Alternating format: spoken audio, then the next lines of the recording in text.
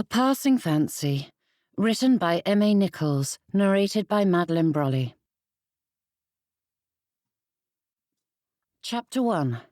Spring 1839, Portsmouth, Hampshire. An invisible threshold lay at the end of the pier, serving as the border between the life Lieutenant Silas Byrnes knew and the one that awaited him. He had disembarked many times during his naval career, and each one had brought varying amounts of joy and anxiety, but lurking beneath that final step was the knowledge that his time ashore was a temporary thing. Fleeting, really. Be it weeks or months, the Navy eventually called him away, and until this moment, Silas hadn't realized how comforting that transience was. Life aboard a ship was not glamorous, but the regimented operations contained few surprises. Silas knew what was expected of him, and the captain and crew told him quickly enough if something was amiss. For good or ill, there was comfort in that surety, something that life on land could not promise him. One final step, one final disembarkation, one final moment in the life he had known. Hatch stood on the street, watching Silas with a vaguely impatient set of his jaw. The young man's expression held no other sign of emotion, though Hatch's shoulders loosened the moment he set foot on dry land. Having spent much of his 24 years aboard a ship, one could be forgiven for thinking Lieutenant Jonathan Hatcher was at home on the sea, but anyone who had served under Captain Furton as long as Hatch had could never think highly of naval life. Silas had met the captain only a few times, and the man left quite the impression, and not for the good. It struck Silas as rather droll, though horridly so, that the pair of them were such opposites. One man was anxious to be at sea, whilst the other was anxious to be on land. "You must help me navigate these waters, Hatch," mumbled Silas. The lad's dark brow lifted, which was as much of a smile as he was wont to give. "A man of your years should know better than to trust a novice to navigate." Silas gave an exaggerated grimace at the reference to his advancing age. "Do not mock me, sirrah. In a blink, you will also find yourself on this side of 40. Clapping Hatch on the shoulder, they wound their way through the bustling crowd filling the pier. With a few words and coins, Silas had a man take their luggage to his house in Titchley, but when Hatch moved to follow, Silas turned them towards the shops. Despite the burgeoning industry and commerce that drove so many towns to expand and alter, Portsmouth had not changed much since he was here some 3 years before.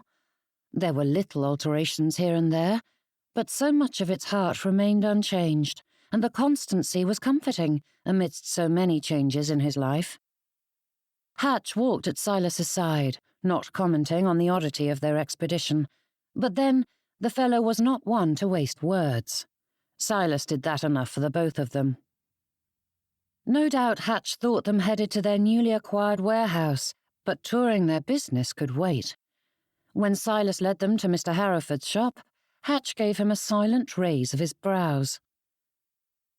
"Today is the first day of a new life, and we ought to be suitably attired for such a grand moment," said Silas. "I doubt you have a decent set of clothes to wear. I know I haven't."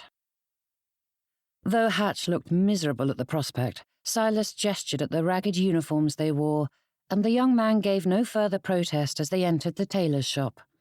The bell above the door jingled cheerfully, despite the stale air trapped within, and sunlight streamed through the window, illuminating the sparks of dust motes dancing in the air. Half-finished trousers sprawled across the polished work table in the centre of the room, and racks of clothing hung along the far side, the sunlight glinting off the pins holding the pieces together. Bolts of fabric lined the walls, their textures a symphony of rough wool, smooth silk, and crisp linen. Silas rubbed his hands together as he surveyed the rainbow array. So many colours and patterns. It was glorious. "And what might you require today?" asked a young man as he came out from behind a counter, wiping his hands on his apron. "Everything," said Silas, not bothering to cover his grin. Hatch's expression remained stoic, though the faint droop to his shoulders and the wary glint in his gaze spoke readily enough. The assistant fetched his master, and the gentlemen were swept into a frenzy of fabrics, cuts, and measurements. Getting Hatch to withstand the tailor's poking and prodding was a near thing, but Silas kept them at it until they had the necessary measurements and a few outfits chosen. It helped that Mr. Harrowford allowed them use of a back room in which to change into the ready-made clothes they purchased, allowing Hatch to abandon his naval uniform with all due haste. Though the young man's new apparel was hardly an improvement, Hatch wore a black suit that had the distinction of being entirely unremarkable, so much so that one could not tell if the wearer were master or servant. It blended in with the sea of gentlemen so thoroughly that if not for Hatch's broad build, Silas couldn't find him in a crowd. "Are you certain you don't want something more?" Silas didn't know how to finish that statement, so he allowed the final word to drift off with an inherent meaning all its own. It was difficult to get a suit any less than what Hatch was wearing, even if it was well made. "Not all of us are peacocks," said Hatch with a narrowed look, and though Mr. Harrowford and his assistant looked taken aback, Silas couldn't help but laugh at his friend's jest. "I'm hardly a peacock," said Silas, running a hand down his silk waistcoat. Perhaps it was a bit garish next to his checked trousers, but both articles were a splendid colour that reminded him of well-made butter. To his thinking, that shared colour and rich purple accents worked well with his cravat and offset the dark green of his coat perfectly. "I've been forced to wear the same clothes day after day for years, and I, for one, intend to enjoy the freedom of choosing my wardrobe." "By selecting the most audacious patterns and hues you can find?" Hatch's tone was dry enough to scorch a field, but Silas answered that with another laugh. Mr. Harrowford gave an echoing chuckle, though it held more obsequiousness than mirth.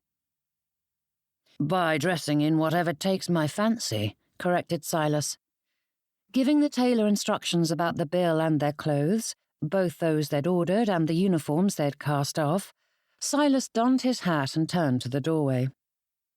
"Sir," called the assistant, hurrying from the back room with a band of black crepe in his hands. Silas paused and stared at the thing for a long moment as the young man offered it up. Surely it was time to let the wretched thing go. Had the situation been reversed, Deborah might have clung to the mourning strictures for a time after his death, but Silas doubted even his diligent wife would have bothered with mourning clothes for more than half a year. Though he didn't know who he was trying to convince with that bit of hogwash. "We are very sorry for your loss," said the tailor. With a nod, Silas took it and worked the mourning band up his arm. The black cloth rested heavily on his bicep, as though it was pressing against the muscle and bone, an ever-present companion. "My thanks, I'd forgotten to replace it." And with that one bit of cloth, Silas's good mood evaporated. Fine clothes or not, the coming months were bound to be difficult. His entire life was a storm-tossed sea, and though he saw the distant light of what he wished it to be, there were rough waves between here and there. A new business was enough of an undertaking to give any man pause, but it was not the reason he lingered in the tailor shop. Hatch watched him. He was growing somewhat more talkative of late, but those eyes of his spoke far more than his mouth ever would, and they knew the truth of the matter. What man was terrified of his children? It wasn't as though Silas was expected to care for them directly. They had a governess and maid to cater to their needs. He knew nothing of the head of his nursery staff, yet the fact that Deborah, and more recently her sister, had thought the woman a perfect fit for the household did not bode well. No doubt, the governess was the sour sort that cared more about stuffing facts and figures into their little minds than what sort of person they would become. Silas had little experience with governesses, but his teachers and headmasters had been a dour lot, and he doubted the female equivalent was an improvement. But fretting about the nursery staff was of little importance. Silas was master, and if the woman didn't suit them, there were plenty of others willing to teach in the manner he wished. Or perhaps he'd find a local school. There hadn't been many reputable ones when he was a child. But, like so many things in the world, that was changing. He needed to choose a proper school in the area for his eldest son, and there was no reason he could not find Helen one as well. It was too bad Felix had to finish out the term before he could return to his family. Silas would not tolerate his children being scattered across the country. That instinct brought some comfort. He had 4 children he was expected to lead and guide into adulthood, though he'd hardly spent more than a few months in their presence throughout the entirety of their lives. And if he thought too hard about the situation, Silas was apt to board the nearest ship bound for the other side of the world. Yet he detested the idea of sending them to distant boarding schools. An odd contradiction of feelings, but it proved there was some hope for him. "Silas?" Hatch's voice called him back to the here and now, making it all too clear that they'd been standing there as Silas gathered wool. Giving a nod that he hoped conveyed nothing of his current thoughts, Silas exited the tailor's shop and stepped onto the pavement. The fresh air renewed his spirits, casting aside the weight once more as Hatch came to stand beside him. Yes, he needed to face his children and would do so before the day was out, but there was no need to rush things. His sister-in-law had been caring for them in the months since Deborah's passing, and Silas was certain the children were enjoying their time with the Slades. Another hour or 2 to gather his courage wouldn't go amiss. Besides, there were so many things that needed attending before he retired to his home. "Do you think we ought to tour our offices?" asked Silas. Not that he expected an actual answer from Hatch, but one of them had to speak if they expected this venture to be a success. And with that, they set off through the streets of Portsmouth, winding their way to their business. Having purchased the building and all the assets through their solicitor some time ago, they were both anxious to see what was to be the headquarters of their financial empire. Setting a brisk pace, Silas rambled on about the various items that needed sorting now that the masters were at home to handle such things, while Hatch made only the occasional comment. With a tip of his hat and the occasional nod, Silas greeted others on the street, though there were none of his acquaintances about. Ahead, a woman struggled with her parcels. In one arm, she held a basket piled precariously high with packages, while the other arm balanced several more. Her burden was stacked in such a manner that she could not go more than a few steps without dropping one. When she stooped to fetch it, another toppled free of her grasp, making her progress along the pavement very slow. Quickening his steps, Silas hurried over as yet another slipped while her attention was fixed on another. "Allow me," he said, righting it before it fell and snatching another up from the ground. Puffing out her cheeks with a heavy sigh, the lady shook her head. "You are an angel, sir. Every time I feel I have them in hand, another topples over, and I'm at odds once again." Silas flashed her a smile, reaching for her packages. "If you would like, my associate and I can escort you to your next destination." "I thank you, but I'm going to Whitmouth, which is—" "Some 3 miles away," Silas said with a nod. "Might I call you a carriage?" The woman blushed, though she kept her expression otherwise nonchalant. "You are most gallant, but my burden isn't heavy. I'm merely struggling to get it all in my basket." It had been some time since he'd spoken to any woman, and Silas straightened his spine with a wide grin as he considered the issue at hand. It had a simple enough solution, and he wasn't about to turn aside the opportunity to dust off his gentlemanly airs. "As I've spent many years aboard ships where space is tight, I'm a dab hand at organising such things. Might I?" he asked, with a nod at her burden. The woman smiled and nodded, and, in quick order, Silas had them all sorted and shifted. In all honesty, it wasn't even that difficult, but her glowing words of gratitude warmed him through. With a tip of his hat, he bade her farewell, and they continued on their way. Straightening his new waistcoat, Silas considered the many good things that awaited him on land, including the fairer sex. Perhaps being ashore wasn't such a frightening prospect after all. Chapter 2. A woman with 40 years to her name ought to know better than to gawk at a gentleman in the street. But Judith Delmonte could not help but watch the fellow as he sauntered down the pavement with his companion, and she appreciated the sight. It was foolish, yet Judith couldn't help the flutter of her pulse and the lightness of her step as she continued on her way. Gentlemen may have no use for a spinster like her, but the feeling was most certainly not reciprocated. She had many uses for a dashing man like that. He was quite a fine sight. Judith felt like laughing aloud at her swooning over a man in the street, and she couldn't help the smile stretching across her face as she considered the interlude. Perhaps some might not consider him so very handsome, for he had the weather-beaten face of a sailor, but there was a rugged cut to his features that appealed to Judith.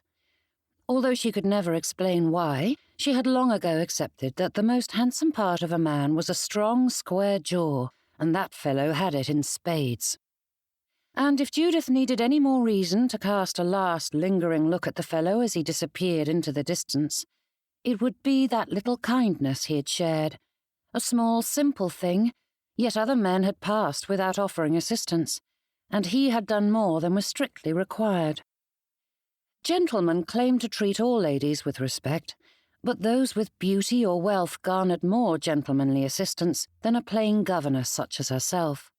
If her complexion were porcelain or her nose were more proportional to her face, the gentleman would have paused in his assistance and met her eyes, which would be devoid of their natural puffy appearance that made her look as though she'd been crying, and be immediately entranced by her loveliness.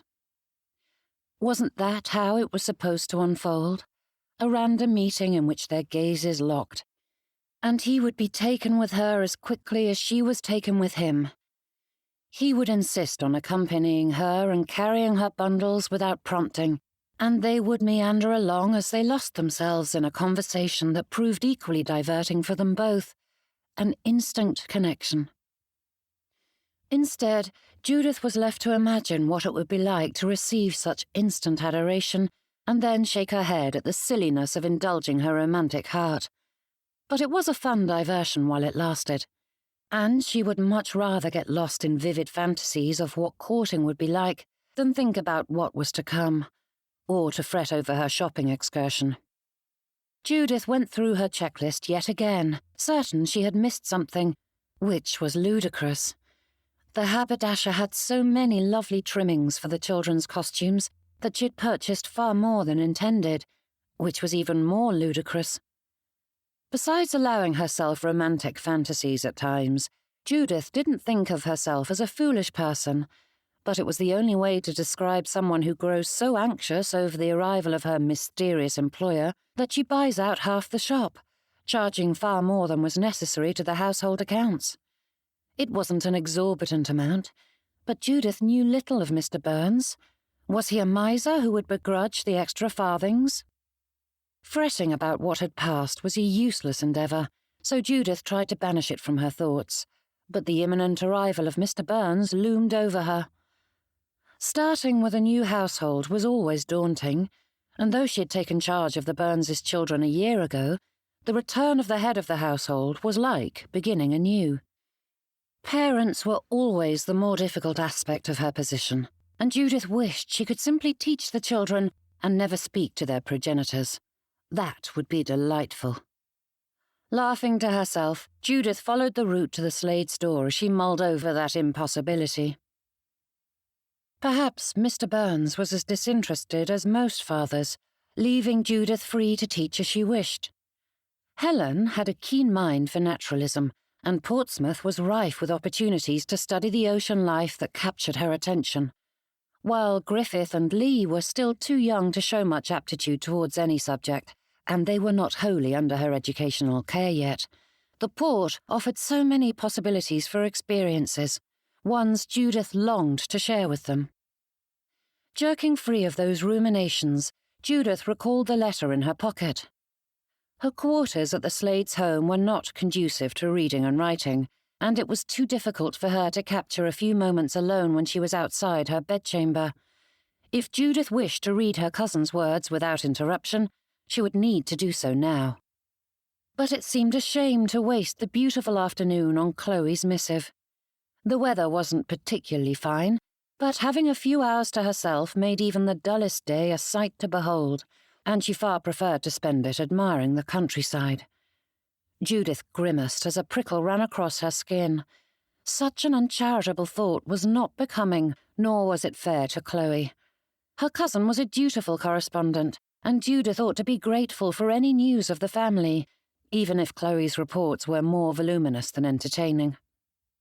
Shifting her basket, Judith reached into her pocket and thumbed open the seal, unfurling the pages all tucked together. Good gracious, Chloe. Judith couldn't imagine what had happened in the past se'nnight that warranted a full 6 pages of writing. Heaven knows Judith hadn't enough news in her life to occupy so many words. But the source of Chloe's verbosity became quickly apparent when her cousin moved past the usual trite things about her children and her health and threw herself into sentences that utilized more exclamation points than necessary. From Chloe's description, one would think losing a governess was the greatest burden a mother could bear. Judith wished she could say the exuberance with which Chloe wrote was due to her delicate condition and the nearness of her confinement. But Judith was fairly certain this loss was truly devastating to her cousin, and the emotions were a genuine reflection of her disheartened mood. "You cannot imagine the agonies of such a thing, Judith. It is so upsetting to the nursery and the household in general, and the act of finding a replacement is so odious. It is unfeeling of Mrs. Timmins to leave us at such a time." Judith's thoughts filled with defences on the governess's behalf, but she doubted her cousin wished to hear such things. Far too many employers expected loyalty and adoration from their servants without any reciprocation. It was beyond Chloe's comprehension that Mrs. Timmins had a life beyond her employment. "Will you please reconsider? The children adore you, and it would be such a relief to know the nursery is being overseen by someone I trust, and it would please Martin and me so very much to see you settled in a comfortable situation. You are family." And thus the letter continued in that vein, repeating the words Chloe had employed from the moment Judith announced she was leaving her aunt and uncle's home to pursue a position as a governess. Thank the heavens her cousin had been without children at the time, for if Chloe had offered her a proper position, other than that of companion, which was entirely unappealing, Judith might not have had the fortitude to strike out on her own. "And Martin is standing over my shoulder, insisting I add a line asking after you on his behalf and to send you his love." Judith folded up the letter, tucking it back into her pocket. Yes, thank the heavens she had chosen to leave the comfort of her uncle's home and hadn't exchanged it for her cousin's. If the difference between the first and second half of her life had taught her anything, it was better to be a governess with a clear hierarchy and standing among the family than the nebulous role of poor relation. Such musings occupied her attention as Portsmouth proper petered out into the countryside. Though some miles inland, the breeze carried the biting scent of the sea, mixing with the scent of grass and growing things as the harbour gave way to fields and farms. Before long, the outer buildings of Whitmouth appeared. Being employed in various counties had afforded Judith a wide exposure to the country, and though each corner maintained a similar appearance that was synonymous to England, each had its variations, and Judith adored the southern coast.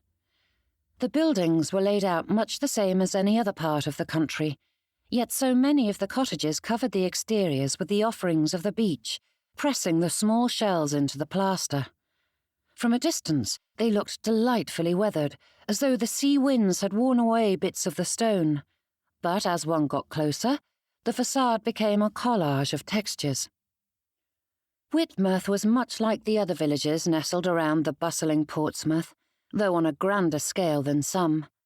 Many of the residents found their occupation in that larger town, but Whitmouth was growing into one in its own right, and the Slades resided in the centre of it all. The family's mercantile had an impressive array of goods, far more than a shop its size warranted, though Judith supposed that was due to the proximity to such a large port. And the Slades themselves were poised to be both the literal and figurative centre of Whitmouth society. what little it had. Their home sat atop the shop, though it was quite finer than one expected of a tradesman. The rooms were spacious and finely appointed, with enough quality decorations and lavish furniture to suit finer sensibilities. If not for the unfortunate placement, and even more unfortunate owners, Aunt Lavinia mightn't be opposed to gracing the domicile. Moving to the back of the building, Judith took the steps to the servants' entrance and found the household in an uproar. Wading through the agitation, she found the men servants moving crates to and fro while a maid bustled past with an armful of the children's linens. Mrs. Ferris fairly bowled into Judith as she barked commands at the others. "What has kept you?" she demanded, but before Judith could answer, the woman shook her head. "Dawdling, no doubt. We're all in an uproar, and you've been out shopping." Judith held on to a placid expression, ignoring the string of accusations the housekeeper levelled at the tardy governess. Never mind that she neither reported to Mrs. Ferris nor was employed by her. Various defences sprang to mind, some being more wicked than others, but Judith held her tongue. Having lived in many households in the 19 years she'd served as a governess, she knew well enough how to keep her own counsel, even if she wanted to give that uppity woman a firm set-down. Judith was no silly young miss to be scolded, but with that age and wisdom, she knew better than to make an enemy of someone who had the ear of the mistress. "The nursery is being packed, the children readied, and you must gather your things immediately," said Mrs. Ferris, waving Judith away like a bothersome fly. The housekeeper gave no other explanation, and Judith did not require one, as the entire household had been awaiting this day. She'd hoped for a few more weeks of blissful peace before this upset, but her reckoning had arrived. Mr. Byrnes was home. Chapter 3. Children were not quiet things. A single one may be tranquil, but in multiples they increased in volume and energy exponentially, and the Byrnes children were no different. Yet for all that Judith's charges were as energetic as any three little ones could be, they were currently doing passable imitations of statues. The carriage rocked in a manner that might have lulled Judith into a peaceful doze, but the silence in the vehicle was not restful. Helen sat on one side, staring out the window.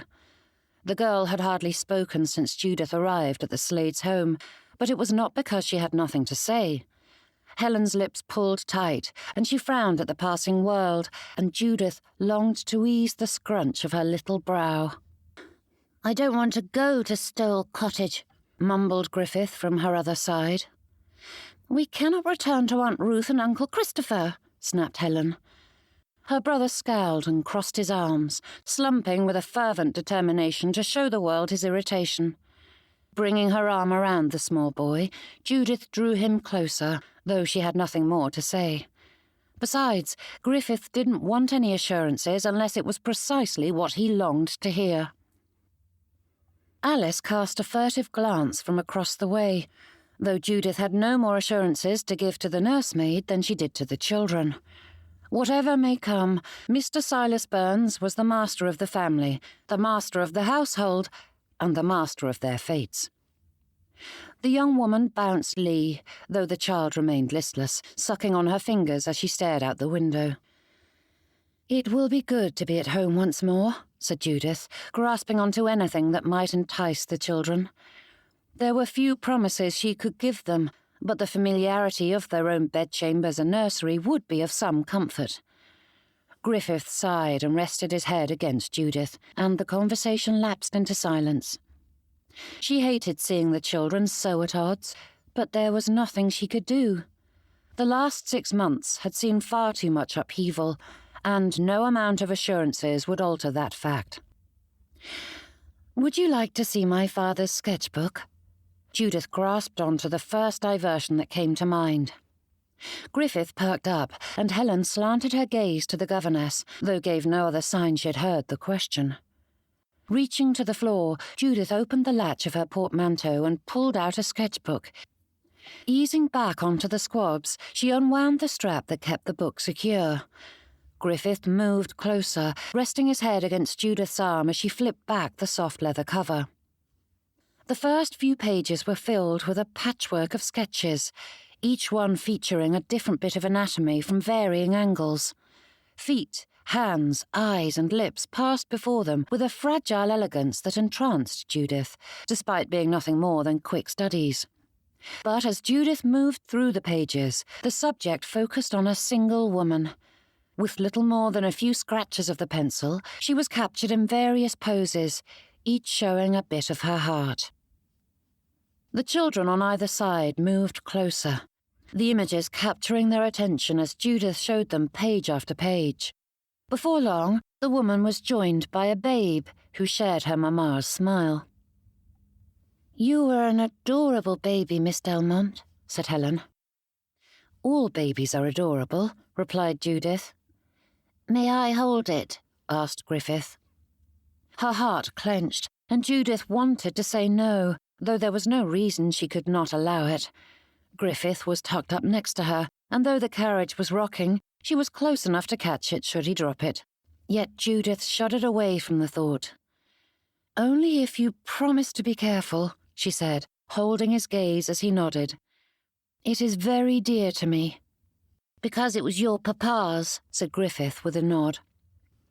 Placing it gently on his lap, Judith kept her gaze fixed on him as he turned the pages with as much care as could be expected of a 5-year-old, but he followed her prompts, tempering his enthusiasm to see it all.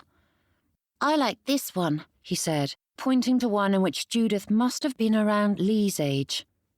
Mamma was seated against a willow tree, while Judith's younger self balanced on her mother's stomach.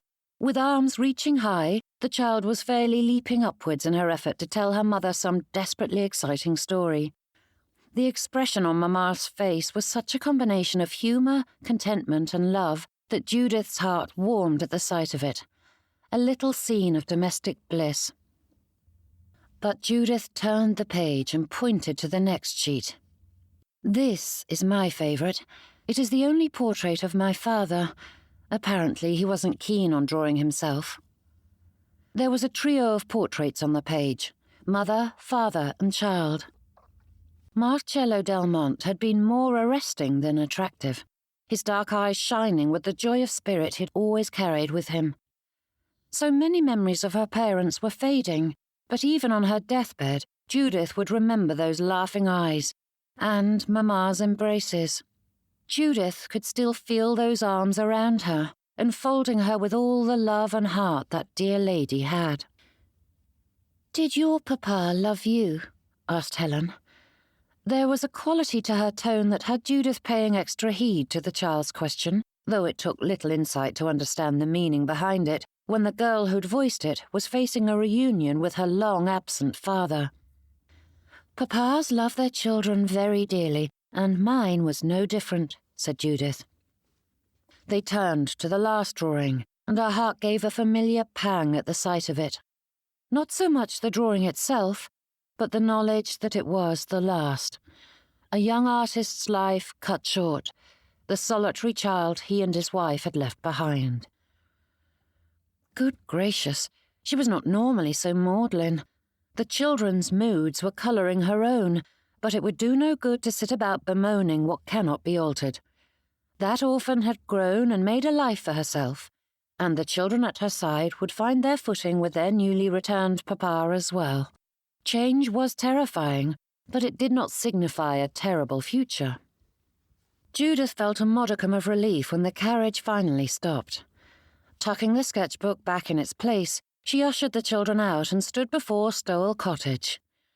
Such a name conveyed a quaint air, as though it belonged to a tiny single-room building in the sprawling countryside, surrounded by massive hedgerows, and while it did have the familiar expanses of fields surrounding it, the cottage was neither small nor enclosed by greenery, and boasted a great many rooms. Stowell Cottage was little more than a rectangular block placed on the landscape, but it sat on a gentle rise, surveying the world in all its glory. The red brick stood out against the green grass and white quoins that ran along the corners of the building. The steps swept into the entrance, and the stonework and columns adorning the door told all the world that this was the entrance of a fine home, one that could compete with her aunt and uncle's estate. The door opened and Judith ushered the children and nursemaid into the parlour. Griffith ran to a corner of the room and ducked behind an armchair while Lee wriggled free of Alice's hold, toddling around the area. No doubt it seemed new to her young mind, and she was determined to explore it. Only Helen remained where she was. Standing with a straight spine, she surveyed the room with a gaze that was far more mature than her 8 years. She looked so very much like her mamma.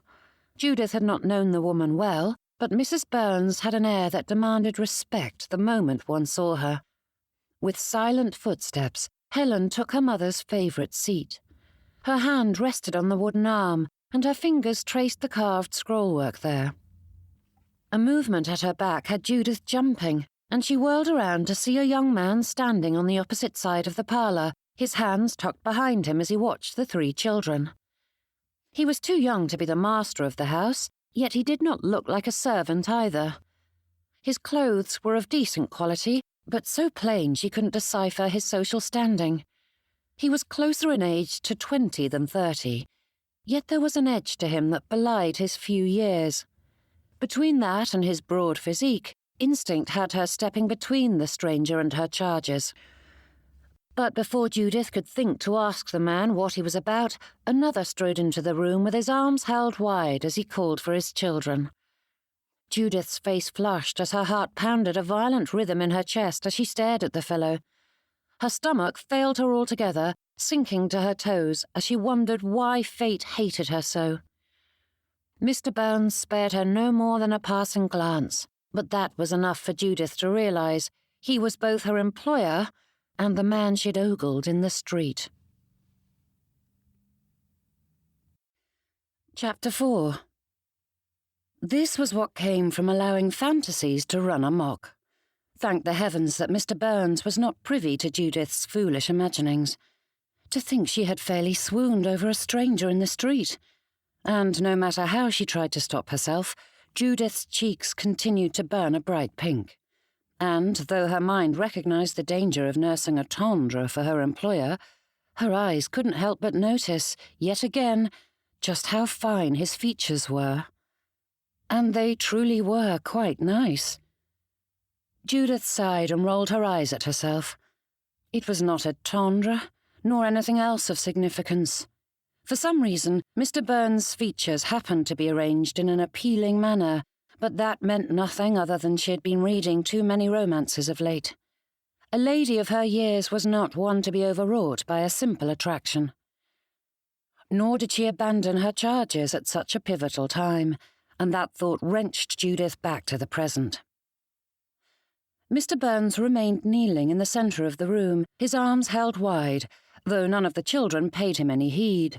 Or rather, they pretended to pay him no heed, while ignoring his clear prompt. Griffith stayed hidden behind the armchair, though he peeked around the edge to watch the man. Helen remained in her mother's seat, examining her father with a narrowed eye. Lee meandered closer, but then retreated to her nursemaid's skirts.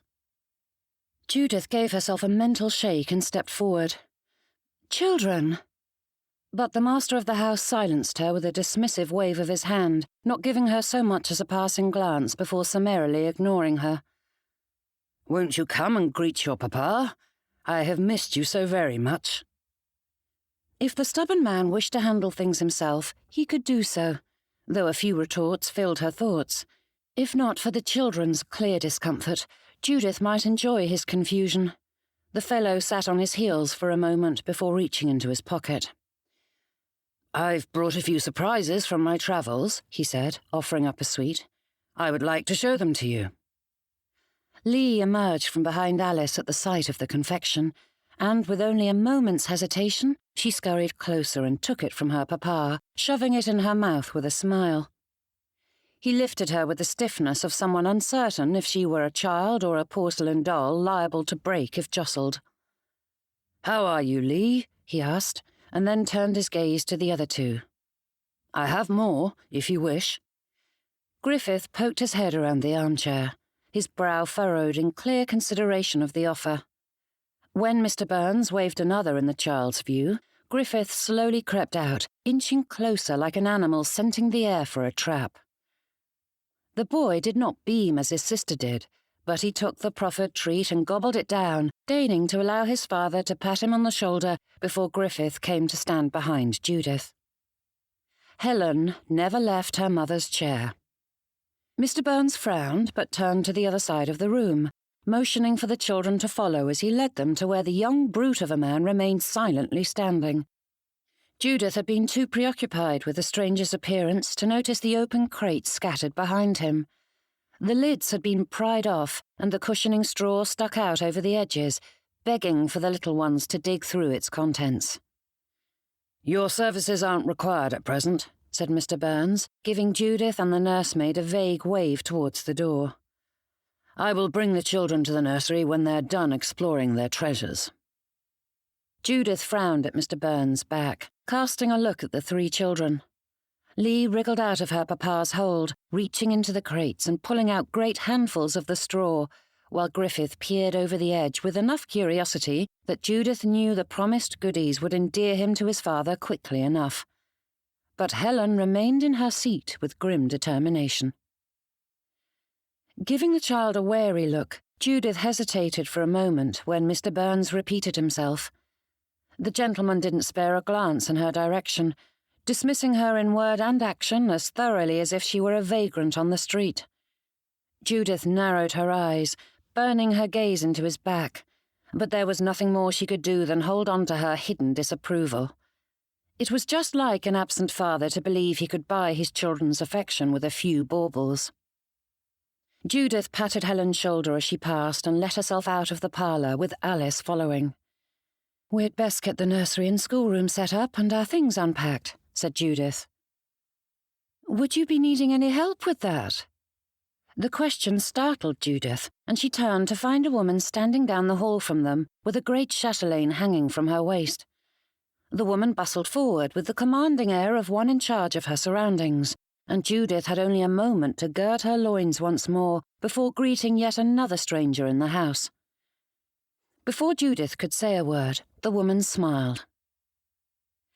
"I do apologize for not greeting you sooner, but I've been run off my feet trying to get the house in order for the family." "And you are?" asked Judith. Shaking her head, the woman laughed, which stripped years from her face, until she looked nearer to Judith's age. "Oh, dear me, I am getting ahead of myself, aren't I? I'm Mrs. Barton, the housekeeper, and you must be Miss Delmonte and Nurse Johnson." Judith straightened. "Where is Mrs. Kenwood?" "She didn't suit the household," said Mrs. Barton, though she shook her head at that. "Now, isn't that a silly way of wording things? But it sounds so terrible to say Mr. Byrnes dismissed her." Alice stiffened behind her, and Judith held in a sigh. At times it felt as though she had 4 charges. The nursemaid was a sweet girl and handled her duties admirably, but was too apt to work herself into a dither. It was no loss to see that sour-faced dragon gone from Stowell Cottage, even if it was surprising to see a servant of Mrs. Kenwood's years dismissed. "Please forgive me," Mrs. Barton said, placing a hand on her stomach and taking a breath. "I feel so very flustered, and I am making an absolute muck of this. I only arrived a se'night ago, and I've been at my wits' end trying to get everything set to rights before the family and Mr. Hatcher arrived." Motioning for the women to follow her, Mrs. Barton moved to the stairs, leading them up to the servants' quarters. Judith did not know who Mr. Hatcher was, though it took no great leap of logic to assume it was the silent young man in the parlour. However, she couldn't pass his connection to Mr. Byrnes. "Do continue with your work," said Judith. "Though it has been some months, we know the way." Mrs. Barton stopped on the stairs and turned around with a self-effacing laugh. "I had entirely forgotten. Of course, you do not need me underfoot as you get settled. But do let me know if you require anything. Mr. Byrnes insisted we spare no expense on the nursery." Turning away, Mrs. Barton bustled off, though she paused and clarified. "The master did specify we make some modifications to your rooms. If anything isn't to your liking, Do tell me, so we can see to it immediately." Judith nodded. "My thanks, Mrs. Barton." And the housekeeper hurried off to her work as the governess shook her head to herself. "What is it, miss?" asked Alice. Judith gave the nursemaid a wry smile. "If ever you hear an employer say they wish for you to tell them if anything is amiss with your quarters, keep your own counsel. That is not the first time I have heard such sentiments, and you would do best to learn from my mistake. Thank them for their generosity, and tell them how perfectly comfortable your bedchamber is."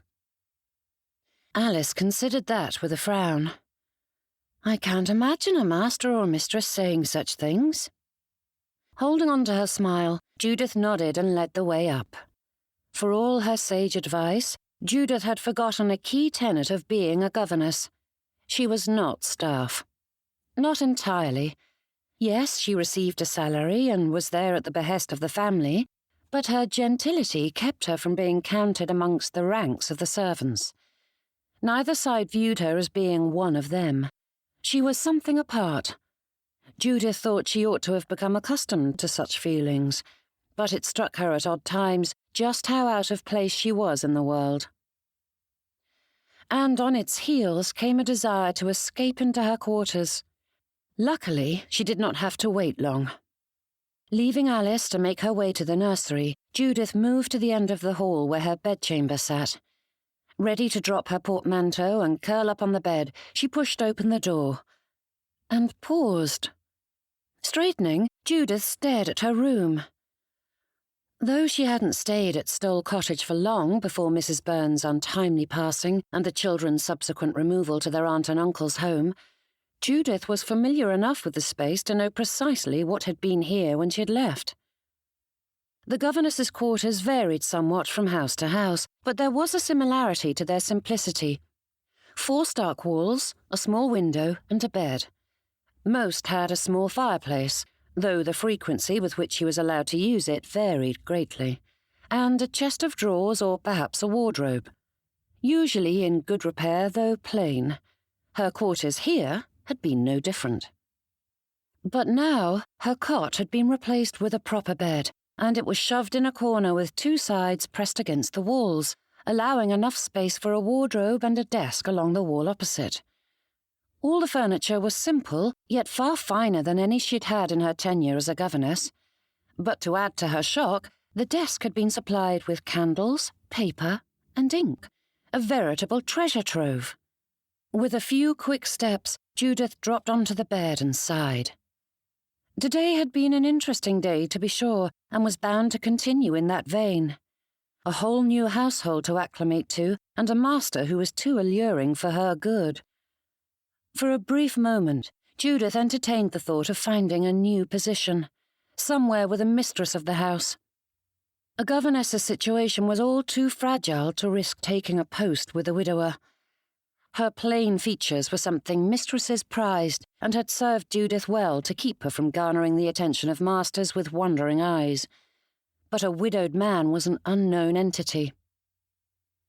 She'd had such little interaction with masters that she hardly knew what to do with Mr. Byrnes. While Judith may be treated with warm civility, she was not the children's mother, nor did she have any authority outside of what the mistress bestowed. And though the occasional present might be given as a reward, for the most part, few mistresses would ever expend such funds on her comfort. Mr. Byrnes clearly did not understand how things ought to be, and though Judith appreciated how very soft the mattress was beneath her, she couldn't help but think that it was yet another unknown and possibly problematic development. It would not be difficult for her to find a different position. But as quickly as she considered that, Judith dismissed it. The children had dealt with enough upheaval in their lives of late. In a 6-month period, they had lost their mother, been uprooted from their home to stay with their aunt and uncle, and were now in the care of a man they hardly knew. The only constant they'd had of late was Judith, and she couldn't bring herself to leave them. Besides, it was a cowardly course of action and only served to ease her embarrassment. No one knew of her feelings for Mr. Byrnes, and no one would. They were based on nothing but fickle attraction and a small kindness, which was quickly becoming kindnesses. And there was something to be said of having no mistress. Perhaps Judith would have free rein to broaden Helen's education. But that strain of thought led her back in the whirl of self-debate as to whether or not this change would be a boon or her doom. There was still much of the day left, yet it had already proven a topsy-turvy thing, and Judith was grateful for a few minutes in her quiet quarters. Chapter 5. Scowling at the correspondence scattered across his desk, Silas drummed his fingers against the polished wood. He supposed the reunion could have fared worse, but not by much. It was a good thing he'd brought so many presents. Griffith and Lee were amenable to a bribe, and with time they might be happy to see him on his own merits and not his gifts. But Helen was another, more difficult puzzle. The girl shared little of Deborah's looks, other than their pale complexion and dark eyes, but Helen had the same commanding air and inherent snobbery that looked down its nose at the world around her. Silas's scowl deepened as he considered this obstacle. He'd never learned how to handle Deborah, but hopefully there was enough of her papa in Helen to warm her to his charm. A knock sounded at his study door, and Silas called for the intruder to enter, both irritated and grateful for the distraction. His children weren't a problem he'd sort out right away, and fretting about them wasn't going to give him any peace of mind or clarity. The door opened, revealing the governess, and Silas motioned for her to take the seat opposite his desk. He hadn't gotten much of an impression of her in the parlour, but he didn't think she improved on closer inspection. The lady bore herself with the stiff formality Silas had feared he'd find. His children were too young for such rigidity. There was time enough for them to learn the strictures and constraints of society, and so few years in which they could indulge in the freedom and whimsy of childhood. "Miss Delmonte," he said with a nod. There was something familiar about the lady, though Silas couldn't decide what it was. "You wished to see me, sir?" she asked in a clipped tone, and Silas groaned inwardly. Could she not even give a simple greeting without the cool aloofness of gentility? Though a crew maintained a strict order and decorum, it lacked the haughty pomp of society, and Silas preferred the former. "As you have been given charge of my children's education and well-being, I thought it best we become acquainted." Miss Delmonte maintained a schooled expression, but something hovered below the surface that caught his attention. Silas couldn't put a finger on what precisely she was feeling, or what about his statement inspired any sort of reaction, but it was there and gave him pause. "I understand my wife employed you nearly a year ago," he said. Miss Delmonte nodded. "I placed an advertisement to which Mrs. Byrnes responded last spring. I have been with the family ever since." Going through the papers, he searched for the aforementioned correspondence, but there were too many sheets. Silas swore he'd seen it not 2 minutes before. "And what are your duties?" He could recall well enough the advertisement with his wife's notes about Miss Delmonte's suitability, along with character references, though he could not locate them among the mess. Silas felt like growling. It was never difficult to find things aboard a ship. There were only so many places something could go, but when he dug through the records at his disposal, he couldn't find the few bits of parchment he needed. "Primarily, I serve as Helen's governess, though all the children are under my care. Nurse Johnson sees to the children's needs, and she reports directly to me. I have begun to teach Griffith his letters, though I do not spend much time with him in the classroom, as he is a tad young for formal instruction," she said with an efficiency of words that did her credit, though it would do more if she didn't look so pinched while delivering them. Abandoning his fruitless search, Silas turned his gaze to the lady before him. "And what do Helen's lessons consist of?" Miss Delmonte sat there, straight back and silent for a moment as she considered that. There was no hint to her thoughts or feelings at that moment. A blank mask of civility was all that met him, and Silas wondered what she found so perplexing about such a simple question. "Of course, I am educating her on various womanly subjects, needlepoint, art, music, dancing, etiquette and the like, as well as arithmetic, literature, geography and French." Miss Delmonte paused for a moment before continuing, "And we are exploring some more scholarly subjects, such as naturalism, astronomy and Latin." Silas blinked at that, though he did not give in to the urge to scoff. There were many aspects of his wife that had been a mystery to him, but Deborah would never authorize such an unladylike curriculum.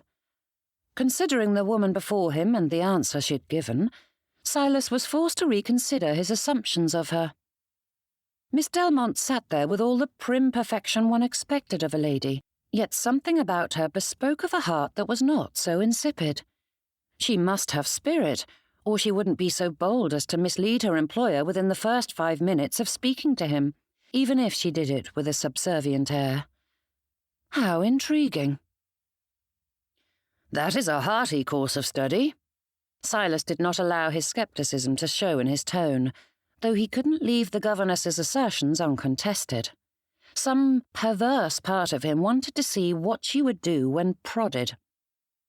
Miss Delmonte nodded. "But we do not delve too deeply into them as of yet. Miss Helen is still young, and I am introducing her to a variety of subjects and accomplishments to determine where her skills lie. As it becomes clearer where she excels, we will focus our studies."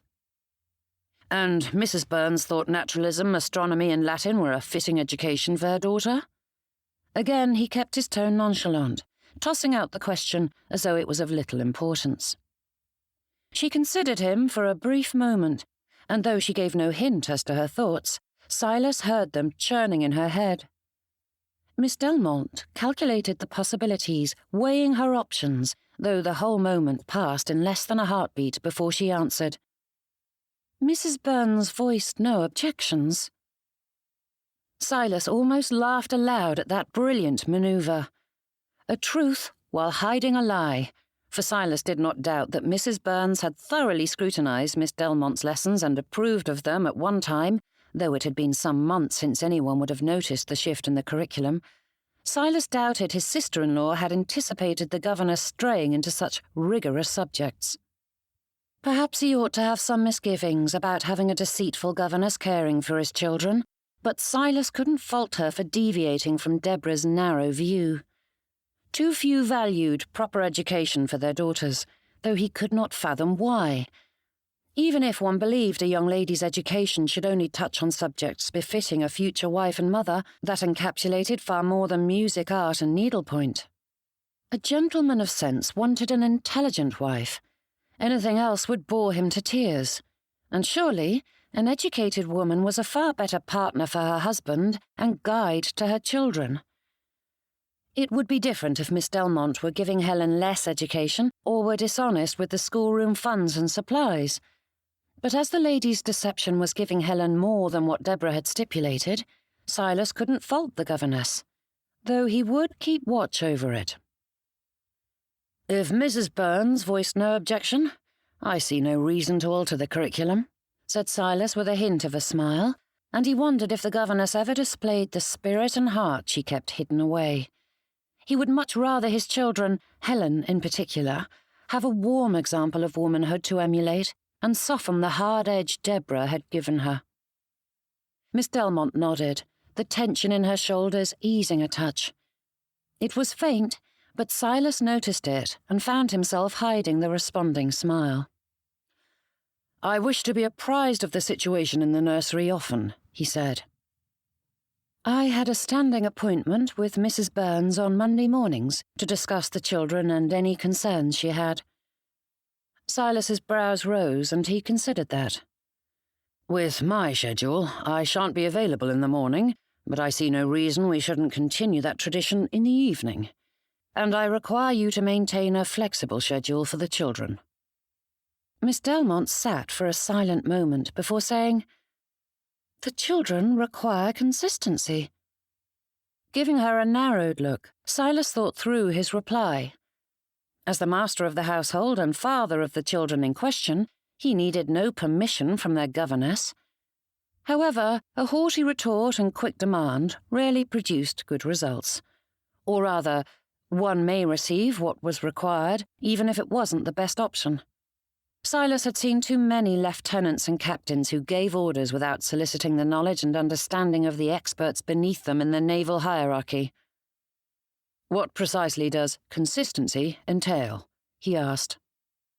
Miss Delmonte blinked at him as though she had expected an entirely different response. After a silent moment of reflection, she replied, "Children are adaptable creatures, but they need stability.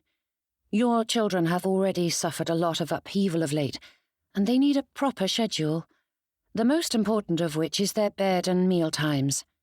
Miss Helen's schooling ought not to suffer either." "Grown men do not fare well when tired and hungry either, so I concede the point. But I wish to know my children better, Miss Delmonte, and that requires some flexibility." Something in her expression shifted, a fleeting little movement that was here and gone before Silas could identify it. "What is it?" he asked. But the lady shook her head. "Nothing, sir." "You look as though you have something important to say." "I assure you I do not." Silas had never heard such hogwash. Something was certainly playing through Miss Delmonte's thoughts, even if she refused to admit it. In a flash, Silas thought of Hatch and wondered if she would be equally difficult to squeeze conversation from.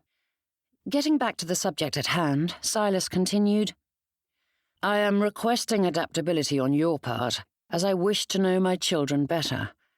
Unfortunately, my new business venture will require much of my attention. My schedule is unpredictable and a stern taskmaster, so I am counting on theirs to be more pliant." Miss Delmonte considered that and gave him a nod. "Then I will do as you bid, sir." Again, her words conveyed the appropriate deference one expected of a servant, but something in her tone had him re-evaluating the meaning beneath it. "I would hope, Miss Delmonte, you would do as you see fit for the children. If I become too demanding, you must be honest with me." "As you wish, sir."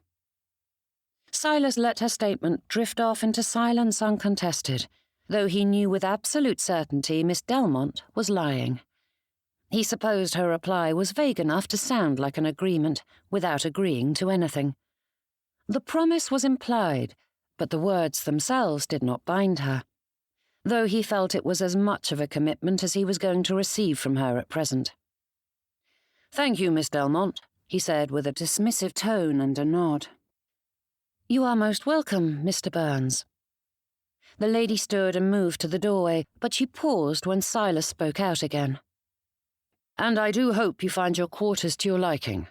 Mrs. Barton assured me the previous furniture was quite worn and inadequate. If you require anything else, do not hesitate to speak up. You cannot hope to fulfill your duties to the best of your abilities if you aren't properly supplied." There was a hint of humour in her eyes when she looked at him, though nothing in Miss Delmonte's expression revealed the source of the jest, and her words were perfectly even and polite. "I thank you for your generosity, Mr. Byrnes. My quarters are perfectly comfortable." And with that, she left. Chapter 6. There was magic in a harbour. Ships were not small things, and it took precision to guide them through the water with nothing more than the wind and waves pushing it along, especially when so many others were about. It was a miracle that so many vessels came and went daily without incident, even if the majority were anchored in the distance and the crew ferried in. The ocean was lovely on its own, but all the more glorious to behold with the ships dotting the expanse of blue and the gulls drifting along on the breezes, their plaintive caws calling out to the sailors and leading them home. Silas even loved the scent of brine and fish that accompanied the shore. "Isn't she beautiful?" called Silas, swinging a wide arm to the massive ship in the distance as he strolled down the pier. "You ought to see her on the open waves with a good wind at your back." Silas cast a glance over his shoulder and stopped mid-word, spinning on the spot and lunging for Lee as she stretched a foot out over the edge and leaned towards the water. "Time to swim, Papa," she said, pushing against him. Though Lee was still small enough to hold, she was large enough that carrying her for any distance was difficult. Yet when Silas put her down, she tugged free of his hand and ran for the edge of the pier with a laugh. He supposed there was no help for it at present. He'd need to carry her until they were away from the water. Griffith collided with him, nearly knocking Silas and Lee off the pier as the child sprinted by, his arms pumping with mighty determination and no care for the others in his path. "Come back here this instant!" Silas shouted.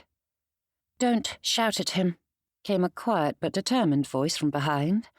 Helen leaned against the piling with her arms crossed, though her eyes were turned away from her father.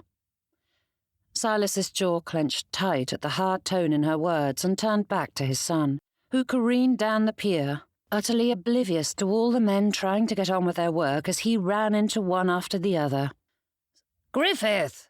Silas tucked Lee under his arm and took off after his son without sparing a backward glance to see if Helen was following. Griffith ignored him and barreled towards the edge of the wooden platform. "Stop right this instant!" With one squirming child in his arms, Silas couldn't move any faster, and he watched as Griffith careened to one side, coming so close to the edge that Silas's heart stopped. The child's shoulder clipped a piling, throwing him towards the water, but his arms wrapped around the sturdy wood and kept him from falling over the side, but only just. A sailor loomed over him, grabbing the lad by the lapels of his jacket to right him, and the moment Griffith's legs were steady, he sprinted away in the opposite direction he'd been going, heading straight toward his father. Silas leapt into Griffith's path, holding Lee at an angle so she wouldn't strike her brother, but at the last minute, Griffith darted around him, squeezing past his father through a tiny gap. With one arm occupied, Silas grabbed at his son with his free hand, but the lad was just too slippery. Lee kicked, squealing in his awkward hold, and Silas shifted her slightly, though he couldn't let her down yet. And Helen stood there halfway down the pier, arms crossed and eyes narrowed. "John, grab him!" Silas shouted at one of the sailors, pointing at Griffith, and though his son tried to dodge, he was no match for the grizzled man who snatched him. Turning the boy about, John took him by the collar and marched him to Silas.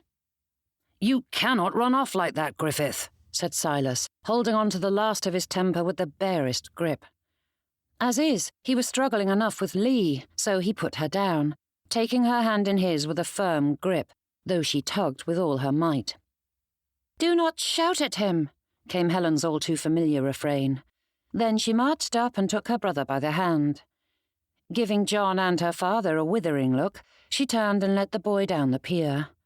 And Lee pulled at Silas again and again as he watched them with a sigh. "In over your head, sir," said John with a dry chuckle. Silas gave a weak smile and nodded. The sailor clapped him on the shoulder and barked out a genuine laugh. "That's why I stay on the ship as much as possible." And with those unhelpful words, John marched off, leaving Silas staring at Helen and Griffith as they wandered away.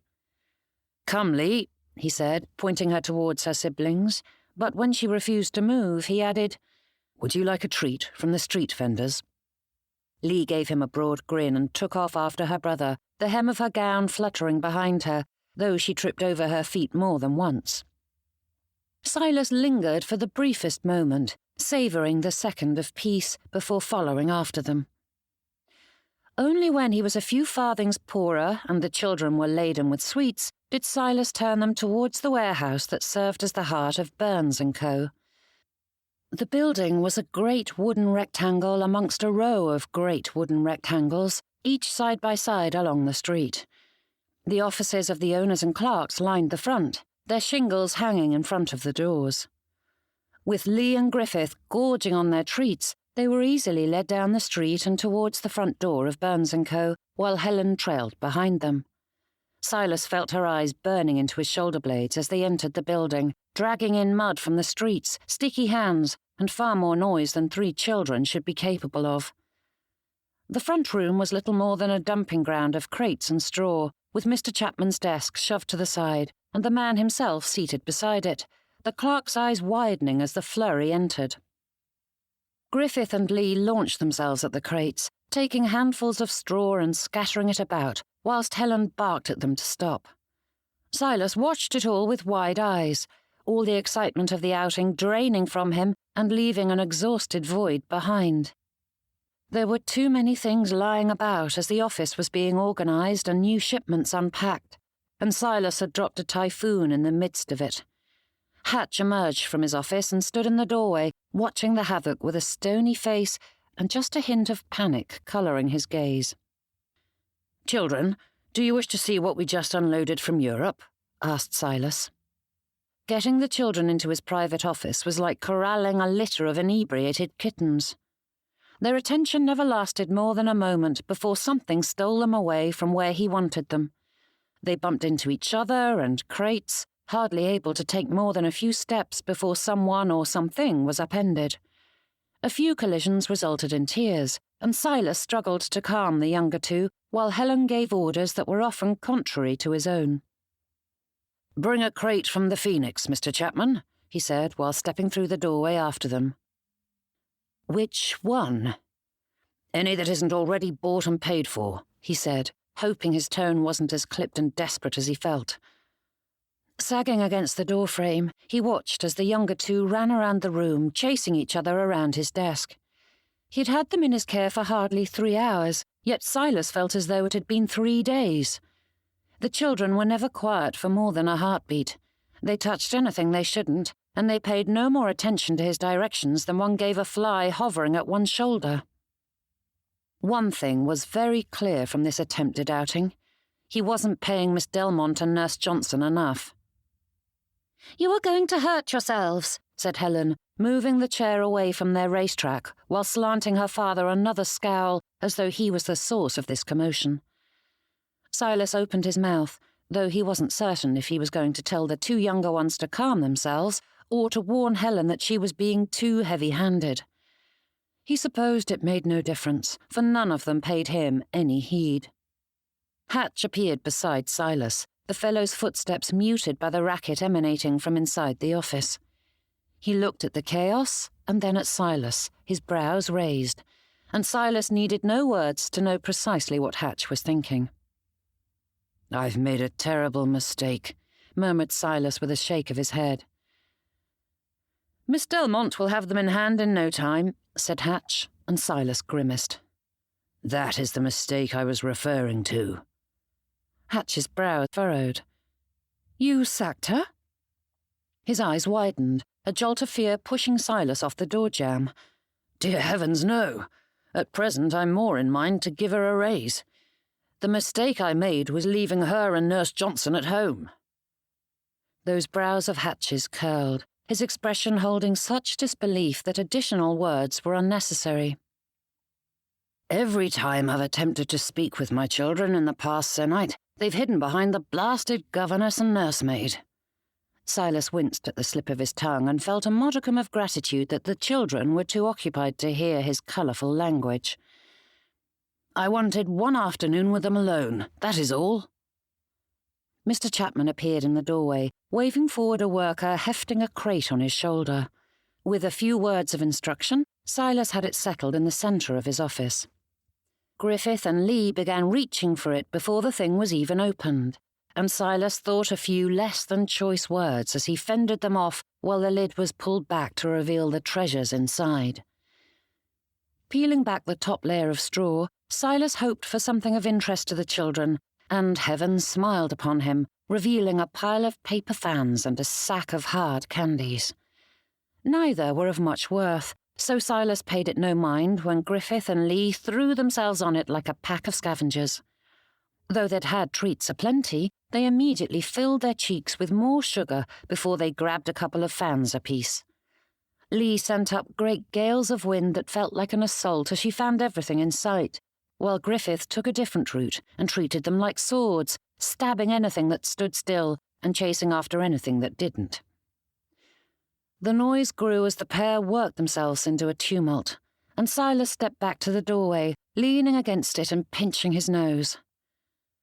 "Send for Miss Delmonte," muttered Hatch. As loath as he was to surrender, Silas couldn't see the point in drawing out this torture. Helen seemed no more pleased with him than when they'd set out. If anything, her scowl grew fiercer with each passing minute. Griffith and Lee were only contained if plied with treats, and even his minimal experience with children knew it would spoil the pair. "Lee is going to make herself sick if you allow her to eat any more," said Helen, putting her fists on her hips and jutting out her chin. Silas pinched his nose again, reminding himself that she was a child. It would not do to respond in kind, even if she was being excessively difficult. There was no help for it. Only a fool refuses to admit defeat when it is clear he cannot win. "Mr. Chapman, send word to Still Cottage and fetch Miss Delmonte here immediately." Chapter 7. A father was capable of handling his children. Judith had known many men who fared as well as any woman when it came to keeping their young ones fed, clothed, and cared for. But for all his confidence, Mr. Silas Byrnes was not one of them. The road to hell was paved with good intentions, as they were wont to say, and Judith's employer was determined to prove that proverb true. And there was no more apt way to describe the Byrnes & Co. office than a veritable hell. The building consisted of a large entry with a warehouse and 2 private offices sprouting out from it. Mr. Byrnes and Mr. Hatcher stood in the doorway to one of the rooms, and before Judith stepped into view, she had a good idea of what she would find. The shouts, shrieks, and rapid footsteps emanating from inside testified to the chaos. The gentlemen did not notice her approach, as their eyes were riveted to the room while the children ran amok. At least the damage was contained to a single space. "Pardon me," she said, and the pair jumped. Mr. Byrnes spun around and quickly moved aside, with a bow and a sweep of his arm, but Mr. Hatch stood there like a lump, a hint of panic shining in his eyes. The elder gentleman finally nudged the younger one aside and ushered Judith forward. "Oh dear," she murmured, though she doubted anyone else heard her, and that small exclamation certainly summed up the sight before her. A crate sat in the centre of the room, straw was strewn around it, and several bundles and fans were scattered around the desk. Griffith and Lee careened about like little demons, climbing over or under any object that got in their way, and all while Helen shrieked at them to halt. "Stop!" Judith barked the word in a sharp snap, and the 2 elder children paused. Lee continued along her path, which led her directly into Griffith. Colliding with him, she flew to the ground, and thankfully, her head connected with the rug and not the floorboards. Blinking up at the ceiling for a moment, Lee's expression scrunched before she let out a wail. Helen ran to Judith, throwing her arms around her governess's waist. "I tried to stop them, and they wouldn't listen to me. And he allowed them to eat all sorts of sweets and riled them up until they were unmanageable." In case Judith did not know who he was, Helen released her long enough to point an accusatory finger at her papa. The man in question scowled and opened his mouth, but anything he might have said was swallowed up in Lee's shrill cries, which was followed by Griffith jabbering about how none of it was his fault. Only Mr. Hatcher did not demand her attention, choosing to shrink into the background instead. Giving Helen a quick squeeze, Judith stepped to Lee, scooping her off the ground to cradle the child on her shoulder. Lee went limp in her hold, and Judith was all too aware that the little one was not quite so little anymore. The child whined for Nurse Johnson, but there was no helping that at present.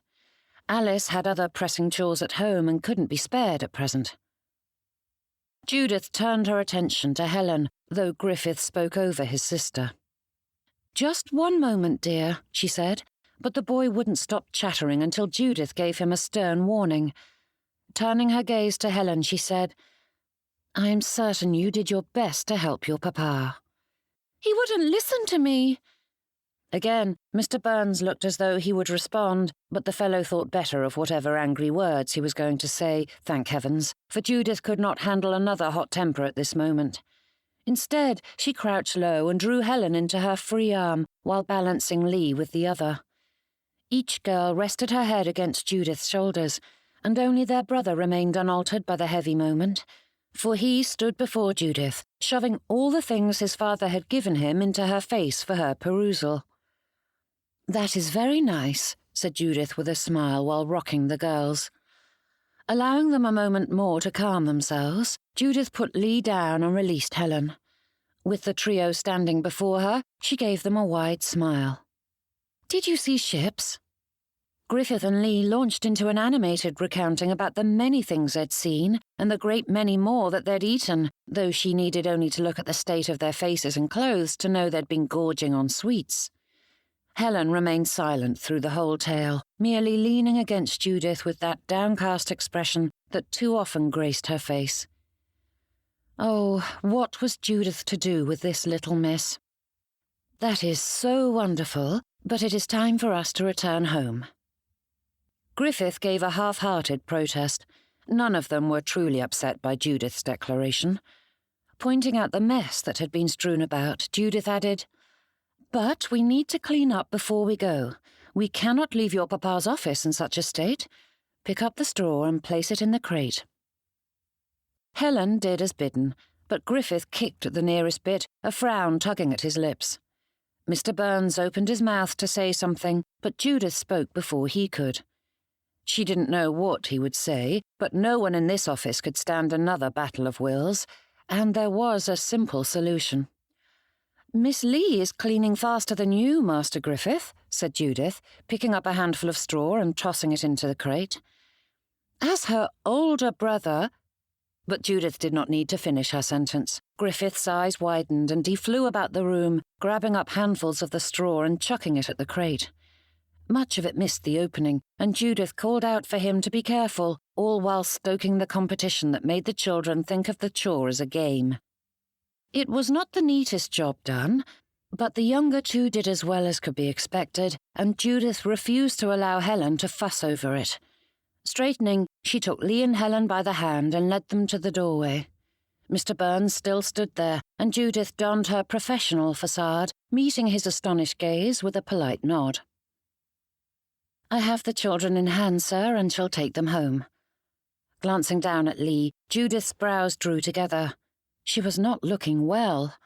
No doubt the overabundance of sweets was not sitting well after all her exertions. It was best if Lee returned home post-haste. "A ship is coming into harbour shortly, and I want the children to see it. With your assistance, I see no reason why they cannot remain. The children will love it," said Mr. Byrnes. "I fear Miss Lee has overexerted herself," said Judith, casting another worried glance in the child's direction. Mr. Byrnes squatted down to his daughter's level and smiled at her. "Would you like to see the ship?" Lee bounced on her toes and clapped her hands with a broad grin. Turning her gaze up to Judith, she asked, "Can I go?" The child looked quite pleased with the prospect, but Judith recognized the warning signs hovering beneath. However, it was not her place to contradict her employer, and Mr. Byrnes already looked displeased that Lee had looked to Judith for permission.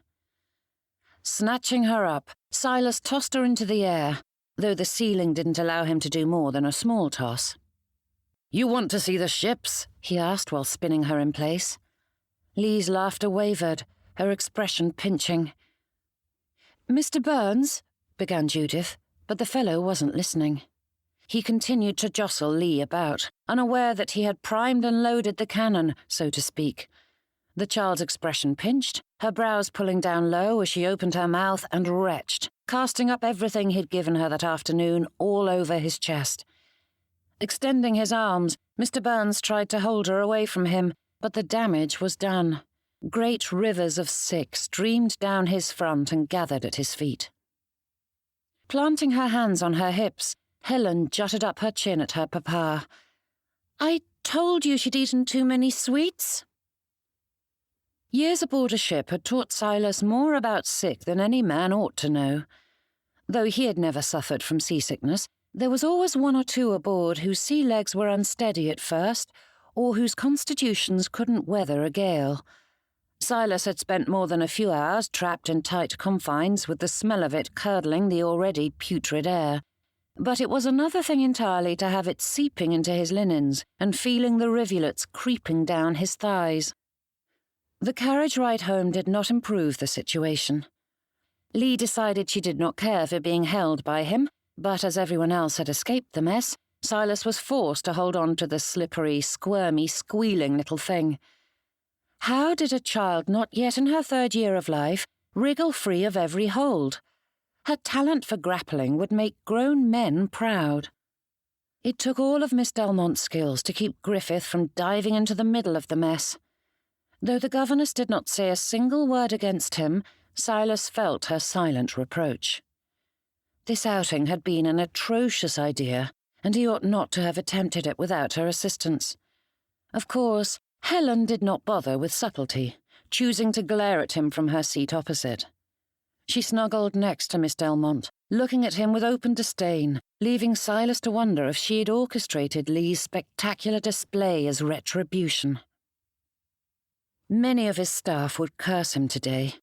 Between their clothes, the carriage, the office rug, and the trails left behind on the floor, there would be plenty of scrubbing done tonight.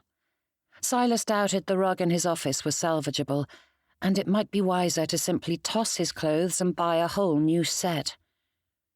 Though not soon enough for his taste, they were deposited at home.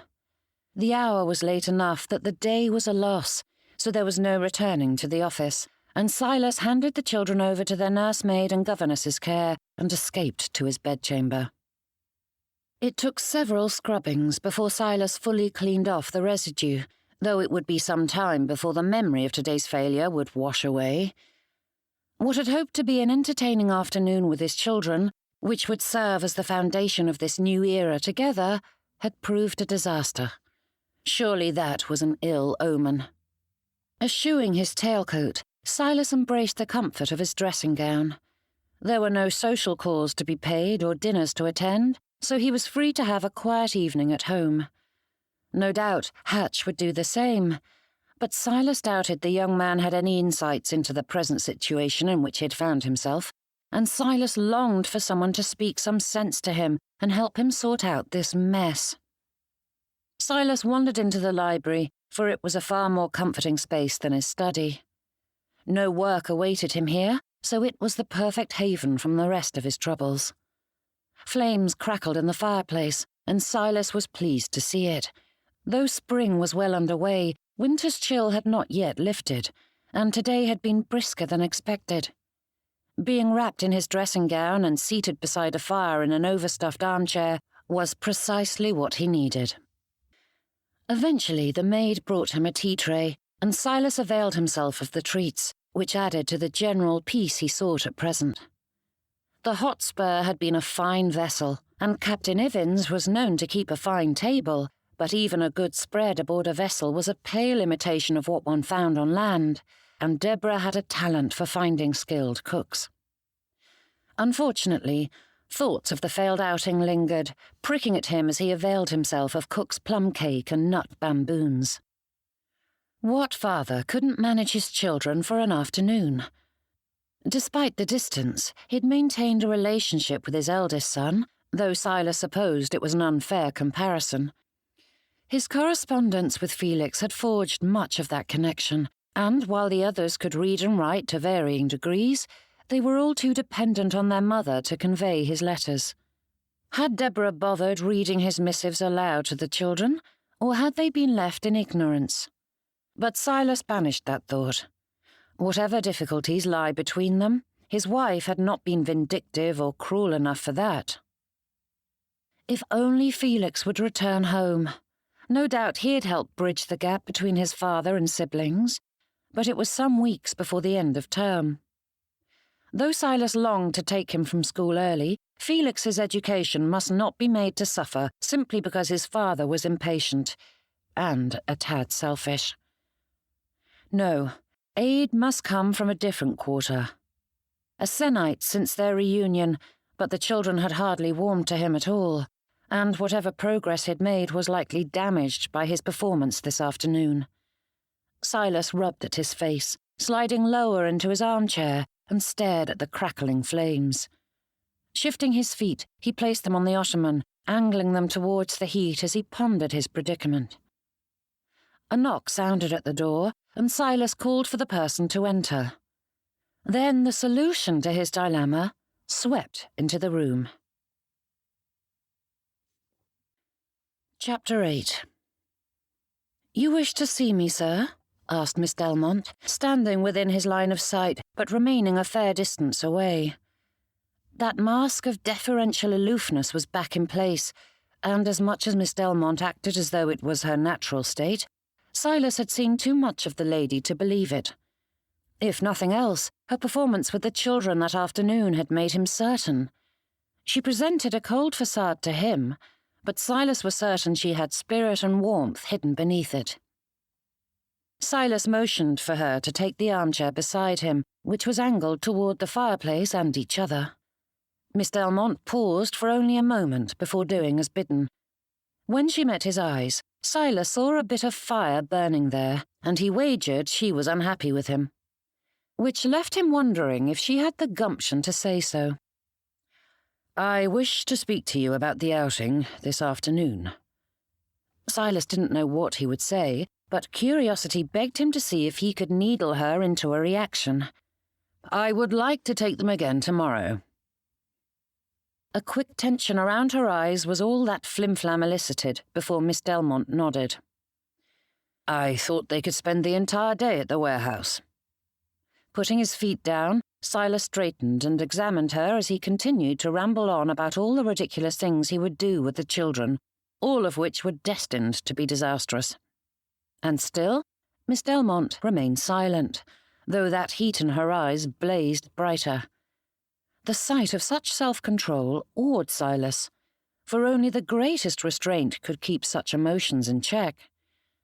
Having served beneath captains who did not countenance outspoken sailors, Silas knew that a sense of self-preservation likely aided her composure, but he saw the signs of defiance beneath the docility. "Very good. Are you going to allow me to make an absolute muck of things without speaking up?" asked Silas. Miss Delmonte's brows twitched upwards in the briefest of movements before she replied, "You are their father and master here, sir. You may do as you please." Silas narrowed his eyes and studied her. Miss Delmonte sat there, straight-backed and calm, giving no sign that his study of her made her the slightest bit uneasy. If anything, she looked peeved. Picking through his observations of her, Silas tried to understand why she was not speaking up. The lady had done so before a time or two, yet now... And Silas sent a scowl inward. "You've warned me before, and I paid you no heed." Drumming his fingers against the arm of the chair, he studied the fire for a moment, gathering his thoughts. "I need a frank discussion, Miss Delmonte. I ought to have taken your quiet warning seriously, but such softly spoken guidance can get lost among everything else vying for my attention. I thank you for your efforts to aid me in the past, but I fear I need more direct counsel."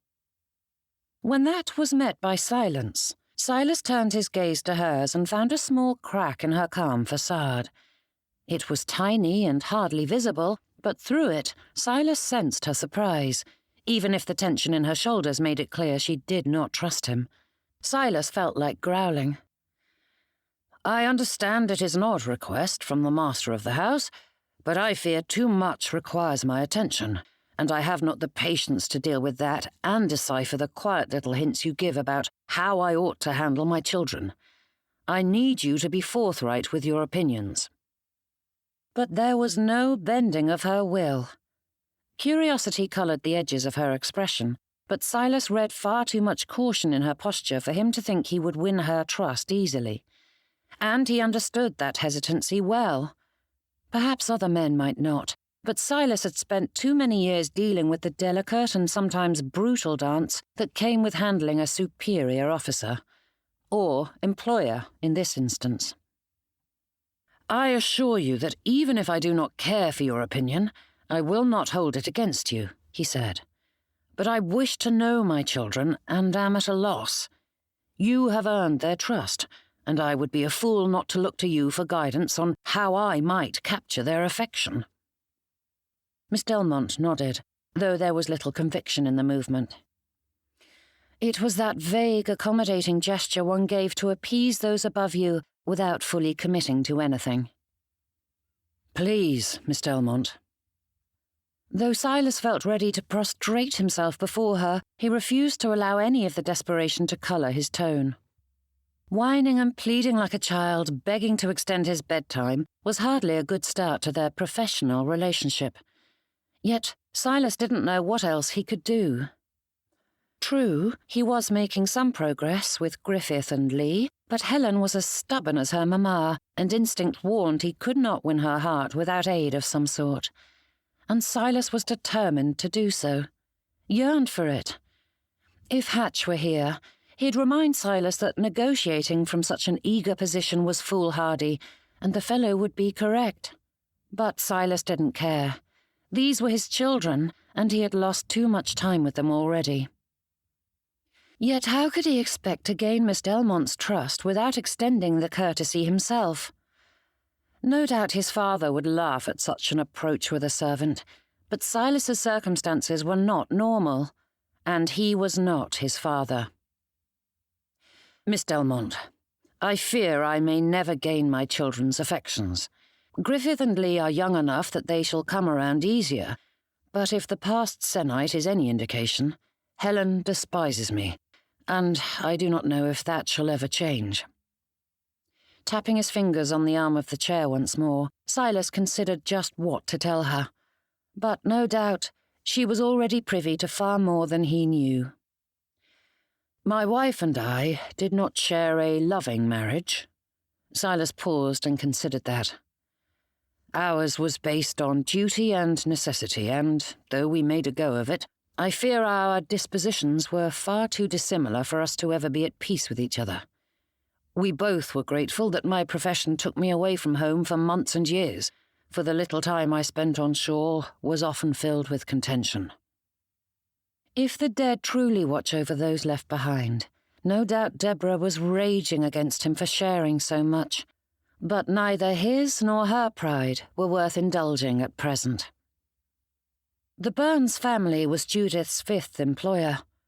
All in all, she considered herself blessed, as the vast majority had treated her fairly, or as fairly as any governess could expect.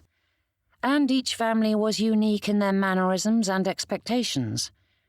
The first few weeks of a post were spent in learning those nuances that belonged to the household, and while Judith was familiar with the Byrnes' children, the return of the master of the house constituted a whole new household in many ways. Yet there were universal truths that existed from family to family.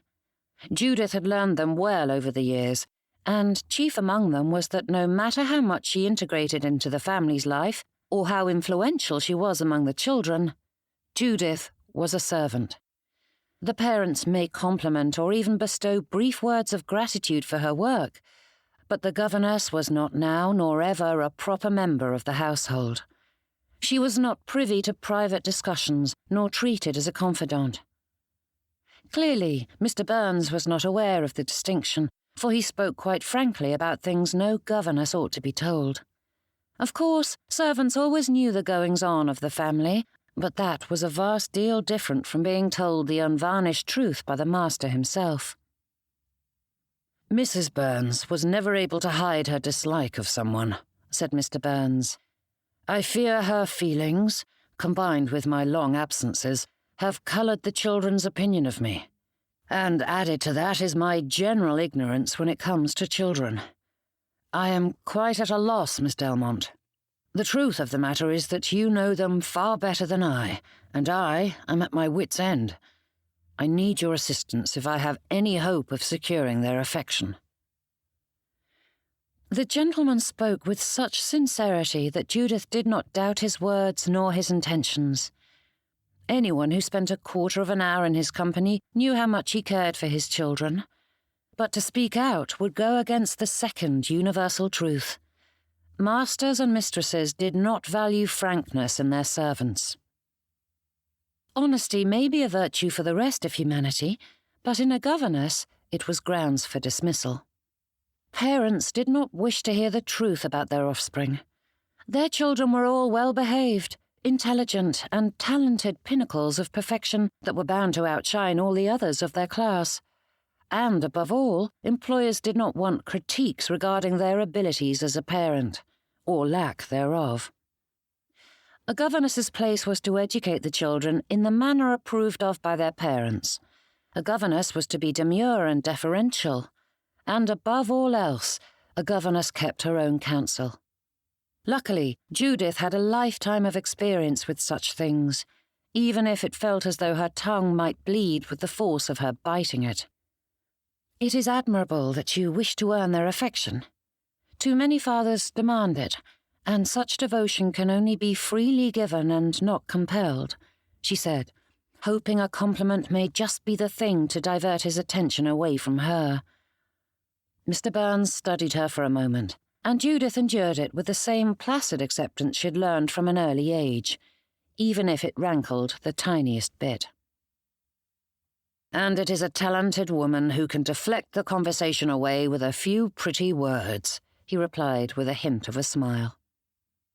Judith held in a sigh and hoped for some divine inspiration to guide her through the coming interview.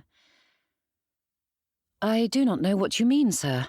I only spoke the truth. You've done your best to heal the breach between you and your children. And I failed at every attempt. Give them time, sir. They cannot help but warm to your overtures. Mr. Byrnes gave a low grunt, his eyes narrowing for a moment as he considered her. The whole situation is quite unfair, Miss Delmonte. I only wish to be their papa, and they have treated me so poorly. I do not know what I've done to earn their ire. No matter what I do, they despise and judge me, and I've only ever done my utmost to be a good father to them. Perhaps I can make them see all the sacrifices I've made for them. Judith clenched her teeth while clinging to her calm expression. Little muscles here and there tightened despite her determination to remain even-tempered, but his complaints were such balderdash. Mr. Byrnes continued, waxing poetic about his struggles as a father and the trials he faced while laying the blame on his children's shoulders. From the manner in which he moped, one might think he was the victim of cruel fate, which had set itself against this poor, hapless man. You truly have no concept of how difficult it is for me, he said with a shake of his head. And with that, Judith's good sense flew right out the window. Difficult is losing your mother. Difficult is being shipped off to stay with your aunt and uncle who have no little ones of their own and no idea how to manage their own loss, let alone 3 grieving children. Difficult is finding yourself in the care of a relative stranger who demands you welcome him with open arms. Judith paused for breath, her temper giving way to reason once more. She forced the bite from her tone, infusing it with a touch of quiet humility in hopes that it would ease the sting of her rebuke as she continued, Mr. Byrnes, a few small overtures cannot overcome such difficulties. You are correct in saying I have a good rapport with the children. It took time before they embraced me, yet you wish for them to do so immediately. Judith's breath caught, and she held on to her composure all while a string of litanies swept through her thoughts. She'd managed to hold her tongue for nearly 2 decades in this position. How had she not done so now? A slow, broad smile stretched across Mr. Byrnes' face, and Judith's lungs seized for a new reason. Gracious, he was far too alluring for her good. And for the second time that day, she chided herself for behaviour unbefitting a governess. Was she determined to get herself dismissed? I wondered how long it would take for you to speak your mind, Miss Delmonte. Chapter 9. I do not understand your meaning, sir. Judith allowed a bit of the prim governess to show through at that moment. Don't be coy, he said with a shake of his head. Mirth laced his tone, and those rich eyes of his shone as he examined her. I know you have spirit and intelligence, yet when I am earnestly seeking your honest advice, you play the timid governess. It seems you will only speak out if I am entirely annoying and ridiculous. But Mr. Byrnes' expression grew serious, that laughter tucking away beneath a furrowed brow and downturned lips. I am no fool, Miss Delmonte. I require your assistance if I am to succeed, and I need you to be forthright and honest with me." No matter his assurances, the gentleman didn't understand what he was asking. A servant's living was not a stable thing, for a master could dismiss them on a whim, leaving them adrift in the world without references. Judith had enough mistresses who would recommend her that she would not be wholly ruined, but being dismissed for insubordination never reflected well on the servant. Yet she would be guilty of that if she denied his request. Judith was between the proverbial hammer and the anvil at present, with any decision likely to upset and offend. "Being honest and forthright is problematic for a servant," said Judith. His lips turned into an appreciative smile. "I am well aware of how difficult it is for those of lower ranks to address those above them. I have spent most of my life aboard a ship in which such hierarchies are strictly observed, and like you, I learned to keep my peace. But I have no interest in mimicking the examples of poor leadership I've seen in the past. A captain may outrank his crew, but he'll never succeed in his position if he insists on ignoring or silencing those beneath him. The best captains listen to the experienced sailors on the ship, whatever their rank." That was intriguing, and perhaps the first time she'd ever heard a master or mistress express such radical beliefs. For all her experience, Mr. Byrnes was upending her expectations, and Judith couldn't be certain if she welcomed or feared the change. Being silenced was not a happy thing, but there was comfort in the familiar. Mr. Byrnes sighed and lowered his head for a moment before he met her gaze again. "Miss Delmonte, I am struggling and I need your guidance. If I am to succeed, I cannot have a mute partner." Judith couldn't believe she was even contemplating this. Had she not warned Alice to placate the master and mistress when questioned? What Mr. Byrnes was asking went against her years of experience, yet something in her heart warmed to the idea. "And if you do not like what I have to say?" she asked. "Diverging opinions is not a bad thing, Miss Delmonte, and only a fool silences them," he said with another warm smile. "I cannot promise to like what you say, but as long as you continue to do your work with the skill and dedication you've shown so far, I shan't dismiss you for disagreeing with me. I give you my word." Good gracious, he sounded so very serious when he said that. Despite the lightness of his expression, Mr. Byrnes spoke that vow with utter conviction, and Judith's heart told her to trust it for the children's sake, if nothing else. "Now, Miss Delmonte," he said, holding her gaze with that same pleading and determination he'd shown throughout the conversation. "Please tell me, what am I to do?" It would take a heart far colder and harder than hers to turn away that petition, and though a niggling thought worried she was making a very large mistake, Judith embraced the impulse that loosened her tongue. "Continue to try, Mr. Byrnes," she said. "I know it is not what you wish to hear, but you cannot hope to win them over in one sennight. It will take time and effort on your part, especially with Helen." "Why does she dislike me so?" he asked. She sorted through that which Helen had said and that which Judith had surmised before she answered. "I will not break her confidence, but I can say that Helen was close to her mamma and took the loss very hard, and though she pretends not to care, she has been hurt by your absence." His brow furrowed into deep ridges, his sailor's complexion looking all the more craggy for it. "I had little choice in the matter. I was a sailor with no other profession." For a long, silent moment, Judith considered the man before her, what she knew and what she ought to say, sifting through all the variants and possible outcomes to settle on that which would be the most effective at conveying the message without irritating her employer. For all his assurances, Judith must tread carefully. "Out with it, Miss Delmonte," said Mr. Byrnes with an arched brow. "I can see the wheels turning in your head, and I know there is much you wish to say." Judith sucked in a deep breath. She had already crossed so many boundaries with this man. There was little point in holding back the whole of it.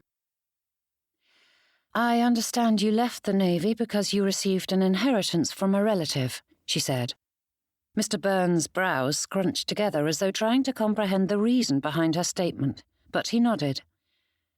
"My uncle and aunt had no children, and they named me their heir. However, I needed a profession in the meantime, so my father sent me into the Navy."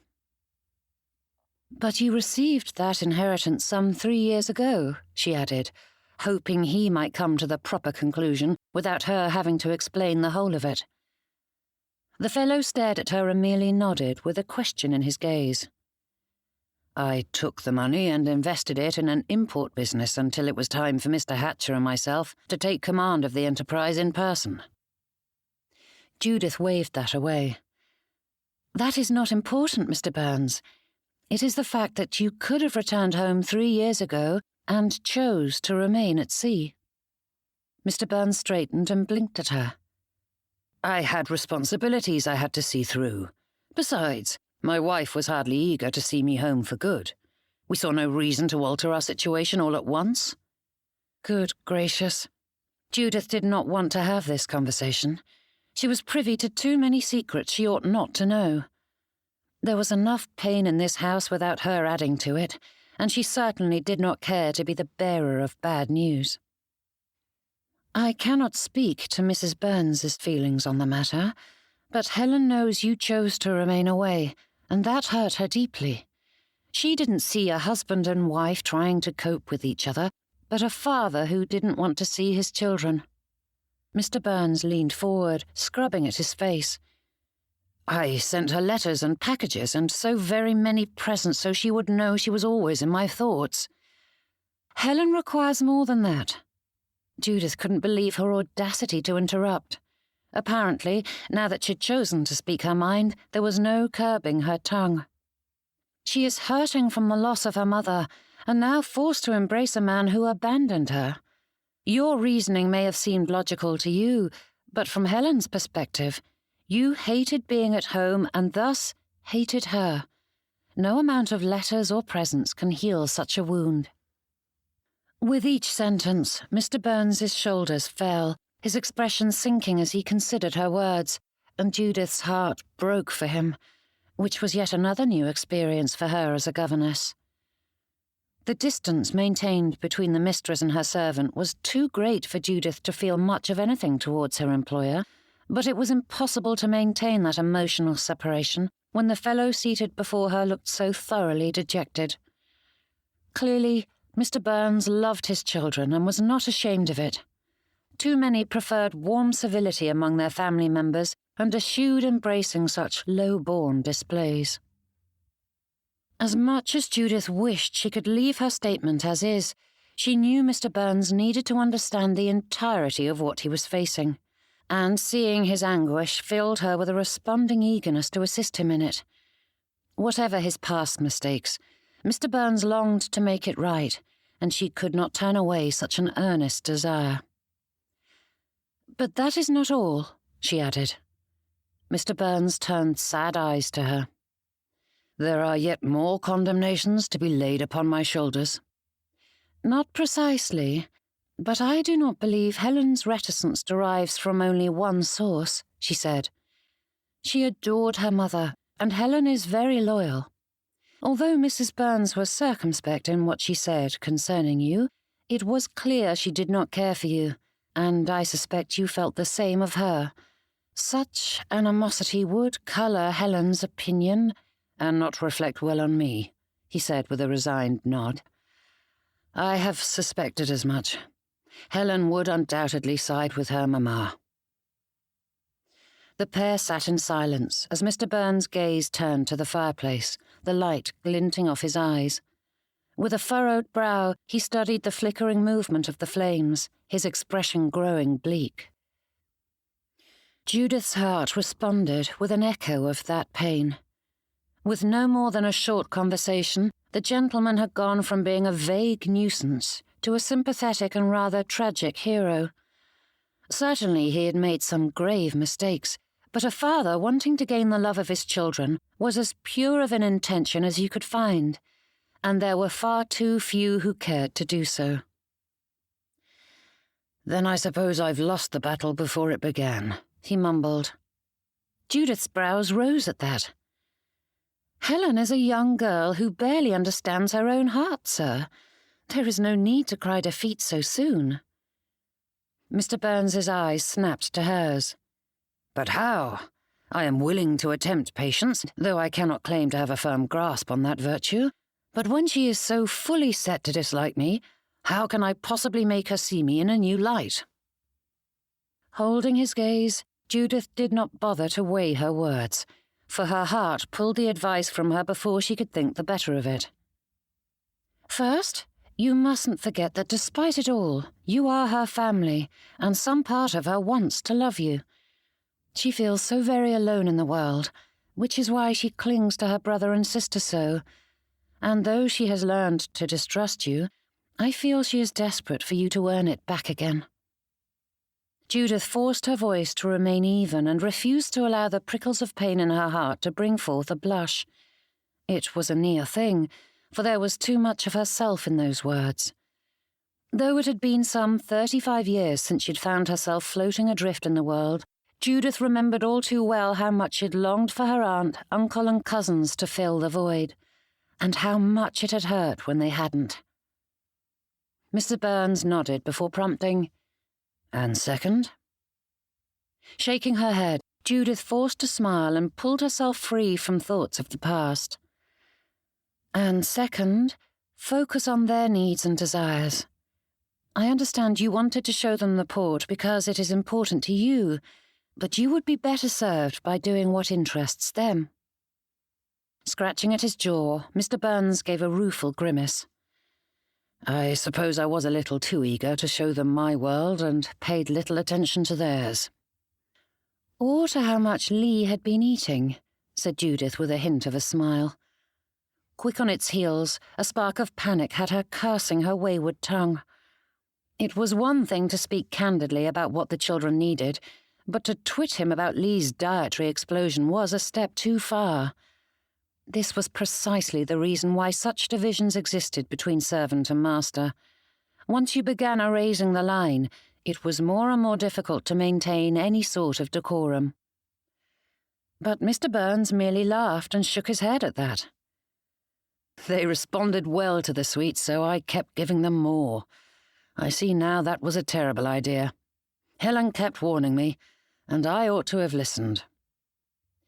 "She is rather like a mother hen with her siblings." With a vague nod and smile, Mr. Byrnes lapsed into silence, his eyes narrowing as though he was puzzling through a particularly difficult riddle. "I've noticed she has quite the collection of shells in her bedchamber," he said. Judith nodded. "She is enamoured with them and has been for some time."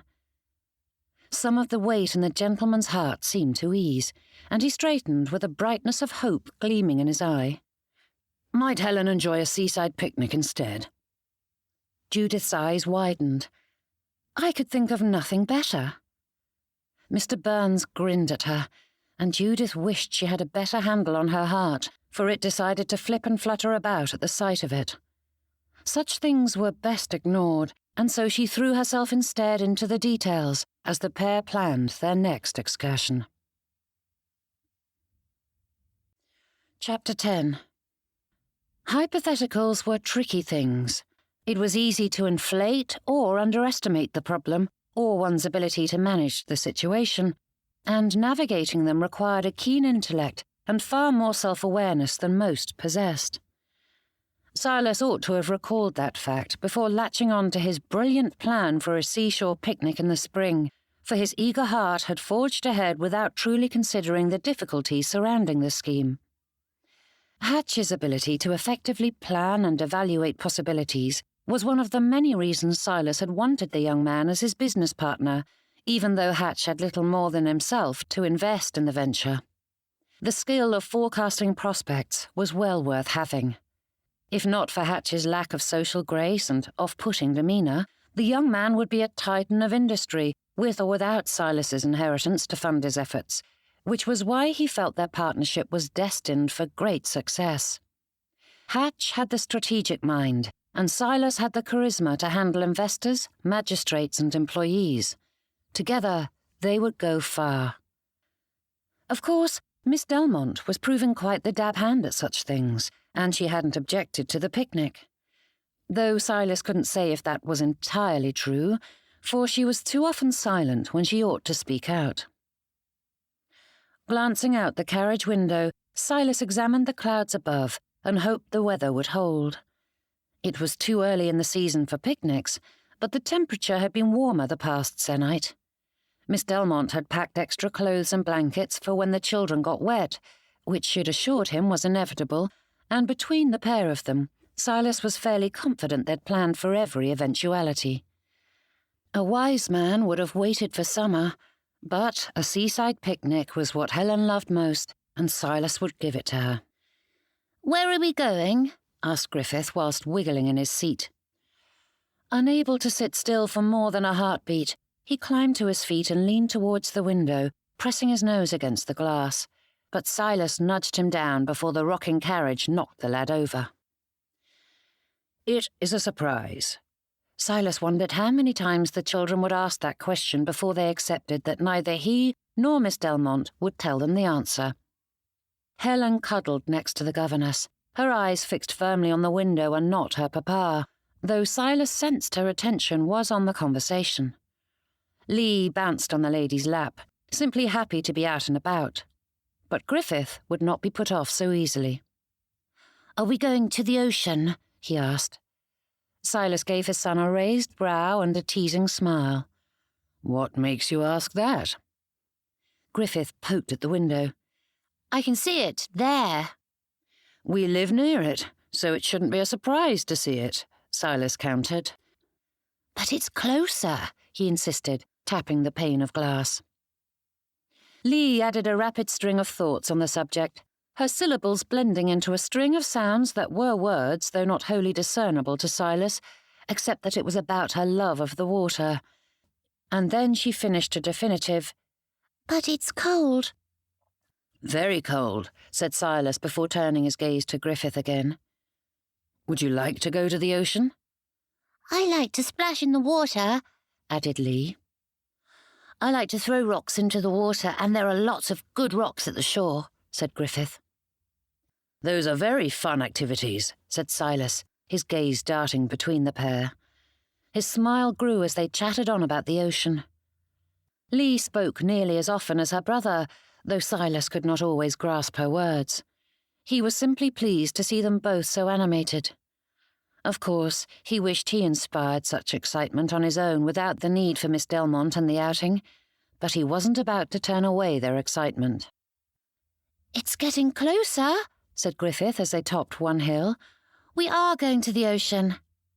"That we are," said Silas, as there was little reason to cling to the secret when the lad was so firmly set on the answer. "I thought we might have a picnic today." Lee squealed, rocking on Miss Delmonte's lap as though trying to get to their destination all the faster and clapping her hands, while Griffith tried to stand on the seat again. Miss Delmonte turned to Helen and gave her a broad smile, whispering something to the girl, and Helen's eyes lit as he grinned at the governess in return, though her expression shuttered when she spied Silas watching. Griffith tugged at the door handle the moment the carriage stopped, though he struggled to get it open. Reaching around the lad, Silas helped, and Griffith launched himself through the opening, staggering as he hit the ground, though he managed to keep his feet, however unsteadily. Silas called out to him as Griffith sped away, and though he paid his father little heed, he slowed when Miss Delmonte echoed the warning. Silas brushed away a jealous prick in his heart and stepped out to give the governess a hand down. Miss Delmonte released Lee, and the child sped after her brother in a flurry of linen and ribbons, with the governess following quickly behind. Turning back to the carriage, Silas held out his hand to Helen, but she took the steps on her own, refusing to meet his gaze as she gripped the side of the carriage instead of him. But he drew his hidden hand from behind his back and extended a book towards her.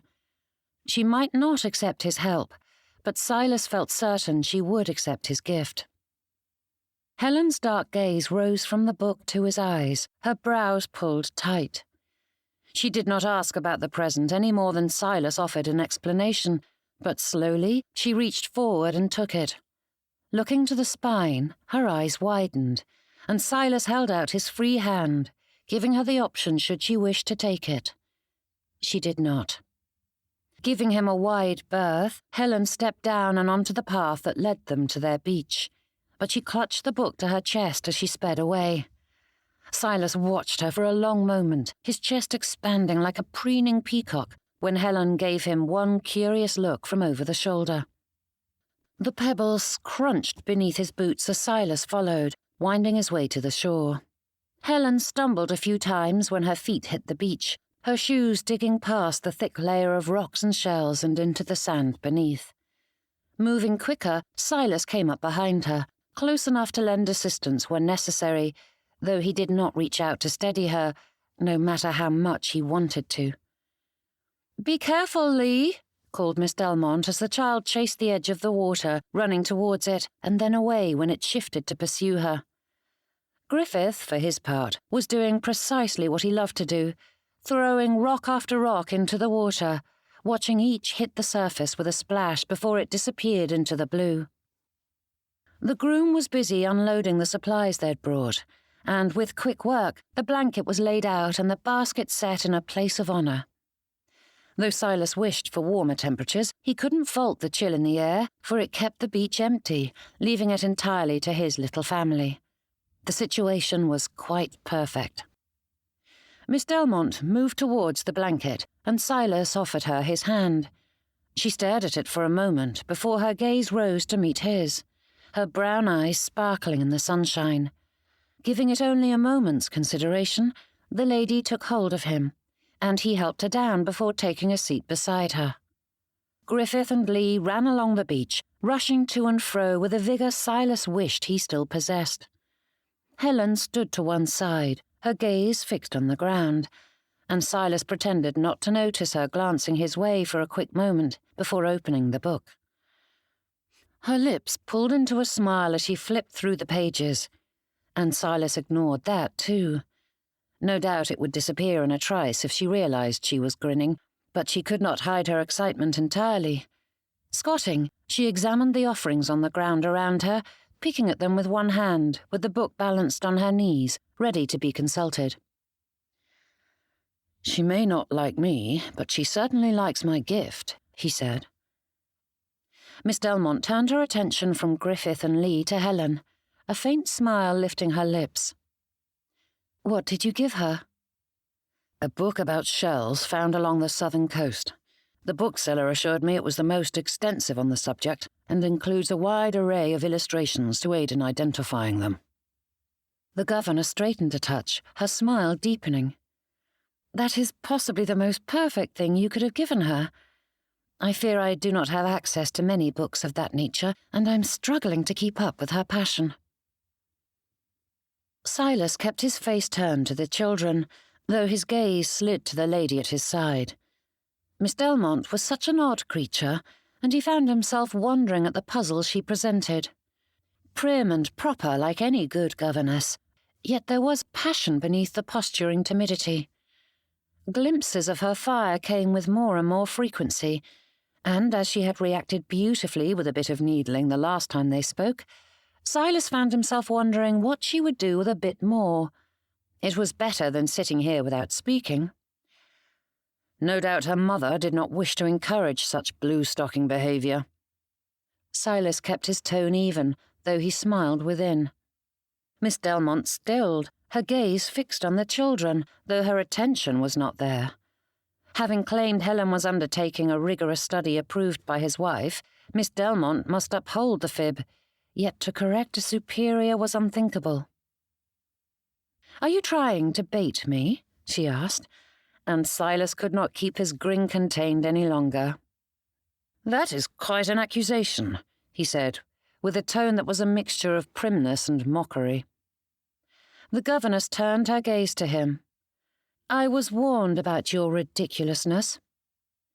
"That sounds like a quote from Mrs. Byrnes."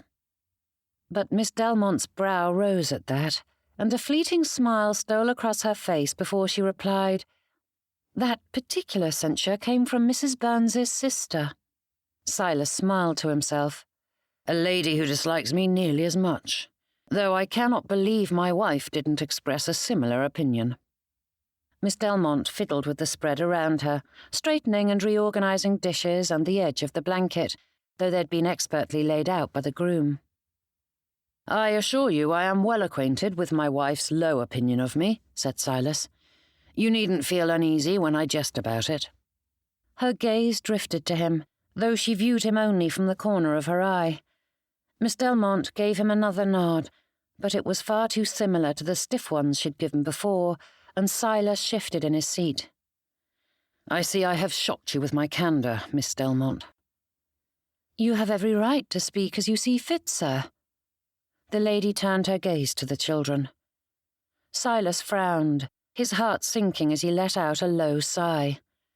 The emotional barriers Miss Delmonte placed between them felt far stronger than before, and he turned his scowl to his trousers as he picked off a few stray grains of sand. Though he couldn't help but twit her. "Are you going to insist on placing distance between us once again? I had thought we were beginning to rub along." But as much as he tried to keep his tone light, there was an edge he couldn't hide.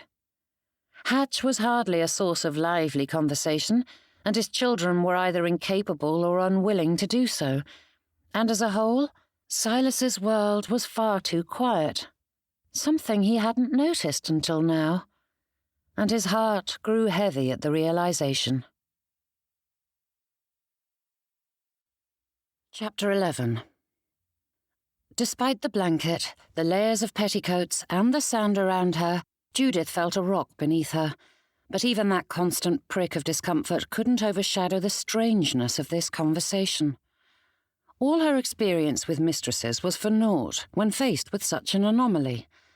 There was something so defeated in his tone, though Mr. Byrnes maintained an affable air as he watched Helen searching the rocks and shells along the shoreline.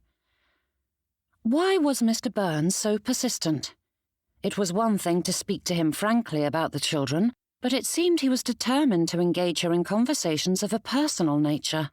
More unbelievable was how easily he slipped past Judith's carefully placed strictures. One did not openly converse with an employer, and certainly one did not tease and twit him, yet that was precisely what Judith had begun to do. A woman of 40 ought not to be so beguiled by a gentleman with an easy smile and carefree manner, and nearly 2 decades of work could be undone in a moment if she wasn't cautious. A mistress understood that, and Mr. Byrnes ought to as well. Yet even as Judith formulated the proper words to set him at a distance once more, her traitorous gaze drifted to him. Mr. Byrnes fiddled with his trousers, brushing off stray grains of sand that clung to the fabric, and then he turned his attention to Helen. Though he studied his daughter, there was something in his expression that gave Judith pause. She knew little about the fellow, but Mr. Byrnes seemed a genuinely happy soul. Aggravated and overwhelmed at times, to be true, but at his core, he faced the world with a smile. One that was conspicuously absent at present. For all her life experience, Judith did not know how to respond. His features had her feeling like an empty-headed ninny. His desperation had her aching to aid him in his endeavours to win over the children. And now something else called to her, begging her to take one more step into the unknown. She had ignored her previous strictures, so what harm could it do to speak to Mr. Byrnes in a friendly manner? Of course, there was plenty of harm to be done, but Judith couldn't heed those worries when the fellow looked so terribly lonely.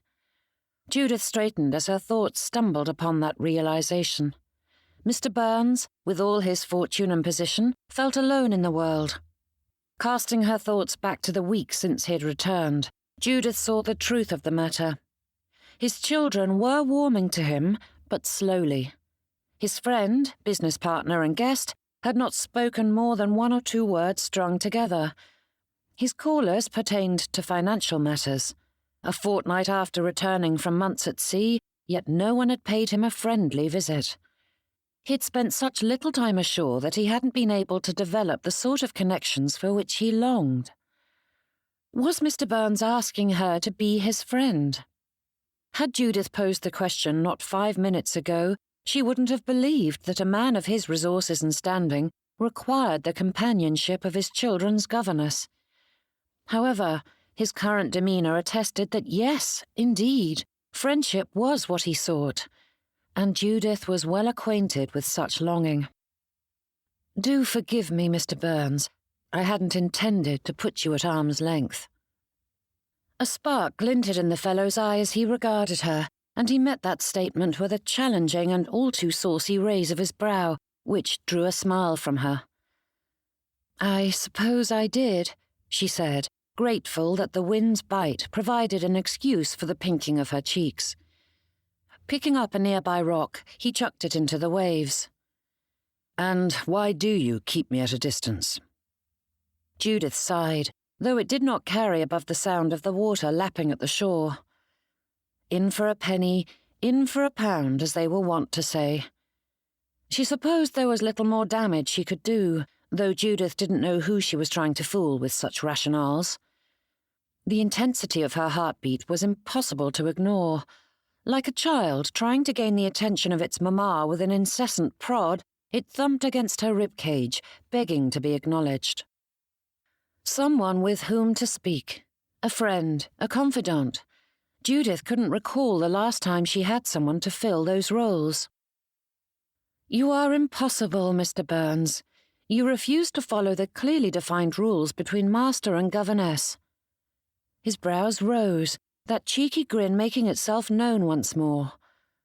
"Because I dare to seek a genuine conversation with the lady charged with my children's well-being and education? You have already wrested more words from me than a governess ought to speak to her employer, yet now you expect more." "I am a demanding fellow," he replied. "I require that you not only speak the truth to me, but engage me in lively conversation. I am a cad." Judith couldn't help but smile at his dry tone, and she shook her head. "How dastardly of you, sir. A man of your position ought to have a greater sense of honour and dignity." "Yes, but I have spent far too much of my life at sea, far from the gentling influences of society." Pressing a hand to her lips, Judith tried to cover the laugh that elicited, but it did little good. And devil that he was, Mr. Byrnes was only encouraged by the slip. She needed to get things under control. Conversation was one thing, but silliness was another. "And what would you have me speak of?" she asked. "Where do you call home?" But Judith paused, the silence drawing out as she considered that. Mr. Byrnes met that with an arched brow. "Is that such an extraordinary question?" There was such a spark of humour in his gaze, and Judith turned her own eyes away from the sight. Better to keep her attention on the children, where it ought to be. "Perhaps not for most, but mine is a complicated answer." Judith sighed to herself as she watched Lee sprint away from the waves, her little feet tangling in themselves as she fell to the ground. Sand clung to her gown, but she gave it no notice, scrambling out of reach just as a wave tickled her toes. "Mine would not be. I spent my younger years in Bedfordshire, but joined the Navy as a lad and have hardly been back," said Silas. "My wife was raised nearby, which is why we settled our home here." Judith smiled to herself and latched onto that subject. Few men could refrain from speaking of themselves when given a prompting. "As life aboard a ship brings you to a myriad of places, I hardly think your answer is a simple one. What was your favourite place to visit?" Leaning back, Mr. Byrnes propped himself on his elbows and stretched out his legs. "I do not know if I can settle on only one. And while that is a valiant attempt to deflect my attention away from my question, I fear my curiosity is too great to be turned aside." "My answer is not nearly as interesting as your tone insinuates. It's hardly worth noting." "I doubt it." Judith sighed to herself, refusing to allow the sound to travel beyond her own heart. "My father was an artist, and while he spent the majority of his time in London, he travelled extensively throughout the country, and my mother and I accompanied him. So, the first 5 years of my life were quite nomadic, though I do not recall much of it. When he and my mother passed away, I went to Yorkshire to stay with my aunt and uncle. I spent some 16 years there before becoming a governess, and I've worked for 4 previous employers in 4 different areas of the country before coming here. Would I know your father's work? Borrowing Mr. Byrnes's own words, Judith replied, I doubt it. Marcello Delmonte was gaining some recognition, but he died too young to make much of a name for himself. With a wide smile, Mr. Byrnes spoke her father's name, using the same Italian inflection she had employed, taking it from the simpler 2-syllable pronunciation to the original 3, putting the extra emphasis on the second syllable and then giving that end vowel its proper due, rather than ignoring it as his countrymen were wont to do. That trips off the tongue far better, he said. My aunt and uncle thought it best to employ the anglicised pronunciation. Mr. Byrnes narrowed his gaze at that. I suspect there is more to that story. Judith's brows rose. What makes you say that? Your tone, Miss Delmonte, he said, infusing the Italian surname with more flair than necessary, but it brought a smile to Judith's lips. I fear my aunt and uncle wished to distance themselves from my father's less than exalted genealogy, said Judith. Neither they nor my grandparents ever forgave my mother for eloping with a dashing but all too poor Italian artist. They were willing to take me into their household, but not my father's lineage. Mr. Byrnes considered that, his gaze drifting to the ocean, though Judith's own remained fixed on him. My true surname is Polkinghorne. Judith arched a brow in silent question, and the fellow grinned at her. It is awful, isn't it? Mr. Byrnes laughed. But it is my family name. My uncle on my mother's side had no heir, so he chose me with the stipulation that I take his surname so his family would continue on. I've heard of such things. But I doubt there's another fellow alive who is doubly blessed with an inheritance and a superior surname, he added. My parents wanted me to use both, but I have no interest in inflicting that double-barreled monstrosity on the world.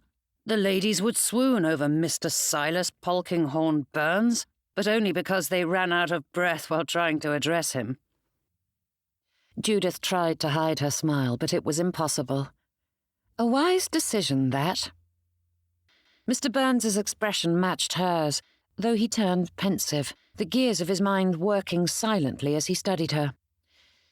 Do you prefer the British pronunciation of your surname, or do you count yourself lucky as I do? Judith's hand squeezed in her lap, remaining silent for a long moment as she thought about that. In truth, she hadn't given it any consideration when she'd left Yorkshire to start her life as a governess, though she wasn't entirely certain why. With that new beginning, there was no reason she couldn't have embraced her true surname. His eyes moved to her once more, and she gave him a half-smile. Though I am unashamed of my humble origins, I suppose I prefer not having to correct everyone. And after so many years, I've grown accustomed to the British pronunciation. Mr. Byrnes smiled at her. I would think you'd prefer the Italian, as a foreign governess could fetch a higher wage. With a stuttering laugh, Judith shook her head. Perhaps, but I would have to affect an Italian accent, and I fear it has been too long since I've heard my father's voice to properly mimic it. And I suppose that for every door it opened, it would close others. Many view any nationality other than British to be inferior in every aspect. Canting his head, he added, You could claim your parents were Italian aristocrats who escaped the continent when you were a child, fleeing Napoleon's army as it lay waste to your vast estates. Thus you would have a British accent, and your history would rouse the sympathies and support of even the staunchest of nationalists. After all, we adore aristocracy of any kind and despise Napoleon. Ah, she said with a grin, barely holding back her laughter. I ought to have consulted with you before I began my illustrious career. Unfortunately, I am naught but a poor artist's daughter whose education and gentility came from the charity of my aunt and uncle. It is a pity your father wasn't a viscount or baron at the very least. He ought to have considered your feelings and chosen a better lineage. Judith nodded, a laugh colouring her words. Terribly unkind of him, but at least my parents provided me with a backstory befitting a heroine in a Gothic novel. That earned her another of Mr. Byrnes's wry smiles. That is something, though I doubt many employers would view it as a good thing. I've had no complaints so far, though my charges think— Griffith, stay out of the waves, called Mr. Byrnes, though the child paid his command only the barest of minds. Yes, he stepped further from the undulating water's edge, but remained close enough to be in danger of soaking himself. Judith blinked, casting her attention away from the man on the blanket beside her. Good gracious, she'd hardly spared a thought for the children whilst she sat here gabbing on with their father as though she had nothing better to do with her time than laze about. Why could she not hold on to her good sense? Every time she spent more than 5 minutes in his company, she forgot all her hard-won rules and guidelines and treated the fellow as though he were a chum and not the man who could ruin her professional reputation. What would her future be then? There was only one solution. I beg your pardon, sir, but I ought to attend to the children. Judith rose to her feet, brushing off the stray grit that clung to her skirts. Mr. Byrnes straightened, his gaze dimming as he studied her. They are enjoying themselves. Can we not do the same? And for all her determination, Judith faltered. There was something in the fellow's tone that begged her to sit once more. Please, Miss Delmonte. Though he did not employ as much overdone Italian inflection as before, Mr. Byrnes used her true surname and not the one her extended family had thrust upon her. The children are playing, and you needn't scurry off after them. Judith did not meet his gaze, choosing to focus on all the little grains of sand that found their way into the folds of her skirts. I ought to— If you wish to speak no more, then do as you please.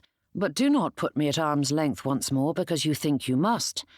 I was enjoying our conversation. So was she.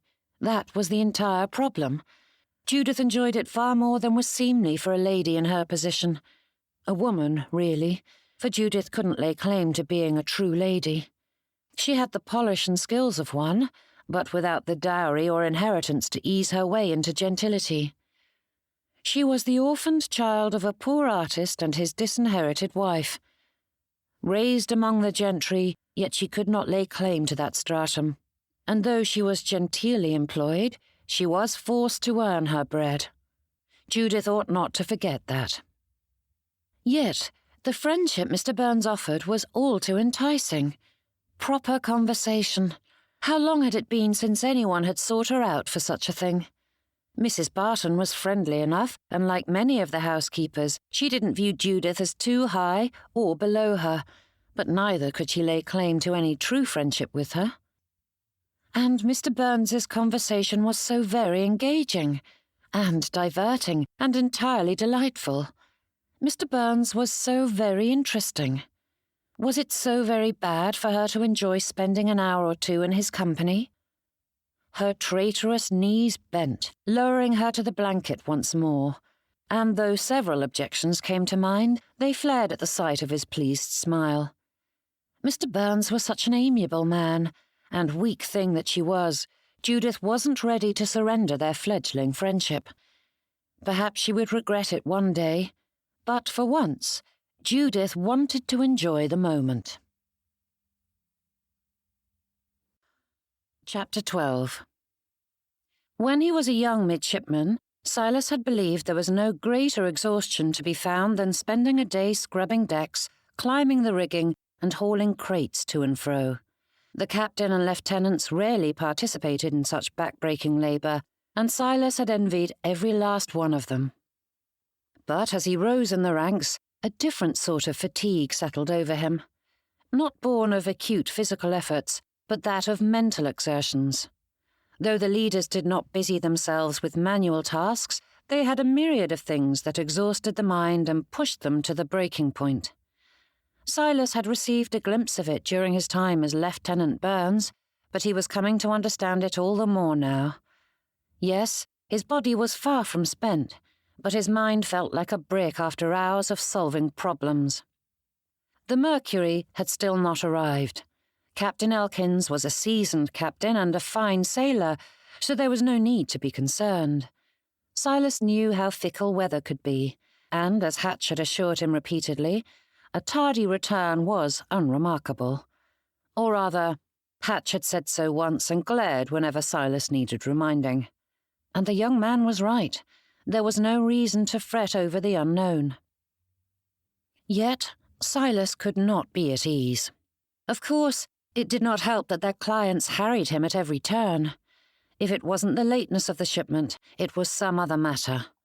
While dealing with such megrims was his forte, he wasn't immune to the distress that accompanied them, and today had been nothing short of a maelstrom of complaints and frustrations.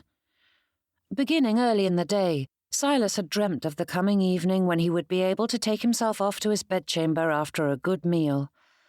The food was precisely as he had anticipated, and the nursemaid was putting the children to bed this very moment. There was no reason for him to linger in the parlour. With plodding footsteps, he climbed the stairs and made his way to his bedchamber, undoing the buttons of his waistcoat as he went. As much as he enjoyed his wardrobe of late, Silas was equally pleased to rid himself of the restrictive attire. He stripped off his jacket, waistcoat and cravat before collapsing onto the mattress, his eyes fixed on the canopy above him. As neither he nor Deborah had come into the marriage with property, and his uncle hadn't bothered with securing a house of his own, the first order of business after receiving his inheritance had been to purchase Stowell Cottage. However, the previous owner's crumbling finances meant the house had been neglected and required significant renovations. In her 2 years as mistress, Deborah had done much to improve Stowell Cottage, but illness had cut her time short, leaving her vision mostly incomplete. Their bedchamber was the starkest example of that oversight. The only thing she'd attended to in their quarters was the bed, which had been replaced with a hulking thing that stretched to the ceiling like a great pedestal upon which to lay his head. It looked out of place in a room that had no other ornamentation, though he thought the dark wood of the bare walls far more pleasing than the busy floral patterns Deborah had used throughout much of the house, and the deep green of the bedclothes and curtains were rather striking against the rich brown. The mattress was the most comfortable one he'd ever felt, though after his day, even a bed of stone would be heaven sent. Silas laid there, allowing the comfort to ease away the aches and pains, but now he was stuck in this position. To go to bed properly, he would be forced to lift himself from the bed and change into his nightclothes, but he lacked the strength to do so. Silas willed his body to move, but it gave him no heed. It was several minutes before the chill in the air made remaining in his position less comfortable than moving, so he rose and went through his nightly routine, eschewing all he could in order to return to his bed as quickly as possible. Sliding into the covers, Silas sighed and laid down on the pillows, welcoming slumber's embrace. And then, nothing. His eyes were closed, but the exhaustion that had driven him to bed so early flew away, leaving him lying there, unable to rise and unable to sleep. Reaching for the book at his nightstand, Silas attempted to lull his mind with a story, but he was too worn to find any comfort there. He was trapped between sleep and wakefulness, unable to exert the effort to engage himself in a story or drift off into oblivion. Turning onto his side, Silas stared at the space beside him. When word of Deborah's passing had reached him, he hadn't expected to miss her, though he would never admit that aloud. He didn't revel in her death, but their temperaments were too dissimilar for marital bliss. Yet, laying abed, he felt the loss keenly. There was little upon which they'd agreed, but there were moments in which their hearts aligned in something akin to harmony, and those were most often found while they were sitting in bed, speaking of their days. It wasn't a true dialogue, as neither had any advice or observations to offer the other concerning their day-to-day business, yet there was a familiarity and comfort in that habit. At sea, he hadn't noted the absence, since Deborah did not belong in that world, but sitting in their bed, Silas found his thoughts cast back to her memory. It felt unnatural for his wife to be gone from this part of his life, yet it felt unnatural for him to feel that longing for Deborah. An odd paradox. But loneliness was a fickle friend. Even though Silas's life was quite full at present, he found himself wishing for more. And as miserable as his marriage had been at times, it was comforting to have a witness to his life. For good or ill, Deborah had been a partner. He needed a confidant, a proper one, and as he considered that, he knew there was a viable option living under this very roof. Miss Delmonte had proven herself engaging and intelligent. She enjoyed his banter and silliness as much as his serious reflections, and had much to offer in the way of advice and insights. Silas's thoughts cast back through the fortnight since their trip to the beach and found himself smiling. Clearly, Miss Delmonte hadn't desired a close association with her employer, yet with each day they found themselves engaged in more and more conversations. And the more he thought about it, the more he itched to leave his comfortable bed. Surely Miss Delmonte would brighten his dull day. A few minutes in her company might just be what he needed. His dragging muscles pulled him upright, though the exhaustion faded as he put on his dressing gown and slippers. Paradise was filled with desks. There were many luxuries Judith could forego, but the one she missed most from her time in her aunt and uncle's household was having her own space in which to conduct her private affairs. Employers didn't care to shoulder the expense of extra furniture for their servants, and lap desks were a bit of a misnomer, as they did not fit comfortably on one's lap, nor did they properly serve the function of a true desk. But now she needn't make do, for though Mrs. Barton had chosen a small desk to fit in her equally small bedchamber, it was large enough for Judith's needs. If only the papers before her brought her such joy. The ledger sat before her, and she scratched another small figure into the lines. £500 would have seemed a fortune to her in her younger years, but with retirement speeding quickly towards her, Judith was all too aware of how little that amount was. How many more years would she have to add to her savings before age and infirmity made it impossible to carry on? Would she have enough?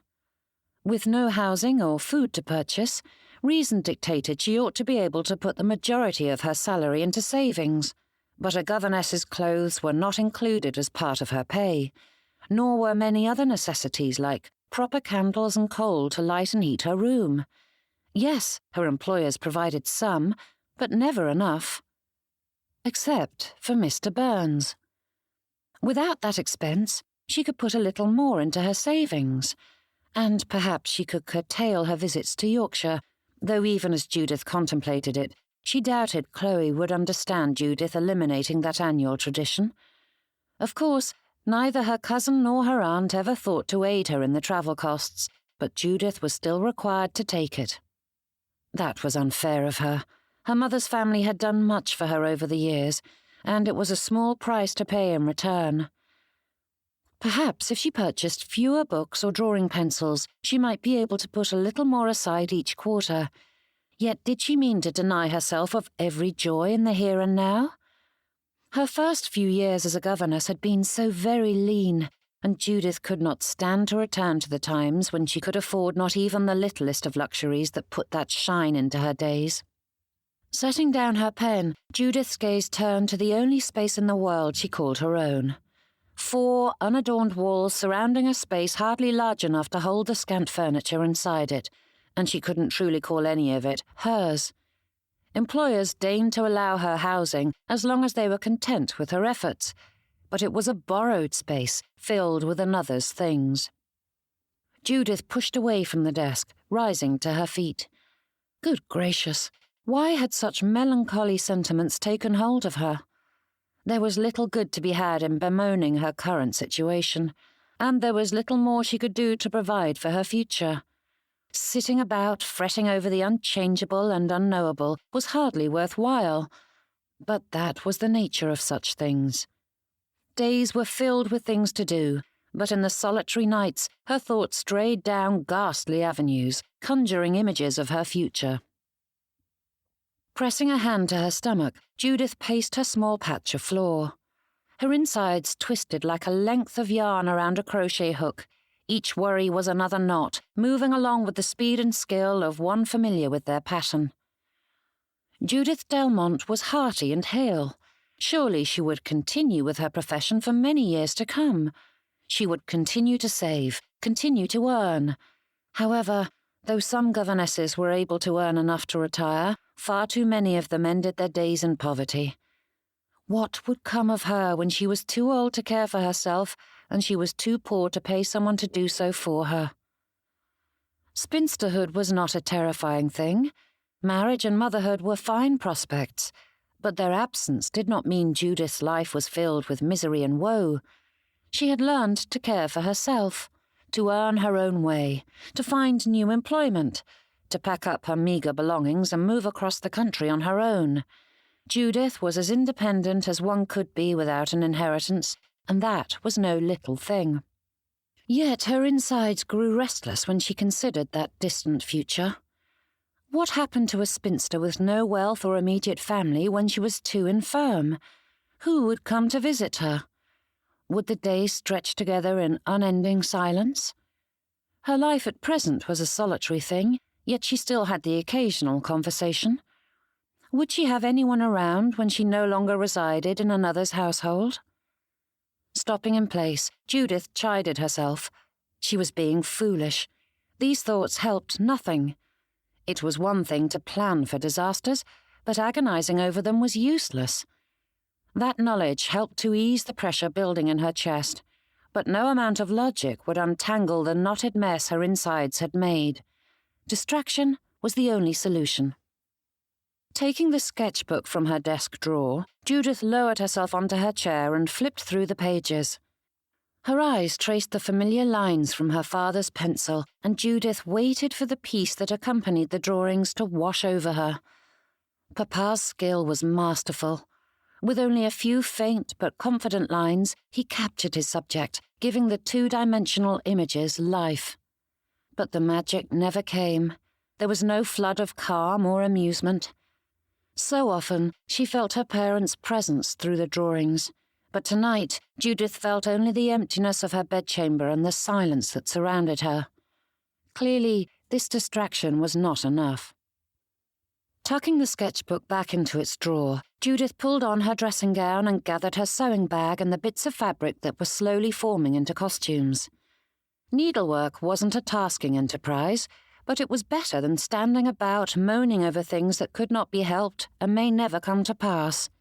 Judith escaped the solitary confines of her bedchamber and wandered to the library, where she would have the space and light needed to do her work. Mr. Byrnes and Mr. Hatcher had retired early, so the room was free for her to use without being interrupted. Judith made her way through the hall, her feet guiding her path despite the dying lights. The servants were occupied with their work downstairs, the family was abed, and it felt as though she was the only one stirring despite the early hour. The creaking floorboard drew Judith's gaze to the right, her footsteps pausing as she listened to the rhythmic sound that had grown increasingly familiar over the passing weeks. It was a miracle Mr. Hatcher was ever well rested, for the fellow hardly slept.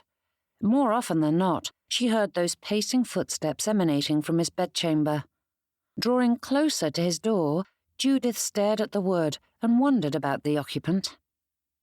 But there was little point in standing about, pondering over the fellow, so Judith continued on her way, putting him out of her thoughts as she focused on trimmings and seams. Stowell Cottage's library was hardly worthy of the name, though it held the hallmarks of its title. Along one wall stood a few bookshelves with glass doors, but they were sparse in number, giving only a passing nod to the fashion that dictated a large house must have a library. In Judith's experience, those who truly loved the written word rarely kept them so removed. Readers preferred ease of access, whereas the feigned intellectuals kept the expensive decorations behind glass and under lock and key, visible yet inaccessible. The woodwork and window seats had been painted over with a crisp white, and though it broke her heart to see the lovely dark wood covered so unceremoniously, she appreciated the lightness it brought to the space. Though no doubt Aunt Lavinia would bemoan the wallpaper for being a touch too out of fashion, Judith found she liked the pale colour that was equal parts blue and green, with scrawling vines that turned the room into a painted garden. But the main attraction tonight was the fireplace, which burned low. As this was the gentleman's preferred room, the maids kept the fire lit most evenings. Taking the seat closest to its light and warmth, Judith spread out her fabric and sewing implements. Her eyes would likely not be pleased come tomorrow, but if she was to finish these costumes in time for the children's performance, evening work was required. Judith twisted the ends of the thread together into a quick knot and began to stitch together the fabric. Her needle moved quickly, pushed along by her worn thimble. Though her fingers knew their work well, constructing an entire costume was a slow business, even when repurposing pieces from the children's wardrobe. Holding up the blue tunic, Judith examined the seam she had stitched, tugging at the arm to ensure that it would hold when Griffith swung his mighty sword. Not bad, if she said so herself. "Here you are." Chapter 13. The voice jerked her out of her thoughts, and Judith knocked her pincushion to the ground. When she moved to retrieve it, she bumped the sewing box, sending it over the edge of the sofa. Mr. Byrnes caught it before it fell to the ground, though the jolt dislodged a few things. Judith's gaze drifted to his dressing gown, and her hands flew to the edge of her own, ensuring it was still well and truly secure about her as she smoothed and straightened the snug fabric. Moving about the house dressed as they were wasn't inappropriate, but it was difficult not to feel at odds at such a moment. No master or mistress had ever seen her in such disarray before.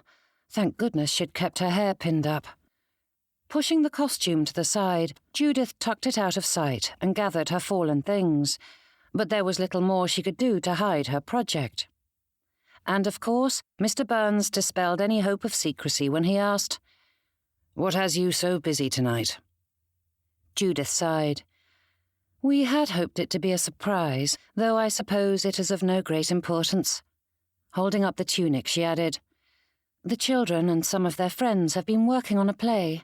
I'm fashioning costumes for them, and as you and Mr. Hatcher had retired early, I'd hoped to get some work done where the light is better."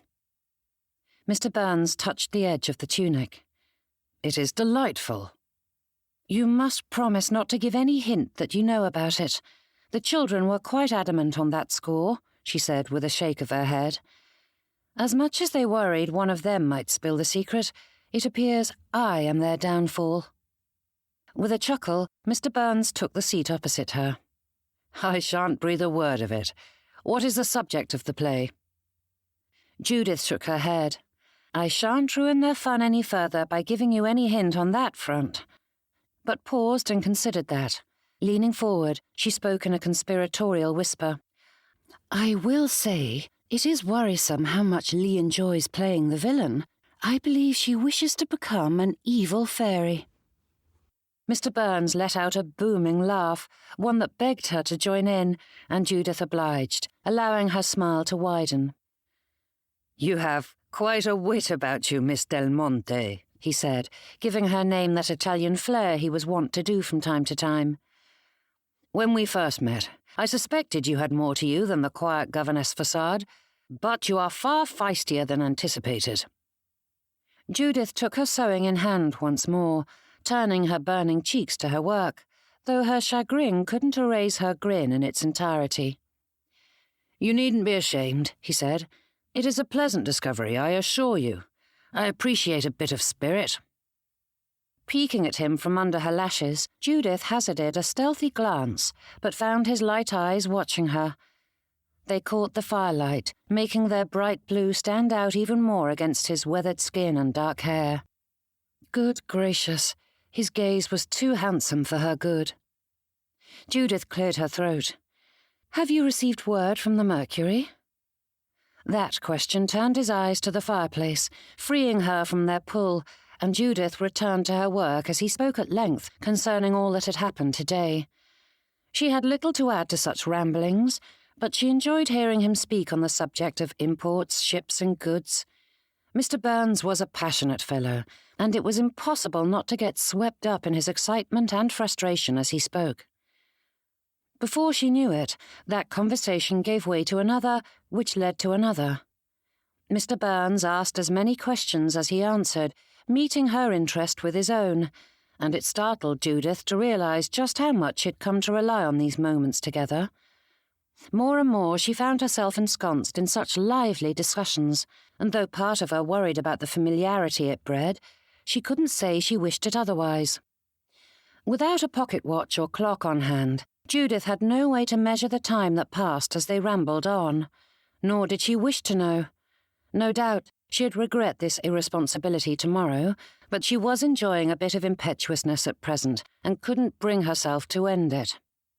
The conversation lulled, replaced with the contemplative silence of two souls finding comfort in merely existing in the same sphere. Judith's thoughts wandered to her charges, the costumes, and so many other things, though she could not guess what occupied Mr. Byrnes's mind. His gaze was fixed on the flames in the fireplace, watching as their flickering light danced through the darkness. This was precisely what she had needed. Her heart creaked inside her chest, expanding with the pleasure of knowing that for this moment, however fleeting, she was not alone in the world.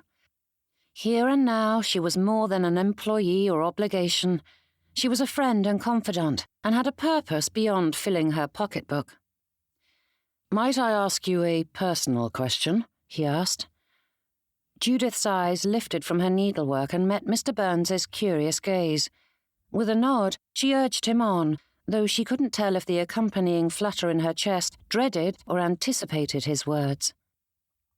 "I have often replayed that first true discussion we shared about Helen." Mr. Byrnes's voice was low, as though matching the silence of the house. "Which part precisely?" "All of it," he replied with a raise of his brows. "But of late, I have thought much of what you said concerning her feelings towards me, that despite her reasons to despise me, I am family, and she is desperate to love me because she feels so very alone in the world." He paused a moment, and Judith prompted him. "And?" "Were you speaking from personal experience?" Judith's cheeks heated, and she fixed her gaze back on her work as she hemmed the edge of the tunic. "What makes you think that?" But even her ears didn't believe the feigned indifference in her tone. Mr. Byrnes's eyes dimmed, though his smile didn't waver. "If you do not wish to speak of it, then say so. I will not pry." Dropping her sewing to her lap, Judith sighed and turned her gaze to the fire. The colours flickered between red, orange, and yellow, shifting about like dancers on a stage, moving to an unheard melody. "I know full well what it is to seek after love." Judith's tone matched his, dropping into a whisper. "I was only 5 when I lost my parents. I don't know how my aunt and uncle discovered my plight, but they swept into my life one day and took me away with no explanation. My heart was broken, and then I was tossed among strangers who took care of my physical needs, but showed little interest beyond that." Mr. Byrnes said nothing, though she felt his gaze fixed on her, listening with all his attention. When was the last time anyone had done so? "My aunt and uncle are good people, and they treated me fairly, far better than many would do in such circumstances." Judith cleared her throat and gave him a faint smile. "One of their neighbours once lectured my aunt about meddling with God's plan. After all, our lot in life is divinely appointed, and if he saw fit to place me in such humble circumstances and snatch away my parents, who was Aunt Lavinia to flout his will?" "They would have you starve in the streets instead?" he asked with raised brows. But Judith answered that with her own raise of her brows, though hers was more amused than incredulous. "Are you truly surprised someone espoused such beliefs? They are common enough." Mr. Byrnes nodded in concession and waited for her to continue. As I said, they treated me fairly, but I was not truly one of them. My cousin Chloe was my age, and we were raised together, but we were never equals. There was a barrier between us that neither she nor the rest of the family understood or recognized, but in all sorts of subtle ways they made me feel my reduced state. I did what I could to secure my place among them, but I wasn't a servant, nor part of the family proper. Her throat tightened, and Judith took up her sewing once more, turning her gaze to the stitches slowly taking shape. So, yes, though Helen has never said anything directly to me concerning her feelings, I understand them well enough. Though her pain is of a different sort, there are many similarities, and I know full well how powerful longing for love can be. Silence followed that declaration, and Judith focused on the rapid movement of her needle, forcing herself to slow before her jerky movements required her to unpick her work. She longed for a cup of tea or something to wet her lips, for her mouth had grown quite dry. At least she could focus on that, rather than the emptiness that followed that confession. If you wanted a place among that family, why did you leave them and strike off on your own, Miss Delmonte? There was nothing of the teasing inflection as he spoke her name that time, and Judith glanced at him from under her lashes to find him studying her with an intensity she'd never seen before, at least not pointed at her. I tried to win them over by doing everything they bid me do, said Judith. I ran errands, fetched their things, and lived as Chloe's companion for years, hoping I might prove my worth to them, but it changed nothing. I finally realized it never would, and I preferred being a governess who makes her own wages than a charity case who has no official standing in the household, nor any manner in which to secure her future. That was brave of you. The corner of his lips ticked upwards, and Judith's heart gave an erratic flutter, her face heating through. Judith stared at her uneven work and retrieved her scissors. She freed the needle from the thread and picked through the poorly placed stitches to start again. All the while, she felt Mr. Byrnes's regard, and Judith struggled beneath the weight of it. His opinion should not matter so very much, yet her heart burned as she replayed those little words he had spoken and the pride in his tone. Puffing out her cheeks in a sigh, Judith placed a few new stitches before her shoulders drooped and her fingers stilled. I thank you for your kind words, sir, but I must correct your assumption.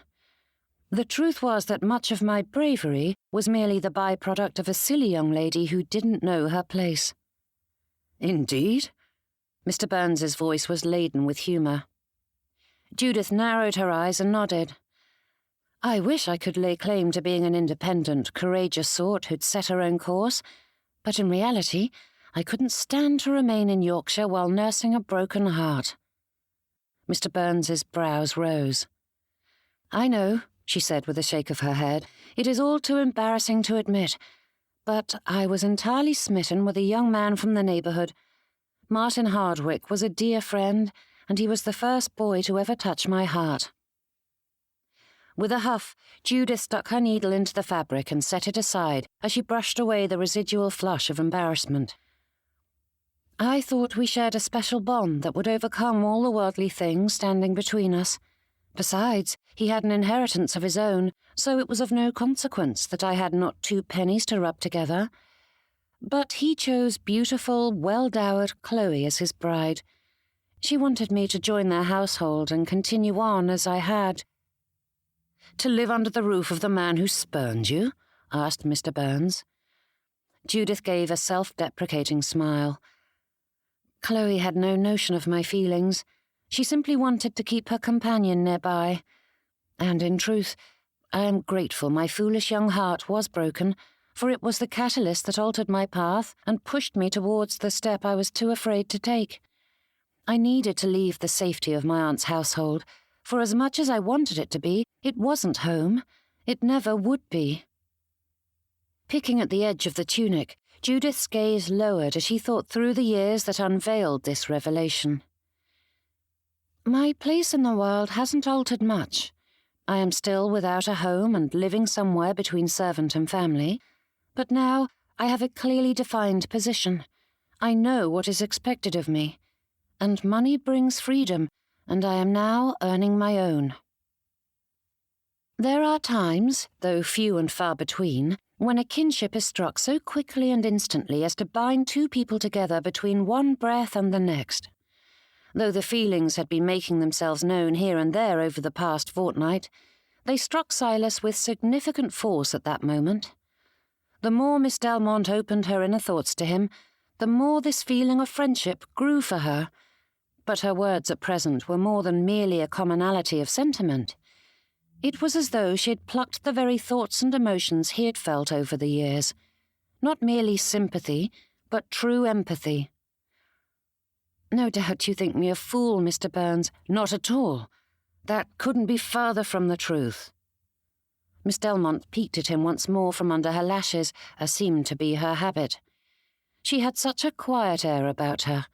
Not timid, per se, but the lady was the very definition of tranquillity that faced the world without needing to demand attention. Though a servant of sorts, Miss Delmonte was not subservient. She spoke of her history without defiance or defensiveness, merely unfolding it with a hint of self-deprecation at times.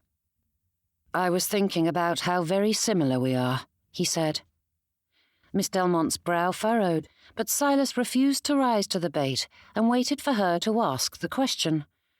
No doubt her reticence was a byproduct of her past employers, and though he had no qualms about prodding her into a conversation, he didn't wish to run roughshod over her. Silas was certain she enjoyed their discussions as much as he, so it was only a matter of patience. And his waiting was rewarded. "You, sir, were born among the gentry and married a genteel lady, had 4 children, built yourself a successful naval career, and inherited a fortune that has allowed you to pursue your dreams. How, would you say, you are similar to a poor, plain governess?" Silas laughed as her dry tone demanded. Her humour was subtle, but it was there nonetheless, and it was utterly delightful. "When put in such bald terms, I suppose it does sound like a foolish assertion," said Silas. "But I assure you it is not. I know full well what it is like to wish to find one's place in the world, to long for love and acceptance and not find it." Miss Delmonte took up her sewing once more. Her hands moved with the ease and skill of a familiar task, but her attention was elsewhere, and Silas waited to see if she would speak those thoughts. "To borrow your own words," she finally said, "might I ask you a personal question?" Silas nodded and motioned for her to do so, anxious to hear what it was she would say. "Why does a man of your position, with a house and family of his own, feel as though he has no place in the world?" Chapter 14. His humour faded as Silas's thoughts gathered, and the past settled onto him like a sodden greatcoat. The question wasn't wholly unexpected. It was natural she would question the validity of his statement and wish for some evidence to support it, yet it required sharing secrets that weren't his. "I trust I can share a bit of my history without you breathing a word of it to anyone?" he asked. Miss Delmonte's gaze sharpened, and she nodded. "This is something that no one, outside our immediate families, knows." Silas took a deep breath, as though to steel his nerves, but the calm support in Miss Delmonte's eyes eased the last of his fears. "I told you a little of the history behind my marriage, but not that it was forced upon us by my brother." Silas straightened, tugging at the edge of his dressing gown, as he sorted through how to explain it without painting his wife in a poor light. He and Deborah had been sweethearts for many years, but as he had no inheritance to speak of, it took time before he could afford to marry and for her parents to approve of the match. When they were finally allowed to plan the wedding, Thomas was ordered to set sail for the Indies, which meant their marriage would be postponed once more. Stumbling over the words, Silas didn't know precisely what or how much to say. Luckily, Miss Delmonte supplied the explanation he could not. They anticipated their vows? She asked with a faint smile. I am well aware it happens at times. Yet still, Silas felt his face heating as he nodded. They were all but married, and they felt secure in their future. Unfortunately, fate had other plans. Thomas died soon after he set off, and Deborah discovered she was with child. And so, you stepped into your brother's place to protect her and the child? Drumming his fingers against the arm of the sofa, Silas shrugged. No man could do any less. As much as I hated to have my wife chosen for me, I could not bring my brother back from the dead, and I was pleased to do something to help him. He would have done the same for me. Of course, Silas wouldn't have left a lady in such a position either, but men were prone to frailties, and it did no good to compare the mistakes of one to the mistakes of another. In the end, they were all mistakes, and he couldn't have allowed Deborah and her child to face the consequences alone. Our marriage was bound to be difficult because we didn't suit each other. Our personalities were too dissimilar. Silas paused as his heart filled with a cacophony of emotions. He felt far too much to quantify or classify the sentiments, and he simply allowed them free rein for a moment before he gained his voice again. But Deborah lost the child soon after we married. Miss Delmonte paused in her work, her wide eyes rising to meet his. Silas tried to smile in return, but it held years' worth of heartbreak. The first few weeks were a struggle, but at least we had a sense of duty to carry us through, he said. Without that binding us together, we were simply two people who didn't wish to be married. If we had waited only a short time, rather than rushing into things, the whole affair would have sorted itself out, and no one would have been the wiser. We would have been free to marry as we wished. Those dark brows furrowed once more, and Miss Delmonte whispered, Even the best of marriages would crumble beneath the weight of such resentment. Silas nodded. So, I set up a home with a woman I did not love, and though I tried to be a proper husband and father, it was a struggle to be in a place I was not wanted. Every time I returned to Portsmouth, it was clear Deborah wished me away, and our children soon shared her sentiment. Warmth shone in Miss Delmonte's gaze, the clear understanding dawning as she listened to his words. And so you fled, always hoping you would find it a welcoming place when you returned, constantly longing for a home and not finding it. I may not be a poor governess, but I am acquainted with feeling adrift, he said with a wry smile. Miss Delmonte's own grin was brief and fleeting, though it shined in her eyes as she replied, I believe I said I was a poor, plain governess. And that is an important distinction? Giving him a regal nod, she said, It is one thing to be poor, but to be poor and plain is to be doubly cursed. Though Aunt Lavinia did say it would be a boon to my chosen profession, since mistresses prefer governesses unable to catch the master's eye. Silas wasn't sure whether to laugh or gape at that declaration, and ended up giving a mixed version of both. And you claim the lady was kind to you? Giving him an airy wave, Miss Delmonte returned to her sewing with a shake of her head. My aunt is a blunt lady, though not intentionally cruel. What she said was merely the unvarnished truth, one I have had confirmed to me several times by my mistresses. With a scrunched brow, Silas studied the woman seated across from him. Perhaps her features weren't shockingly beautiful, but neither were they plain. Her nose was prominent, and on any other woman it might look odd, but on Miss Delmonte it was distinctive. Her gaze was just as unique, perhaps not the most striking shade of brown, and Silas knew many ladies spent an inordinate amount of time and money to ease the natural puffiness that framed them, but her eyes were becoming. They were so expressive, and from his perspective, they served to highlight the secret emotions found in her heart. That fool Hardwick may have chosen her cousin to marry, but Silas was certain the fellow must have been drawn to her lips. No man could gaze upon that feature without being affected. I believe I was correct in my omission, said Silas. "You may be poor and a governess, but I have seen plain ladies before, and you do not fit that description."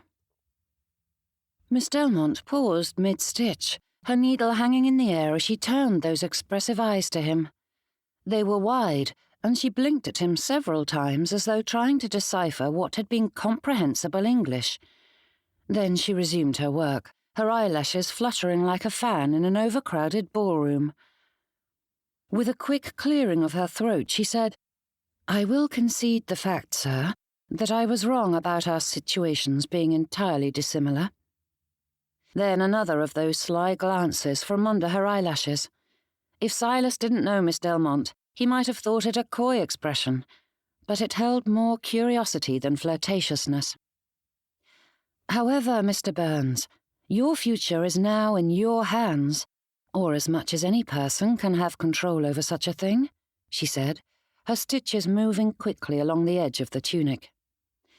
"It will take time to win over the children, but you've made a good start, and if you continue on as you have, I have no doubt you will gain the day.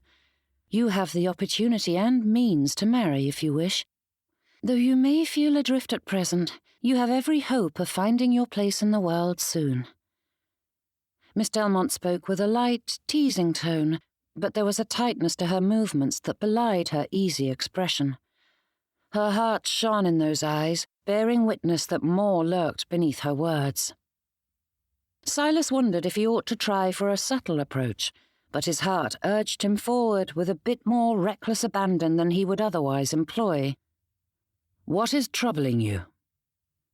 Dropping her head for a moment, Miss Delmonte let out a faltering chuckle. "I'm afraid you found me in a rather morose mood tonight, Mr. Byrnes. It is of no consequence." The lady continued her work with all the air and grace of one unaffected by the troubles of the world, but Silas sensed the deceit for what it was. He could not decipher why his instincts believed it to be so, but they would not allow him to accept her dismissal. "I've come to think of you as a friend, Miss Delmonte, and I had hoped you did as well." In other circumstances, the statement might have been viewed as a manipulation, but Silas had spoken the words in all seriousness. His stomach sat uneasily as he considered just what her silence meant. Perhaps it was silly to grow so attached, but Silas couldn't deny the kinship he felt for her. His heart sank at the realization that she did not return the sentiment. Miss Delmonte shoved her sewing away and rose to her feet, drawing Silas up in response. She turned away, pacing in front of the fireplace with a hand pressed to her stomach. His eyes tracked her as she walked to and fro, and when it was clear that this fractious movement was not going to abate, Silas slid back down, settling into a seat as she continued to move. "It is not easy for me to speak of such things," she murmured. "I've always faced troubles alone, and it feels doubly unnatural to speak to my employer about such matters." Silas's brows rose. He didn't wish to argue with her, but hearing her refer to him in such cold terms pricked at his heart. But what more assurances could he give? Perhaps handing her a reference in writing now would make her stop fretting that he would dismiss her without one for speaking her thoughts.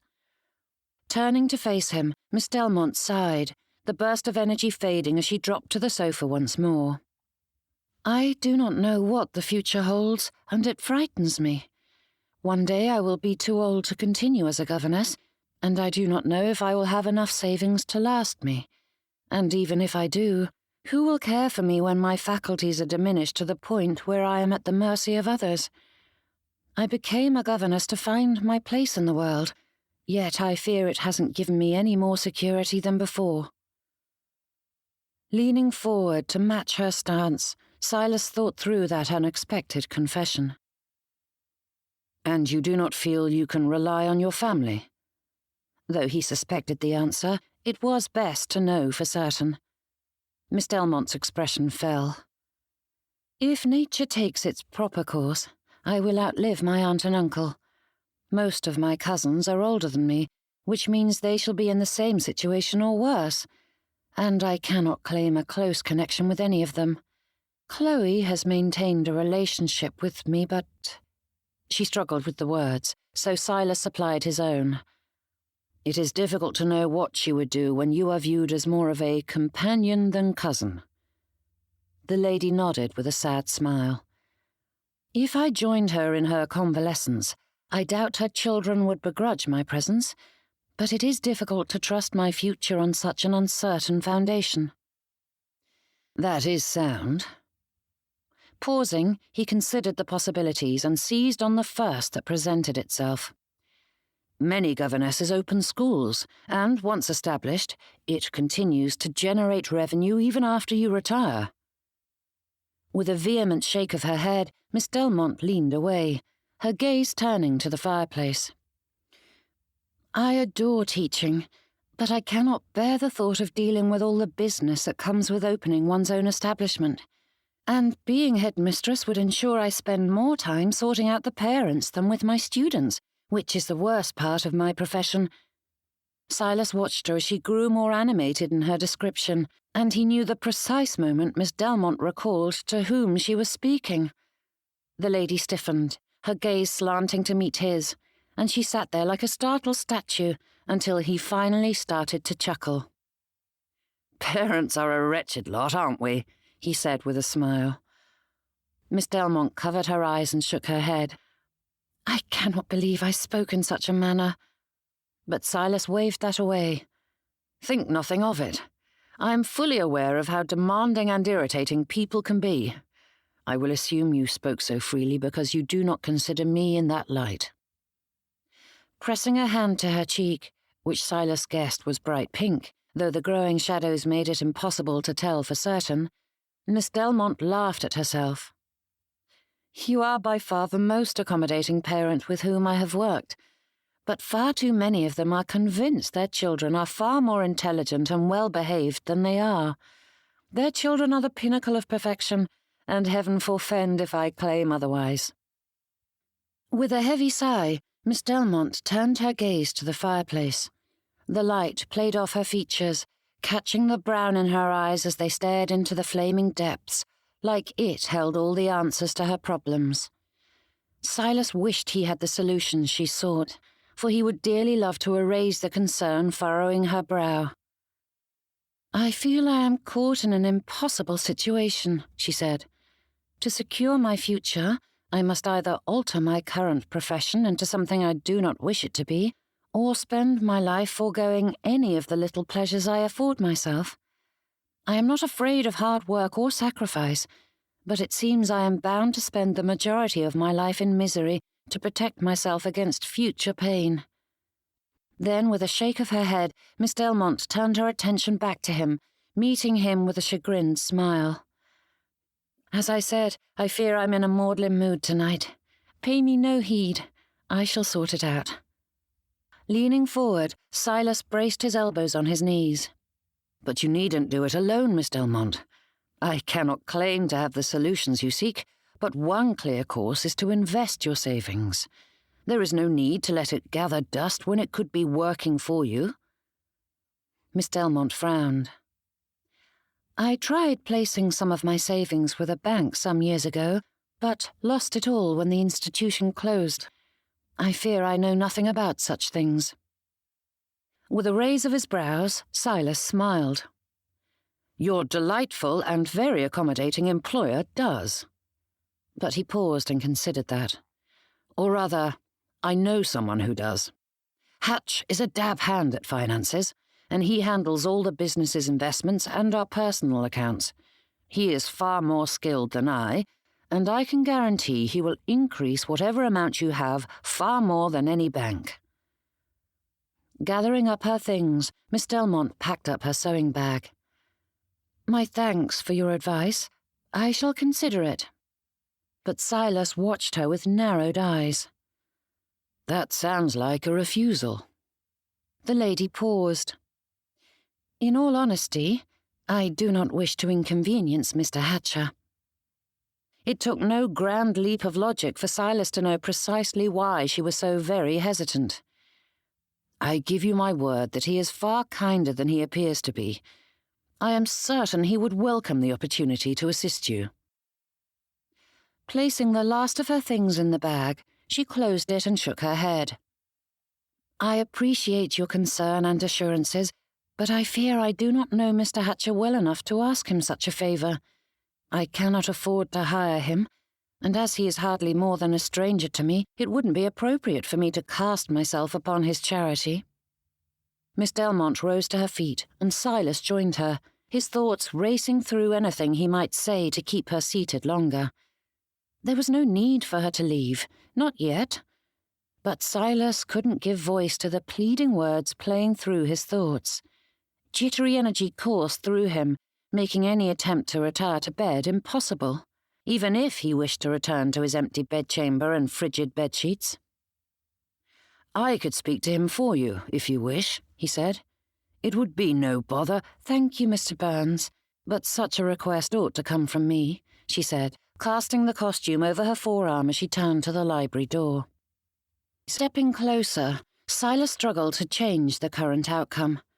He fiddled with the edge of his dressing gown, tightening the cinch at his waist. "If there is anything I can do to help, please do not hesitate to say so. You may be my children's governess, but I think of you as a friend. I hope you do too." Miss Delmonte faced him, her eyes meeting his with a smile. "You are perhaps the first friend I've had in many years, Mr. Byrnes." Those expressive eyes of hers spoke of so many feelings, though Silas could not separate one from another. The edge of her dressing gown brushed against his, and Silas wasn't certain when he'd moved so close. His hand brushed across her arm, and Silas's gaze dropped to that fleeting touch. "It is getting late, Mr. Byrnes," she whispered, clutching her sewing bag to her chest.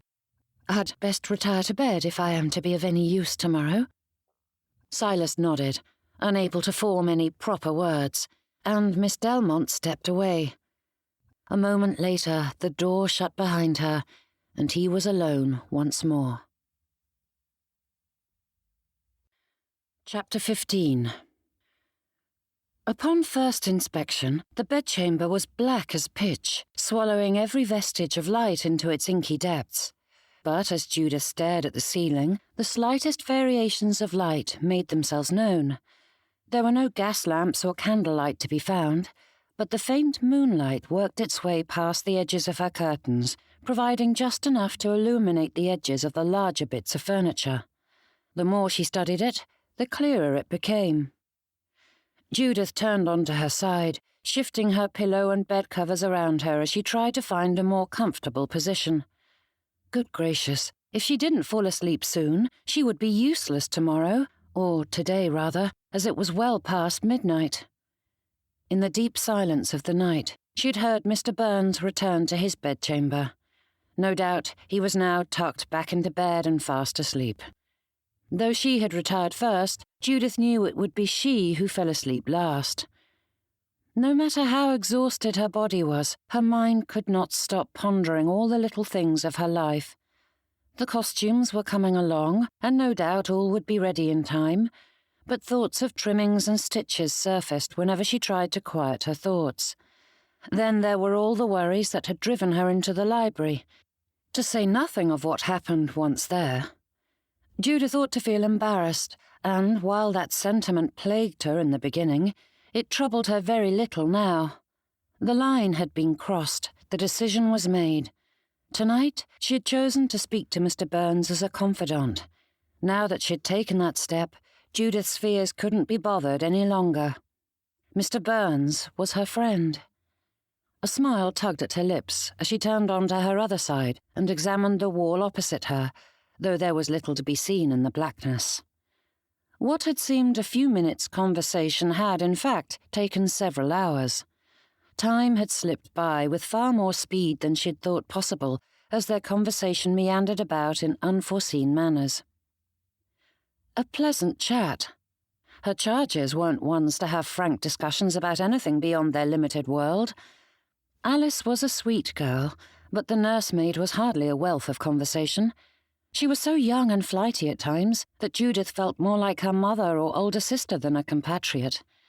Sundays allowed her some time to converse with others, But the parishioners too often overlooked her in favour of their usual acquaintances, or they thought her life too dissimilar to theirs to provide any basis for a friendship. How blind they were. Mr. Byrnes's history couldn't be more different than Judith's, yet the details of their lives had slipped aside, revealing two hearts far more alike than dissimilar. For all her past trepidation, it had felt natural to tell him of her worries for the future, and simply knowing that someone wished to assist her lifted some of the burden. Judith nuzzled her pillow, forcing her thoughts to clear.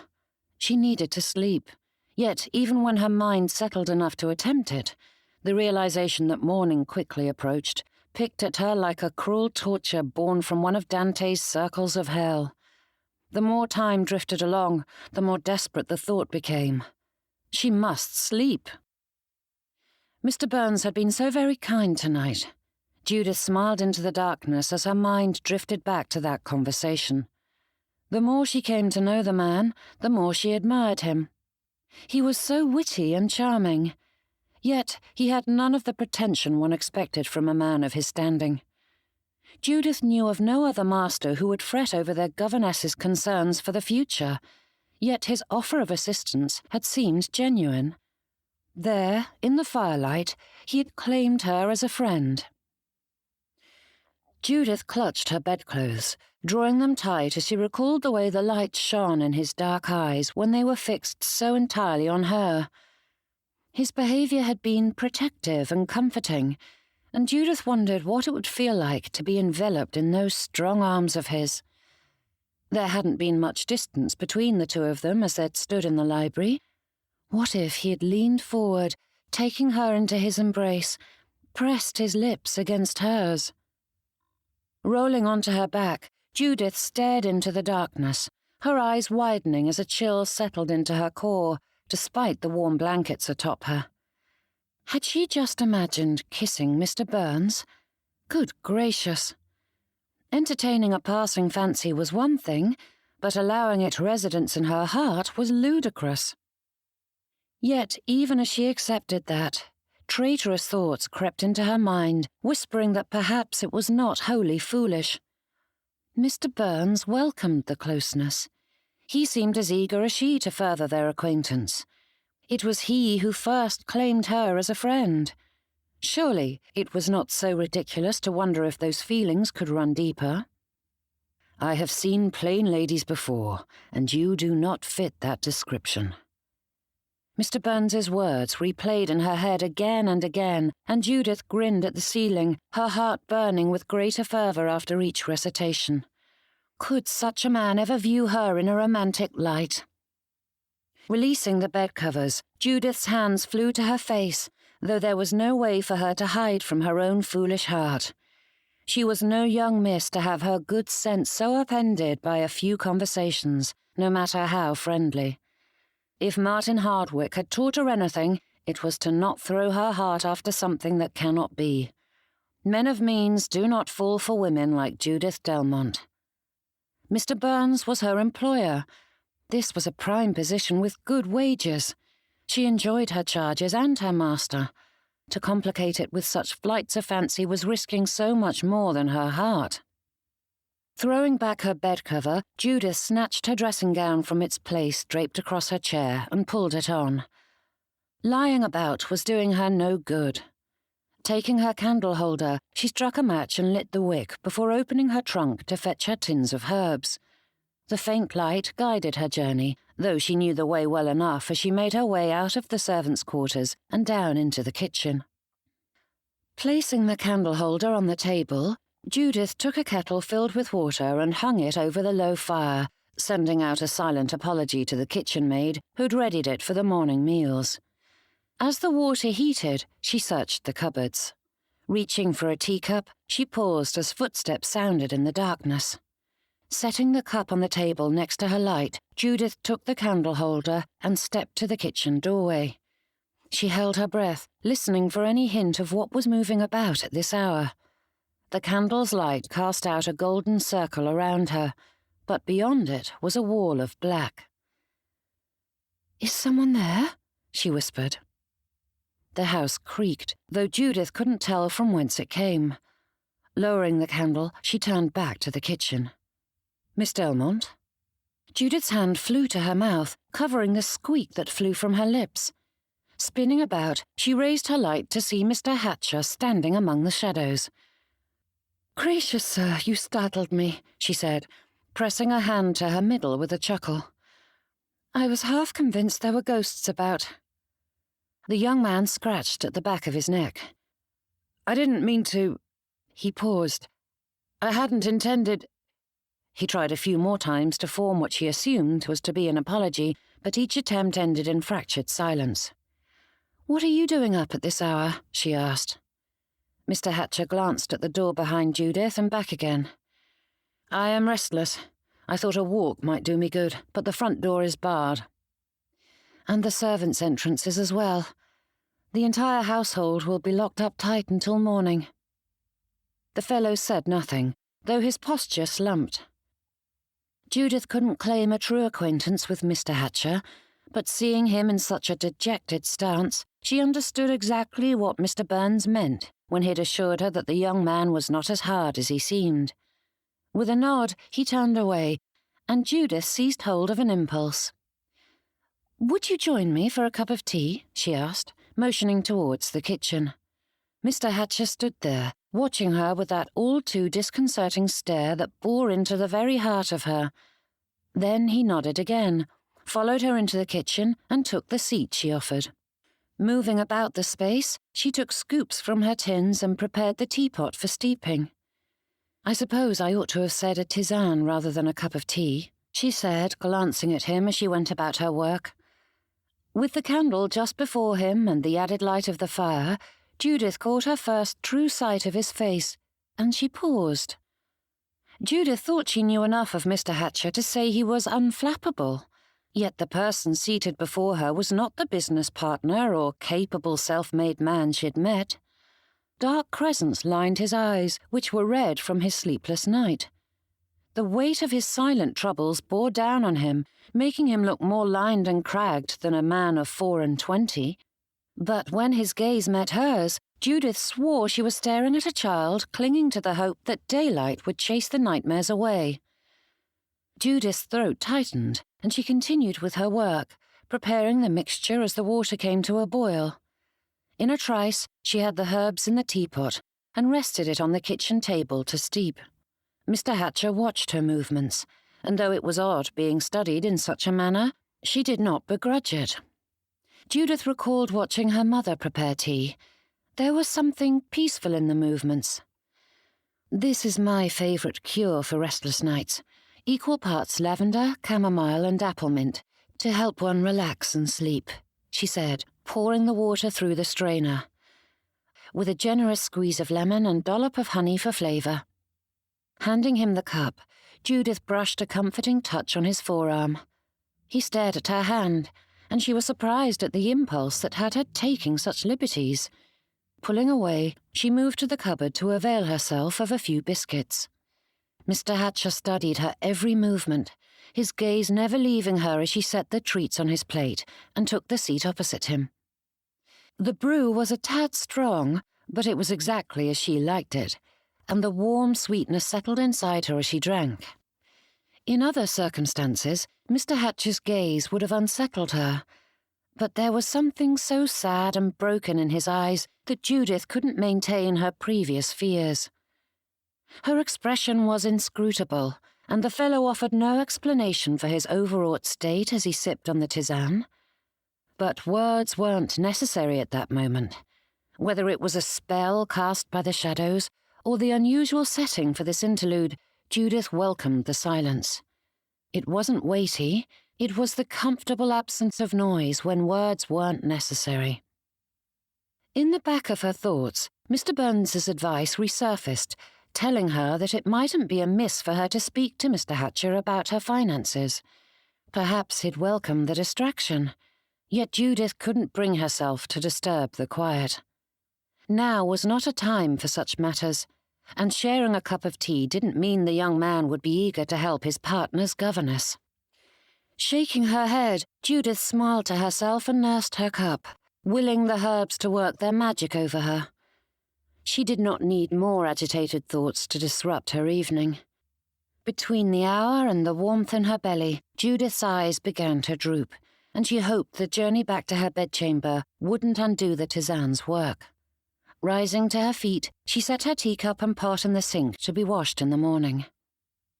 "Good night, Mr. Hatcher," she whispered as she moved past him. Her candle holder remained on the table, but there was no need for her to take it. She knew the house far better than Mr. Hatcher, and he would need it to navigate out of the kitchen. Her eyes adjusted as she stepped out of the dim light of the kitchen, but she paused at the threshold when Mr. Hatcher said in the barest whisper of a voice, "Thank you, Miss Delmonte." Judith stared at the young man's back. Something in his voice had her examining him.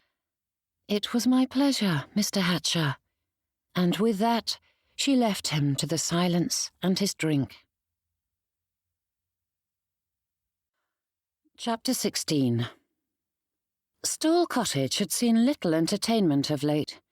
The previous owners had avoided bringing others into their home in hopes that the neighbourhood wouldn't notice all the missing furniture and decorations that had been sold to pay the creditors, though Silas doubted it did any good, for neighbours always knew such embarrassing details. In the short time Deborah had been mistress of the place, she'd managed a few gatherings, though the majority of her plans had been waylaid by the vast redecoration that was needed before the place was ready for public scrutiny. Silas wondered what his wife would think of the group filling the drawing room. No doubt she'd have misgivings concerning the state of the refreshments or the placement of the chairs, as Deborah had opinions on how to improve everything around her. But Miss Delmonte had done a fine job organising the afternoon. To one side sat a makeshift stage, which was little more than a swath of fabric draped across one wall, with a series of pillows seated in a circle for the younger patrons, and chairs behind it for the elders.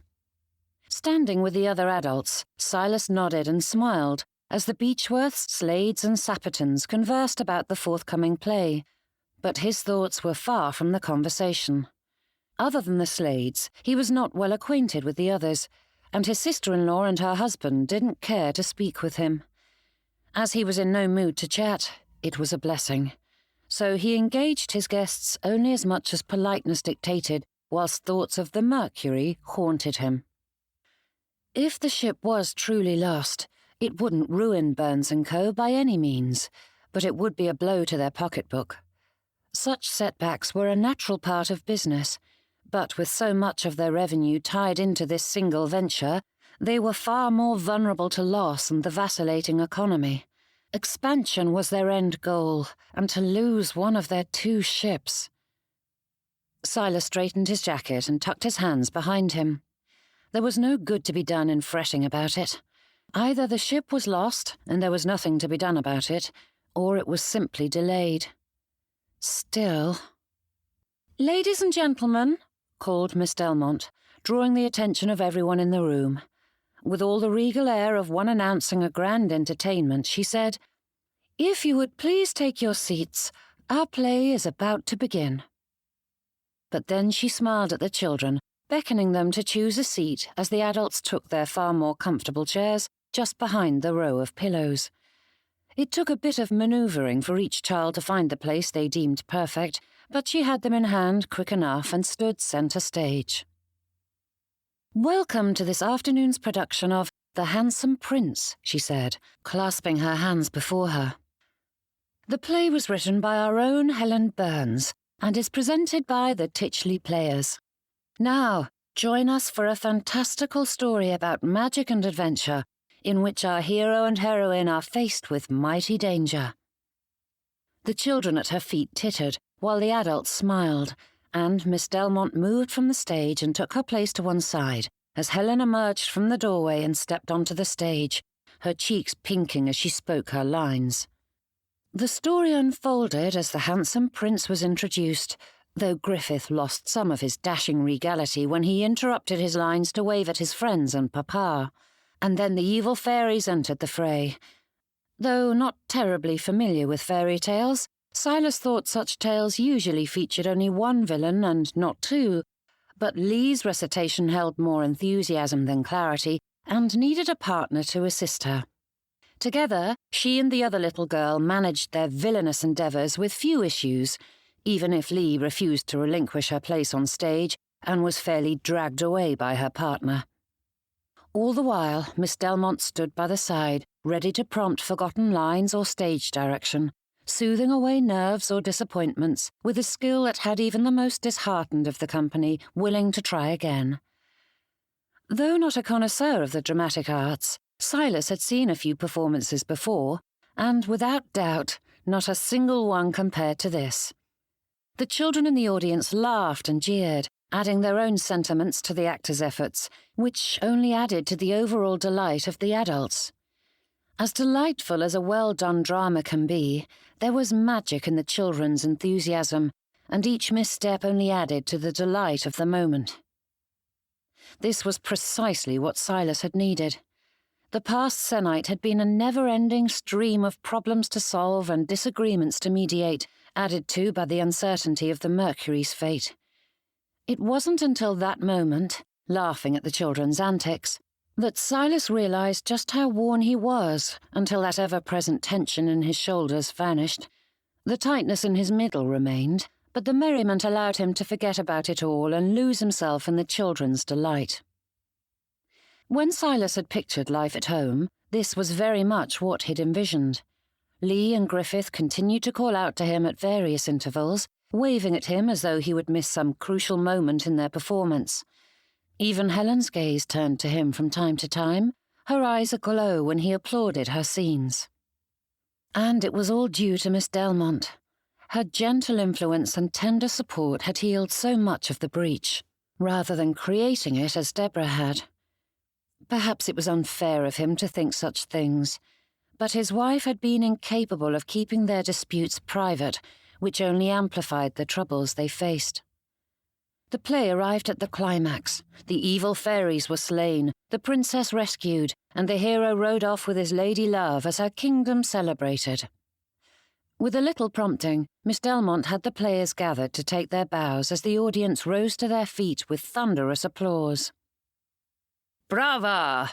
Silas called with an added burst of applause when Helen curtsied, her cheeks a blazing bright red and her gaze glowing as she gave him a hesitant wave of her own. But the actors and audience could not be contained any further. They converged on each other, and Silas made his way to the trio, giving Griffith an embrace before taking Lee in his arms. Helen stood still long enough to allow him to wrap one arm around her and hold her close, though she stepped away as her aunt and uncle joined them. "You were brilliant," said Silas as Lee recited through all her lines again, reenacting the terrifying face she used as the evil fairy. "Excellent," added Christopher. "Thank you, Uncle," said Helen, giving him and his wife an embrace in turn. "Did you truly write that yourself?" asked Ruth. Tucking her hands behind her, Helen gave a faint nod, the colour in her cheeks deepening. "With Miss Delmonte's assistance." Lee wriggled in Silas's hold, and he placed her back on the ground, where she sprinted after her friends in the audience. "We are so glad you invited us," said Ruth with a smile for her niece, though she slanted Silas a narrowed look. With a sigh, he shook his head and walked away. Better to keep some distance if he wished to hold his tongue against such slander, as if he'd be so petty as to ban the Slades from the play. But then he was once more surrounded by visitors he hardly knew, most of whom were deep in conversation with each other or admiring their children's efforts. Silas was not one to avoid crowds, but in his present state of exhaustion, he was in no mood to make conversation. And with an array of refreshments at their disposal, Silas knew his guests wouldn't be leaving quickly. His gaze fell to his salvation. Making his way through the crowd, Silas drew up next to Hatch, who watched the group with his usual stoicism. But there was something different in his expression. Hatch rarely showed much of any emotion, so it was not an overt display as much as an absence of that hard edge to the pull of his lips and brow. "If I didn't know you better, Hatch, I would say you're enjoying yourself." The young man's solemn eyes turned to meet his, and Hatch's brows rose in as much of a display of disbelief as he was wont to show. "You don't fool me," said Silas. "If you were truly unhappy here, you would have snuck away the moment the applause sounded." Hatch's gaze lowered, and he stood silent for a moment, when one corner of his lip ticked upward. "I like being at Stoll Cottage." As Hatch wouldn't appreciate a grand display of emotion at that pronouncement, Silas held his smile in check, no matter how it wanted to burst free of its restraints. The young man had experienced far too little happiness and comfort in his life, and knowing that he'd brought Hatch a modicum of joy filled Silas to bursting. Nodding, he turned to stand beside the young man, clapping him on the shoulder. Silence followed that, and Silas mused about what had encouraged his partner to become so garrulous this afternoon. "Mr. Hatcher."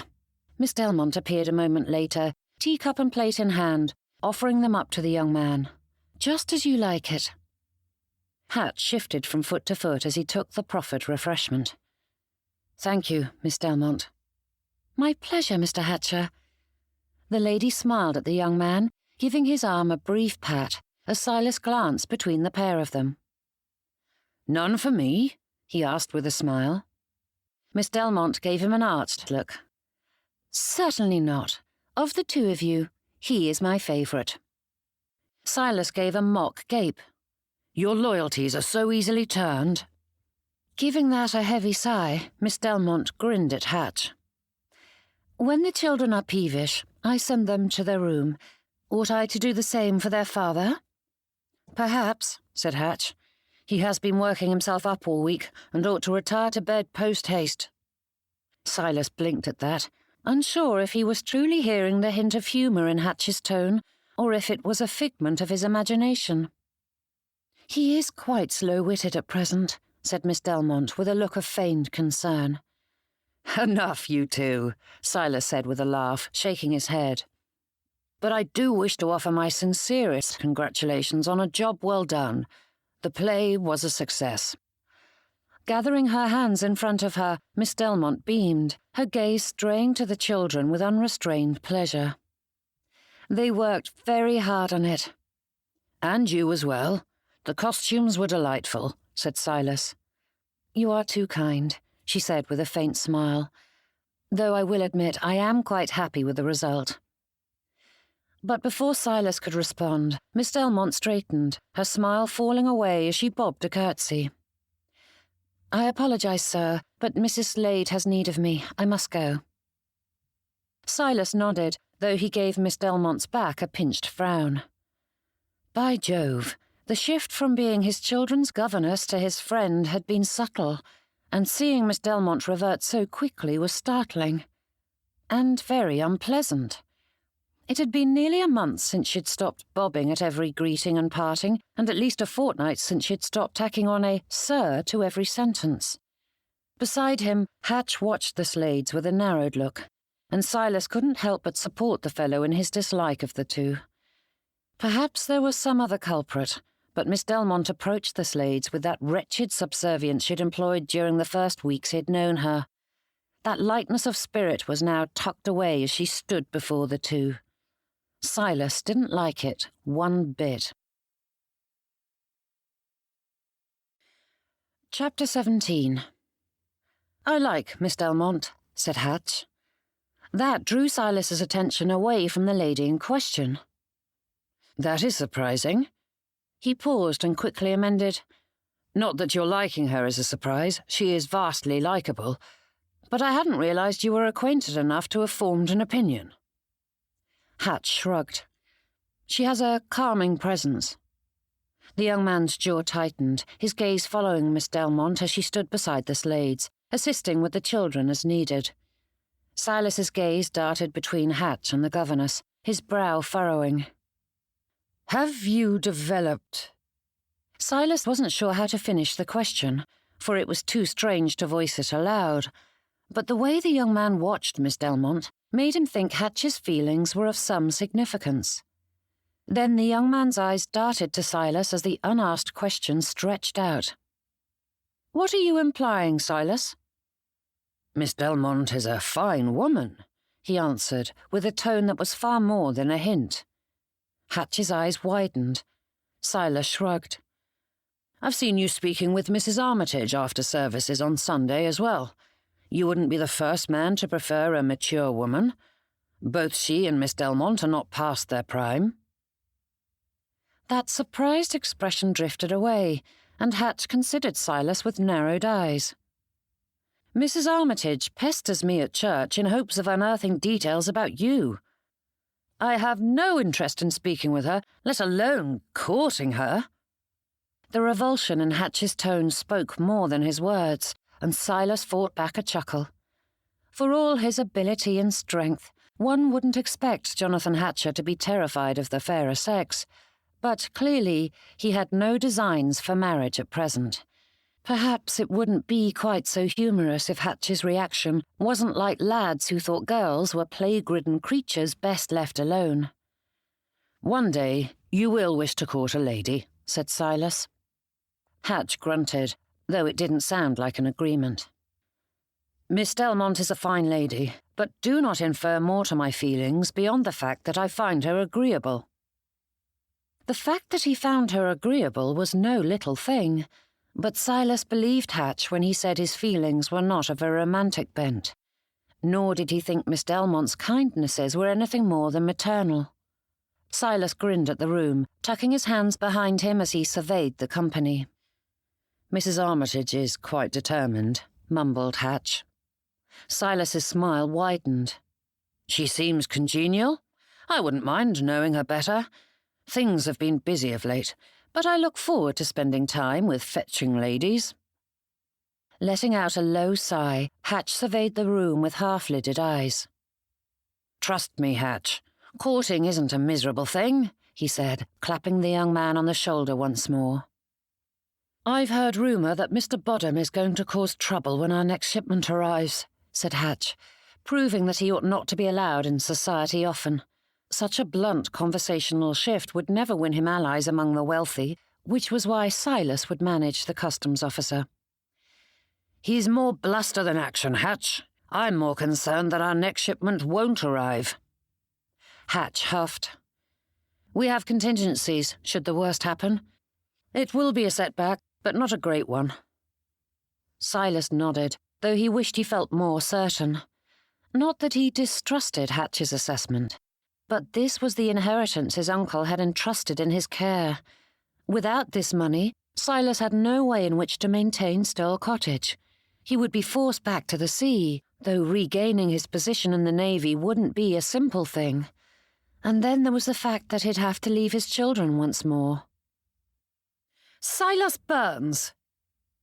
His teeth snapped together in a tight smile. Though he'd spent most of his married life far from Portsmouth, Silas knew his sister-in-law's strident tone anywhere. It was identical to Deborah's. Others in the room turned their direction, and Silas sent them a reassuring nod before turning to face the dragon charging towards him. "I cannot countenance that you would do such a thing, yet Helen insists you have," said Ruth Slade, speaking all of her concerns and worries without giving any context as to the source of her agitation. "'Tis a fine day, Ruth. I do not see a reason to ruin it with—" "Your blind stubbornness and refusal to give your son a proper education," she interjected. "Ruth," whispered her husband as he came to stand at her side. She turned on Christopher with wide eyes, shaking her head. "Do you think I can remain silent as he goes against everything Deborah wanted for Felix?" Then turning to Silas once more, Ruth scowled. "How can you, Silas?" "I have no idea what you mean," he began. "Do not lie to me, Silas Byrnes," Ruth hissed.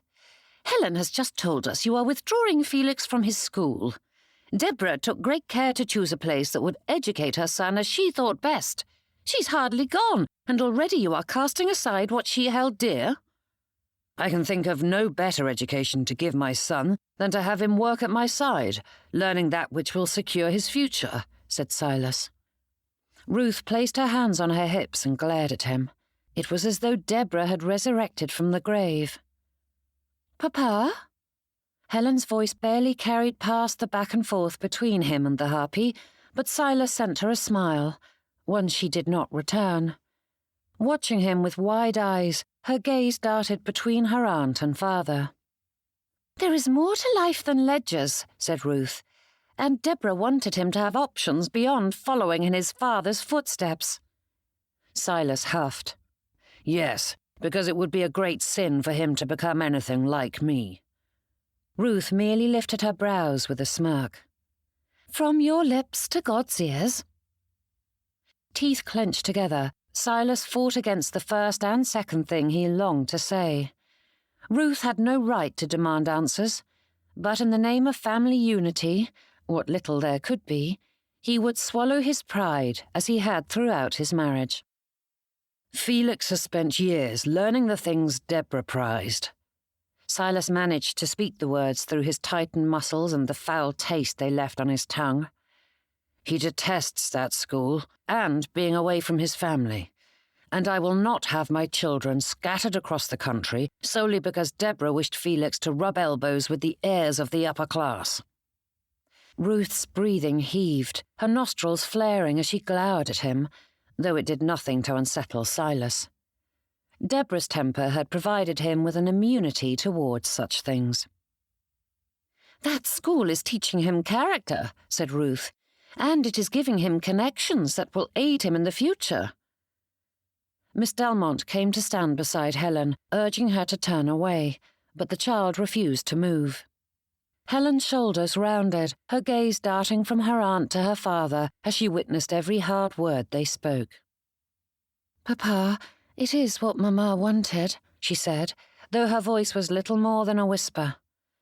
Silas sucked in a deep breath, his nostrils straining as he fought against the pain those words elicited.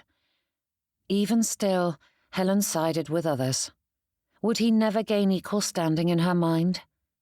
Crossing his arms, Silas narrowed his gaze. "He is my son, Ruth.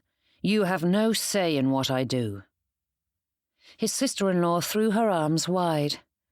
"Of course not. No one can ever contradict Silas Byrnes. What he says is law and ought not to be opposed. To have another opinion on a matter is lunacy." Christopher stepped closer, placing a hand on his wife's arm. "Please, leave it be, Ruth. We can discuss this later." "Why would she wish to do that?" asked Silas with a scowl.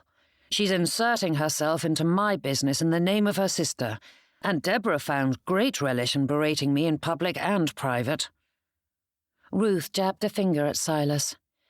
"I can only imagine what she would say if she were alive to see you besmirching her memory, but I suppose I can expect nothing less of a man who delighted in vexing her." "Papa," Helen called, but Silas's heartbeat picked up its pace, thumping in his chest like a war drum calling the soldiers to battle. His fists clenched, and he held his sister-in-law's gaze and stepped closer, dropping his voice to a whisper so it wouldn't carry beyond her ears. "We both know your dear sister was no saint.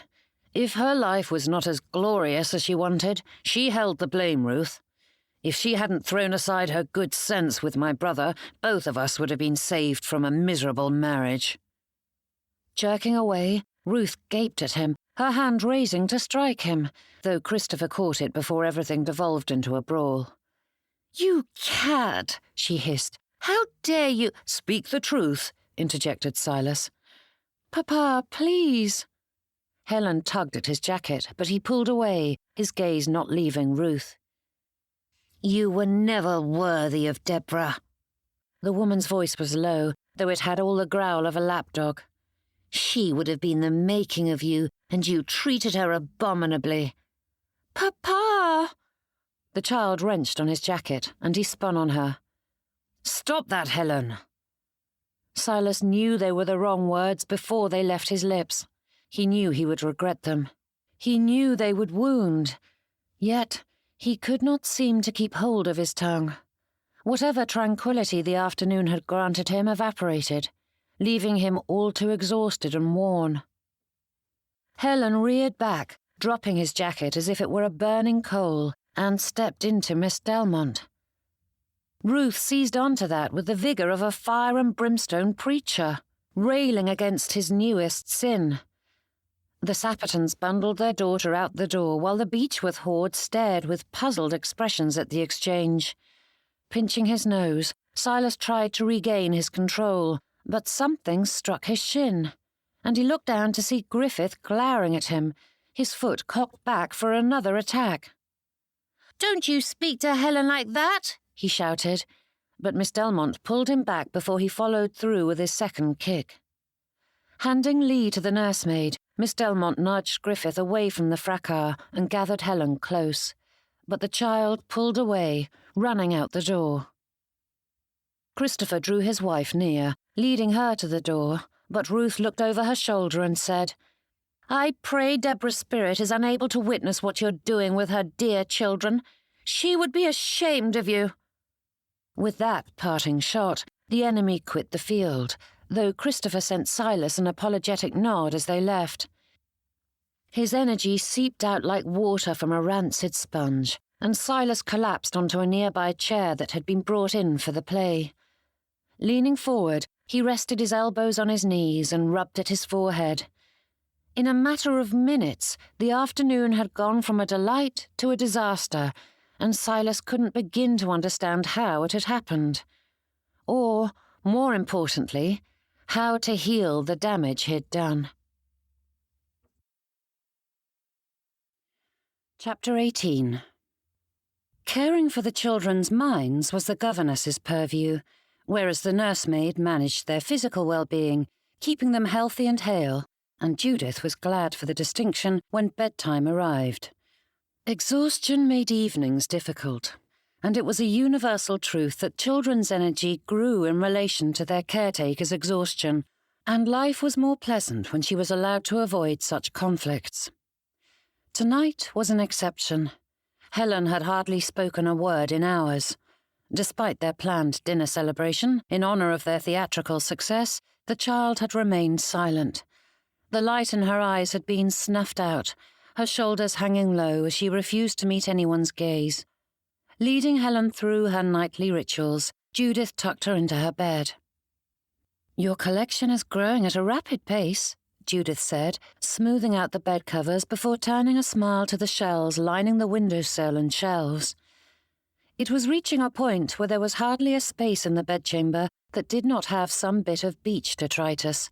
There were at least one or two that were too fine for Helen to have found on her own, making it clear that Mr. Byrnes was doing his best to add to her selection. Helen said nothing, but neither did she turn away from Judith as she smoothed a stray lock of hair that had pulled free of the child's braid. Perhaps it had been a mistake to invite the Slades, but the children had wanted their aunt and uncle in attendance, and as the pair were willing to make the journey from Whitmouth, Judith saw no reason to exclude them. Of course, the little remarks Mrs. Slade had made concerning Mr. Byrnes in the past had hidden far more animosity than Judith had anticipated. Pulling the bedclothes close, she brushed a gentle touch across Helen's cheek. "Sleep well, dearest." Helen's gaze connected with hers, and Judith's heart broke at the sorrow shining in those eyes, which were the twins of her father's.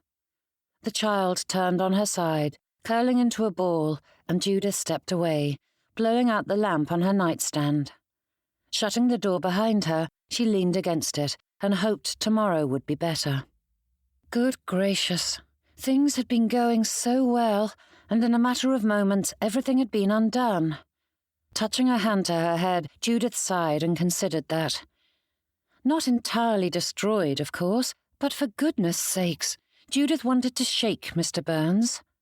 All parents made missteps, but his had been of epic proportions. Pushing off the door, Judith pointed her feet towards her bedchamber, but thought the better of it and made her way to their library. A flush of heat stole over her at that stray thought. It wasn't theirs by any means. Nothing in this house was hers. However, that room had become their favourite, and it was growing more difficult not to think of it with fondness. Judith strode through the door and found Mr. Byrnes in his usual position on the sofa. Slouched in his seat, his elbow rested heavily against the arm of the sofa, his jacket cast off and waistcoat unbuttoned to allow the dejected pose. His eyes were fixed on the fire, which was once more lit to chase away the bite in the air as spring gave one last valiant effort to forestall summer. Her usual seat was empty, and Mr. Byrnes nodded towards it when Judith drew closer, though he did not meet her gaze. Situating her skirts, she took her place and rested her clasped hands on her lap. "I had thought to do some mending tonight, but Stirl Cottage has none." Judith spoke with an air of nonchalance, though her eyes never strayed from him. "I've never known a household not to have mending." Mr. Byrnes leaned over, propping his head up with an elbow against the arm of the sofa. "Hatch is fond of that chore. It's a necessary skill for a sailor, and he made a fair bit of coin doing it for the others. He says it is relaxing." Judith frowned at that, contemplating what Mr. Hatcher would be like if he were relaxed. The man couldn't be more rigid, and Judith couldn't help but wonder if the hobby was doing its job. "I think you are right about Mr. Hatcher," she said. One brow rose at that, though Mr. Byrnes continued to stare at the fire. "About him being kinder than he seems. Silent and stoic, certainly, but I do not believe him as cold as he appears." "Just get on with it." Mr. Byrnes straightened and faced her finally. Though his words and tone were hard, his eyes were so miserable that she could not take any offence at his outburst. "On with what?" Mr. Byrnes huffed, slumping back into his previous position. "With your lecture about how much I ruined this afternoon, that we were having a delightful time until my temper got the better of me, that I caused a scene which painted me in a poor light among my children's friends and their parents, that I behaved as no father ought, and have done irreparable damage to my children." Leaning her head to the side, Judith considered that. All parents lose their patience and allow their temper to get the better of them at inopportune moments. It is an unfortunate byproduct of dealing with taxing situations, and there is no day off for a parent. But Judith considered that and clarified, "There is no day off for a parent who does their job properly." Mr. Byrnes's gaze swung to her, though his expression did not lighten in the slightest. "So if I am doing my job properly, I will shout at my children?" Judith smiled at that and shook her head. "You are twisting my words. What I mean is that far too many parents rely on others to raise their children and have little hand in their upbringing. Those invested in the effort will find their fortitude tested to the very limits. Tempers are bound to flare at times, but the best parents learn from it and try to do better the next time." Shaking his head, Mr. Byrnes let out a heavy sigh. "Did you not see Helen's expression?" "Yes, and I heard her tears too." Mr. Byrnes leaned forward, pinching the bridge of his nose. "My partnership works with Hatch because we each bring different skills to the table. I have a way with people that is necessary for success. After everything that has passed, I think it's safe to say we're bound for failure." "Children are vastly different than business associates, and I assure you the former is far easier to win over despite such setbacks." "Though the latter are just as prone to tantrums," he added with a faint smile. But his jest faded into silence as he returned to his previous pose, studying the flames for several long moments, and Judith wished she had some answer to his conundrum. If only there were some spell to cast that ensured his success, or if they could peer into the future and see exactly how to win the day. Surely a father who cared this much deserved a happy ending like the characters in Helen's play. "Do you truly believe I haven't ruined things?"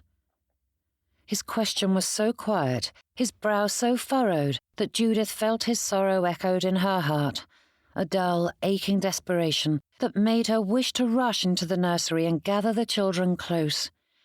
Instead, she rose from her seat and sat beside Mr. Byrnes, as though the nearness might assure him of her words. "No, Mr. Byrnes, you haven't ruined things," she whispered, placing a hand on his knee. It was terribly forward, but she needed the connection to anchor her. "Apologize and try again. Do better.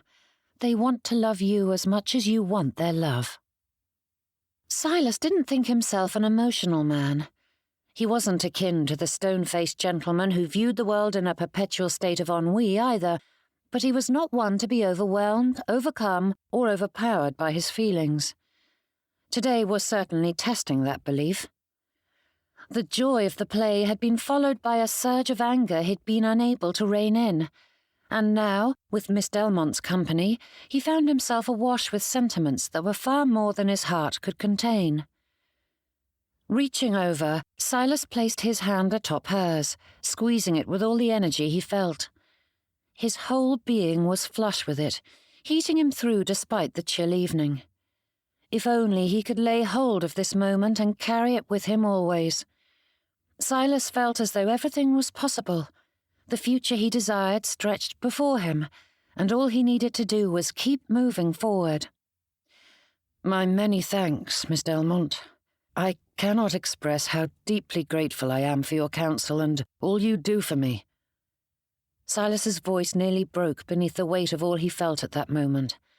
There were so many things he longed to say, but there were not words enough to convey his gratitude for this magnificent creature. He'd been afraid she was as cold and unyielding as his wife, but Miss Delmonte was everything his family needed. Though it was likely prudent for him to release his hold on her hand, Silas couldn't surrender the connection. Once more, Miss Delmonte had found him amidst the silence and dark emptiness of his home and dragged him back into the light, showing him all that was possible, and giving him hope that all was not lost. In truth, he was being so very melodramatic of late, but so much of his life had been upended. Fledgling businesses were precarious. His children's trust was a tenuous thing. His dreams for his life were scattering, and the fears that had plagued him when he'd first decided to return home were proving to be true. Silas clung to Miss Delmonte's hand, his fingers brushing against her skin. It was so rare for him to receive any meaningful touch that despite the whisper in his head that warned he was taking liberties with her, Silas couldn't let go. He couldn't think of another thing he needed more at this moment. His gaze drifted from their entwined fingers and up along her arm, the line of her neck, and to her cheeks that held a hint of pink. They reminded Silas of his mother's roses that bloomed every spring, filling the air with a heavenly scent. Miss Delmonte's mouth opened, though she did not speak, and Silas couldn't turn his gaze away from those perfectly formed lips. An impulse seized Silas, and he didn't question it, allowing himself to close the distance and kiss her. Their hands released, and he drew her into his embrace. His blood sizzled through his veins as his need drove him closer. Her hands drifted to his face and down his back. With only the thin linen of his shirt between her fingers and his skin, her touch raised gooseflesh as it wandered, and Silas wanted more. The world evaporated from his thoughts as he lost himself in the peace that radiated from Miss Delmonte's very core. No doubt the Romans and Greeks had some deity that personified that quality, but to Silas's thinking, there was no better person to symbolize it than Miss Delmonte, and he needed just a bit of that. Judith didn't believe in magic, yet she wondered if she might have a touch of it. Just as her thoughts lingered too long on the fantasy of Mr. Byrnes kissing her, there he was. For the briefest of moments, she couldn't even be certain it was real, for it appeared from nowhere. One moment, he was holding her hand, speaking such sweet words of gratitude, and the next, she was swept into an experience she'd never expected to have. Her pulse fluttered about like a bumblebee in the wind, and her ribs squeezed her heart tight as she fretted about whether she was doing it properly. Where does one put one's hands in such a moment? Ought she to close her eyes? But the feel of his lips on hers and the touch of his hands at her waist had her thoughts fading into nothingness, and Judith was lost to the sensation of being properly kissed. Of course, she'd never been kissed in any fashion, properly or otherwise. But Mr. Byrnes was making certain her first was quite thorough. Nerves evaporated and her heartbeat slowed, though the strength of its pounding didn't lessen. She felt every beat as though it was about to burst free of her chest. Her hands roamed his chest, drifting to his neck and into his hair, moving as though independent of her, and Judith revelled in every touch. Mr. Byrnes surrounded her, and she lost herself in the feel of him. He shifted, and Judith moved with him, drawing closer until she was nearly on his lap. Her eyes popped open. Mr. Byrnes stilled, breaking apart from her, though he held her tight. His heavy breaths matched hers, laden with desire, and the sight of it had Judith feeling as though she would float away with the slightest breeze. Her hand trembled, but she brought it up to brush against his jawline, and he placed a kiss in her palm. It was everything she'd dreamt of. But his gaze was not on her. "Mr. Byrnes?" she whispered, but he did not seem to hear her. Leaning forward, he seized her lips in another kiss, and the truth flashed bright and clear. Whatever he was feeling, love was not driving him.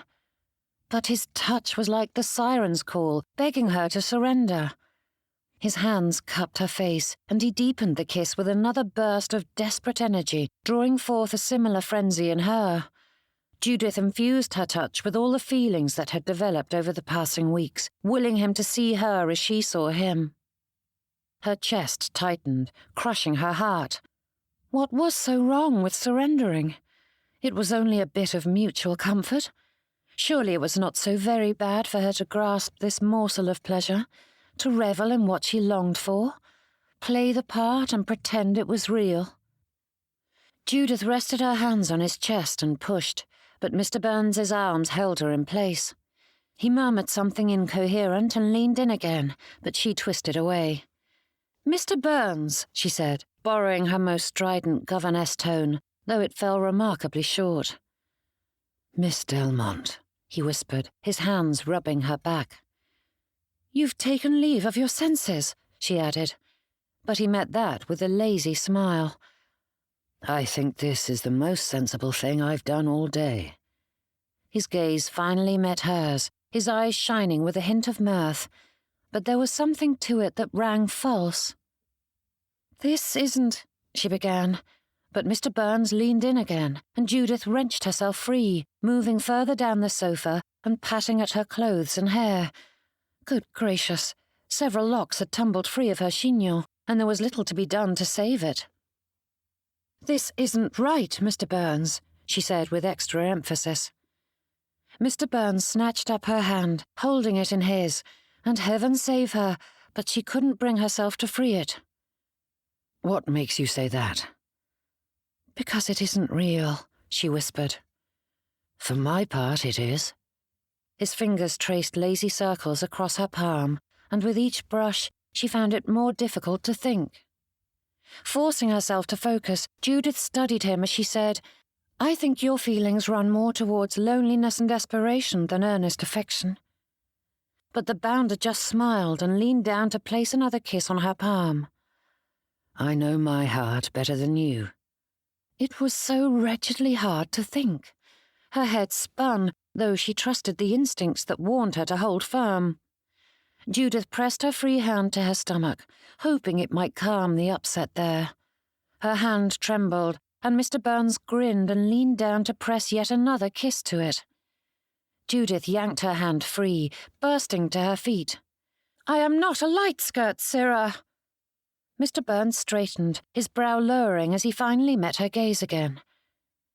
"I never claimed you were." "But you are treating me as one," she said.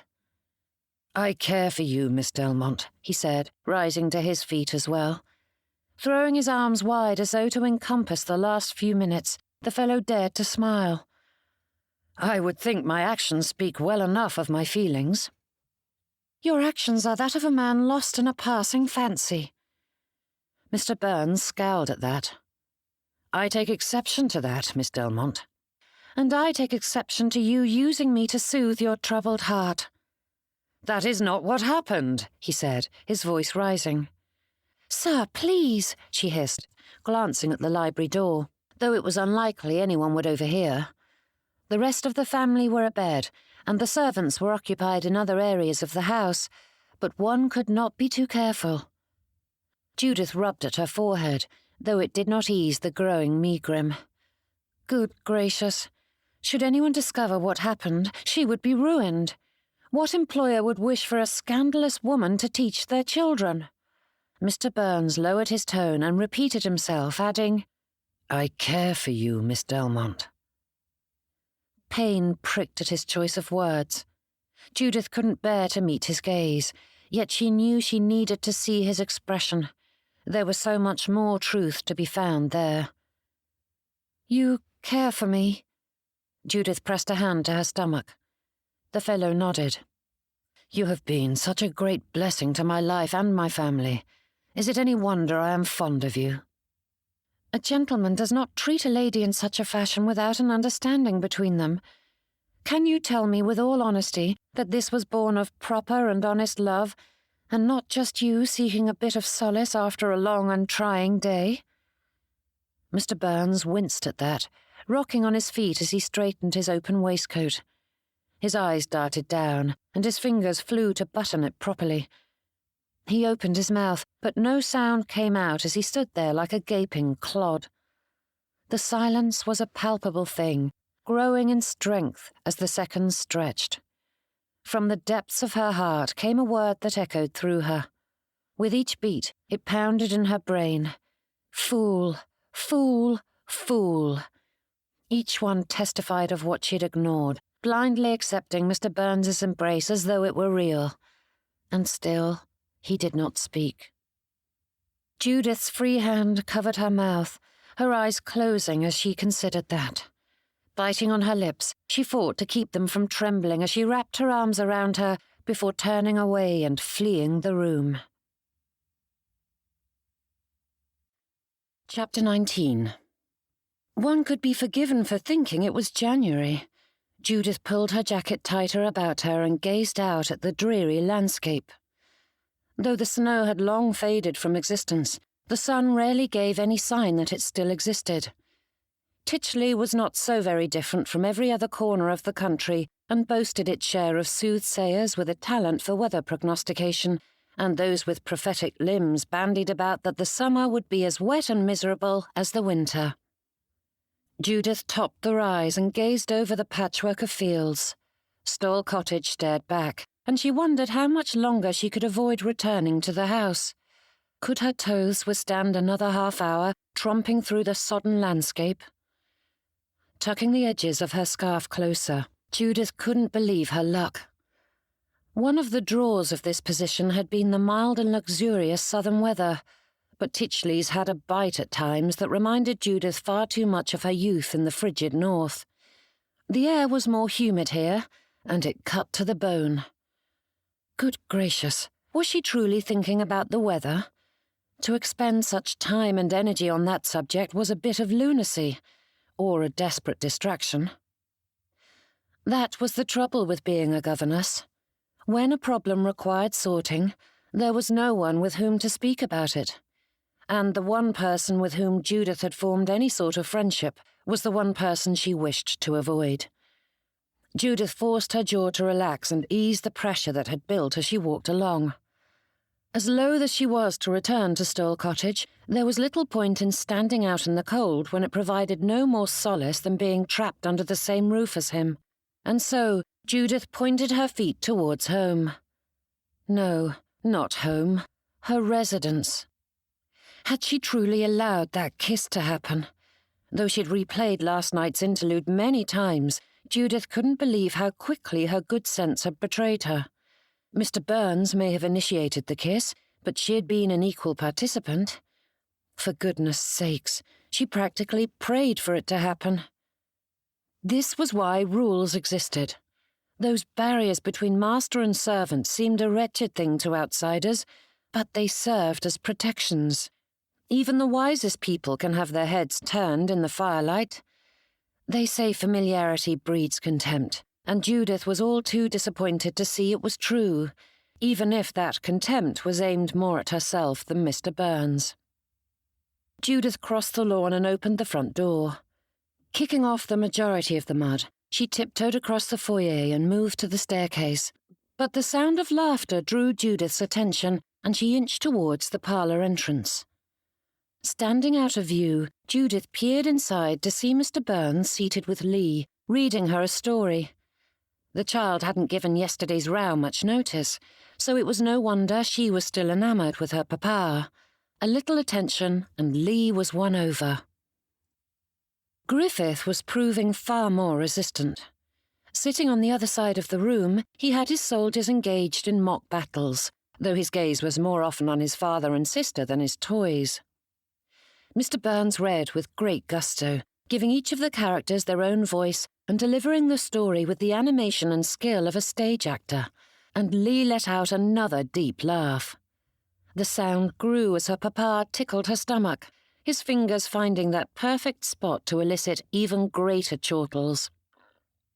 For all his hesitation, Griffith smiled at the pair as Mr. Byrnes abandoned the book to launch a firmer assault on Lee's ticklish spots, her cackles growing to shrieks as she battered at her papa's hands.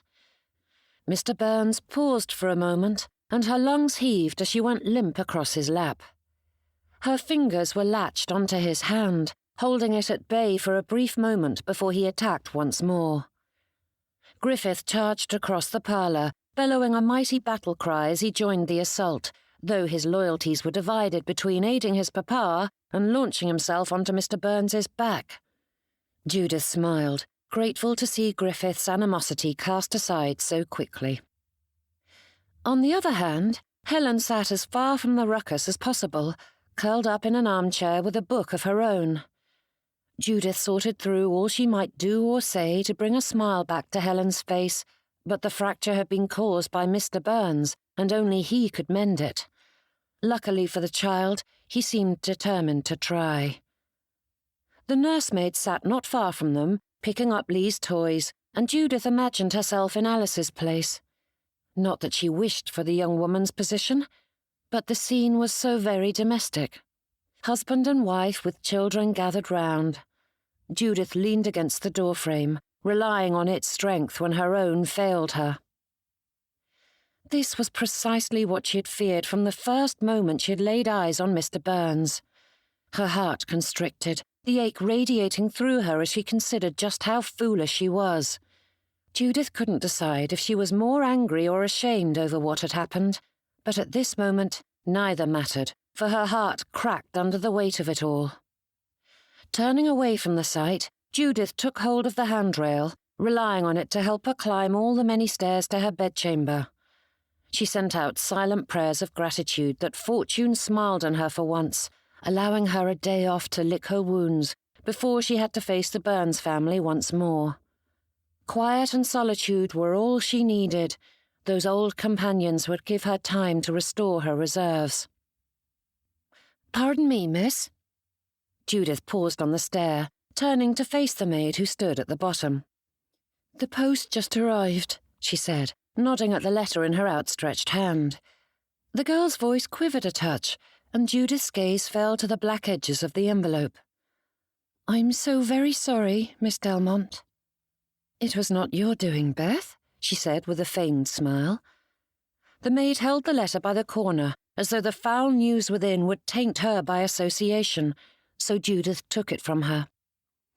Turning it over, the telltale black seal proclaimed for all the world of the letter's mournful purpose.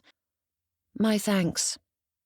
The maid bobbed and hurried away, and Judith stared at the envelope and wondered what well-meaning but simple person had thought such decorations would help soften the blow that would come. Knowing the letter contained the announcement of someone's death only lengthened the pain, proclaiming to everyone who saw it that sadness was contained within. The only good it did was warn her to read it in the privacy of her bedchamber. But she paused on the stairs as the sounds from the parlour echoed through the hall.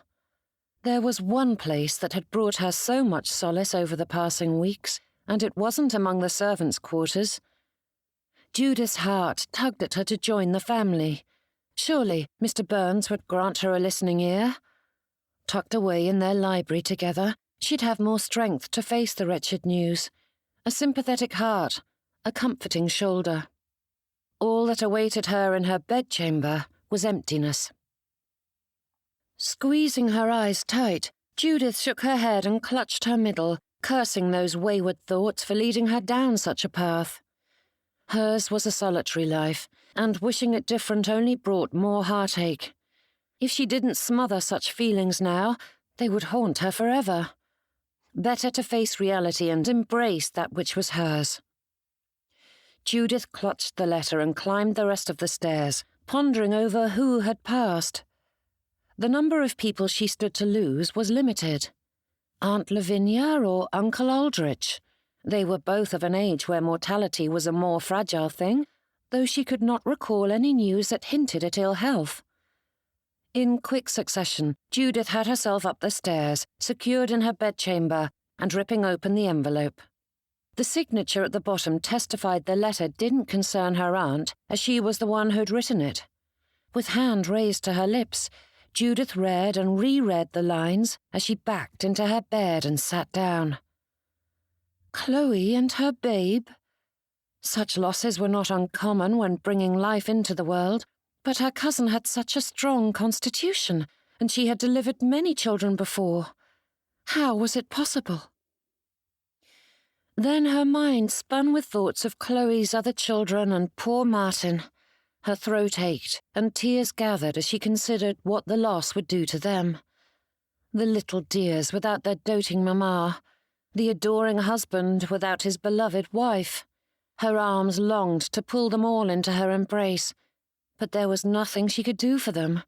Such heartache was not so easily healed.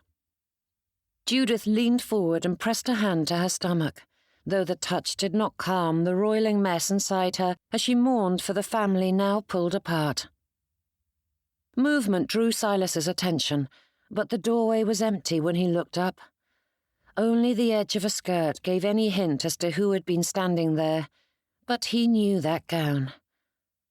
Silas nearly leapt to his feet, but for all the brooding he'd done since last night, he still wasn't certain what to say to Miss Delmonte. Luckily, she seemed equally determined to avoid him. "Papa, don't tickle me." Lee's words were broken by laughter, the wide smiles belying the words she spoke, and then she drew her fingers up like little claws and attacked his waistcoat. Silas gave an obliging laugh, and Griffith climbed atop the sofa once more and launched himself at his father's back, nearly knocking Silas and Lee on the floor. "Careful now," he said, helping Griffith to the ground. "Do you want more of the story?" Lee nodded, and the pair snuggled into either side of him. Silas's heart sighed at the feel of them cuddled close, and he pressed a kiss to both of their heads. When he raised his gaze, he found Helen watching him, though she pretended to be occupied with her own book. Silas sighed and wondered how he was going to mend things with her. Taking the storybook in hand, he began to read, though it required far too little of his thoughts. And there were far too many pressing things willing to occupy the free space, much of which surrounded the governess. It had been many hours since Miss Delmonte had fled the library, and Silas was no closer to understanding what had happened. He recalled the entire interlude with as much clarity as one can have in such charged moments, but Silas could not comprehend what had possessed him to kiss her. For though Miss Delmonte's accusations stung, Silas couldn't deny that gentlemen did not behave in such a fashion with a lady. If it had been a small token, then perhaps it could have been forgotten or ignored, but what they'd shared went far beyond that. The moment they'd embraced, all reason and sound judgment fled, and greed seized control, demanding he'd take more. Good gracious. Silas stiffened at that thought, and winced at that unintended phrasing. Miss Delmonte used it far too much, and it was beginning to seep into his own vernacular. But it was fitting at this moment. Good gracious, what had he been thinking? Miss Delmonte's question scalded his thoughts as it replayed again. "Can you tell me with all honesty that this was born of proper and honest love, and not just you seeking a bit of solace after a long and trying day?" With some time to consider it, Silas had to accept the truth. His motives had been closer to the latter and not the former. He hadn't intended to treat her so unjustly, but Miss Delmonte had a way of calming the storms around him, and at that moment he'd needed her peace. His narration broke, his throat tightening as he struggled to get the words out. Shutting the book closed, he said, "Perhaps we might continue tomorrow." Lee and Griffith voiced their objections, but Nurse Johnson gathered the children up to the nursery, though not before extracting grand promises from their papa that he would compensate them in some sugary manner. Even as distracted as he was, Silas didn't miss Helen's determined snub as they left. With a sigh, he unbuttoned his waistcoat and leaned his arms across the back of the sofa. His thoughts were too scattered at present to do anything more than sit about and contemplate the situation in which he had landed. Thoughts blurred together as he mulled it over.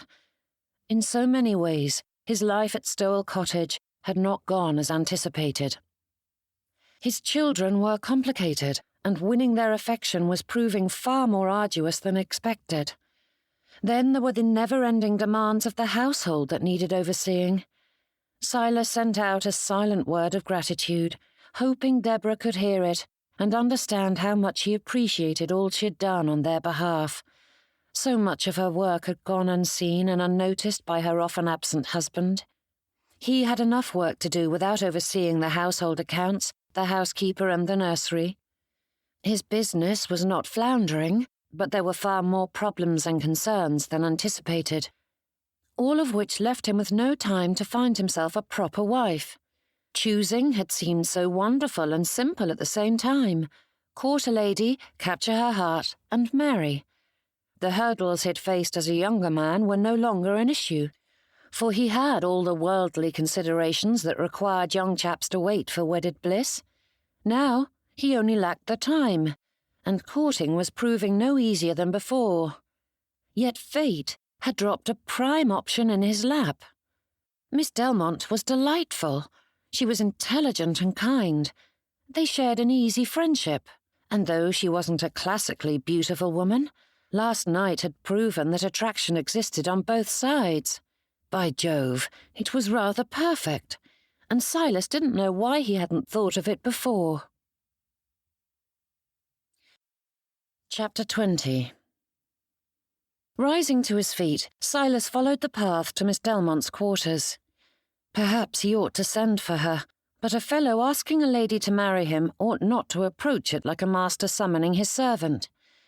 As the maids were about their business, the servants' quarters would provide them with some privacy for such a discussion. In quick time, Silas stood before her door and gave it a firm rap. Tucking his hands behind him, he considered the various scenarios in which to broach the subject, though he had little time to think it through before the door inched open. Miss Delmonte's eyes widened and she straightened. "Do you need me, sir?" But Silas's brow furrowed at the redness of her eyes and the clear signs of tears that had only just been wiped clean. "Have you been crying?" She gave the barest of flinches, but remained silent. "Has something happened?"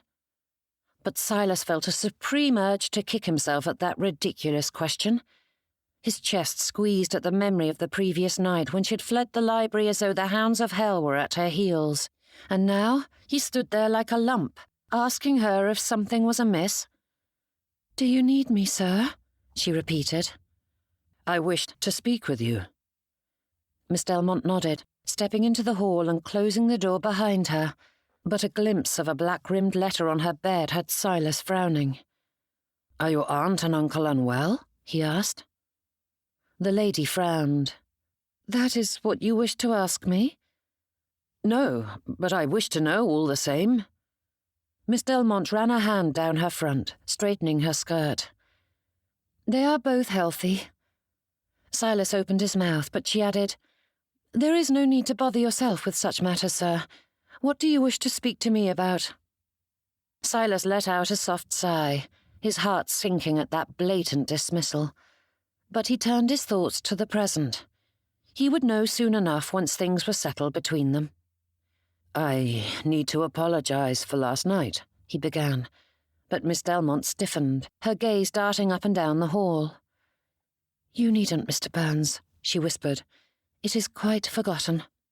"And that is a blatant falsehood," he replied with an arched brow. Miss Delmonte squared her shoulders, her nostrils flaring as she sucked in a breath. and Silas hid the smile at that display of spirit. "It may not be forgotten, Mr. Byrnes, but it does no good to speak of it." Silas shook his head. "You deserve a proper apology. I hadn't intended to treat you in such a fashion, and you were entirely justified in accusing me of behaving poorly. I confused my loneliness and gratitude for something more, and that was shameful." Miss Delmonte sucked in a silent breath, and her body tensed, the muscles in her neck straining as Silas fought for the right words. "I deserve to be flogged for taking such liberties, Miss Delmonte, and I can only hope you will forgive my atrocious behaviour." Her gaze turned once more to the hall, and she frowned. "That is all well and good, but do you wish to ruin my reputation by speaking of such things? And here, of all places? If anyone should happen upon us—" Silas winced and pinched the bridge of his nose. For all his thoughts of privacy, he hadn't considered that. His inexperience with wooing women was certainly making itself known in terrible ways. "I am making a muck of things, aren't I?" "Let us speak of it no more, sir." Miss Delmonte moved to her bedchamber door, and Silas held out a staying hand. "No, please. I need to speak with you about the future." Miss Delmonte remained pressed against the door, and Silas moved to give her plenty of space, but she watched him with narrow eyes.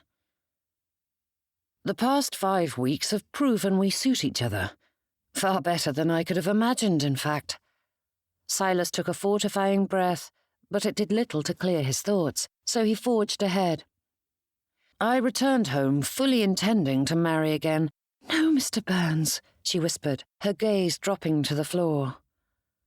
"Please, allow me to explain, Miss Delmonte," he said with a smile he hoped was reassuring. He longed to usher her into her bedchamber where she might be more at ease, but even a clod such as himself knew better than that. Perhaps he ought to have summoned her to the study instead, where they could discuss this in a more comfortable setting. "My behaviour last night is enough of a reason for me to make things right," he said, digging through the jumble of rationales that had driven him to her bedchamber door. Miss Delmonte flushed, her gaze dropping to the floor as she clenched her skirts.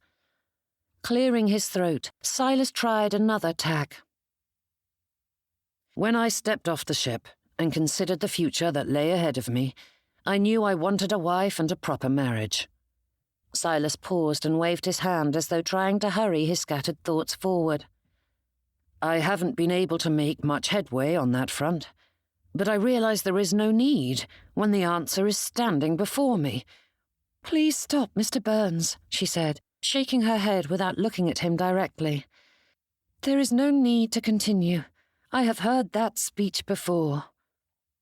Silas's brows rose. "You have?" But she did not answer, saying instead, "It is always filled with compliments about my way with children and how much their brood adores me, how perfectly I fit into their life, how comfortable I am to have around. With great eloquence, they speak of my good nature and reliability as though inspecting a horse. And you must forgive me if I do not swoon at the prospect of entering a marriage of convenience, no matter how convenient it is to you." Shaking his head, Silas frowned at her, though she did not meet his eye to see it. "This is not a matter of convenience or duty, Miss Delmonte." "Enough, sir," she said, raising a hand to forestall his rambling. "Would you have given me a second thought if I hadn't shamed you last night?" Silas opened his mouth to offer a quick rebuttal, but he faltered as he truly considered that. But he shook his head and pressed forward. "We complement each other quite nicely, don't you think? I count you as a dear friend, and clearly last night showed—" "Mr. Byrnes!" she hissed as she glanced down the empty hall once more. "You think we ought to marry simply because you were lonely and hurting one night and found solace in my embrace? Whatever drove you was not love, or you wouldn't have hesitated to say as much last night, nor would your proposal be filled with words that hold no more affection than that of a friend." "Miss Delmonte," but she held up a staying hand. "Do not try to defend your position, sir. You've all but said you are desperate to marry and have been too busy to find anyone suitable, but I will do." Silas gaped, his mouth opening to defend himself. But reason held his tongue when it would have rushed forward with more harmful things. Given a moment to truly consider what he'd said, Silas leaned forward and rubbed at his forehead. There were not words enough for such a heartless man, but Silas unleashed everyone he knew upon himself, though they couldn't ease the flush of shame that took hold of him. "I've been quite insulting, haven't I?" he whispered. Miss Delmonte did not speak, and that silence was far more disconcerting than if she'd merely agreed. The hall rang with silent accusations as his own words resurfaced to condemn him, and Silas could not bring himself to meet her gaze as he bowed low. "I offer my sincerest apologies, Miss Delmonte," he said. "You deserve far better than how I've behaved, and I hope you can forgive me. I give you my word that I shan't importune you further." "Certainly, sir," she said with a bob, which cut as deeply as the silence before. Miss Delmonte's tone was the cool deference that had not existed between them in some time, and her quick acceptance was precisely what was expected of a servant. Silas knew if he looked at her he would find the governess's aloof expression staring back at him, and his heart ached at it. Miss Delmonte turned to her bedchamber door, and Silas couldn't help himself. "If I promise to be on my best behaviour, might we continue as friends?" he whispered. Shoulders hunched, he knew he had no right to ask anything of her, yet the thought of losing their connection had his insides twisting. Silence was all he received in answer, and Silas hazarded a look at her.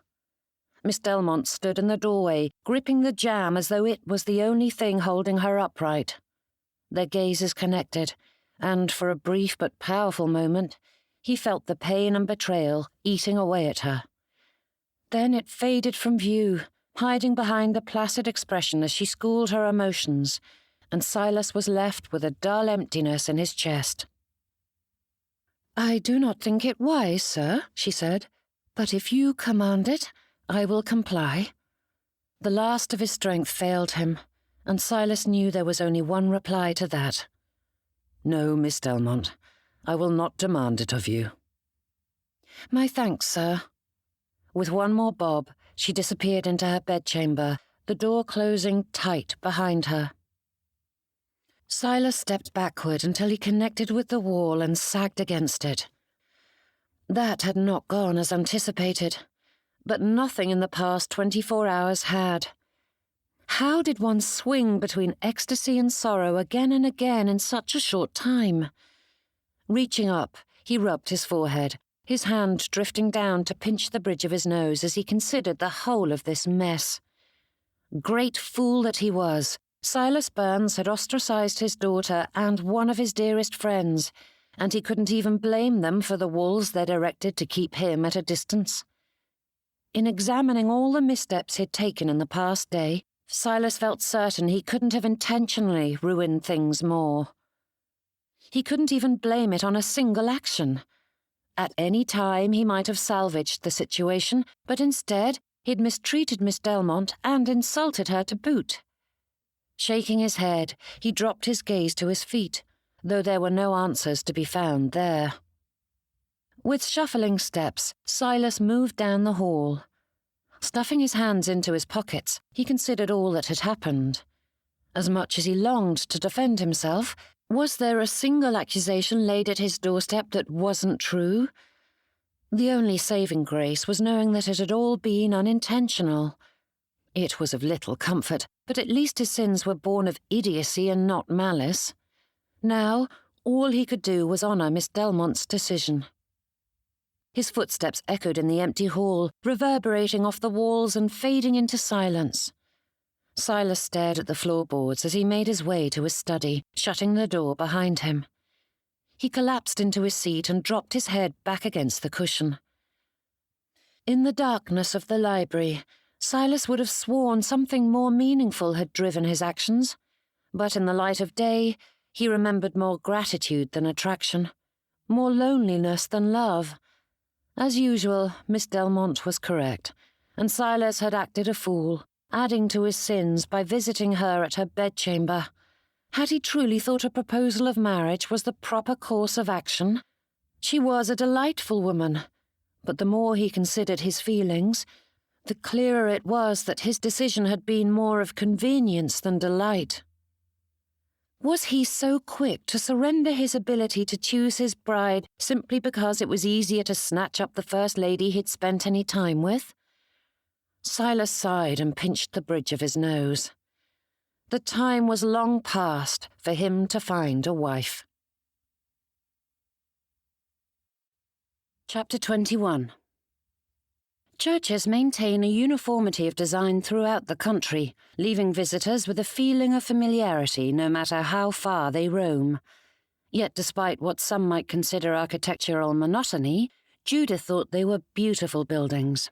And like so many things in life, buried beneath the surface similarities were details that made each unique. Titchley's house of worship sported carvings along the walls that immortalized scriptures and patrons, with an emphasis on the latter rather than the former, and stained glass decorated the edges of the clear windows, catching the light in a rainbow of hues. The benches were all that one expected of such things, narrow and straight-backed, with nothing to relieve the pressure on one's backside as the vicar droned on about all the very righteous and holy subjects at hand. Columns rose upwards, serving not only the functional purpose of holding the roof aloft, but the spiritual purpose of drawing the worshippers' gazes towards the heavens. Judith's own was fixed on the stonework itself. The shafts were simply carved, but the mason had adorned the bases and capitals with creatures great and small. Birds and bears, deer and fish all gathered together as though frolicking about their various spheres, living and growing as ordained. But in a fit of humour, the mason had hidden people among them whose behaviour wasn't the least bit pious. There were men drunkenly riding an elk, a few dancing about, and several were fast asleep, though she couldn't see if the stupor involved strong drink or was a reflection of the congregants below. Judith's favourite was the little imp who was positioned far too close to the pulpit to be anything but purposeful. His tongue stuck out at the vicar speaking beneath him.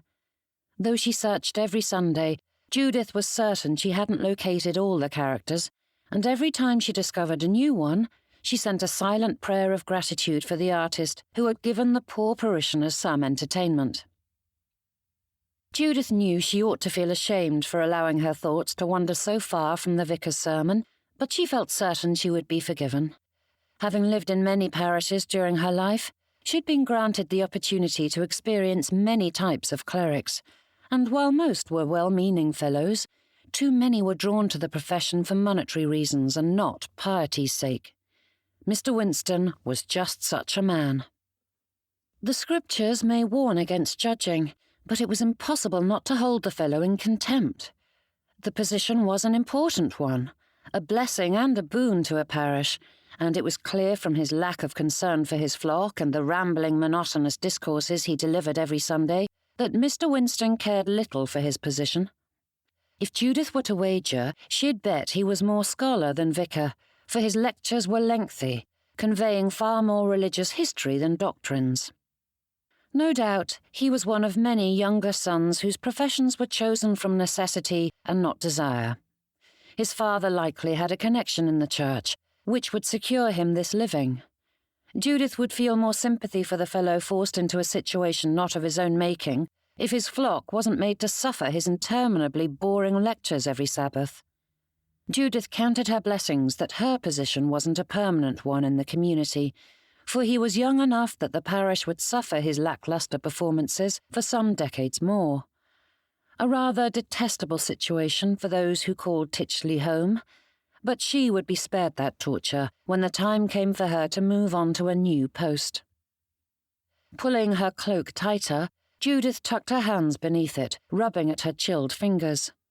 With everyone gathered together, the congregation staved off the cold, but the church was rarely warm, even in high summer. Luckily, Mr. Winton seemed to be nearing the end of his discourse. Perhaps it was time for a new position. Not immediately, of course. The reasons for staying had not altered. The children needed her, and she wasn't about to abandon her responsibility simply because their father was a... Judith wasn't certain how to end that sentence, for it required her to understand her feelings towards the fellow. Not that they mattered. Mr. Byrnes was determined to remarry, and once that happened, Judith could leave the children in the care of their new mother. If the fellow's concerted efforts over the past se'nnight were any indication, it wouldn't be long before he found his bride. He had the money and personality to win any lady in town, so the matter would be settled soon now that he was truly dedicated to the task. And if the number of outings he'd undertaken with various ladies was any indication, Mr. Byrnes was quite dedicated. Her heart sank as her mind supplied the images of that future. Judith standing to one side as yet another gentleman carried off a lady more to his liking with the money and beauty befitting his bride, being forced to witness their felicity while left alone in the world once more. Fisting her hand, Judith forced herself to straighten. She set her jaw and drew in a breath, shoving all those thoughts away. No more. Judith would not allow this to go on another moment. She'd spent the past se'nnight mooning and sulking like some foolish young girl, but she was no flighty thing pushed about by the whims of her heart. Judith Delmonte had been alone for many years, and she had learned to bear it. Times may grow difficult, but she refused, absolutely refused, to allow it to hold sway over her. Sorrow had its place, but it had long gone past the point of being cathartic. Wallowing was not a useful pastime, and Judith would not allow herself another moment of it. She had built herself a life of which she was proud. It was by no means extravagant, and likely many would consider it a sad thing, but it was hers. Though her aunt and uncle had aided in her first position, the rest of her success had been built by her determination and ability. The clothes on her back had been purchased with her own funds. The books, paints, and brushes in the desk drawers were hers as well. Though at the mercy of her employers, Judith was proud of the fact that her skills and references could easily secure her any number of profitable positions. All in all, a successful life for a penniless orphan, and it was time for her to remember that and accept that nothing would come of Mr. Byrnes. He had shown her what it was like to be kissed, and for a few delirious moments, Judith had felt desired. Time to embrace the memory for the fleeting moment it was and return to her life as it had been before that night in the library. Gathering those delicious memories and feelings together, Judith stuffed them away, hiding them from view. Mr. Byrnes would wed another, and she would not allow herself to consider him as anything but her employer again. When Mr. Winston finally dismissed them, Judith rose to her feet, feeling all the lighter for it. The vicar's words had naught to do with her raised spirits, as she couldn't recall the subject of his lecture. Yet she had found a bit of solace to calm her troubled soul nonetheless. The world seemed all the sunnier when she emerged from the church, and Judith sucked in a deep breath that expanded her heart even further. The past was over and done. Judith needn't dwell on it. Embrace that beautiful but fleeting moment and continue on as before. The children scurried into the churchyard, seeking out their friends with the determination of hounds chasing a fox. Though Judith wasn't required to watch over them at present, her senses were far too attuned to the children, leaving her aware of them while she wove through the crowd. Alice had them in hand, so there was no need to fret, but she couldn't help but notice them all the same. Wandering to the side of the gathering, Judith watched the people milling about and wondered if she might join one of the groups of ladies, but they did little to welcome her into their circles. Whether it was her marital or social status, few in the congregation seemed interested in knowing Miss Judith Delmonte. She supposed it was simply human nature to categorize, and few people looked beyond those surface similarities and differences to see the heart beneath it. Though her life was vastly different than Mr. Byrnes's, Judith had found a kindred soul in that gentleman, someone who had understood her despite a difference in station, gender, and marital status. Why could others not see such things? But Judith enjoyed watching the crowd, even if it wasn't as pleasurable as participating. Her gaze drifted to the side of the church and caught sight of Mr. Hatcher standing a few feet away in a similar position. The fellow may not be gregarious, but it was better to stand silently together than alone, so Judith made her way over to his side. Mr. Hatcher nodded at her in greeting, but otherwise said nothing as they stood, watching the others. All the different circles of people stood about, chattering with the animation of those who had just been released from clerical purgatory. One group of ladies broke out into titters, while another group of men boomed with laughter, slapping each other on the shoulders and backs in an entirely manly fashion. Mr. Hatcher stiffened, which was quite a feat as his posture was already rigid. "Sir?" Judith asked, but received no reply.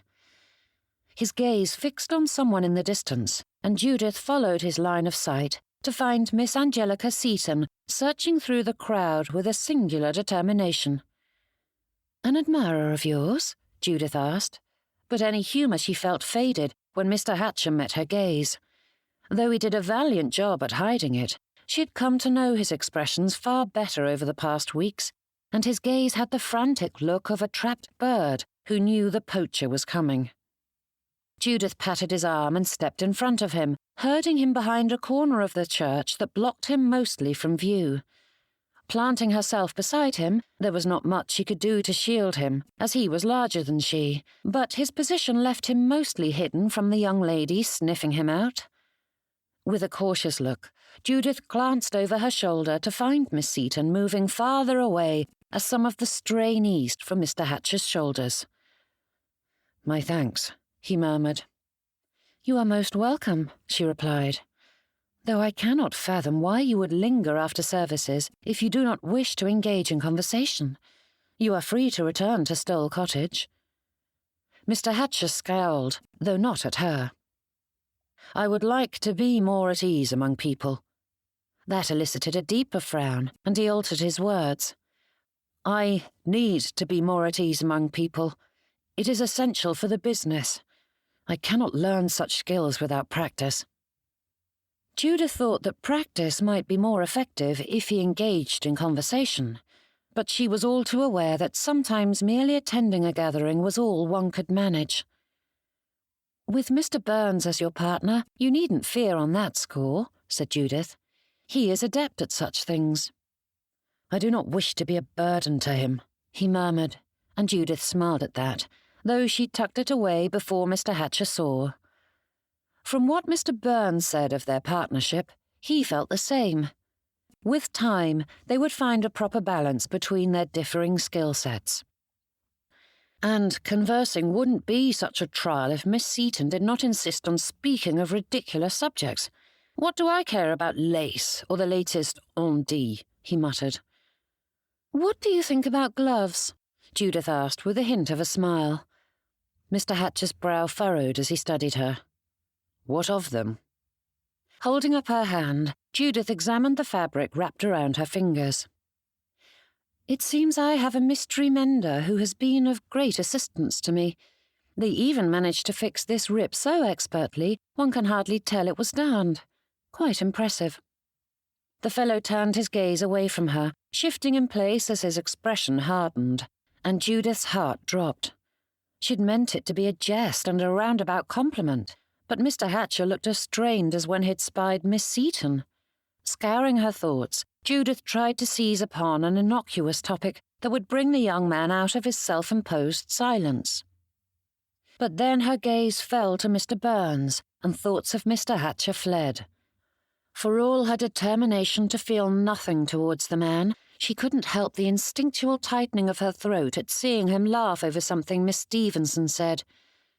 Mr. Byrnes was surrounded by unmarried or widowed ladies, each vying for his attention, and he looked like a king at a feast. Forcing her throat to loosen, she swallowed and batted such thoughts and feelings away. Judith was better served by thinking of her future and not his. And so, Judith ignored the scene she'd just witnessed and focused on the resolution she'd made in the church. No more thoughts of Mr. Byrnes. There were far more pressing concerns. Turning her gaze to Mr. Hatcher, she found his eyes trained on her, studying her with an intensity that had her cheeks flushing red. She tried to stem the reaction, but there was no hiding what he'd seen. The only thing to do now was to divert Mr. Hatcher's attention elsewhere. "Might I ask you a personal question?" she asked. Mr. Hatcher's brow lowered, his gaze holding the slightest hint of panic, and Judith felt as though the heat in her face would catch her bonnet aflame. No doubt the fellow thought it pertained to Mr. Byrnes or some other silliness, so Judith hurried to clarify. "I wish for some advice concerning my finances." The anxiety eased, giving Mr. Hatcher as much of a relaxed appearance as he was wont to give. He stood there, spine straight, his eyes piercing hers with its unblinking intensity, yet it was the gaze of someone ready and able to seize upon a subject, not someone wishing to escape it. In quick succession, she told him of her savings and all she'd related to Mr. Byrnes on the subject, though with far less emotion and confessions. And Mr. Hatcher listened to the whole thing in silence, his attention never faltering as she blathered on about her pitiful finances. "Mr. Byrnes suggested I speak to you on the subject, but I haven't wanted to bother you with such—" "Nonsense," he said with a shake of his head. "I know too well how important every pound can be. If handled properly, there is no reason I cannot grow it into a comfortable amount when it comes time for you to retire." And with that, Mr. Hatcher began speaking about interest rates, banks, investments, and a slew of financial terms that flew past her ears without making any impression.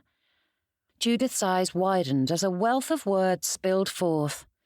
She hadn't realized Mr. Hatcher could string so many together, yet he proved himself quite capable of speaking when presented with the right subject. "I'm afraid I do not understand any of what you've said." Judith gave him an apologetic smile, but Mr. Hatcher shrugged it off. "Most are not well educated on such matters, but I give you my word that if you entrust your savings with me, I will ensure it is properly managed." "Truly?" Judith's heart lightened at the prospect, making her feel like a cloud floating about on the breeze. Instinct had words of gratitude bubbling to her lips, but one look at Mr. Hatcher's face silenced them. Clearly, he did not care for such overt demonstrations, so she did what would make him happiest and let the subject drop. "My thanks, Mr. Hatcher," was all she allowed herself before turning her attention back to the gathering, in time to spy Miss Seaton approaching from another angle. Judith shifted her stance and helped to block Mr. Hatcher as the young lady passed. "My thanks, Miss Delmonte," he said in return. "You are most welcome, Mr. Hatcher." Chapter 22. Silas Byrnes didn't think himself a prideful sort.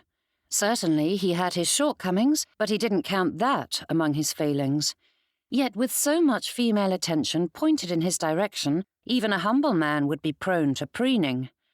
Though his uncle had wished for him to marry quickly and establish a lineage that would continue the Byrnes name, even an heir needed something on which to live before the fortune settled on his shoulders. Ladies had thought him dashing in his navy uniform, and the promise of a healthy inheritance had drawn attention, but his profession had consumed so much of his time that there was little opportunity to pursue anything beyond flirtations, and before Silas knew it, his wife had been chosen for him.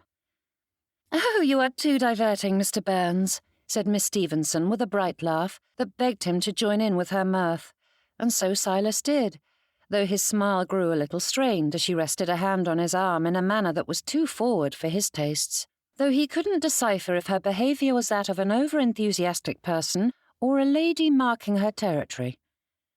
Mrs. Armitage's smile was far more demure, and her gaze landed on Miss Stevenson's hand, though the lady did not seem put out about it. "I adore your tales of the sea. I would dearly love to travel to such exotic locales." "And where do you desire to visit most?" he asked. But Miss Stevenson answered with a heavy sigh and a dreamy grin.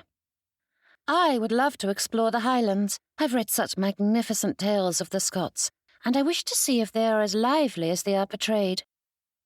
Silas forced himself not to raise his brows at the interruption or the pedestrian nature of her answer. Not that he faulted her for wishing to see such a place. Though he had not been to that part of the country, he had heard much of its beauty and wished to see it one day. However, with the entire hypothetical world at her disposal, Miss Stevenson had chosen some place that was hardly more than a day or two away, by land. Mrs. Armitage hid a smile, and when he turned his attention to her, she replied, "My list is long indeed, sir, but I do think I would have to say the Orient. It captured my fancy long ago, and I am determined to visit it some day." "That is an exciting continent, Mrs. Armitage, though I fear the journey would be rough," he replied with a smile. "I am certain I could manage with the right guide at my side." And if her words were not hint enough, the faint smile she gave him removed all question as to whom she wished the guide to be. Silas turned to the third lady in the party and stumbled over his words, for he could not recall what surname followed Mrs. Luckily, he avoided addressing her directly, merely looking at her as he asked, "And what of you?" The lady's lips moved, but little sound came out, and she ducked her head with a blush. Silas enjoyed a good chat, but he began to wilt beneath the stilted conversation.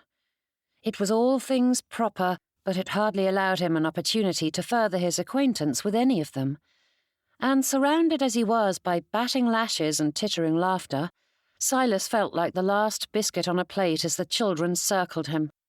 As none of the ladies knew him well enough to truly desire his company, it was a tad unflattering to realize his main enticement was that of a wealthy widower. But, all in all, he thought he'd made decent progress in his hunt for a wife, but he was quite ready to be done for today. Besides, there was another young lady he desperately wished to speak to. "Do excuse me, ladies," he said with a bow, "but I fear I am needed elsewhere." "Certainly, Mr. Byrnes. It has been a pleasure," said Miss Stevenson with a bob that was as energetic as the lady herself. "Until next time," added Mrs. Armitage. The final lady murmured something of a farewell, though her gaze didn't rise from the ground. Finally free, he turned on his heel and wove through the churchyard. The spring air was quite frigid, but that did not stop the congregation from milling about. Church was as much about renewing acquaintances as it was worship, and Silas knew few would leave within the next quarter of an hour.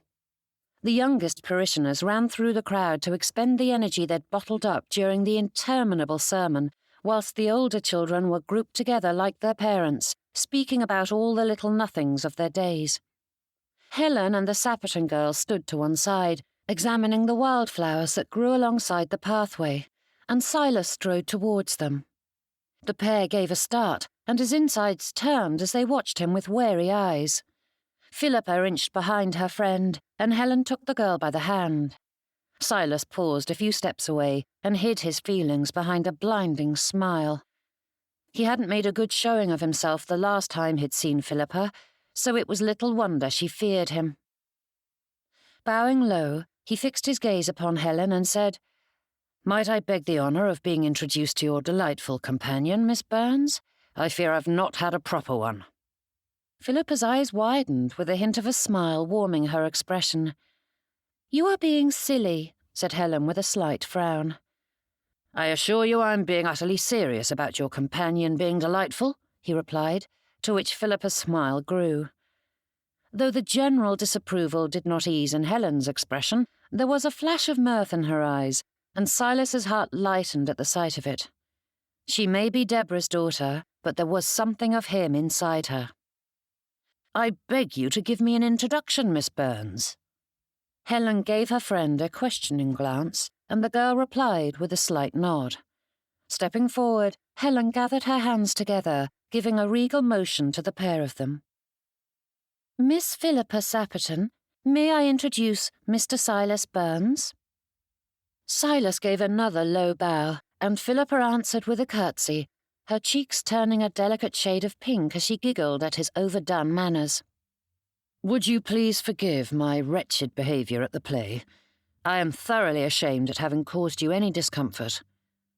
Though Silas's exaggerated mannerisms added a touch of flair to the petition, he spoke with utter seriousness, turning it towards both Helen and Philippa. His daughter had not been remotely interested in forgiveness the other times he'd attempted to speak to her over the past sennight, but with each she seemed to thaw, if only slightly. "Of course, good sir," said Philippa, and though she tried to speak more, her words devolved into giggles. Taking her hand in his, Silas swept into another low bow over it. "I am humbled and most grateful, Miss Sapperton." Turning his attention to his daughter, Silas held her gaze, infusing it with all the warmth in his fatherly heart. "Might you accompany me on a drive this fine afternoon, Miss Byrnes? I wish to hone my skills with the ribbons, and you are so very observant. I would appreciate your assistance in watching for anything that might upend the phaeton." Helen's eyes narrowed as she weighed the invitation. Philippa nudged her and giggled again, but his daughter was not so easily won over. And good for her.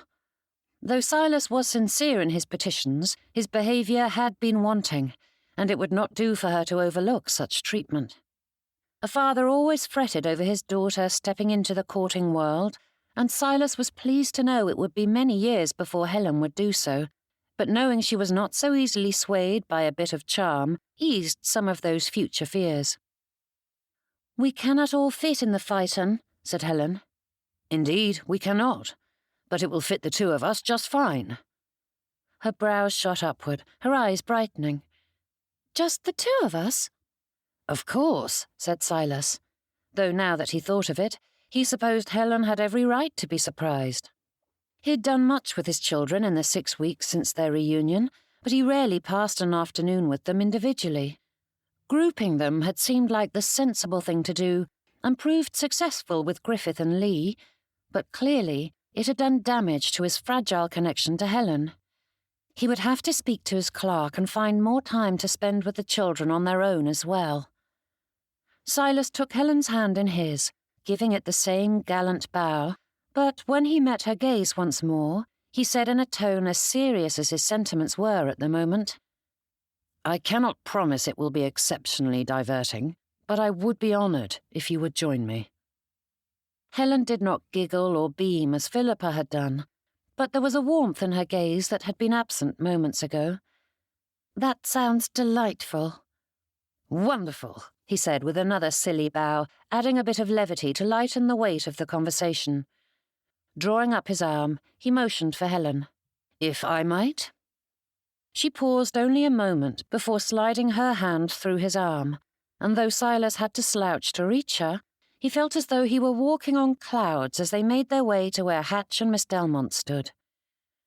"A certain young lady has done me the great honour of agreeing to accompany me on a drive," he said, and Helen gave little hint that his honeyed words pleased her, but he thought there was a glimmer of joy in her gaze.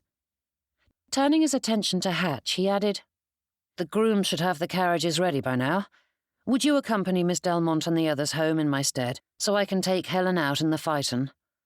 "Of course," said Hatch with a nod.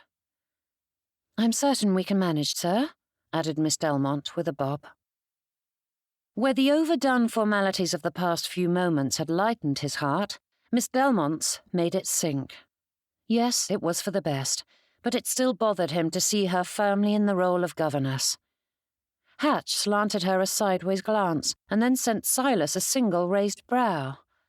Now was not the time to address such things, so he turned around and led Helen to the street. As many of the parishioners lived nearby, most walked to services on Sunday. However, there were a few, such as himself, who not only had the means to pay for a carriage, but lived far enough away to justify the use of it. His vehicle was not yet awaiting him, but he was grateful for the moment to speak to Helen. For all his jesting earlier, there were things he needed to say. Squatting low, Silas took her hand in his.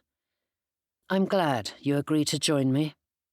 She lifted a single shoulder in a lazy shrug, but there was something in her gaze that belied the dismissiveness of the movement, and that gave him hope. "And I need to apologize to you for what happened after the play," he said. "I hadn't meant to lose my temper, and I am sorry for the scene." "Why are you so mean to Aunt Ruth? She's so kind to us, but you're always so harsh with her."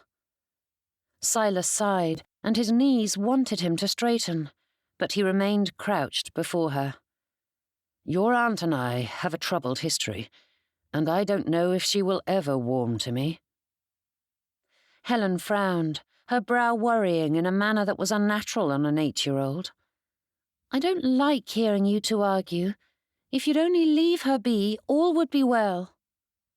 Temper flared, threatening to grab hold of his tongue, but Silas knew how poorly that would go.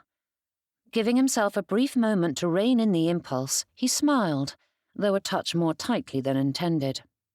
"I shall try to do better, but the more important thing I wish to know is if you can forgive me for what happened. Can we begin again?" Helen blinked at that and watched him for several long, silent moments in which Silas was certain his heart would pound free of his ribs. Then a slow but certain nod.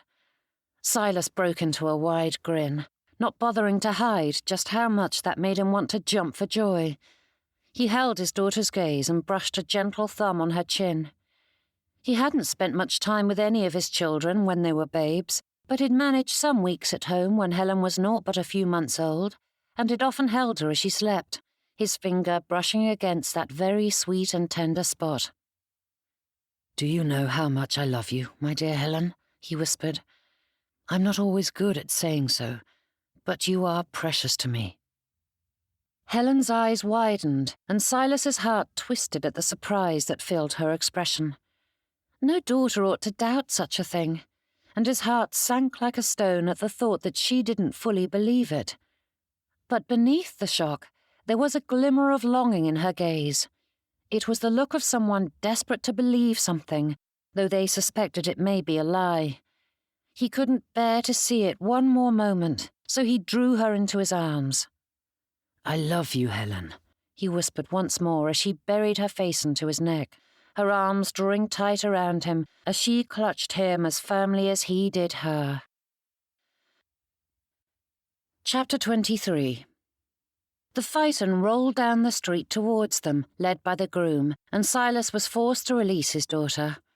Helen straightened and stepped away as though nothing had happened, though Silas swore her expression was a little less pinched. "Prepare the other carriage for Miss Delmonte and the others, Thomas.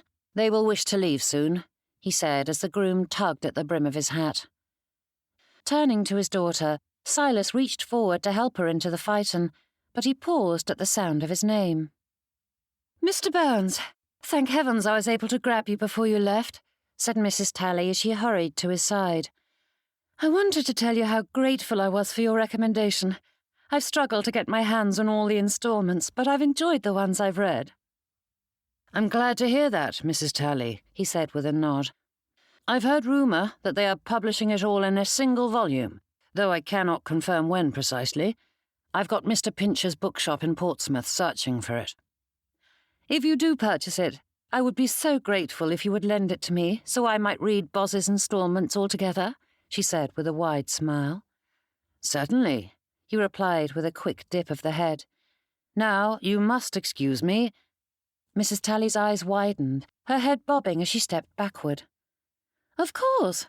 I'm sorry to have kept you, Mr. Byrnes. I didn't mean to intrude." Silas turned to Helen to find her watching the pair of them with eyes that were far too knowing for his comfort. But before he could say a word, Mrs. Talley stepped forward. "This must be your Helen," she said with a warm smile. "She is every bit as lovely as you said." Helen's gaze darted to Silas at that, and he could have sworn a faint blush coloured her cheeks. Placing an arm around her, he drew his daughter closer. "Helen, might I introduce Mrs. Talley?" he asked, motioning to the lady before him. If she thought it surprising or insulting that he couched the introduction in a manner that placed Helen on a higher social standing, Mrs. Talley gave no hint of it, as she offered up a proper curtsy. "It is my pleasure to make your acquaintance, Miss Byrnes." The child stepped forward to offer one back, though she returned to Silas's side the moment it was over. "Are you two going for a drive?" asked Mrs. Talley. When Silas answered in the affirmative, she immediately launched into a detailed route they ought to take, describing all the many sights in the area that might be of special interest to them. Mrs. Talley had no carriage of her own, but no one hearing her speak would miss the desire in her tone as she expounded on the subject.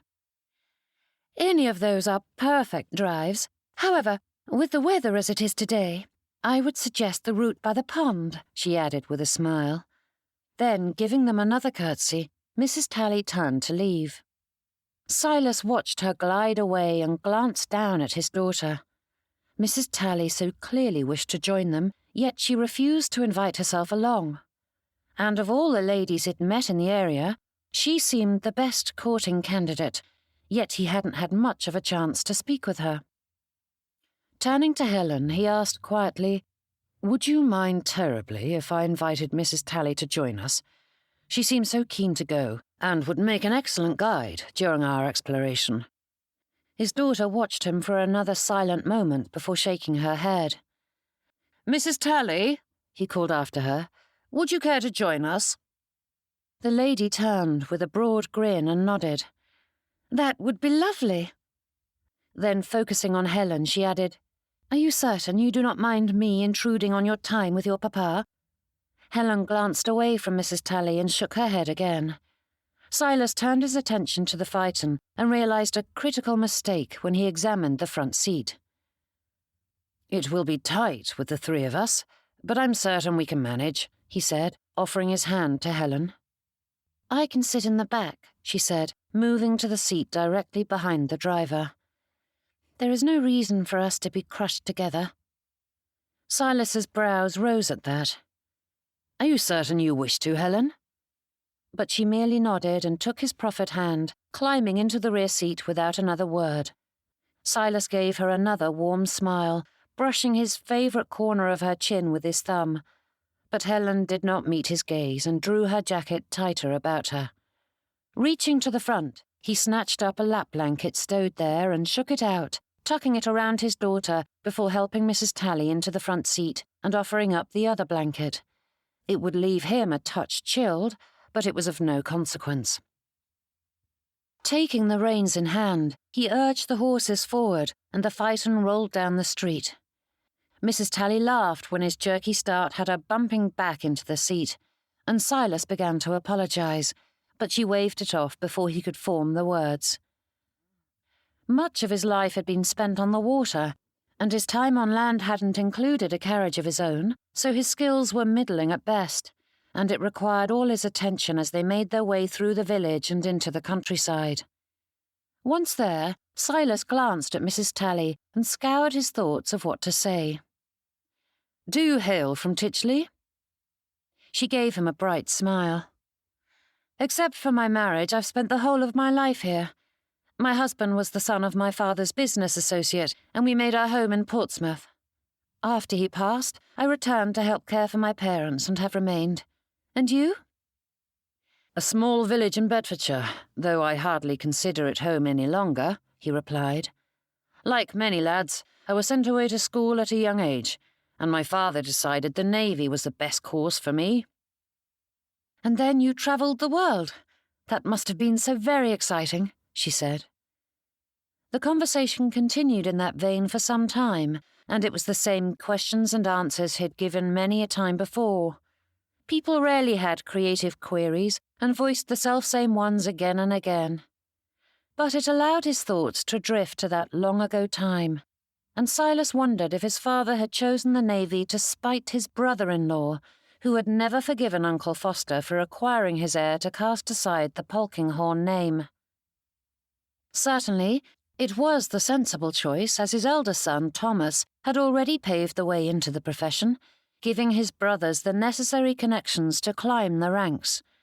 But there were plenty of the Polkinghorne brood that had required the assistance, as none of the rest were blessed with such vast resources as the Byrnes heir. Uncle Foster certainly had offered other professional possibilities, but father had refused them all. Curious. Silas opened his mouth to share that startling revelation, but his teeth snapped shut as he glanced at Mrs. Tally. As much as he wished to vocalize the thoughts bouncing in his head, Silas didn't feel right sharing it with this relative stranger. She seemed nice enough, but this was certainly not the sort of discussion one had during their first outing. And so he kept his counsel and wondered if he mightn't talk to Hatch about it later. He doubted it would yield much insight, but the fellow had a listening ear, even if he didn't always add to the conversation. Of course, there was one person who would fit the bill, but Silas dismissed that thought as quickly as it came. As much as it pained him to admit it, Miss Delmonte was right to insist on distance.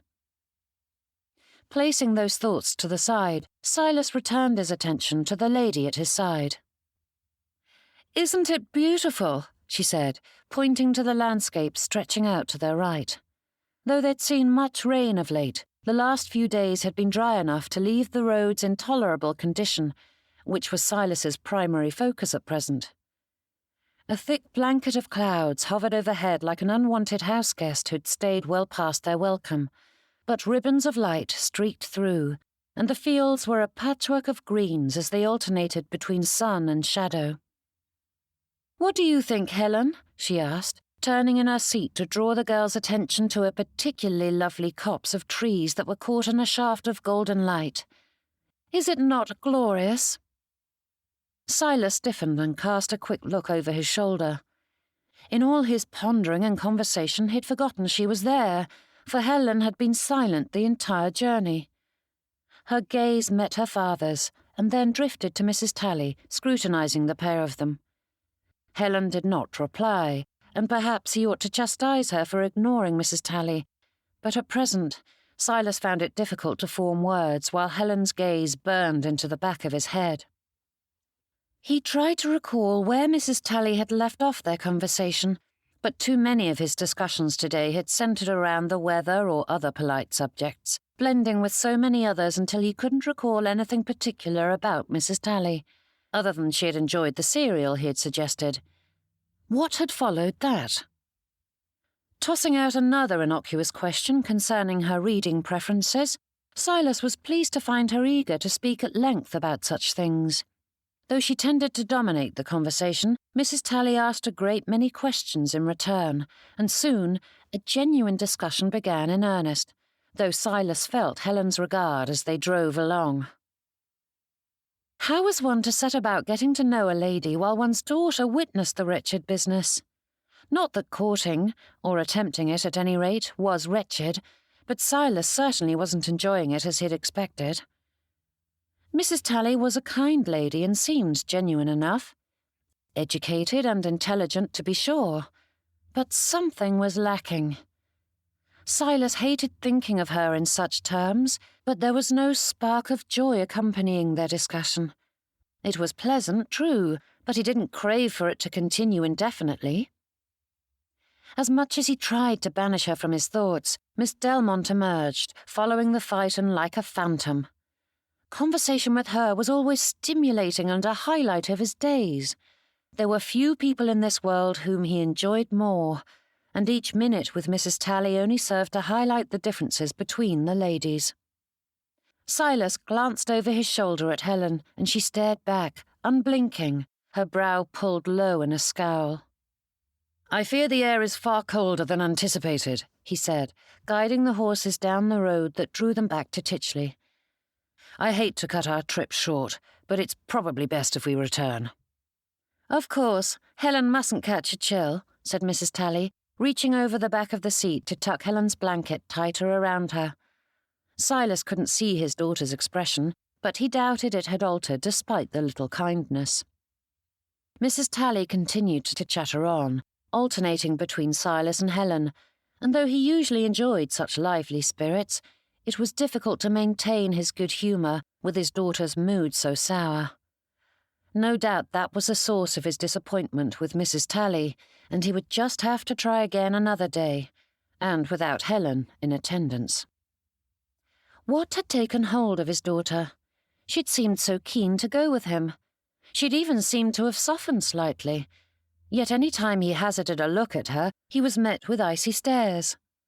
Having Mrs. Tally with them certainly was unexpected, but the girl had given her blessing for the intrusion, both to him and Mrs. Tally.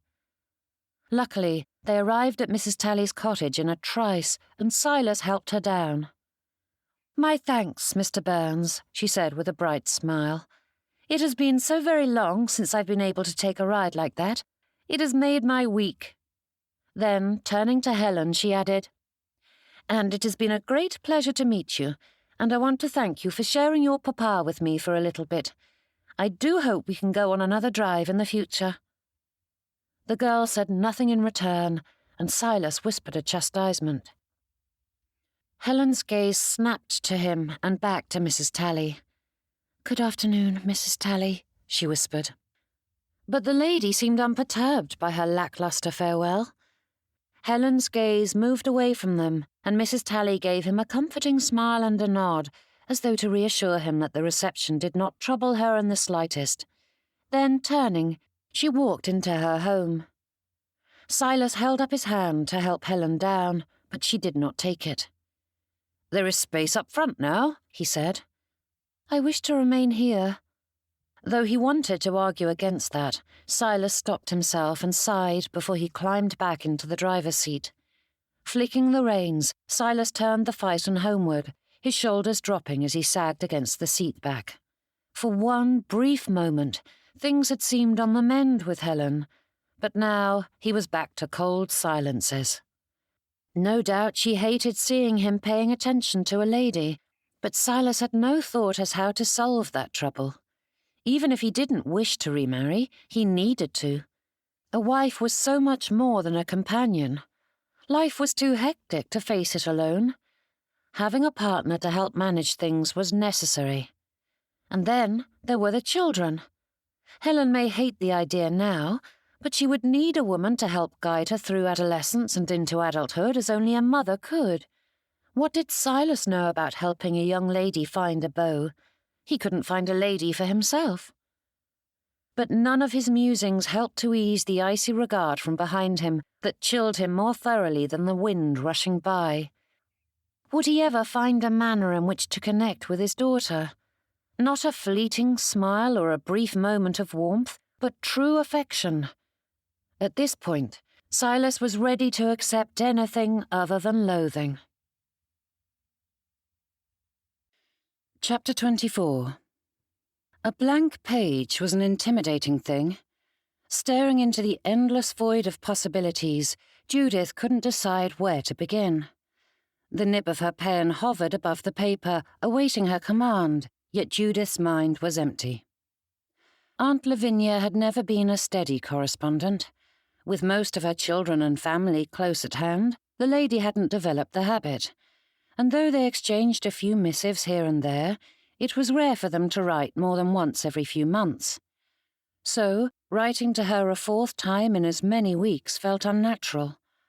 Aunt Lavinia hadn't responded to any of the others Judith had sent in that time, so this one would likely receive no response as well. Yet, she couldn't abandon the impulse that had her penning another missive. A mother cannot lose a daughter and not feel the loss, a pain that was multiplied when she had only one. And there was the added sorrow of her newest grandchild's passing. No doubt the lady had people aplenty offering their condolences and aid, so there was no need for Judith to write. But there was precious little else she could do for the family who had fed and clothed her for so many years. Starting with the usual lines inquiring after her and Uncle Aldrich's health, Judith found a rhythm among the pleasantries that helped to pull out more things she could say. In truth, much of the difficulty lay not only with Aunt Lavinia's silence, but with Judith's rather uninteresting life. How does one fill a page when today was identical to yesterday and the day before that? Her world consisted of lessons and quiet hours of reading or painting in her bedchamber. I have yet to make any inquiries, but the time is drawing near for me to find a new position. Judith stared at the words her hand had supplied of its own accord, yet she felt the truth of that confession. Besides the impending addition of a new Mrs. Silas Byrnes, his eldest would return soon, and the fellow was investigating local schools, which would likely lead to him choosing one for his daughter as well. And there was Judith's own peace of mind to consider. Of course, she couldn't write such things to Aunt Lavinia, so she focused instead on a desire for a new situation, which was true enough. The past month had seen her life return to what it had been, and though it was familiar enough, her interludes with Mr. Byrnes had altered Judith far too much. A new situation with a new family, one in which expectations wouldn't shift or alter.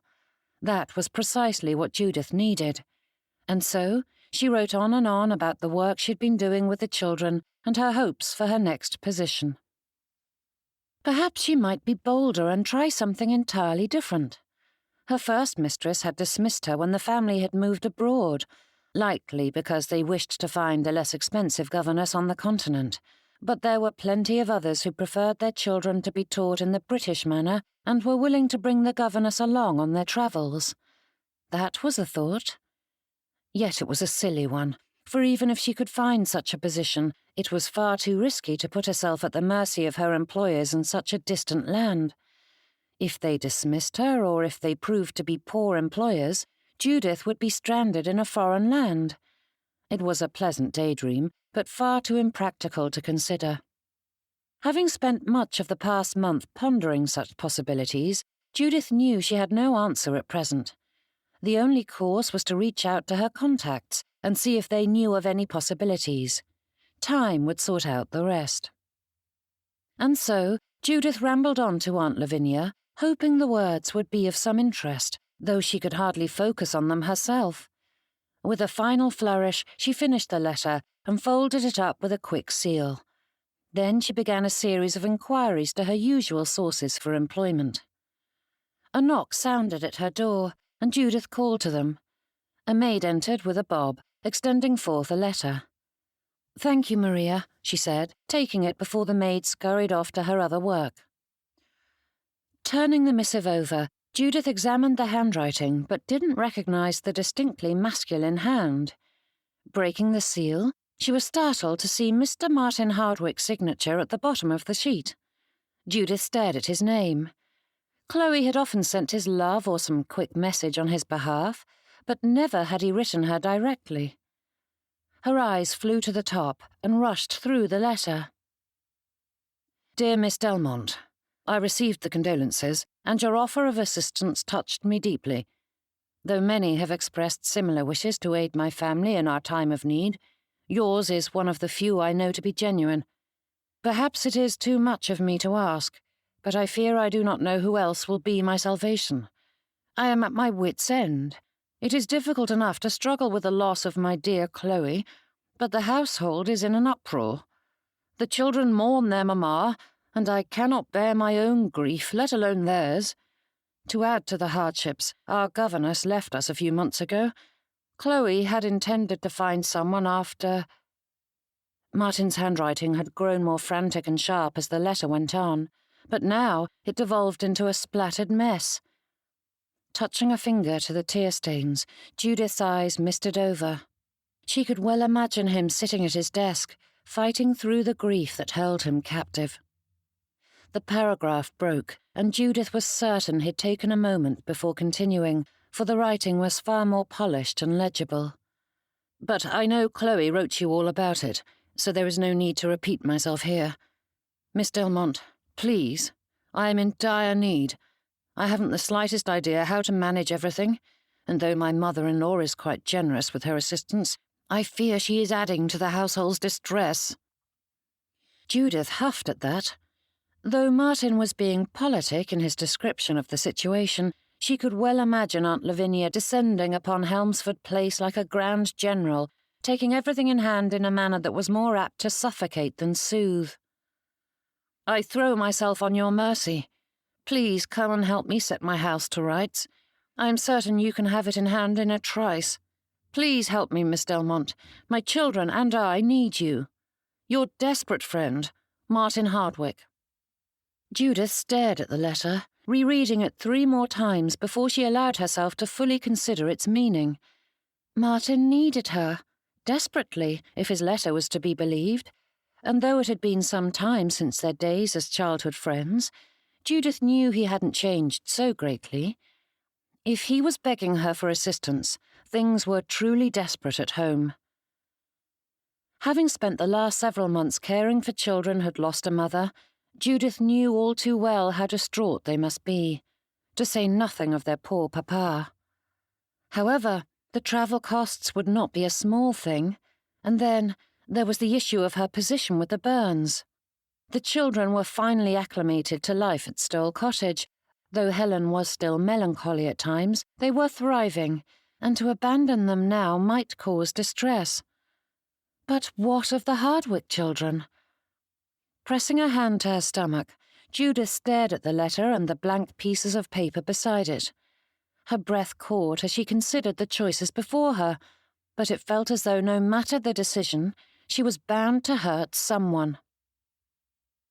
Though far too distant on the horizon, Silas raised a hand to shield his eyes and cast his gaze towards the Mercury as it sailed from port.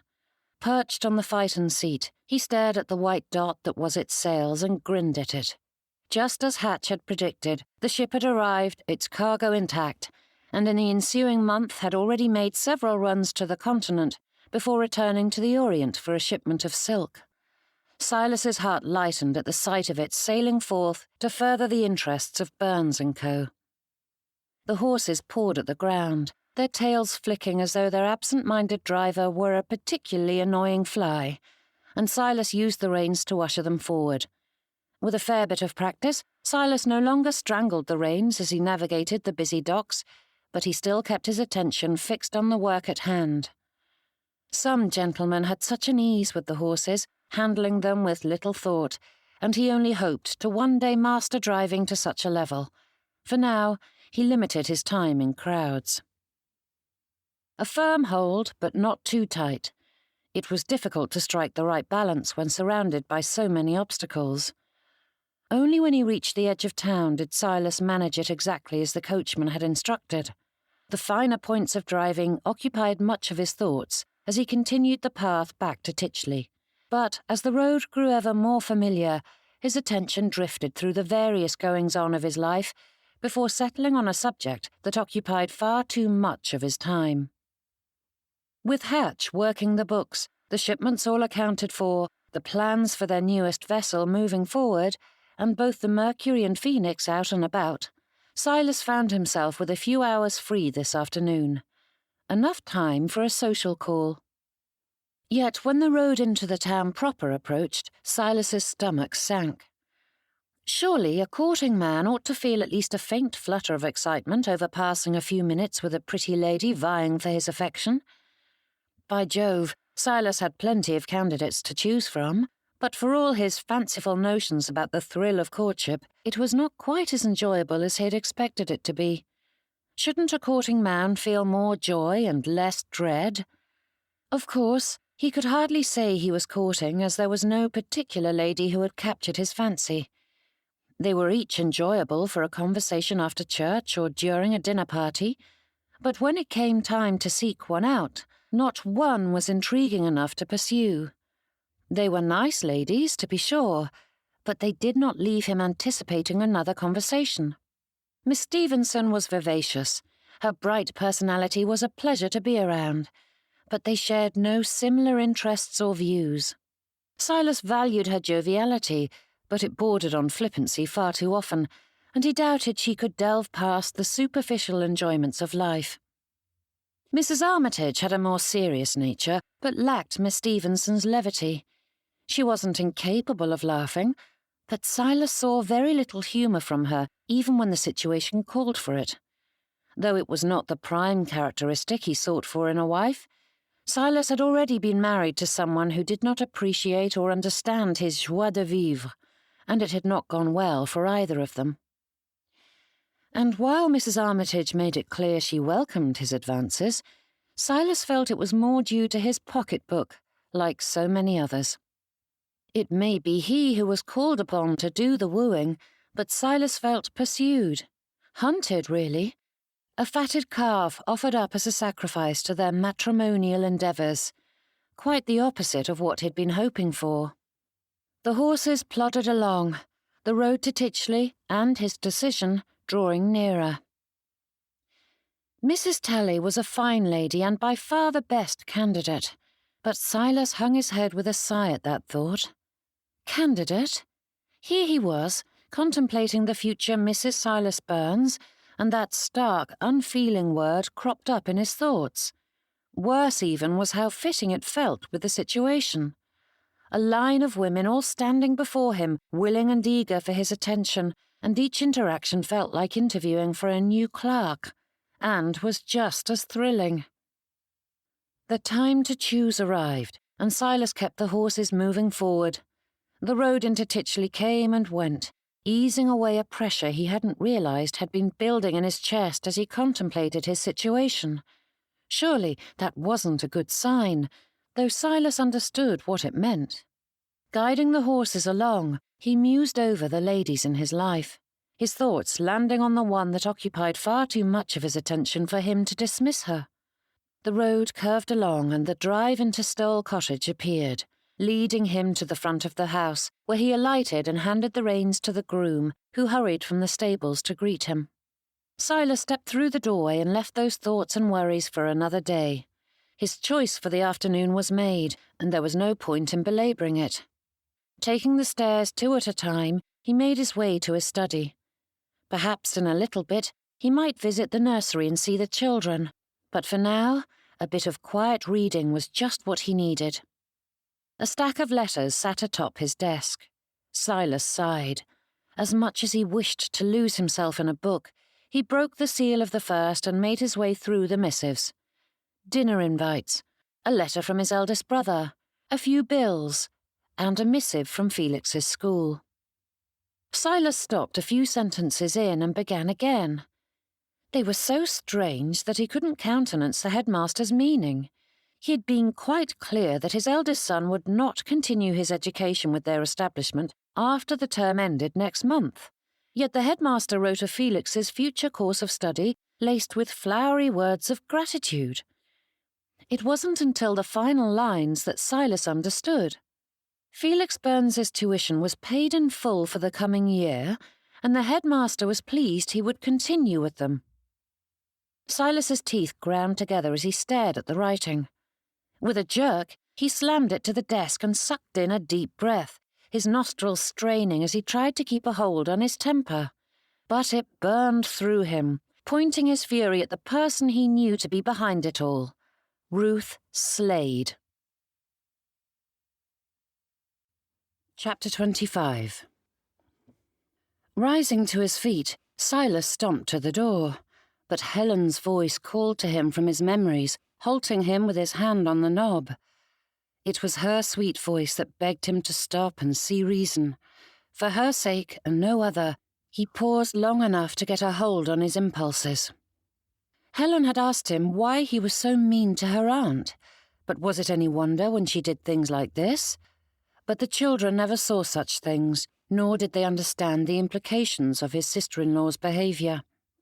What they witnessed was their father shouting, and no matter how justified he was at that moment, he couldn't risk another scene. And so he stood there, gripping the doorknob until he trusted himself to turn around. Going back to his desk, Silas took out a sheet of paper. With a few quick lines, he wrote to Felix's school, ensuring they understood without any question that his son would not be returning whether or not Ruth Slade had paid for his tuition. Silas didn't care if they returned her money, that was her battle, and if they did not, it would be only fitting. With a flourish, he folded it up and readied it for the post. Then he turned to another sheet. Silas did not trust himself to speak to Ruth, but neither could he allow her to continue thinking she had any right to interfere with his children. She had gone too far this time, and he would not allow it to stand. The words scurried across the page, and despite how much he wanted to tell his dear sister-in-law all his thoughts on the matter, Silas forced his letter not to stray from the most pressing matter. Felix Byrnes would not be returning to school halfway across the country. Silas pulled the bell to summon a servant, and with jerky movements, he folded the letter up and sealed it. When the footman appeared, Silas held it up to him. "Send a groom to deliver this to Mrs. Christopher Slade. Tell him to put it directly into her hand." Then, handing the letter intended for the school, Silas added, "And send this with the rest of the post." The lad bowed and hurried off to do as bidden, But despite having taken that definitive and immediate action, Silas felt no more appeased than before. A fit of temper had him wishing to cast aside his tailcoat, but the article was far too fine to be treated in such a shoddy manner. It was a handsome shade of blue, and flattered so many of his waistcoats. So Silas contented himself by merely hanging it across the back of his armchair. There was no need to make innocent tailcoats suffer his wrath. A few hours to himself was supposed to be a happy thing, yet it had proven anything but. Silas shoved the offending letter into a drawer where he did not have to see it, and reached for the volume sitting to one side. Nestling into his seat, Silas opened the cover and thumbed his way to his stopping place before diving into a rather riveting examination of the French Revolution. But the fall of the Bastille was interrupted by a squeak. Silas straightened and listened, but there was nothing. Silas reached for his book again, and another sound came from across the room. Not a squeak, per se, though he couldn't identify it. Rising to his feet, he followed the faint noise. Whimpers? Brows furrowed, he turned his ears to it, wandering to a bookshelf opposite the doorway. Only when crouched next to the cabinet base did Silas hear the sniffles and hitching breaths that identified not only the sound, but its source. "Griffith?" he whispered, inching it open. Having an office in Portsmouth meant Silas required far less storage in his home study, leaving most of his cabinets empty, and Griffith was curled up inside one. The lad's face scrunched as his tears began in earnest, though from the signs on his cheeks, this was not a new development. "Whatever is the matter?" asked Silas, reaching for his son. Griffith scooted back into the recess, but there was nowhere for him to go. With quick movements, Silas had him free of the dark place and carried him to the armchair. Griffith turned into Silas, burying his face in his father's neck and wrapping around him like a monkey, and Silas patted his back as he sat in the armchair, careful not to jostle the boy too much. As much as it hurt his heart to hear Griffith sobbing, Silas couldn't help the skitter of pleasure that accompanied the opportunity to hold his son in such a manner. "Nurse Johnson and Miss Delmonte must be out of their minds looking for you," said Silas. Griffith's cries grew frantic, his lungs shuddering and heaving, and Silas held him close, rocking him side to side as he tried to think what had caused such a reaction. But the boy was beyond explanations at present.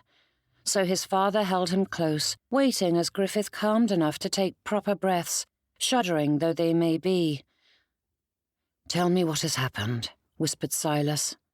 Straightening, Griffith rubbed at his eyes. His nose dripped, and he reached up to wipe it across his sleeve, but Silas grabbed a handkerchief before the damage could be done. Giving him a gentle smile, Silas cleaned him up and met his eye. "What has you so upset, Griffith?" Griffith shook his head, his chin wrinkling as his expression crumpled once more, but Silas spoke gently. "Tell me, what is the matter? I might be able to be of assistance." With a watery frown, Griffith shook his head, great tears rolling down his cheeks. "There's no way to mend it." But Silas grinned at his boy. "You never know until you tell me what it is." Griffith sniffled, and Silas wiped his nose again before the boy took matters into his own hands. "She'll be so angry with me." Silas's brows rose. "Helen?" Shoulders hunched, Griffith shook his head. "Miss Delmonte." With a huff, Silas chucked his son under the chin. "She is very forgiving." But Griffith did not relent. "Can you not tell me?" Silas added. "I give you my word, I will do everything I can to help you make it right." Griffith wiped at his eye and let out a shaky sigh. "Your word?" Silas gave him a regal nod and held out his hand. "My word to you as a gentleman. I will do everything in my power to aid you in your endeavours. Together we shall win Miss Delmonte's forgiveness." But the child gave no hint of a smile at the silliness. Griffith stared at the hand for a moment before sliding off his father's lap and marching back to the cabinet. Reaching into the dark recesses, he pulled out a book and turned back to his father. Silas gripped the arms of his chair, his breath freezing in his lungs as he stared at the all-too-familiar cover of Miss Delmonte's sketchbook, with dirt staining the leather. I wanted to see it, and Miss Delmonte was out on a walk. Griffith's words broke off into a stuttering breath. You know you are not to go into her quarters without her permission, said Silas, though there was no point in saying so now. Griffith lifted the sodden book and placed it on his father's lap. I just wanted to look at it for a few minutes, so I borrowed it. You stole it, corrected Silas. Griffith's head hung low, his expression drooping as his lips began to quiver again. But I couldn't see very well, and I'm not allowed to light candles, so I took it downstairs. But I was afraid someone might see me, so I took it into the garden and tripped. Another jerking breath halted his explanation, but there was little more to say as it was clear what had happened. Mud streaked the cover. The pages already showed signs of warping, the edges rippling as the water soaked through the paper. Silas's stomach hardened, sinking like an anchor as he lifted the front cover to find so many of the drawings ruined. I tried to save it, whispered Griffith, and Silas nodded, though the child's efforts to brush off the water and muck only smeared the lines further. But Silas couldn't think what to say. There was nothing to say. Griffith had judged the situation entirely correctly. Though Silas doubted Miss Delmonte would never forgive the child, the entire family knew how precious her father's sketchbook was to her, and its loss would be devastating. His chest burned, and Silas forced himself to breathe, though his throat clenched. Why would you do that, Griffith? You knew how important this was to her. But Silas's words caught as Griffith burst into another round of tears. Setting aside the sketchbook, Silas took his son back into his arms, though he wanted to shout at him. Pressure grew within him, a mixture of pain and anger, and Silas didn't know what to do with it. There would be plenty of tears shed today, and Griffith's were only the beginning. Can you mend it? The question came out in broken, heaving breaths, and Griffith clung to his father with such desperation that Silas wished he had a better answer to give. He waited until the boy was calm once more, and stood him before his father to see him eye to eye. Griffith, there are some things that cannot be mended, said Silas. That is why Miss Delmonte told you not to touch it on your own. I am sorry, whispered Griffith, his head hanging low. I know, but that isn't the end of it, said Silas. First of all, we need to speak to Miss Delmonte. You need to tell her what you did. Griffith's lips trembled, his watery eyes meeting Silas as he shook his head, but Silas frowned at that. You are going to tell her because that is what we do when we've done something wrong. Silas held his gaze, his tone hard and unyielding. You aren't going to hide from the consequences, Griffith. I will be there with you if you wish, but you will tell her the truth, apologize, and accept your punishment. No more hiding, son. Lips pinched, Griffith's shoulders fell, but he nodded. But you will go with me? Of course. I gave you my word I would help you to make things right. And confession and apology are always the first step. And then we will see if there is something more to do for our Miss Delmonte. Leaping forward, Griffith threw himself back into his father's arms. Thank you, Papa. Silas allowed himself a moment to enjoy the embrace, holding his son tight, but then he set Griffith down and faced him once more. This doesn't mean I am not angry with you. I am furious, Griffith. You did something you knew you weren't allowed to do, and you've hurt someone dearly and ruined something very important to her. There will be consequences. The boy stiffened, his brows pinching together, but he nodded as remnant tears slid down his cheeks. No doubt he didn't understand the full breadth of Silas's meaning, but as he told his son just moments ago, this was not the end of things. "But I will do everything I can to help you with it," said Silas as he wiped away the boy's lingering tears. "You are my son, Griffith. You are dear to me, and no matter how many mistakes you make, I will always love you." Griffith moved closer, wrapping his arms around Silas's neck. "I love you too, Papa." Silas closed his eyes, revelling in those sweet words. He wished they'd been uttered in better circumstances, but he was grateful to hear them all the same. Holding his boy close, Silas prayed to know what to do next. Chapter 26. Shifting the pillow at her back, Judith longed for a proper armchair. Though her bed was cosy enough, it did not provide her with a comfortable place in which to read. There was the chair at her desk, but it was not designed for lounging, and that was precisely what she needed when reading a book. Of course, there were armchairs aplenty scattered throughout the rest of the house, but she had no desire to venture forth from her bedchamber. Scooting upwards, Judith moved closer to the headboard and snuggled into the pillows cushioning her back. She drew her knees up and balanced the book against her thighs, though it was not especially agreeable or effective. But attempting to read was better than contemplating Martin and his children. A knock at the door was even better, and Judith rose to greet the visitor. Opening the door, she found Mr. Byrnes and Griffith standing at her threshold. "Good afternoon," she said, trying to keep the question from her tone. "Our lessons are done for the evening." But Mr. Burns's hand rose to forestall any explanation and looked to the child at his side with raised brows. Judith's gaze followed his, and Griffith's chin trembled. He wiped his nose across his forearm and sniffled. "Griffith, whatever is the matter?" asked Judith, crouching lower to meet his eyes. She sent a questioning look to his father, but Mr. Byrnes kept his gaze on his son. "You can do it, Griffith," he whispered, squeezing the boy on his shoulder.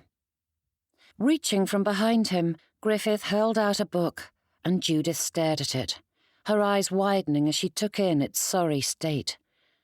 A flash of cold rushed through her, her skin tingling as the dread settled inside her, freezing her through. "My father's sketchbook," she whispered. Griffith's words came out broken, his lungs struggling through shaking breaths as he wiped at his nose and eyes. "You went on a walk after lessons, and I wanted to see the sketchbook, so I took it out into the garden and tripped and—" He sniffled, his breath shuddering. "I tried to save it." Judith's hands shook as Griffith passed it to her, mud wetting her fingertips the moment she touched the leather. Shooting upright, her chin trembled as she flipped through the waterlogged pages. Some sketches were salvageable, but far too many had been ruined. Splatters of mud, water stains, and smears from little fingers touched every page. Quickly, she flipped to the last drawing, and Judith gasped at the sight of her parents' distorted features. Pain pierced her chest, slicing through her heart and cleaving it in two. Vaguely, she was aware Griffith had begun crying and that her reaction added to his pain, but all Judith could see was her father's face slipping away. Her legs shook, and Judith felt herself teetering. With a few quick paces, she backed into the bed, dropping onto it. Her mind swam, thoughts spinning about in a dizzying array. Judith could not lay hold on any one as she clutched the sketchbook to her chest. Griffith came to stand before her, scrubbing at his face as tears ran down his cheeks, and Judith stared at him. She clenched her teeth until her jaw ached, for she did not trust herself to speak. Instinct shouted at her to unleash everything she felt, to lay bare the broken pieces of her heart, for no matter how much he cried, it would never match her agony.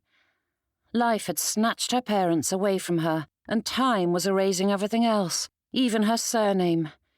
These bits of leather and paper were all that remained of them, and there was no amount of apologies that would make up for that.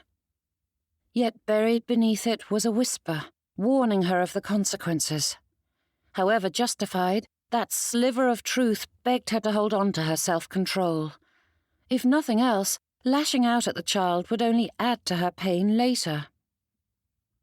Papa says he will help me to mend it. Griffith wiped at his cheeks, the damp sleeve only pushing the tears around. That there might be something we can do. There isn't. Judith snapped her mouth shut again, taking a deep breath until she trusted herself once more. Placing the sketchbook on her lap, she stroked the cover, her fingers fiddling with the cord that bound the book closed. Tears filled her eyes, slipping free. Taking a few jerking breaths, Judith forced herself to meet Griffith's red eyes. That is why I asked you not to play with it. This is irreplaceable. I'm so very sorry, Miss Delmonte. The words were hardly coherent as Griffith sobbed and moved closer. And I am glad you feel that way, she said, her own words hitching despite her attempts to keep them even. And that you have been honest about it and spoke to me directly. A faint smile flashed across Griffith's face at that, but Judith shook her head. But it does not erase the pain you've caused. This was very dear to me, and you've ruined it, she whispered, her voice hitching. You've hurt me greatly.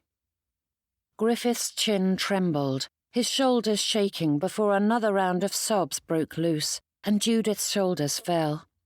Pressing a hand to her forehead, she gave way to her tears for a moment before fixing a pleading gaze upon his father.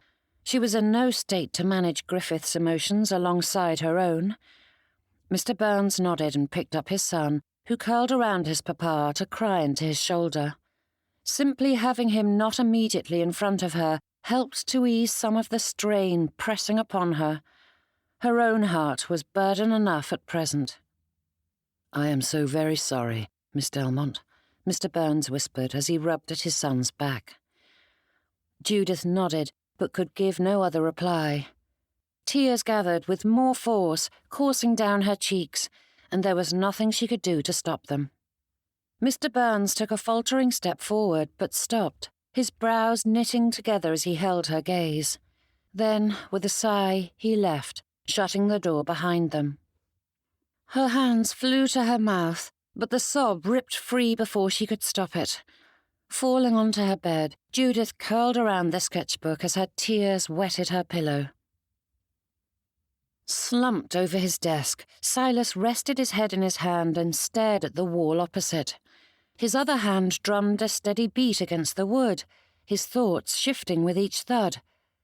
What ought he to do?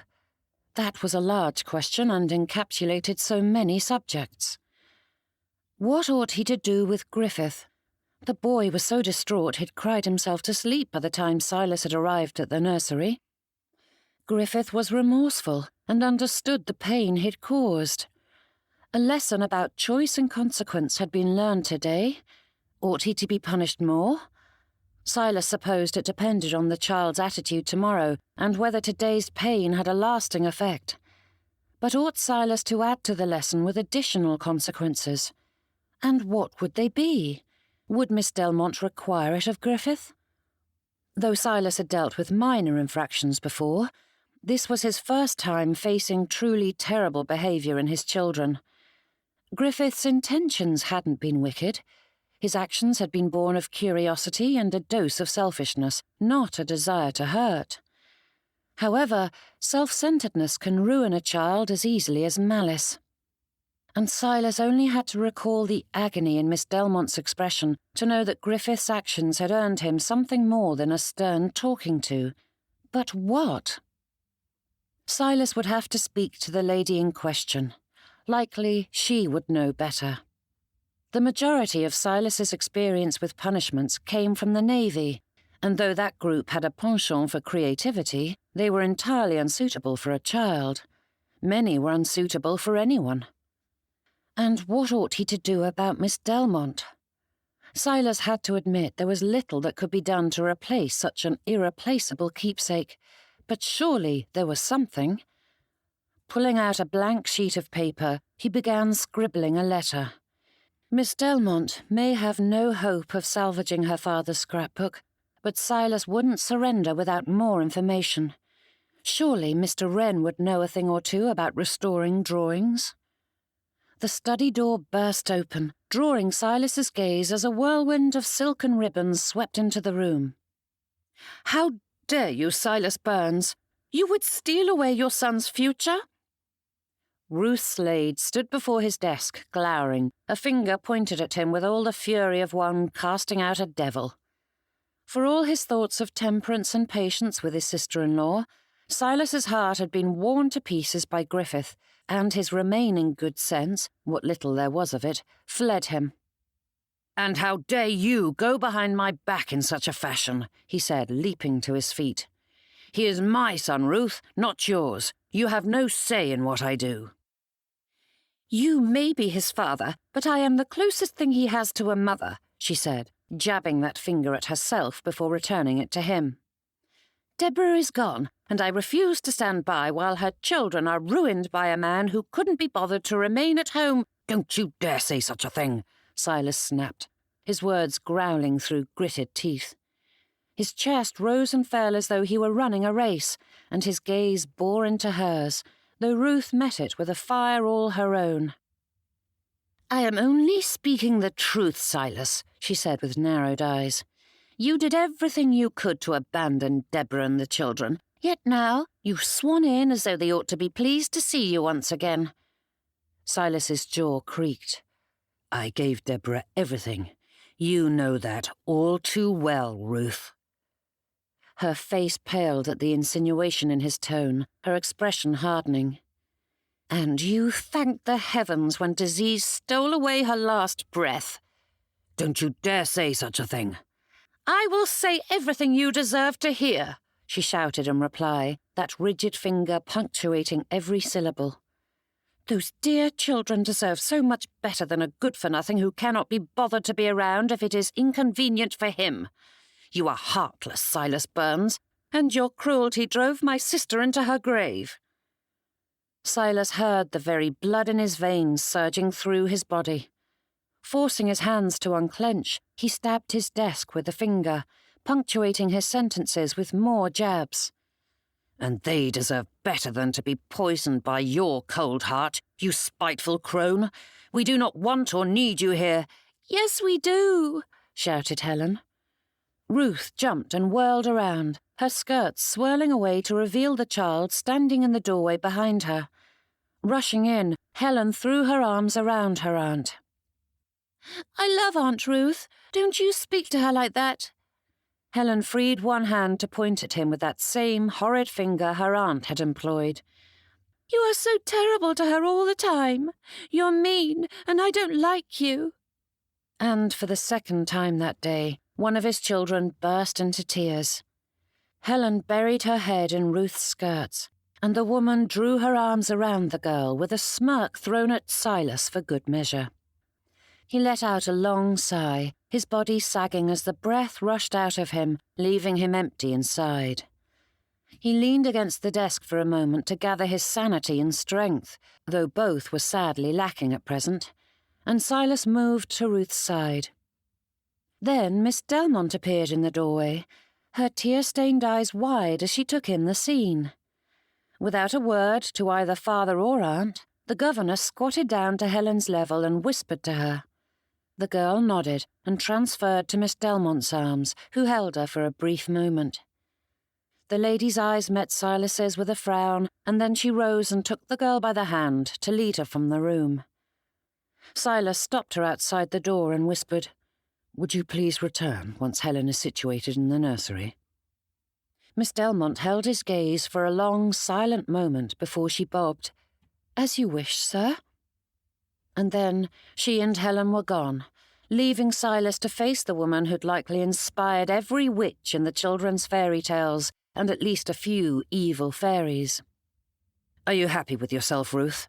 Helen is now distraught," he muttered as he returned to the desk.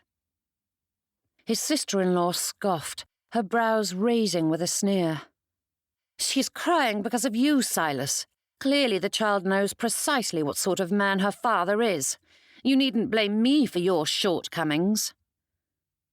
"Are both you and your sister completely incapable of admitting you are wrong?" Silas forced his voice not to rise, though there was no keeping the ice from his tone. As much as he wished to toss her bodily from the house, it was not the correct course of action. Yet it was the only one that came to his thoughts. With a silent prayer, he begged Miss Delmonte to return post-haste, for he would need her assistance if he was to get Ruth to see sense before his temper got the better of him once more. Chapter 27. Years of honing her demure governess facade was proving quite useful at present, for it allowed Judith the ability to smile and take her charge by the hand without giving the child any sign of temper.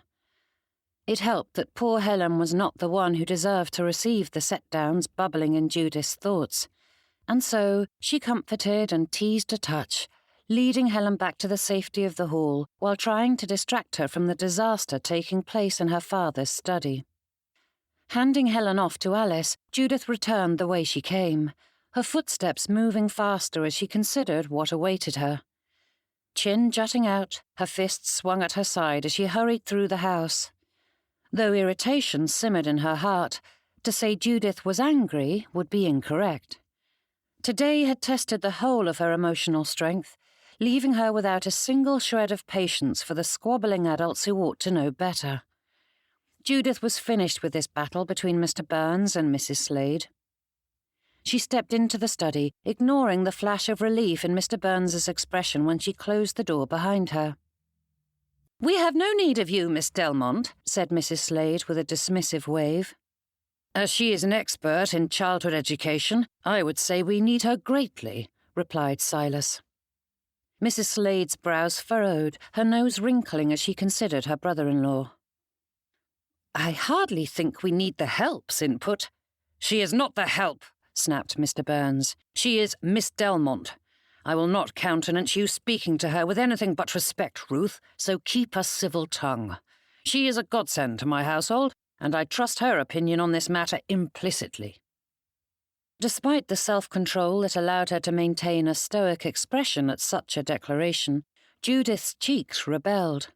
They burned bright, revealing to all the world just how much those words meant to her. Mrs. Slade's gaze narrowed as her eyes darted from her to Mr. Byrnes, and though Judith could not rein in those wayward cheeks, she did not let any other sign of her discomfort or pleasure show. Standing there with her hands clasped, she looked as every governess ought, if the governess had just finished a brisk walk on a biting winter's day. "Miss Delmonte, please, we would like your opinion on the matter of my eldest son, Felix." Mr. Byrnes's tone and expression were more honest than his words, for though he said he wished to discuss the matter, everything else about him said he did not.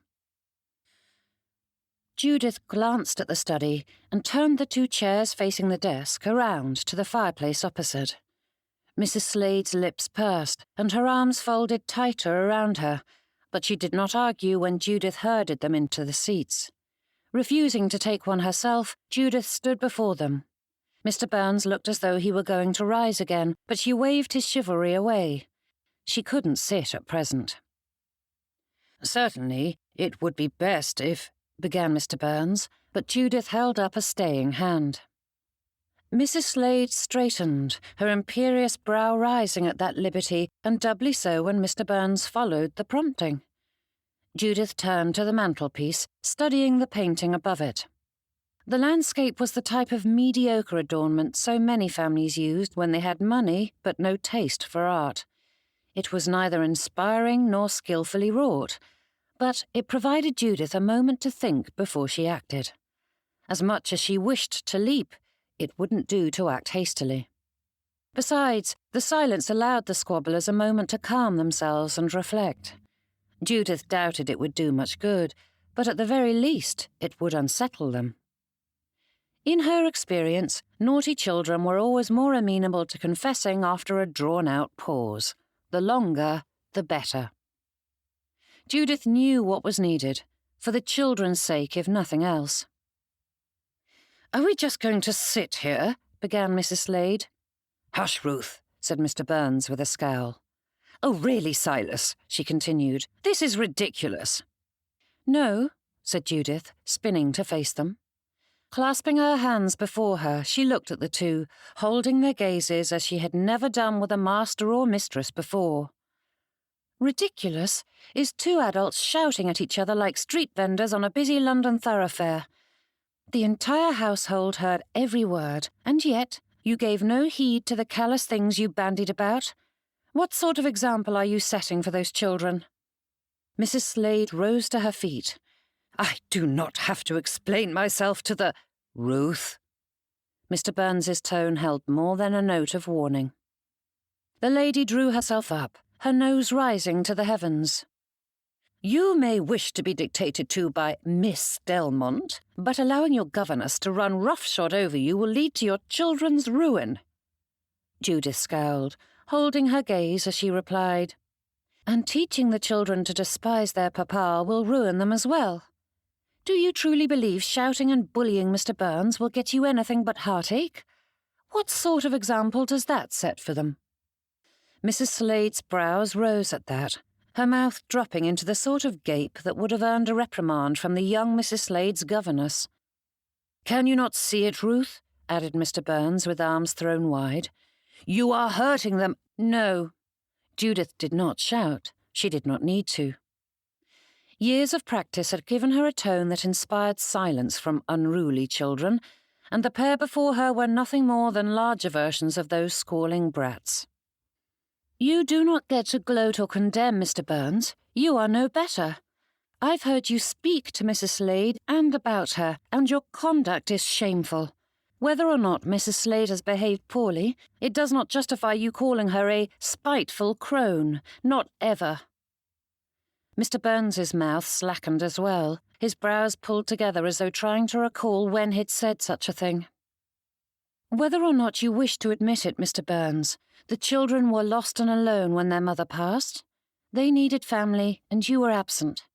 Mr. and Mrs. Slade opened their home to them without question or hesitation, upending their lives to care for their nieces and nephew."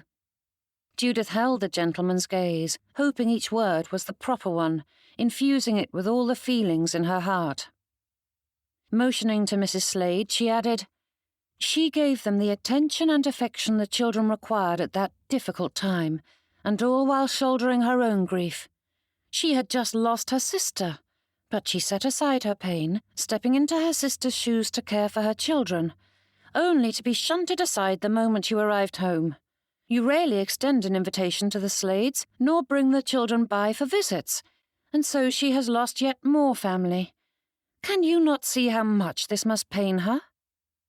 Mrs. Slade's wide eyes fluttered, her breath catching as she sat, perched on the edge of the sofa. She focused on Judith, taking in each word with that expression of silent surprise. But Mrs. Slade's voice faltered as she blinked. "No," said Judith, lifting a firm finger to silence any further words.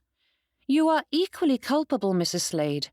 As much as it may pain you to accept it, they are Mr. Burns's children. It is completely inappropriate for you to meddle in their upbringing. If the roles were reversed, you wouldn't stand for it." Judith straightened, her chin rising as she narrowed her eyes at the pair of them. "You both have allowed past hurts to fester until it has poisoned this entire family, and it cannot continue." Silas Byrnes had 43 years to his credit, yet sitting there as Miss Delmonte chastised him, he couldn't help but feel as though he were back in the nursery. Miss Delmonte did not rail at them, she did not even raise her voice, but her posture and tone were unyielding. This was no wild, burning temper, but the icy fury of a blizzard. Instinct had him raising his hand, and Miss Delmonte stared at it for a moment before turning a dry look at him. Silas lowered his hand. "Yes, Mr. Byrnes?" she asked in a clipped tone. Straightening, he cleared his throat, but whatever he'd thought to say fled his mind, and he shook his head. With a brisk nod, Miss Delmonte stood before the pair of them, examining both for another long moment. But Ruth had the good sense to remain silent this time. Now, can you both agree that, however ill-conceived your actions are, you both wish the best for the children? They are your highest priority, and their happiness is your goal?" asked Miss Delmonte, skewering them both with the same rigid stare that did not welcome further debate. Silas nodded, and to his surprise, so did Ruth. "Mrs. Slade, as fine an education as Felix may have at his school, do you not think a young man is better served learning his future profession at his father's side? Mr. Byrnes will select a fine local school in which Felix will receive a broader education, but, as he will inherit Mr. Byrnes's business one day, would it not be prudent for him to be trained in that endeavour?" Ruth's brow puckered, her lips turning down, but she gave another silent nod. For all that Silas felt like jumping up with a victorious shout, he remained quiet and seated on the armchair. And any sense of elation fled beneath the weighty gaze Miss Delmonte levelled on him at that moment. "And, Mr. Byrnes, do you not agree that a child is best served by having close ties with their family, and your children will not only benefit from having their mother's sister and brother-in-law nearby, but that she can help fill the role of mother they desire and need?" Silas nodded, but he ventured to add, "But surely a family full of strife will only hurt the children further. If we cannot reconcile, it would be best to maintain distance." Miss Delmonte huffed and crossed her arms. "If you find you cannot reconcile, then try again." "It is not as simple as that." "It is, but simple does not mean effortless," said Miss Delmonte. "Painful and difficult it may be, but that doesn't mean you should cry defeat. Try harder to forgive, to sympathize, and to control your behavior rather than fixating on hers. No matter how wicked or horrid another behaves, you lose the high ground when you sink to their level. You are an adult, sir, and the temper tantrum I witnessed here was worthy of a 2-year-old, not a man of your intelligence and ability." Silas couldn't help but gape at that, and he wished he could direct some of Miss Delmonte's ire in Ruth's direction, but that would only affirm her accusations concerning his maturity. Setting her hands on her hips, Miss Delmonte raised herself even higher and peered down her nose at the pair of them. "Do you two wish to teach those children to be kind and forgiving? Or that they ought to shout and cast aspersions when they dislike someone? That they should surrender and cut the other off when it grows difficult to maintain civility? Or would you rather they look inwards and see how they might improve their own behaviour and thus the situation in which they find themselves?"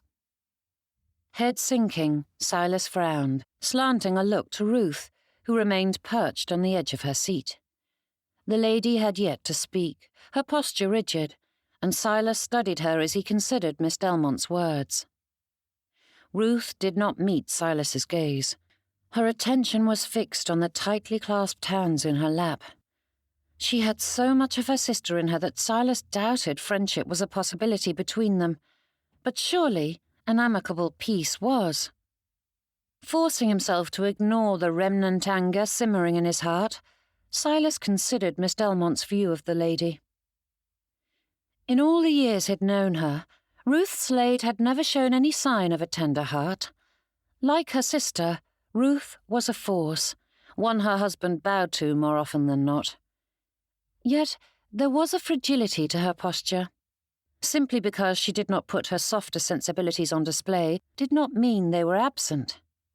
And, regardless of her feelings towards him, Ruth was a good aunt to his children. They adored her as she did them, and Silas had to admit, if only to himself, it was one of the reasons he'd too often thought of her as a pest. Though no one would ever say Ruth Slade had an easy way with children, she fulfilled some need in them, and they loved her for it.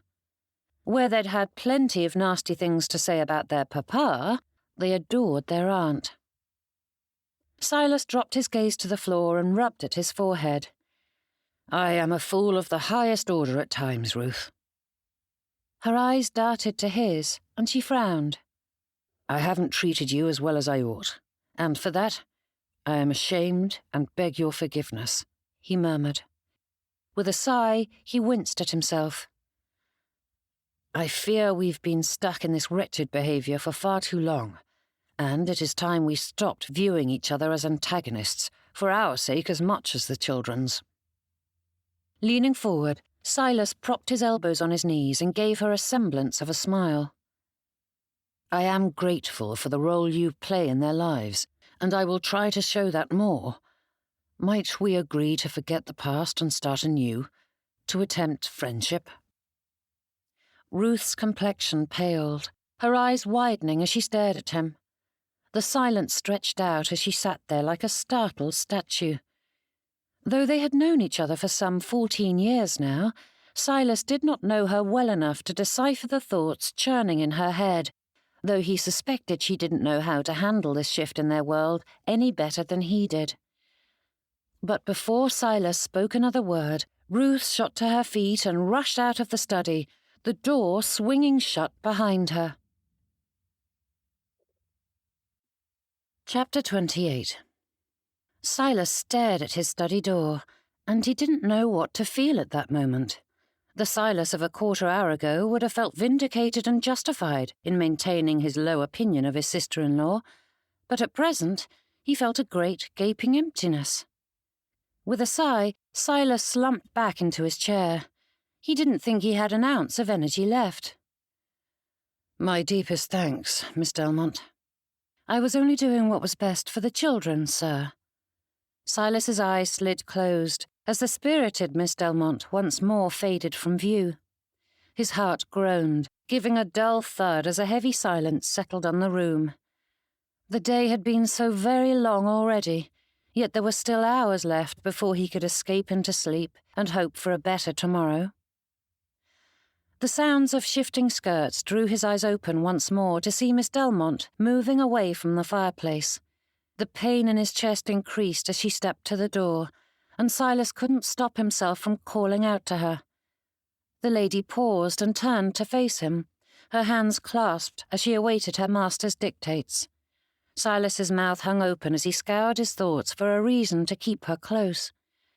Silas couldn't stand the thought of sitting here alone, and it had been so very long since he'd had any excuse to speak with her. He couldn't let it slip by. After seeing her so distraught earlier, he yearned to ask after her well-being, but that would drive her away in a trice. "Might I ask your advice with Helen?" It was the first subject he seized upon, though Silas preferred to speak about something other than his children. The afternoon had been filled with enough of their issues, and he longed for something else. But it was the only thing guaranteed to keep Miss Delmonte here. The lady took Ruth's seat and nodded. "Certainly, sir. What do you wish to ask me?" "Once more, I am lost." Miss Delmonte's brows rose at that. "That is not a question." Silas gave her a wan smile. "No, I suppose it is not. But I fear I do not know the questions I need answering. Every time I feel I'm making progress, she withdraws again. I had thought we began a new chapter last month when I took her on a drive, but she was sullen throughout it and now refuses to repeat the excursion. After the scene she just witnessed, I fear she may never speak to me again. I will apologize once more, but I have little hope it will do any good. She accepted my last one, yet still holds me at a distance." Miss Delmonte levelled another look at him that bespoke of impatience and exhaustion. "You truly do not understand, do you?" "Clearly not," he mumbled, rubbing at his forehead. Then, with a tone that held more than a dash of condescension, she said, "Think back to that afternoon." Silas threw his arms wide. "I have. I spoke to Helen and her friend. I offered to take Helen for a drive, and she seemed keen. We had a good moment together, or so I thought." Pausing, Silas replayed the memory again, and still his heart warmed at Helen's smile. She'd been hesitant, but pleased. And then... Miss Delmonte watched him with raised brows and nodded as though urging him forward, but Silas shrugged. "And then she was sullen and silent the entire journey," he said. Shoulders dropping, Miss Delmonte sighed and shook her head, and despite disliking the impatience behind the movement, Silas almost smiled at seeing his friend emerging once more. But any pleasure he felt fled when she supplied the missing piece of the puzzle. "You invited another lady along on the first outing you've taken with your daughter," said Miss Delmonte. "After securing Helen's permission, she accepted readily enough and voiced not a single complaint about the addition to our party." Miss Delmonte scoffed, gazing at him as though he were a lunatic.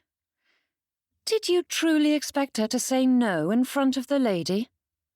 Mrs. Talley wasn't listening. "Believe you me, she was, and even if she weren't, what Helen wanted most was for you not to ask the question in the first place." Miss Delmonte shook her head, giving a long, heavy sigh. "What does it say to your daughter that just as you were about to set off, you decided you wanted someone else along as well? Though it seemed a small thing to you, it proved your invitation wasn't serious and that you did not wish to be alone with her." Silas's mouth hung open as he considered that. "That is ludicrous." "Is it?"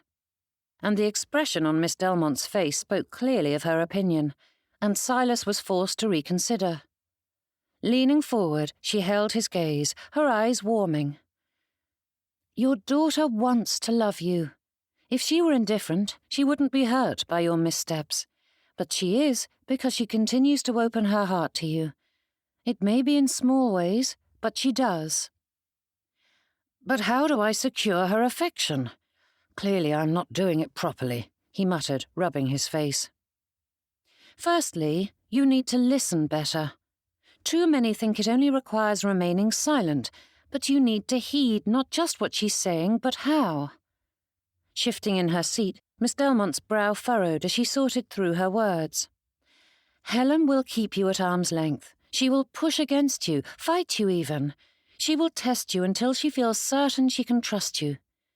With time and caution on your part, she will open her whole heart to you, Mr. Byrnes, and it is so very big." Silas nodded, though he struggled beneath the weight of a dozen different worries that settled onto his shoulders. It sounded as though he needed to be a veritable clairvoyant, snatching Helen's true feelings and thoughts hidden among her silences. He shifted in his seat and wondered how a man was supposed to do such a thing. "And secondly, you ought to speak to her about her mother." Miss Delmonte's words broke Silas free of that contemplation, and he stared at her. "I do not mean to contradict you, but I hardly think I am the proper person to speak on that subject." "And who else is there?" asked Miss Delmonte with raised brows. "Have you considered that one of the many reasons why Helen clings to her aunt is that there is no one else with whom she can speak about her mamma? Many of the servants are new to the household, or, like me, did not know her well enough to be of any use. Her younger brother and sister are hardly prime conversationalists, and Helen doesn't know what to do with her grief. I am trying my best to aid her, but there is only so much I can do." Puffing out his cheeks, Silas sighed, a long, low breath hissing out of him. Once again, Miss Delmonte was entirely correct, and he was entirely uncertain how he'd manage. Time and time again, it seemed as though all those pleasant dreams of a happy home were slipping away, and Silas's heart sank as he considered whether he'd learned to navigate these ever-changing waters.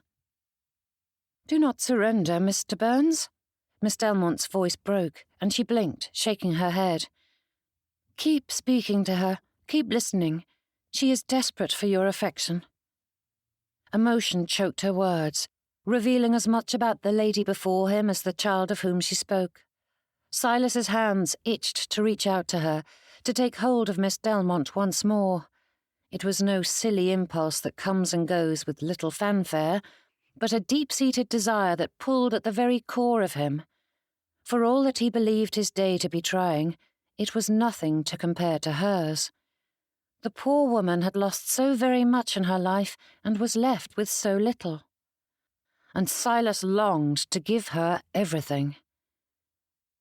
"You deserve my deepest thanks, Miss Delmonte." Silas gave her a sad, lopsided smile and added, "I would be lost without you." "I am certain you would have managed." She shifted in her seat, her gaze not rising to meet his. "You say that, after witnessing the row between Ruth and myself?" Silas huffed and shook his head, leaning forward to rest his elbows upon his knees. "With a few eloquent words, you had us both in hand." Miss Delmonte slanted a look at him. "You give me too much credit, sir." "I don't think I could ever give you enough," he whispered. She stiffened and raised her head to meet his gaze fully. Silas had heard Miss Delmonte describe her eyes as dull, ordinary brown, yet that was not what stared back at him. Though millions of others shared the self-same shade as Miss Delmonte, her very soul shone from their depths, making them as unique as the lady herself. Silas shifted in his seat and reached forward to take her hand in his. He longed for her touch, the feel of her skin. But Miss Delmonte rose to her feet, stepping to the fireplace. The space between them was not far, but a silent, empty chasm opened up, leaving him so very alone.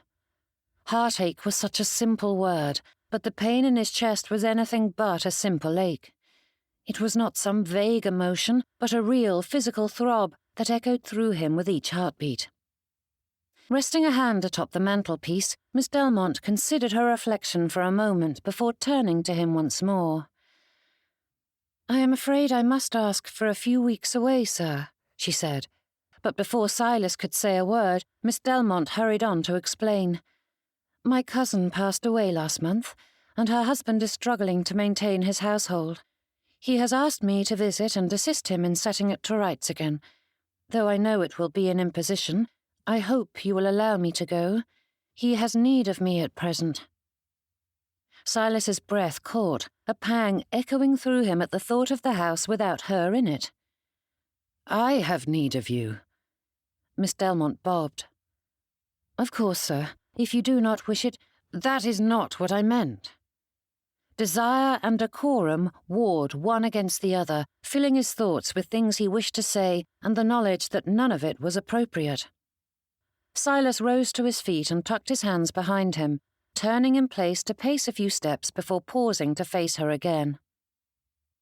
"With Felix arriving home soon, there is no reason Helen cannot take a holiday from her lessons." She swallowed and nodded. "Nurse Johnson is capable of handling the children, and I am certain Mrs. Barton can offer additional assistance when required, so it shouldn't be too much of an imposition on the household." Stepping closer, Silas forced his hands to remain at his side, though he came within touching distance of her.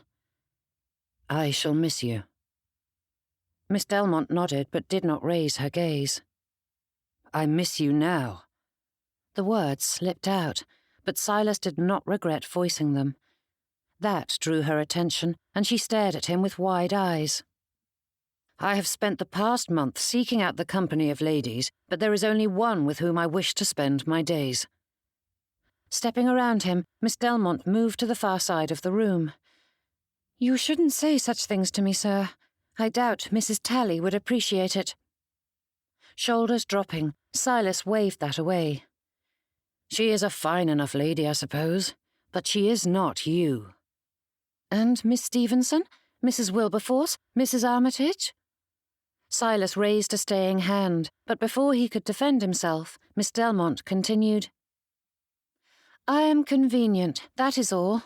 I have heard it before," she said with a shake of her head. "You need a partner, a helpmate, a lady to be a mother to your children." "That is not it, Miss Delmonte. I feel a kinship for you that I do not feel for any other lady." Silas rubbed at his forehead as though that might clear his thoughts. Eyes wide, she stood there in silence, and he took the opportunity to sneak closer, inching nearer until he could nearly hold her. The memory of her lips burned in his thoughts, begging him to take her into his embrace again. But Silas reined in the impulse and tried to focus on what he could say to convince her to step into his arms once more. "They are all pleasant enough," he continued, "but I do not yearn to speak to them. I do not miss their company when they are gone. I've spent the past month coming to know them, and still they do not inspire the same joy and pleasure I feel when I am with you." Yet another reason why I should spend some time away from Stole Cottage. Silas gave her a wry smile, his hand drifting towards hers like a magnet as his voice dropped to a whisper. I would say it is the reason for you to make it your home. Miss Delmonte jerked away, shaking her head, and Silas's hand dropped to his side. Our acquaintance is of a peculiar nature, Mr. Byrnes. You may have spent the same number of weeks with Mrs. Talley and the rest as you did with me, but we spent hours in each other's company every day. That is not the same as seeing a lady for a half-hour in her parlour once a week during a morning call. Silas sighed. But no, Mr. Byrnes, she said, moving closer to the door without meeting his eyes. You forget that ours was not an immediate connection either. You couldn't even recall speaking to me mere hours after our first meeting. Blinking, Silas scoured his thoughts for her meaning. I recall that day perfectly, Miss Delmonte. You and the children were in the parlour, in Plymouth, sir, on the street.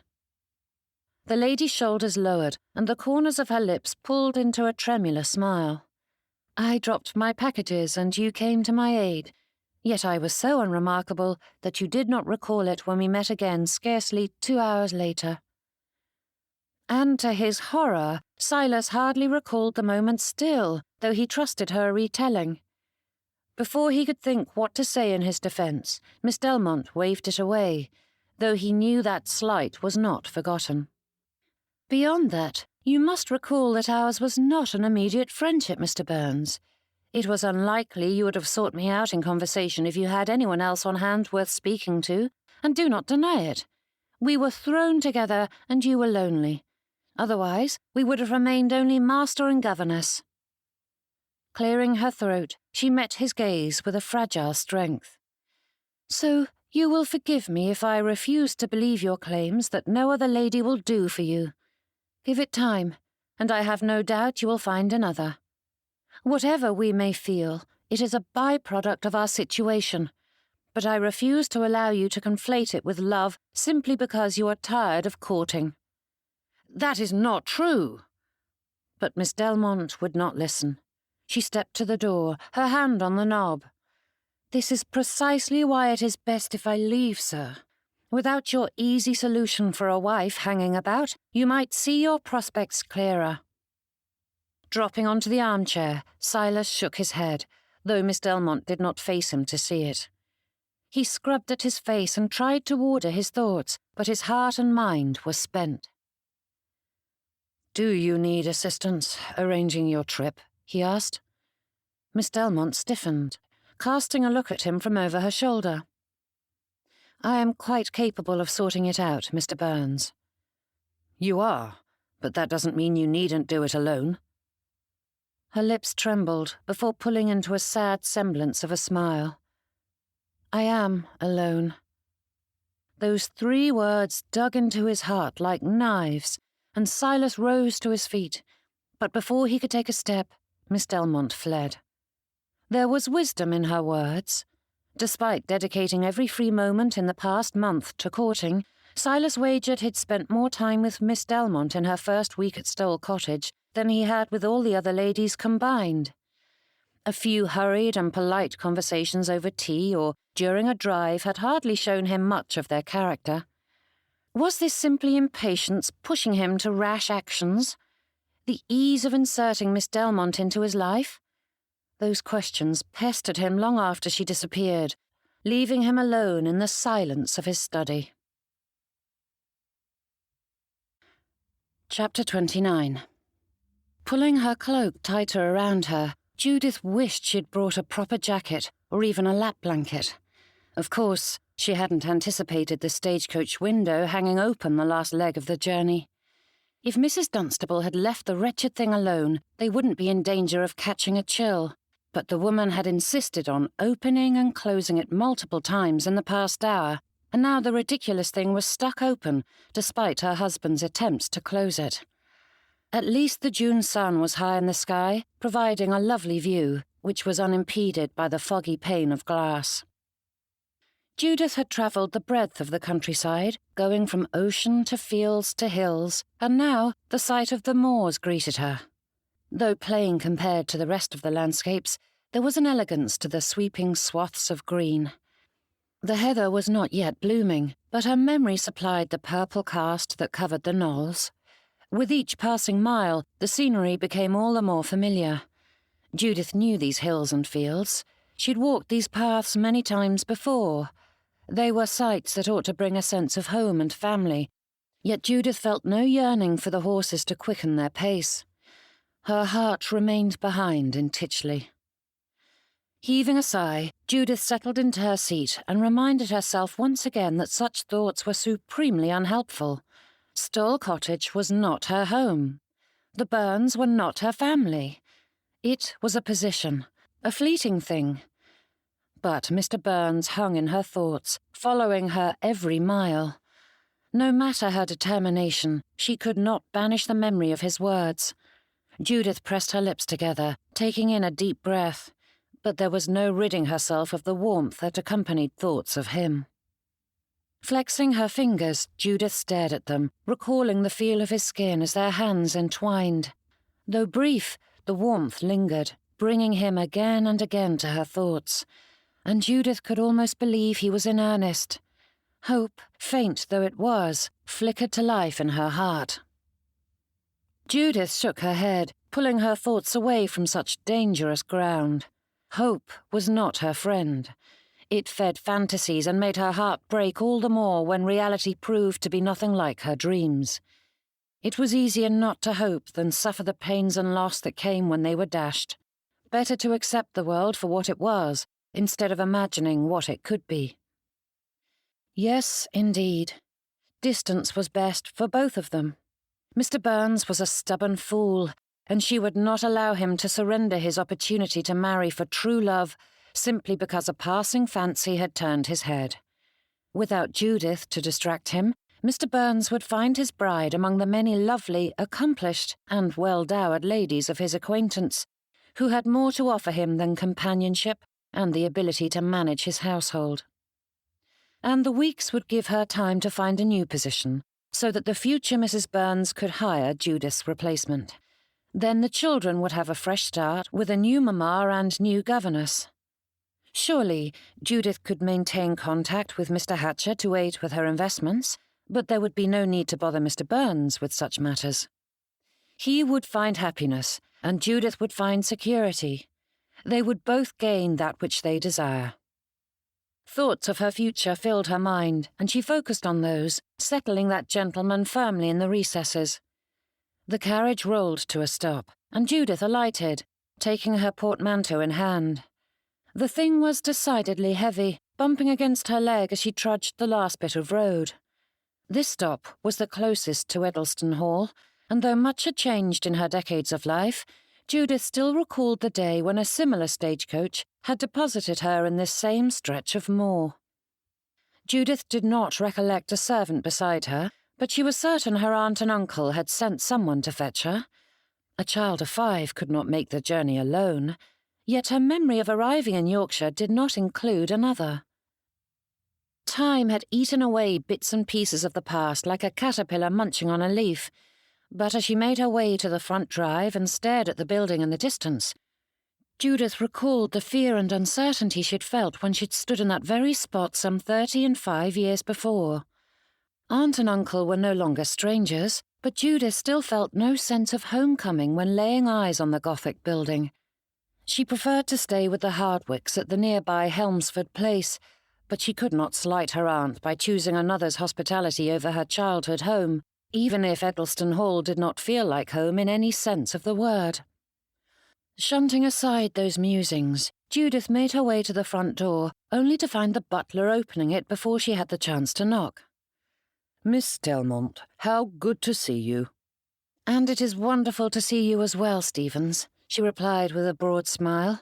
But before Judith knew what he was about, the butler snatched her portmanteau, giving it to a footman with instructions to deliver it to her room, and divested her of her bonnet and cloak. "Your aunt has been asking after you every quarter of an hour since luncheon," he said, ushering her through the foyer and down the hall. "She has been quite eager to have you at home once more." And before Judith could think what to say, Stevens swept her into the parlour, announcing her arrival and leaving in quick succession. The door hardly opened for her before it was shut behind him. "Oh, my dear, how good of you to arrive at last," said Aunt Lavinia. Judith took a deep breath and clasped her hands before crossing to where her aunt sat on the sofa. Bedecked in mourning clothes, Aunt Lavinia was a black mark amidst the flowers decorating the room. The lady held a lace handkerchief to her cheeks and a hand out to her niece, squeezing it when Judith took hold. "You are a godsend, child," she said with a heavy sigh. "Chloe's husband has no notion of how to run a household, and he will not pay me any heed. But I know you shall set him to rights in a trice. I've been doing my best to assist him. I've been there nearly every hour since that awful business. But the nursery is in disarray, and the housekeeper is atrocious." Patting Judith's hand, she added, "You are such a good girl to come." "Thank you, Aunt," she said with a curtsy. "I know my dear Chloe would be pleased to have you here."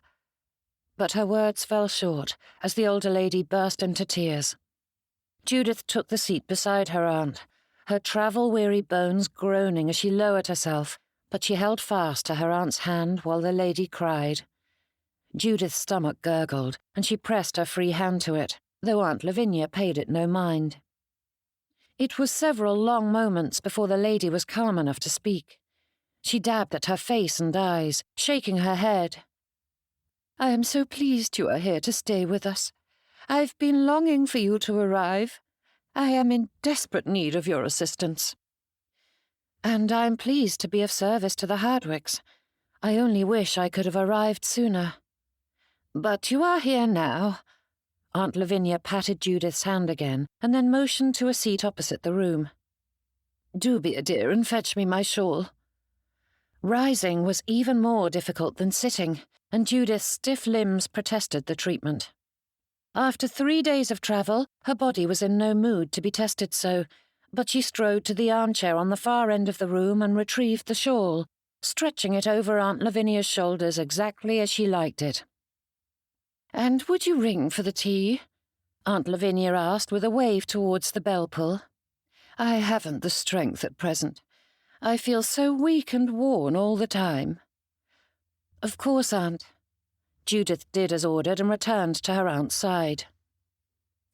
"Oh, I am quite muddled for certain," she said with a shake of her head. "You must be exhausted from your journey, and here I am demanding all your attention. Do go to your bedchamber and freshen up." With a bob, Judith left the parlour and made her way up the stairs. Though she hadn't taken the route in many years, her feet knew the path and led her without hesitation up, and up, then down the farthest hall and into her old bedchamber. Nothing had altered in the years since she'd last stood there. To one side stood a wardrobe, and inside sat several old dresses from her youth, all hung exactly as she had left them. Chloe had given her so many cast-offs that Judith hadn't been able to fit them all in her trunk when she'd left Eddleston Hall, and she smiled at the gauzy gowns with their columnar style and high waist. Moving to the bed, Judith sat down on the narrow cot and stared out the hazy glass. The tiny window was hardly large enough to let in light, but at the right angle it afforded her a view of the landscape surrounding the estate. She had spent many evenings seated right here, watching the sun set across the moors. Every inch of the space held memories long past, and while there was a familiarity to it all, Judith felt no connection to the space. Yet another place in which she would pass some time before going on her way once more. Chapter 30. With a flick of his fingers, Silas released the buttons on his waistcoat and eased back onto the sofa. The view from the parlour was not spectacular, but his gaze was fixed on the windows as he brushed a thumb across the face of his pocket watch. Had Miss Delmonte arrived at her aunt and uncle's home? Of course, the speed of her journey varied greatly on her mode of transportation and the route, but Silas suspected she was quite adept at planning out her travels in an efficient manner. No doubt she was already relaxing at her aunt's side. But a world of troubles can befall a traveller, even more so for a lady. Silas shook away that thought. Miss Delmonte was capable and intelligent. There was no question that she could manage quite well on her own. Yet it did not sit well with Silas.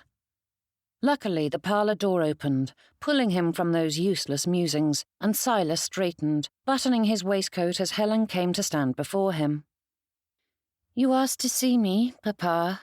she asked with all the enthusiasm of a patient addressing her surgeon. "I thought we might go on a drive. Would you please join me?" Silas wasn't foolish enough to expect elation, but his heart sank at the narrowed look Helen gave him. Standing there, she considered his offer. "I promise it will be just the two of us," he added. Still, Helen remained silent. Clearing his throat, Silas leaned forward, so he was eye to eye with her. He tapped a rapid beat on his knee before adding, "I have an important visit to make, and I was hoping you would accompany me." "To see Mrs. Talley?" she asked with a frown. "No." "Then Miss Stevenson?" "I promise it has nothing to do with any unmarried female," he said, tugging at his cravat. The girl seemed determined to make this as uncomfortable as possible, though he supposed he couldn't blame her for it. However, there was a glint to her eye as she watched him, a tiny spark of curiosity, and Silas hoped the mystery of his errand might prove enough to secure her company. A long, quiet moment, and Helen nodded. Silas did not wait for her to second-guess herself, and he had her bundled up in a cloak and bonnet and seated on the phaeton's bench in a trice. A quick flick of the reins, and they were off, though Silas wasn't certain how to fill the silence that stretched out as the carriage rolled along the roads of Titchley. "Are you enjoying some time away from your studies?" he asked. Helen shook her head. "I wish Miss Delmonte were here." There was only a brief pause before she asked, "Is she coming back?" "Of course," he replied, though with far more confidence than he felt. Silas was fairly certain Miss Delmonte would not send her notice while in Yorkshire, but a stirring of worry warned him the governess wouldn't remain with his family for much longer. Another moment of silence before Helen asked, "Then she didn't leave because of Griffith?" Silas's hand jerked, and he sent the horses a silent apology as he relaxed his hold on the reins. "Miss Delmonte's cousin passed away, and the family requires assistance. Her decision to leave had nothing to do with Griffith." Though the same could not be said of Silas. Miss Delmonte may have left regardless, but he would be a fool to ignore that her escape to Yorkshire was made so shortly after his attempted declaration. Silas sighed and shifted in his seat, making note to speak with Griffith. Though Helen offered no more explanation for her question, he guessed the boy blamed himself for Miss Delmonte's absence, though both of them had assured Griffith it had naught to do with the sketchbook. Silence lingered, and Helen seemed no more inclined to speak than before. Though he prayed for something to spark a conversation, speaking of Miss Delmonte was an ill-advised subject at present. He needed something to draw Helen out, and if he was to practice his listening, as a certain lady counselled him to do, Silas needed his daughter to speak. "What is it that fascinates you about shells?" he asked as the phaeton rocked with the bumps of the road, making the two of them sway, their shoulders knocking together. Helen shrugged. "They are pretty." "Hogwash." She frowned, her brow furrowing. "Not that they aren't pretty," he amended, "but one does not dedicate oneself to such rigorous study and identification simply because they're lovely.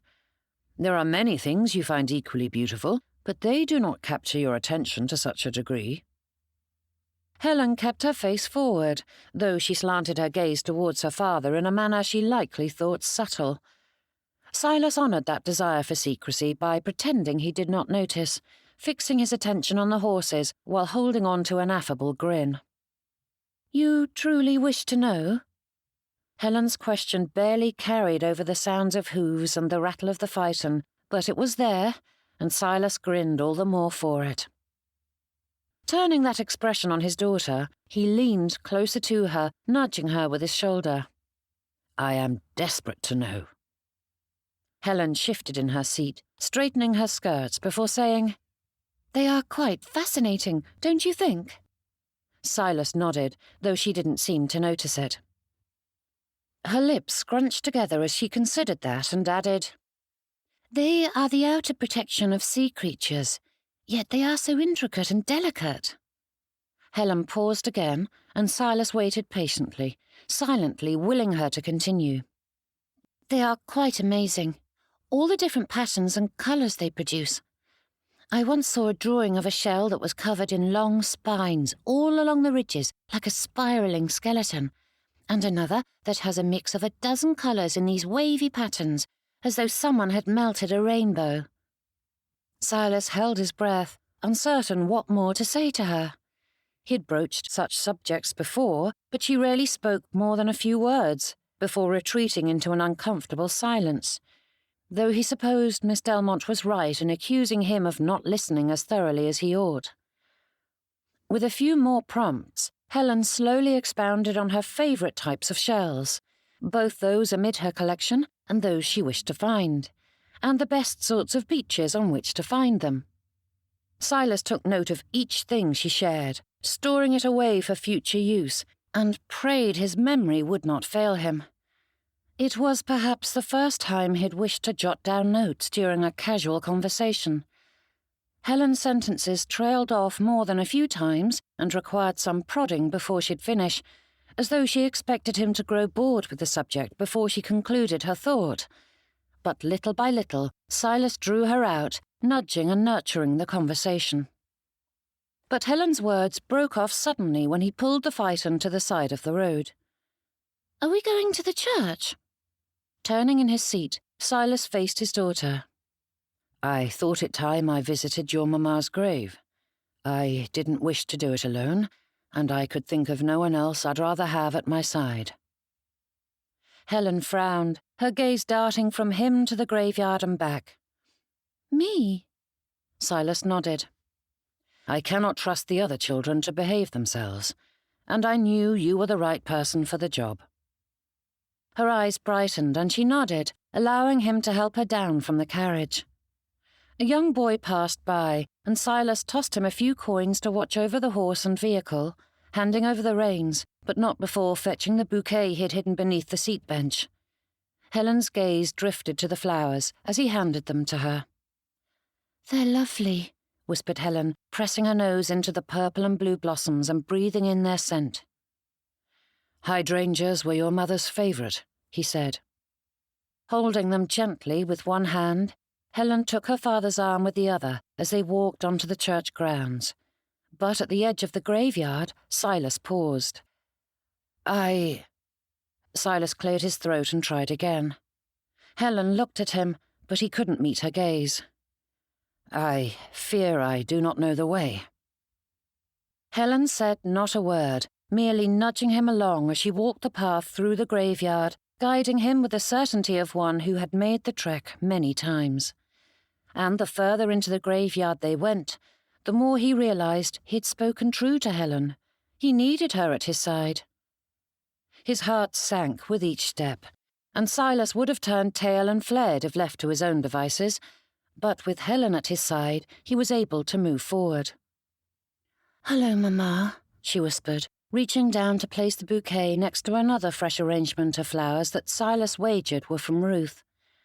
His chin dipped low, and his shoulders followed suit as he took off his hat and held it in his hands, fiddling with the brim and turning it about as he examined the lettering on the slab of granite. "Do you visit her often?" he asked, as Helen primped the flowers sitting at the base of the headstone. Helen straightened and rested her hand on the top. "I come every Sunday after church when everyone is talking." Drawing her arms around her, Helen's expression fell, her gaze fixed on her mother's name. "I like to tell her about everything that is happening, the things I've done." One shoulder rose in a shrug. "It makes me feel better." "Would it do the same for me?" Helen's gaze darted to him, her brows rising. "You need to feel better." Silas shifted his hold on his hat. We all get sad from time to time. Turning his attention to the gravestone, Silas tried to think of what to say. Expressing their thoughts had never been an issue in their marriage, but too often the wrong words were spoken. His chest constricted, and Silas looked at his hat as he turned it about in his hands. Deborah, I am so sorry for what happened. Those words encapsulated so many things. Silas could be standing here until dinner if he listed them all, many of which were not appropriate for her daughter to hear. But Silas gave them a voice in his heart. His body grew heavy as he considered all that had happened and all that could have been. Despite their inauspicious beginning, he had had so many hopes for their marriage. When those came to naught, it was easier to slough off the blame as the situation had not been of his making. But the truth was, Silas and Deborah shared the guilt. Their marriage failed due to their actions within it, and not the ones that precipitated it, and Silas couldn't help but wonder if they might have found common ground with a bit more effort and less resentment. Silas's thoughts drifted back to Miss Delmonte's comments about Ruth. He had been blind to his sister-in-law's pain, yet now he couldn't help but see the signs and wonder how much of Ruth's shrewishness was a reaction to his poor behaviour. I hope you are happy, he whispered, his heart lightening a touch when he realised the truth of those words. No matter their past differences, Silas prayed Deborah had found Thomas in the great beyond, and they were enjoying their eternal rest together. He wished her peace and comfort in knowing her children were safe and loved, and he begged her to forgive the stubborn fool who had married her and broken his vows to love and cherish her. "Did you love Mamma?" Silas turned to find Helen standing at his side, her gaze fixed on him. Her eyes burned with hope, begging him to give the answer she longed to hear. Crouching in front of her, he set his hat on the ground and took her hands in his. The answer was so very complicated and far too nuanced for her to understand, but there was a truth he could share. It flickered in his heart, growing in intensity as he held Helen's gaze. I loved your mamma dearly because she gave me you.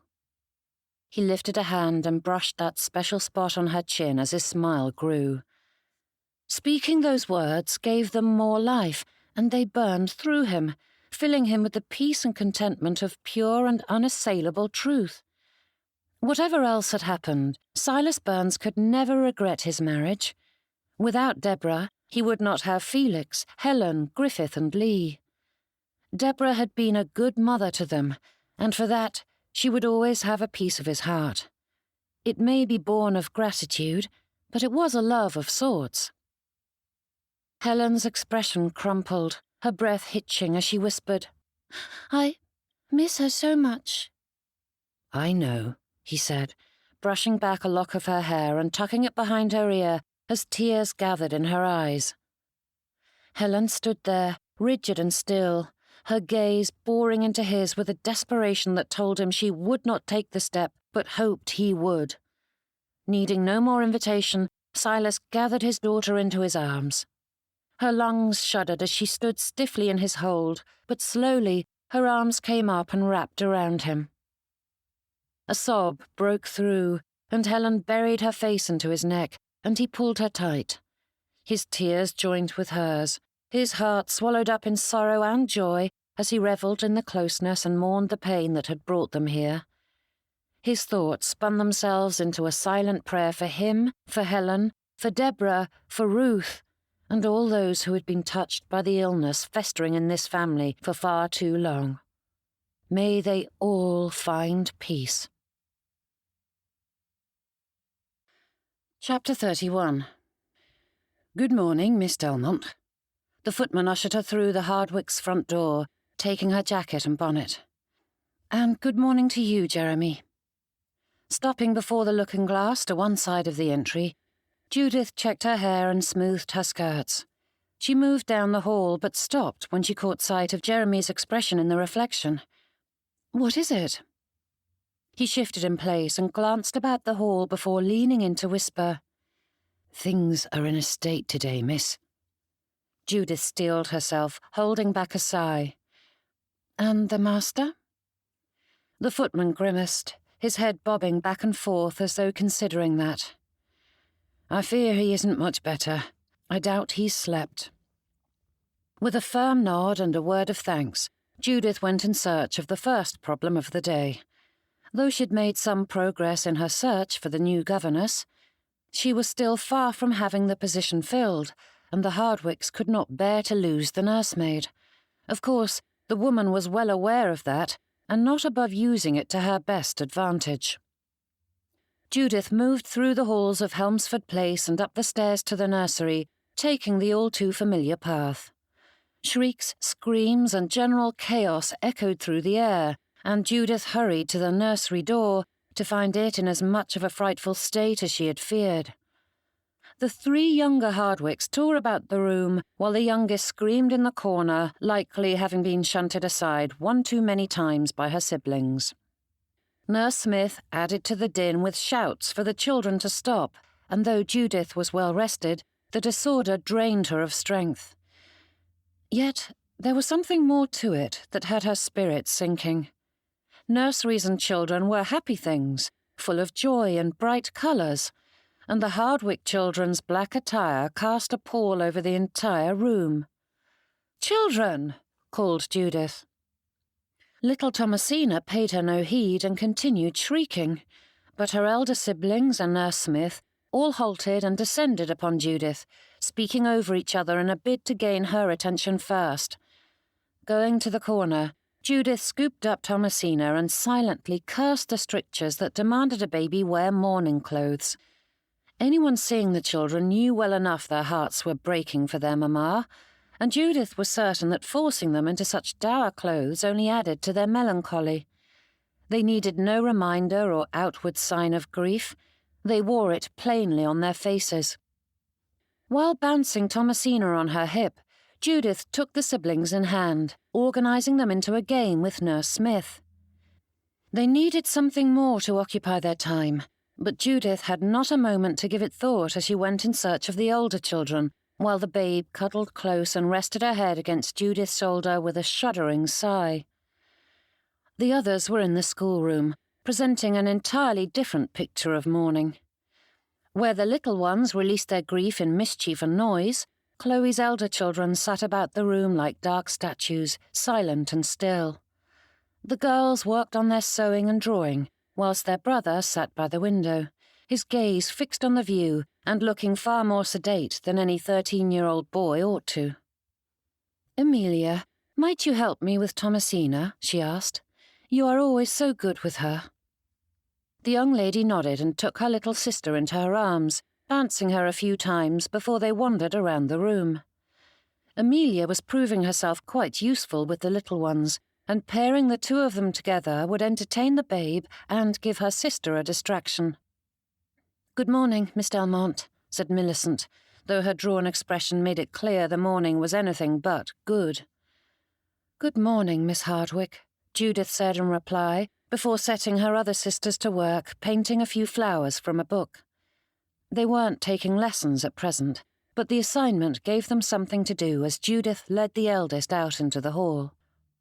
"Might I ask your assistance?" asked Judith. Millicent blinked, straightening herself as she met Judith's gaze with far more focus and spirit than she'd shown in the Senate since Judith had arrived. "I have so very much on my plate at present, and I would appreciate your aid with Mrs. Stoke." Leading her down the hall, they wandered towards the kitchen. "What can I do?" Millicent's light brows rose, her lips pulling into a frown. "I do not know how to manage a housekeeper." "You know far more than you think," said Judith, taking the young girl by the arm. "I have an appointment with Mrs. Stoke concerning the menus for the week, but I fear I am needed in the nursery." Millicent shook her head. "I cannot hope to do it justice. Mamma was always so—" Her voice broke, and the young lady shook her head, pressing her hand to her mouth. Judith drew an arm around her, pulling her close as she began to cry. Between the children and their father, there was a never-ending supply of tears, and Judith didn't know if her efforts were doing any good, but if nothing else, she could be a listening ear and comforting shoulder. It was several long moments before Millicent straightened and wiped her cheeks. "I don't know how to set menus," but Judith took Millicent by the arm again. "You underestimate yourself. Your mother taught you so very much, and you are far more familiar with the food she served than I am. Mrs. Stoke knows the household well, but she does need a firm hand to guide her. Can you sit with her and review what she has planned? It would be such a great help, and I know you will do an excellent job at it." Millicent gave her a faint smile. "Do you believe so?" "I know it. You are very capable." With a brisk rub of her cheeks, Millicent nodded. "I shall do my best." The young lady set off down the hall, but Judith cast a glance out the window at the clear sky and called out to her, "And could you organise a picnic basket for the family? I think the weather is quite fine for an outing." Millicent paused and turned back with a frown. "Papa will not join us." Steeling herself with a fortifying breath, Judith gave her a reassuring smile. "I am going to press him into duty if I have to, but we shall all go out and enjoy the sunshine." The young lady nodded, but her gaze lowered, her fingers twisting in front of her, fiddling with the edges of her morning gown. Her shoulders dropped, and Judith moved to stand before the young lady, nudging her chin upwards. "There is no shame in enjoying a fine day," she said. "But for us to picnic while Mamma—" Millicent's voice broke, and Judith took her into her arms once more. "I knew your Mamma better than most," she whispered, "and I can promise you she would not wish for you all to sit about, denying yourself little joys. Your Mamma adored picnics, and she would want you all to take advantage of the fine weather today." Millicent gave a halting chuckle that was dampened by her remnant tears. "She always said one should never waste a beautiful day." Straightening, Judith gave the young lady a warm smile. "That she did, and I think we ought to honour that philosophy." Wiping at her cheeks, Millicent smiled and nodded, turning away to see to her task. Judith watched as the young lady walked down the hall, head held high, and she prayed for Millicent and her sisters. A young man needed his mother like any other child, but a young lady relied so greatly on her mother to help her navigate the waters of courtship, a journey Millicent was soon to make. But Judith shook herself free of such thoughts and went in search of Martin. Like every day since she'd arrived, the journey from the nursery to the study was fraught with distractions. The housekeeper appeared, seeking guidance about some household matter. Then a disruption in the nursery drew her back there to set things to right once more. Then a stack of posts stole away more of her time. Judith had been honest in saying the housekeeper knew her business well, but there were so many issues that needed overseeing. And when she finally had time enough to realize what her original course of action had been, Judith had worked away most of the morning. Pausing in a quiet alcove, she stretched her back and rotated her ankles, though it did little to relieve the ache in her feet or the exhaustion plaguing her. If she could have avoided staying at her aunt and uncle's, then Judith might be allowed a moment to herself, but Aunt Lavinia would have felt slighted. And so, Judith was forced to spend her days at Helmsford Place and allow her aunt to monopolise her evenings, leaving Judith with only a few moments of solitude and quiet after collapsing into bed and before sleep claimed her. And now, she was gathering wool. Shaking herself free of those thoughts, Judith made her way to Martin's study, though with a detour through the kitchens. She nudged the study door open with her knee and hip, balancing the tea tray as she slid into the room. The curtains were drawn tight, and Judith struggled to navigate around the furniture in the darkened room. Sitting it on the desk, she squeezed past Martin and threw open the curtains with a sharp tug, making him flinch at the sudden light. "Sir, you are coming on an outing with the children," she said. Martin blinked a few times before turning his attention to her, and Judith's breath caught. Good gracious, he was still far too handsome for her good. Perhaps all the more for the fact that his jaw had gained a touch of stubble. Judith had long since abandoned any romantic notions for the fellow, but she appreciated a fine sight as well as any woman. "I do not feel up to it, Judith," he murmured. "Nonsense, Mr. Hardwick." He huffed and shook his head. "How many times must I insist you call me Martin? I am not your master, so there is no need to sir me." Judith gave him an arched brow. "And still, it is not entirely seemly to call a gentleman by his given name." "Not only are you a childhood friend, but we are family by marriage. You are here doing me a great favour, so you have a right to use familiarities." Judith arranged the tea tray on the desk and prepared a cup of tea.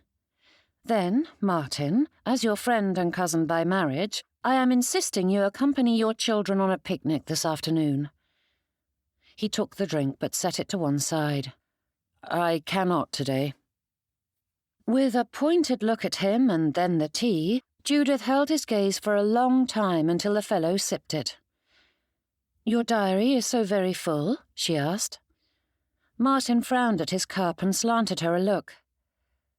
"I do not recall you being such a tease, Judith." Luckily, her cheeks were already a deep pink from her efforts around the house, so there was no sign of the embarrassment that flashed through her. Judith knew full well he was correct, and precisely why her tongue was taking so many liberties of late, but now was not the time to think of Mr. Byrnes, even if he had the habit of popping into her thoughts at odd and inconvenient times. Brushing him aside, Judith smiled. "I cannot help but twit you when faced with such stubbornness." "It is not stubbornness," Martin said with a sigh, placing the cup down with a rattle of china. "I do not have the strength for it." "You would feel better if you left your study. Keeping yourself locked away all day and sleeping at your desk is not helping matters." His gaze drifted to the far wall. "Sleeping here is better than returning to an empty bedchamber." Clasping her hands in her lap, Judith considered the situation and decided a strong hand was best. This was precisely the reason Martin had written to her in the first place. "Your children need you. They are desperate for your attention, and if you let them, they can help you find happiness again. Even amidst heartache, there is hope if you seek it out." Martin nodded, but leaned back in his armchair, ignoring the tea and food until Judith cleared her throat and gave him another pointed look. A faint smile eased up the corner of his lips, and he did as bidden, taking a bite of cake and sip of tea. "I know what it is to lose those you love, Martin, but you cannot allow it to ruin you," said Judith, leaning forward to perch on the edge of her seat. "Your children need you. Please, come with us. They need to see their papa." Dropping his head, Martin sucked in a deep breath before straightening again to meet her gaze. "You are a godsend, Judith. You realize that, don't you? I would be lost without you. If we weather this storm, it will be your doing." Judith's throat tightened, and she swallowed past the lump. "You will weather it, Martin, if you try." He stared at the teacup for a moment before nodding and downing it in one gulp, and then he rose to his feet and rang for his valet. The next moment, Martin was out the door, leaving Judith to slouch into the chair with a sigh.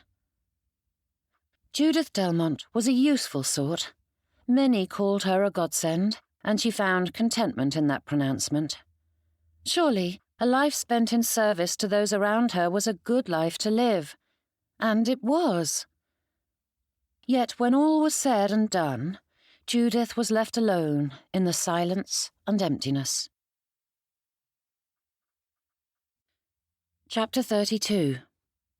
With a quick tug, Silas straightened Griffith's jacket. The lad looked quite dapper in his suit, even if the sleeve showed far too much wear and tear from all the things he wiped on it. Of course, Helen was the picture of perfection, standing there with her skirts laying just so, the ribbon in her hair tied in the same immaculate manner her mamma had always insisted upon.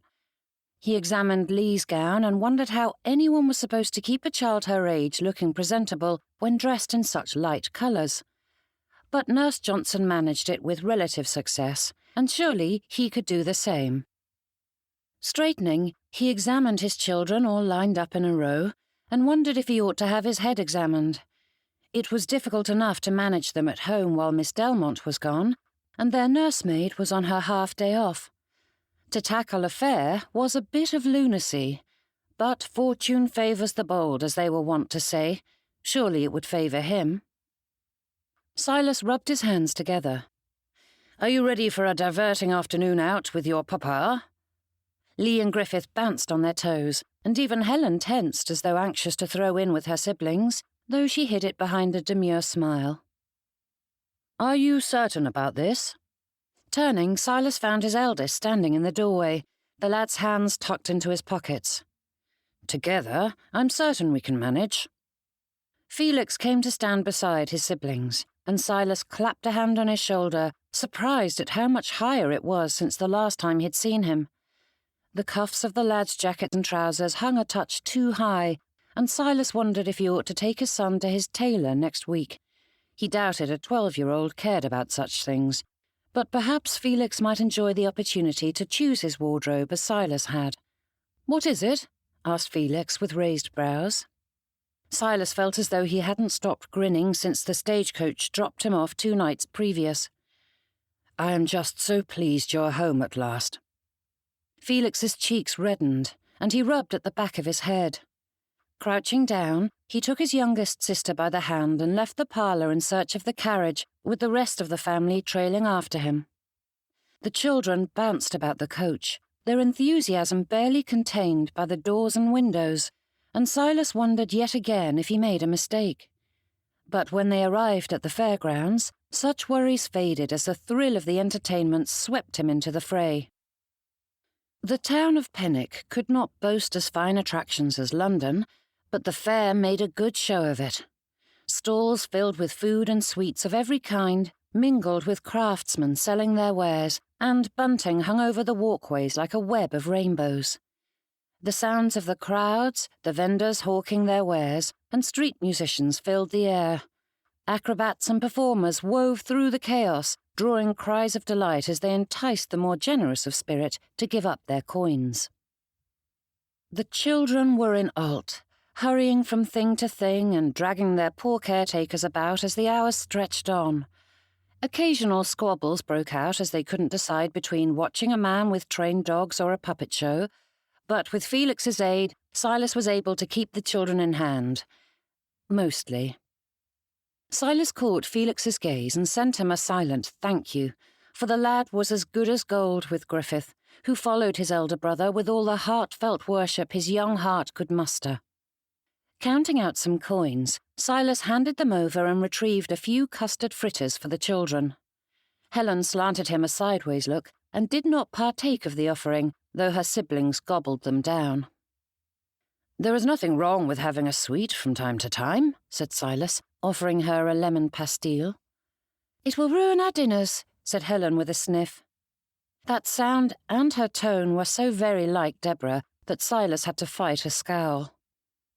"I am well aware of how much they're eating, Helen, and it is far less than you fear," he said, though his tone was tarter than intended. Helen stiffened, crossing her arms with a frown. "You are going to make them sick." "I give you my word I will be cautious in what I give them. All will be well." Her hands clenched, her muscles shaking as she glared at her father. "You are going to make Lee ill again. You never listen." "Why must you ruin things?" said Griffith, taking a big bite of caramel. "I do not ruin things." Helen stamped her foot. "You—" "Hush, Griffith," said Silas, nodding at Felix to lead the boy away. Luckily, he was easily distracted by a pair of acrobats. Lee hurried after them, and Silas shouted a warning to Felix that she was following. The lad waved and took the two in hand as they watched the performance. Helen refused to look at him, keeping her little nose up in the air in a posture he'd seen far too many times from Deborah. Silas sighed, his shoulders drooping as he thought about what to do. She had seemed so amenable of late. He had thought they'd come to a bit of an understanding, and all had been well until— Silas stopped and thought it through, hearing Miss Delmonte's voice admonishing him for not listening properly. and though his daughter's behaviour required a good deal more interpretation than ought to be required, Silas began looking at it again. Shoving aside his immediate feelings on the subject, he considered the whole situation. "Will you walk with me, Helen?" he asked, offering her his hand. She ignored it, but followed him as they meandered about the stalls. When they reached a quieter area, Silas turned to face her. "Do you want Felix gone?" Helen's brow furrowed and she shook her head. "You've been unhappy since your brother arrived home," Silas prodded. But with Miss Delmonte's advice coming once more to mind, he realised that such delicate probing would be unlikely to yield results. If Helen was determined to keep him at arm's length, he couldn't wait for her to supply the answer, which she proved by saying nothing. Silas knew too little about his daughter to comprehend the source of her disquiet, but he felt his way there as he spoke. "Your mamma wanted him at school," he said. Helen peeked at him from the corner of her eye. "But as much as your mamma wanted that for Felix, it is not what I want, or what he wants for that matter." Silas paused, hoping she would say something, but Helen remained silent.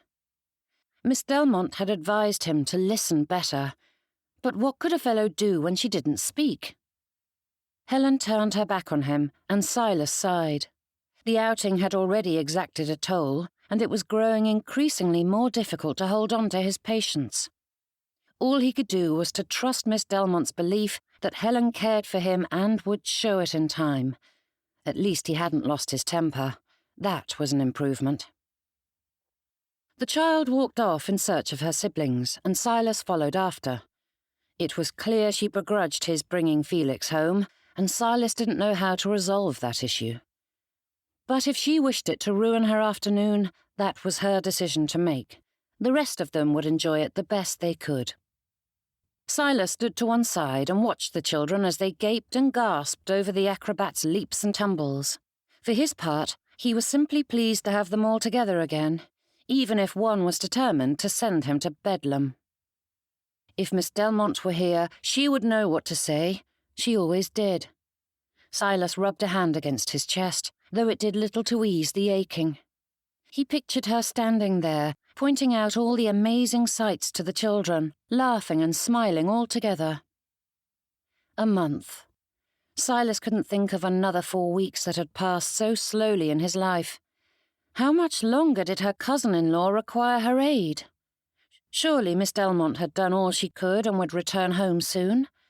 Her family in Yorkshire weren't the only ones who needed her. Perhaps he ought to write and tell her how greatly they anticipated her return, how much he wanted her home.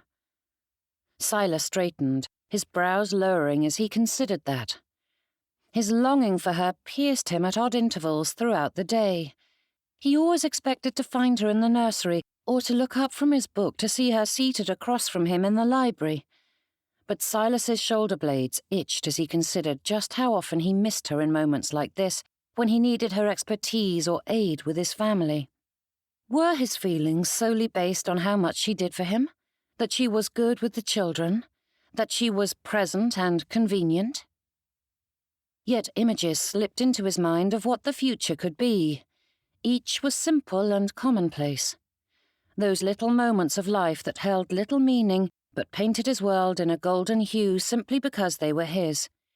And each one featured Miss Delmonte. Surely, if his feelings were weak approximations of love, their time apart would have caused them to wither. Yet weeks with Mrs. Talley and the other unmarried ladies hadn't altered his feelings. Love or convenience? That question had haunted him as the days and weeks dragged by. Surely, the fact that time passed so slowly in her absence was a sign that his feelings were more than the passing fancy Miss Delmonte believed them to be. Silas frowned and wandered over to his children. Stepping closer to Helen, he tried to put a hand on her shoulder, but she stepped away, and he held back a sigh.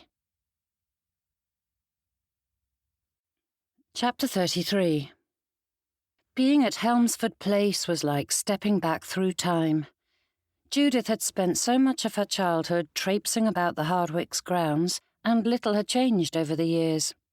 Ghosts of the past joined in with the games as Martin's children chased each other around the trees and hedges in the selfsame manner she and their father had, resurrecting so many memories Judith had long forgotten.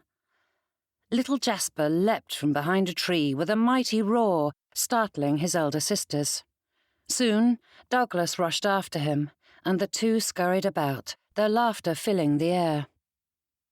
"That young man is a rascal," murmured Martin as he and Judith strolled along the grass. She smiled. "Every family needs a good rascal." "Too true."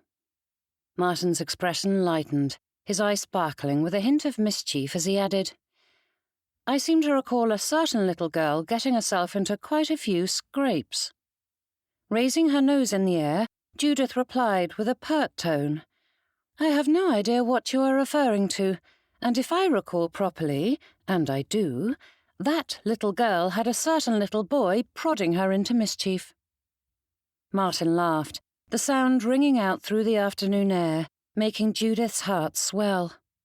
The elder children paused in their games to watch their father, and Judith tucked her arm in Martin's as she'd done so many times before. It brought with it memories of them strolling along these familiar paths as they jabbered on about all the little nothings of their lives. It was eons ago, yet in that moment it felt as though time had turned back, depositing them in the world before the cares of life had altered them. "And how are you enjoying being at home once more?" asked Martin.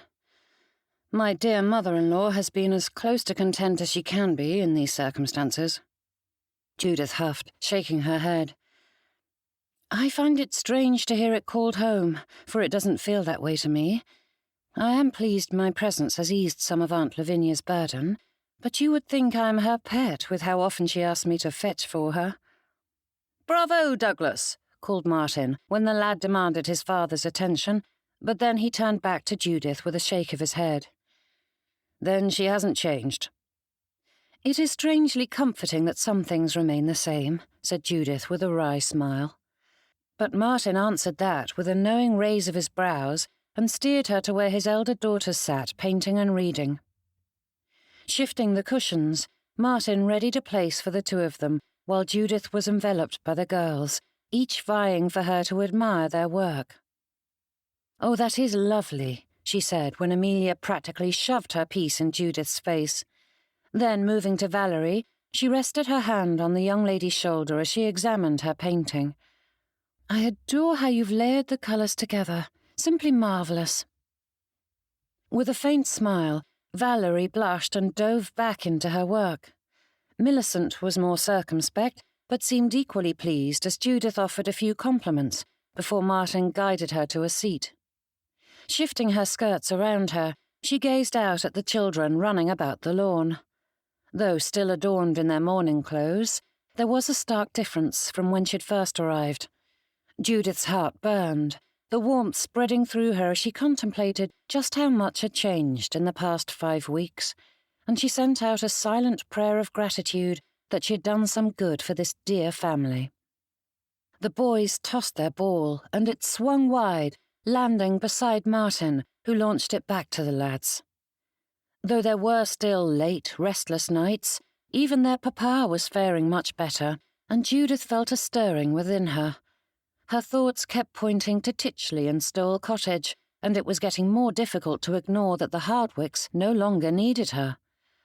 Her lightness of spirit fled, leaving her empty inside as her mind wandered to places she hadn't allowed it to go. No doubt, Mr. Byrnes was well on his way to being engaged, and it did no good to dwell on that fact. If anything, it was the prime scenario. Judith would return, having missed the celebrations, and could move on to a new position with little fanfare before the wedding took place. At that moment, Judith's memory reminded her of the resolution she'd made in church all those weeks ago, and she couldn't help but laugh at her ridiculous self. So much for her determination to think of Mr. Byrnes no more. Judith couldn't help herself. At least the thoughts, and feelings that accompanied them, held no power over her. They haunted her from time to time, but they did not control her. Jasper scurried close to where she sat and danced back and forth. Catch me! Feigning indifference, Judith waited until the child grew too bold and came within arm's reach. She snatched him into her arms and dug her fingers into all the ticklish parts until he was squirming and shrieking with laughter. He lay across her lap, panting for a moment, before launching himself up and running off after his brothers. Judith watched them run about, playing as every child ought, and that warm, contented feeling settled back into her heart. Thank the heavens they were able to smile and laugh still. She hoped Chloe knew it and found peace that her children would thrive. Trying times lay ahead, as they did in any life, but the family was making a go of it. When her gaze drifted from the young ones playing on the lawn to her companion at her side, she found Martin watching her. There was a faint smile on his lips, and he held her gaze for a long moment, studying her, though Judith could not interpret his expression. "Would you accompany me on a walk?" he asked, nodding towards the nursemaids. "They can manage the children in the meantime, and we shan't go far." Rising to his feet, he offered her his hand, and Judith smiled, taking it as he helped her up. She linked her arm in his, and they wandered past the excited horde, their footsteps moving in unison as a companionable silence fell, and the sounds of the children faded into the distance. Martin led them along an old and familiar path that brought them into Judith's favourite copse of trees. It had such an air of magic about it that she'd thought it home to fairies and wee folk, and she'd led more than a few expeditions into the undergrowth to hunt for the lovely creatures. Martin helped her over a log and deeper into the wood until they found the place that had served as their base of operations. "The throne," she whispered with a smile, releasing his arm to sit upon a downed tree that was twisted into an approximation of a seat. "The children often come out here and play exactly as we did," he said, stuffing his hands into his pocket as he examined the clearing. "Millicent was as certain as you that she would find some fairy or elf hidden among the thickets." "It is beautiful here," she said, running a hand along the rough bark of the tree. The seat wasn't as high as she recalled, though Judith supposed she was quite a bit taller than the last time she had sat there. Martin looked up at the sky, his head thrown back as he examined the canopy above them. Then, turning to face her, he held Judith's gaze. "I don't know how I can ever thank you.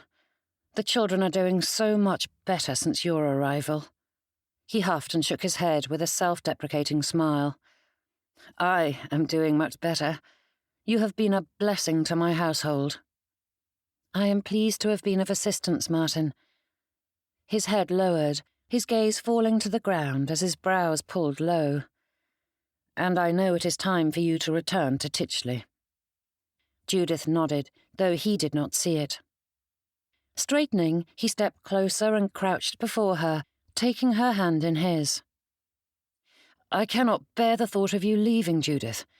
You are a blessing to us, and you must stay here." But she stared at their entwined hands, blinking at the sight of them joined together in such a manner. Her heart thumped painfully, beating against her ribs like a trapped bird, and her eyes widened as he spoke of her importance to him and his household, though she hardly understood his words. Judith's thoughts whirled about like a tempest, struggling to comprehend the sight of Martin Hardwick crouching before her in supplication, speaking such lovely things. Judith didn't know what to think. She couldn't think. She had locked away her feelings for Martin years ago. Had he knelt before her as a young man, Judith would have known her answer. But now, she could not sort out her heart well enough to know what to do when faced with Martin Hardwick speaking his. "And your aunt did say you were looking for a new position, which seems far too serendipitous to allow the opportunity to slip by. Can you think of another place you'd rather be than Helmsford Place?" Heart dropping to her toes, Judith hid her wince, though she lowered her gaze so he would not see the truth of her mistake. She was a ninny through and through. Yes, he was praising her, but it was for her abilities as a governess, nothing more, and his offer was that of a position, not a proposal. Pressing a hand to her head, she asked, But what of Mrs. Nobbs? She has only just settled in, and the children seem eager for her lessons. I believe it to be a good fit, and as honoured as I am, I do not think— Mrs. Nobbs? Martin's brows drew low. What does she have to do with it? I am not speaking of a governess, Judith, but a wife. The world ground to a halt, the orb refusing to spin along its heavenly axis as Judith stared at Martin. But everything in his expression bespoke of honesty. She blinked again and again, her eyelashes fluttering with the speed and determination of an overly coy debutante, though her thoughts refused to seize upon the truth kneeling before her. Martin was proposing. I understand why you never wished to work for us, he said. Though Chloe wanted to see you situated under our roof, I couldn't help but think it uncomfortable for you to be employed by your cousin and your friend. But perhaps now she can get her wish. He paused, his throat bobbing as he tried to clear it. Martin dropped his head, and Judith held fast to his hands as his breathing shuddered, and that sorrow left her feeling all the more out of sorts and dumbfounded. "You're asking me to marry you?" she asked, hoping that perhaps the direct question, no matter how embarrassing, would clarify the situation. Martin wiped at his eyes and cleared his throat. "Can you think of a better solution for us both?" Judith frowned. "I think you are making a hasty and rash decision." "I have spent much time considering it, and I truly think it would be of great benefit to you, my children, and myself," he said, rising to his feet. Tucking his hands behind him, Martin paced the clearing.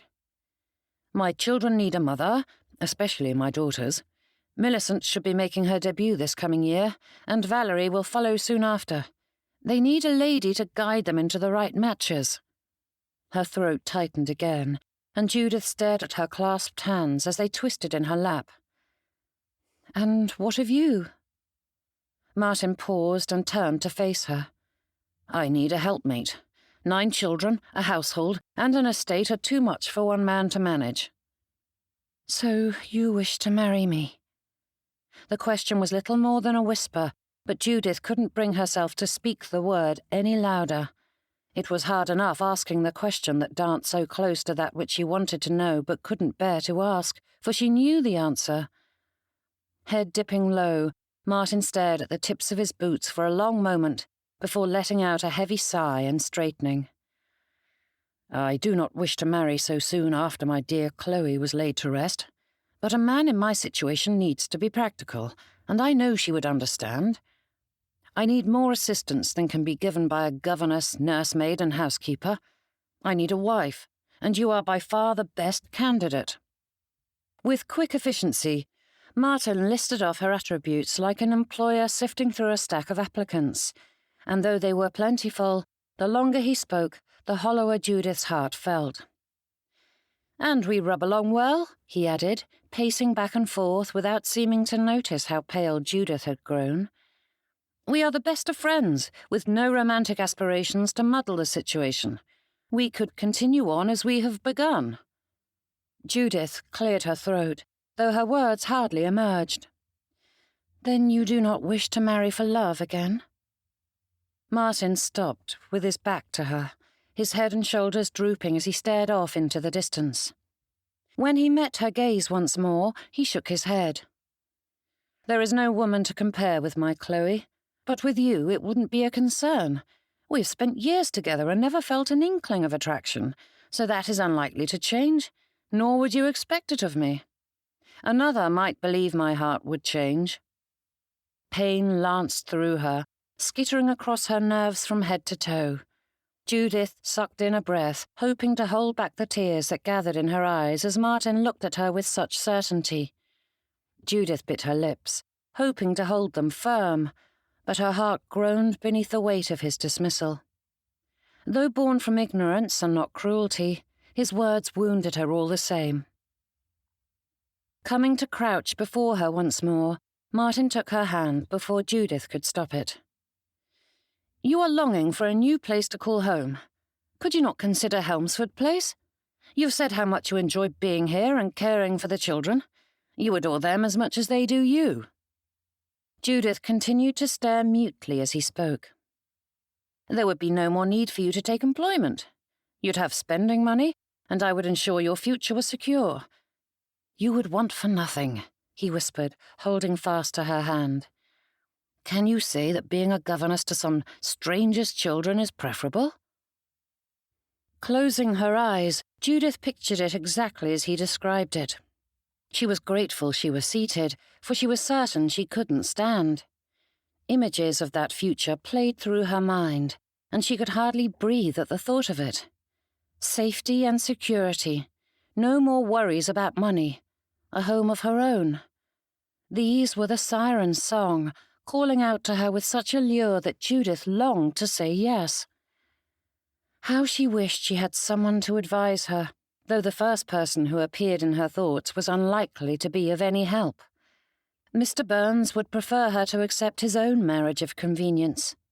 Aunt Lavinia's voice echoed in Judith's thoughts, warning her not to vacillate. It was not every day that a woman in her situation was offered such a fine future. Even Chloe would call her a fool for hesitating. A lady of her age and situation had few prospects, and Martin's proposal was almost everything she'd ever hoped for.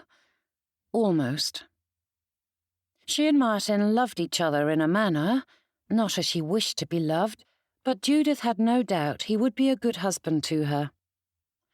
Lifting her hand to his lips, Martin placed a kiss on her knuckles and rose to his feet again.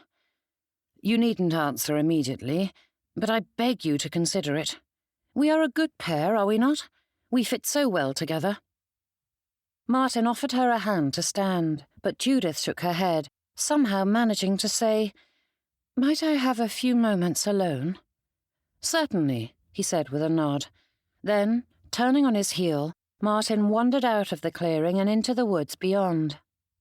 Pressing a hand to her mouth, Judith strained against the pressure building inside her. As much as his offer made sense, she couldn't help but hear the truth buried inside it, the selfsame fact that had been impressed upon her since her first foray into courtship. Judith Delmonte was the convenient option. Not desirable in any womanly fashion, but a perfect substitute when one cannot find a romantic prospect. Nearly perfect, but not quite. Having every quality a man could desire, except desire. A prime candidate. A sob broke through, drawing with it the tears she'd held at bay, and Judith bowed over, clutched at her stomach as the forest rang with the sounds of her sorrow. Would no one ever fancy her as something more than a helpmate? Love her for her sake and not their children's? Propose because they couldn't bear to live without her? The answer poked and prodded her as the tears fell. No, they would not. Chapter 34. A ship was not a restful place. With so many sailors bunking together in tight quarters, quiet was in short supply, and the men were always ready to be thrown into action at a moment's notice. Silas had suffered many sleepless nights and grueling days, but at present he was certain he'd never been more exhausted in his life. The carriage rocked, and Silas's eyelids drooped, struggling against the fight of gravity. In truth, he wasn't certain why he was worn to a thread, but from the moment he'd awoken this morning, he'd slogged through the minutiae of his day. A little hand poked his face. "Stop that," whispered Felix, and Silas cracked open an eye to find Lee staring at him with a grin. "Papa is sleeping," she said. "Papa is trying to sleep," Silas corrected, stifling a yawn. The horses pulled to a stop, and Silas gathered his remaining strength and opened the door, ushering the children onto the Slade's front step. Silencing his nerves, he guided the children to the stairs that led to the family's rooms atop the shop, and soon they were ushered into the Slade's parlour. The children spread out, poking into all the corners their aunt would likely not wish them to explore, as there were far too many delicate and precious decorations scattered across the shelves and end tables, all of which begged the children to touch. Silas rocked on his heels, reciting once more what he'd planned to say. "Goodness, "What are you doing here today?" asked Ruth as she swept in and greeted her nieces and nephews. The children swarmed their aunt, talking all at once about all the pressing details of their lives she needed to know that very minute. "I hope we aren't intruding," said Silas, shifting from foot to foot. They'd been happily avoiding each other for the last few weeks, and he wasn't entirely at ease with breaking the silence. "But I was hoping the children might visit you for a few hours. It's Nurse Johnson's half-day. Mrs. Barton and the rest of the staff are occupied with their work, and Miss Delmonte is still visiting her family. I fear I have some business to attend to, and I do not wish for Felix to shoulder the burden on his own when I do not know how long it will take." But Ruth waved away the explanation. "Certainly, Silas. The children are always welcome here." Then, turning to the children, she added, "And you are just in time. Cook has prepared some biscuits. If you visit the kitchen, I'm certain she will give you some." Griffith and Lee sped off with Felix following after and calling for them to slow down, though he looked quite as eager for the treats. Helen trailed behind, casting a look over her shoulder at her papa. Silas waved farewell, and there was a long moment before she returned it. But she did return it. Silas grinned as she hurried after her siblings. The room fell silent, and Silas's ears rang as he let out a low sigh. As much as he adored them, they were louder than a ship full of drunk sailors. "My thanks, Ruth," he said with a bow. "I hope to have my business concluded in 3 hours, though I cannot be certain of it. I shall send word if I am longer." Ruth bobbed, but something in her expression gave Silas pause. She stood there with that impeccable rigidity that was her and Deborah's hallmark, her hands clenched before her. Her gaze was not on him, but her mouth opened as though she wished to speak. "Are you unwell?" he asked. Ruth paused, the silence drawing out until Silas was certain she had forgotten he was standing there, but when he turned to leave once more, she stopped him again. "I owe you an apology," she whispered. Silas stiffened, his eyes widening as he stared at his sister-in-law. Ruth huffed. "You needn't look so shocked, Silas. I am capable of apologizing and admitting fault, you know." With a huff of his own, Silas replied, "I didn't know. I've never heard those words from your lips before." "If you're going to make this difficult—" Silas held up his hands. "I am teasing, Ruth." But the lady frowned. "You like to do that far more than you should." "A complaint your sister shared with me many times. But there is no helping matters. I am a silly man." Ruth narrowed her gaze, studying him. "You are twitting me again." "I did say there was no helping matters." This time, he gave her a wide smile to erase any doubt about the jest behind his words. With a sigh and shake of her head, Ruth's posture eased. "I haven't been fair to you, Silas. I've been so angry for so long, and I do not know when it started.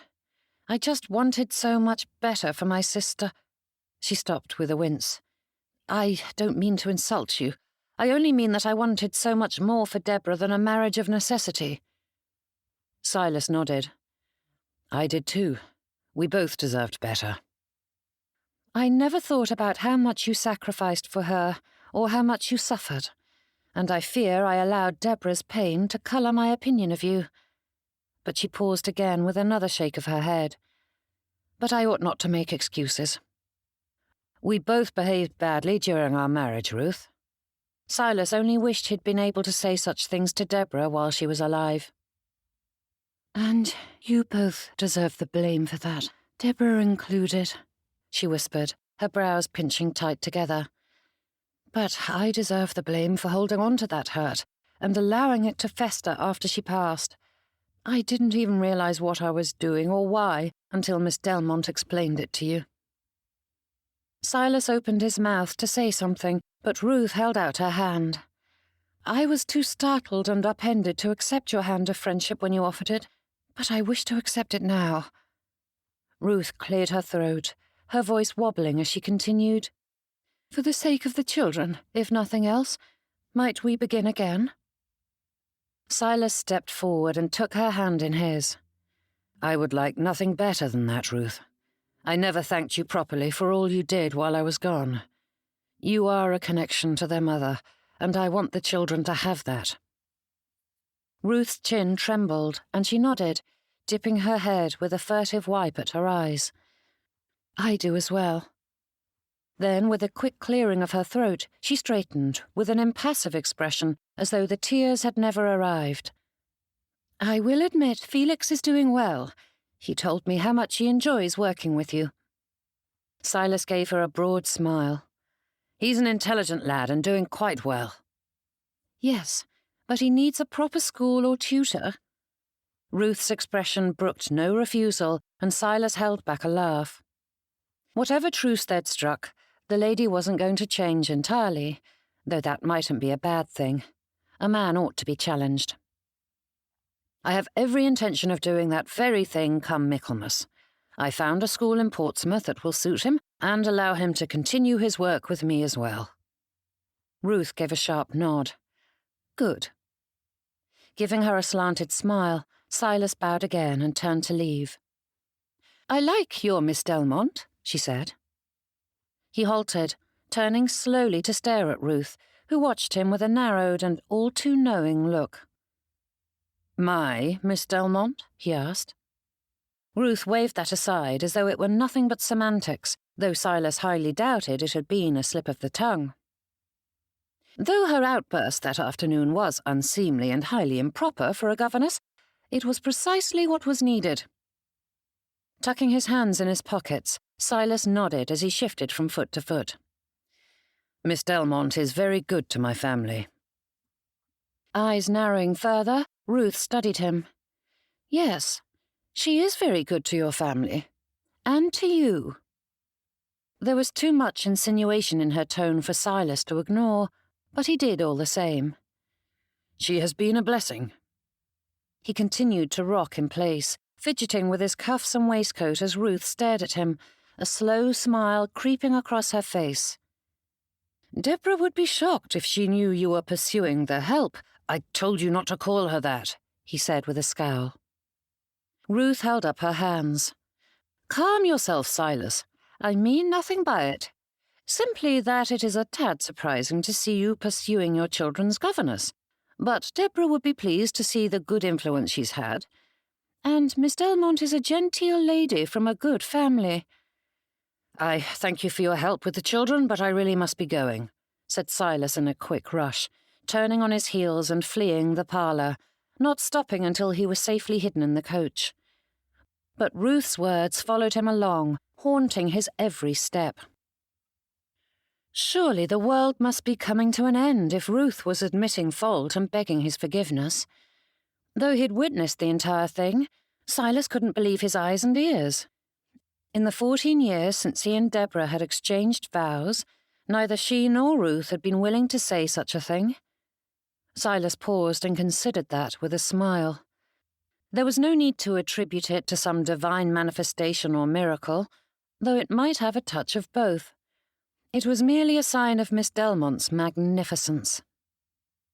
The carriage felt empty with only him in it, and Silas longed to have her seated across from him so he might tell her how much this shift in his family dynamics meant to him. He could drown her in gifts and words of praise, though it would not convey a fraction of his gratitude for her part in healing this breach. His heart filled with the emotion, expanding until it threatened to burst. Dear Miss Delmonte. His Miss Delmonte? Silas broke into a grin, beaming at the empty space across from him as he considered that. It seemed impossible to sort through all the warmth and pleasure he felt when thinking of her. How much was gratitude and how much was love was a puzzle he'd been sorting through for some weeks now. But Silas wondered why it mattered. Surely, being appreciative for all Miss Delmonte did for him and his family did not negate the stirrings in his heart. Yes, he missed all the many things Miss Delmonte did, both great and small, but that did not mean everything he felt was based solely on friendship or the dreaded convenience of which he spoke. Could he not be thankful to have a helpmate and partner to aid him and adore her beyond all reason? His Miss Delmonte. Silas liked the sound of that. Chapter 35. There were many reasons to despise travel. The days spent confined in a small box with strangers, many of whom were not the sort one wished to be trapped next to. The rough and bumpy roads that shook one to bits. The long hours with nothing to do. Judith adored visiting new destinations, but the cost of getting there almost negated that joy. Such irritations were only compounded when she was agitated. Had she made the right decision? The question haunted every mile, pricking at her. With any other proposal of convenience, the answer had been clear. But Martin was offering her a fine life with a husband who loved her. Though it was only platonic, it wasn't as though she held out hope for romance. Martin was a good friend and would be a good husband. Judith fiddled with her shawl, running her fingers through the fringe, her thoughts replaying all the different arguments she'd formed in her last days at Helmsford Place and in the time since she'd left for Titchley. Fear was not a reason to marry. And what did Judith have to fear? Mr. Hatcher was confident her savings would grow to healthy levels, so there was no need to dread her coming retirement. Though not wealthy, there was no reason to believe she wouldn't be comfortable. And the marriage Martin proposed wouldn't have been so different than being a governess. The pay would have been better, but she wouldn't be able to find a new situation if it proved untenable. Would surrendering her freedom for security be a fair trade? The pressure in her chest lessened, and Judith took a deep breath as a faint smile crossed her lips. This had been the right decision. Martin may need a wife, but Judith did not need a husband. Besides, he might find another woman to love one day. This was better for them both. Titchley came into view, and Judith leaned forward, examining the buildings as the carriage drew closer to Stowell Cottage. Her heart warmed at the familiar sights, each one telling her she was closer and closer to home. Judith straightened, her lips pinching as she frowned at that thought. It wouldn't do to think of it in such terms. Stowell Cottage was the place of her employment, one that was certain to change soon. The carriage dropped her off near the drive, and Judith took her portmanteau in hand, grateful for a few more moments to collect her thoughts while making the final trek. A footman emerged from the front door to greet her and take her bag, ushering her in and divesting her of her jacket and bonnet. "The family is in the parlour, miss," he said, nodding in the direction before heading up the stairs to deliver her bag to her bedchamber. Judith ran a hand down her front to straighten her skirts and patted her hair before stepping through the doorway. Mr. Byrnes, Griffith, and another young man sat on the floor, playing with a large set of soldiers, while Lee ran about, trying to knock them down. On the other side of the room sat Helen and Mr. Hatcher with books in their hands, but the child's gaze drifted from her novel and turned to the doorway. "Miss Delmonte!" Helen tossed aside the book and sprinted over, throwing her arms around Judith's waist. The other children followed suit, swarming her. Judith tried to greet each one, but they all spoke at once, and she could hardly pick out one word in three as they demanded her attention. "You are going to smother her," laughed the other young man, who greeted her with a bow and quick introduction. "It is a pleasure to meet you, Felix," she began, but the clamour cut her words short as the adults added to the noise. "I would like to speak to you about your investments," said Mr. Hatcher with a bow. "I made some adjustments while you were gone and wish to discuss their progress." Judith smiled, though she could hardly fix her thoughts on him while swept up in the chaos. "Let the lady get settled first before you hound her about interest rates." Mr. Byrnes laughed and clapped Mr. Hatcher on the shoulder before shooing away the children. Pressing a hand to her middle, Judith smiled and let out a breath, grateful for a moment to catch it. But it was stolen away once more when Mr. Byrnes stood before her, a broad smile brightening his features. Her heart fluttered and she brushed it aside, forcing her pulse to calm itself. "You have returned to us," he said. "As you see, sir," she replied with a bob. "Then we must celebrate." And with that, Mr. Byrnes called for a maid, giving her orders for cook to prepare a feast, though at this late hour Judith doubted the woman could manage much. The children continued to babble at her, and Judith tried to give each of them attention, but they refused to take their proper turns. "Give Miss Delmonte a moment to breathe, you little savages, or she will abandon us for Yorkshire again," said Mr. Byrnes with a laugh. Griffith tugged on his tailcoat, but his father ignored it and turned his attention back to Judith. "No doubt you are exhausted from your trip." "I would say you look more exhausted than I," she replied, examining his complexion, which was far too pale for her liking. "Are you unwell?" "It has been a long few weeks, and I've been run off my feet, but I'm better now that you've returned," he said with a smile that would be far more convincing if his cheeks had some colour. "Dinner will be served in an hour or so, but I can ring for a tray now, if you wish, and, no doubt, you would like to get cleaned up. Travelling is such a dirty business." But Griffith gave his tailcoat another firm tug. "Papa!" Mr. Byrnes crouched down, and his son leaned close, whispering into his ear. "Please, Papa," he added, his expression the picture of supplication. Turning back to Judith, Mr. Byrnes said, "Would you rather eat, get cleaned up, or be given a very special surprise?" Judith straightened, her brows rising as she grinned at Griffith. "A very special surprise, is it?" The boy nodded, his gaze darting between her and his father. "There is a certain young man who has been exceptionally eager to give it to you," said Mr. Byrnes.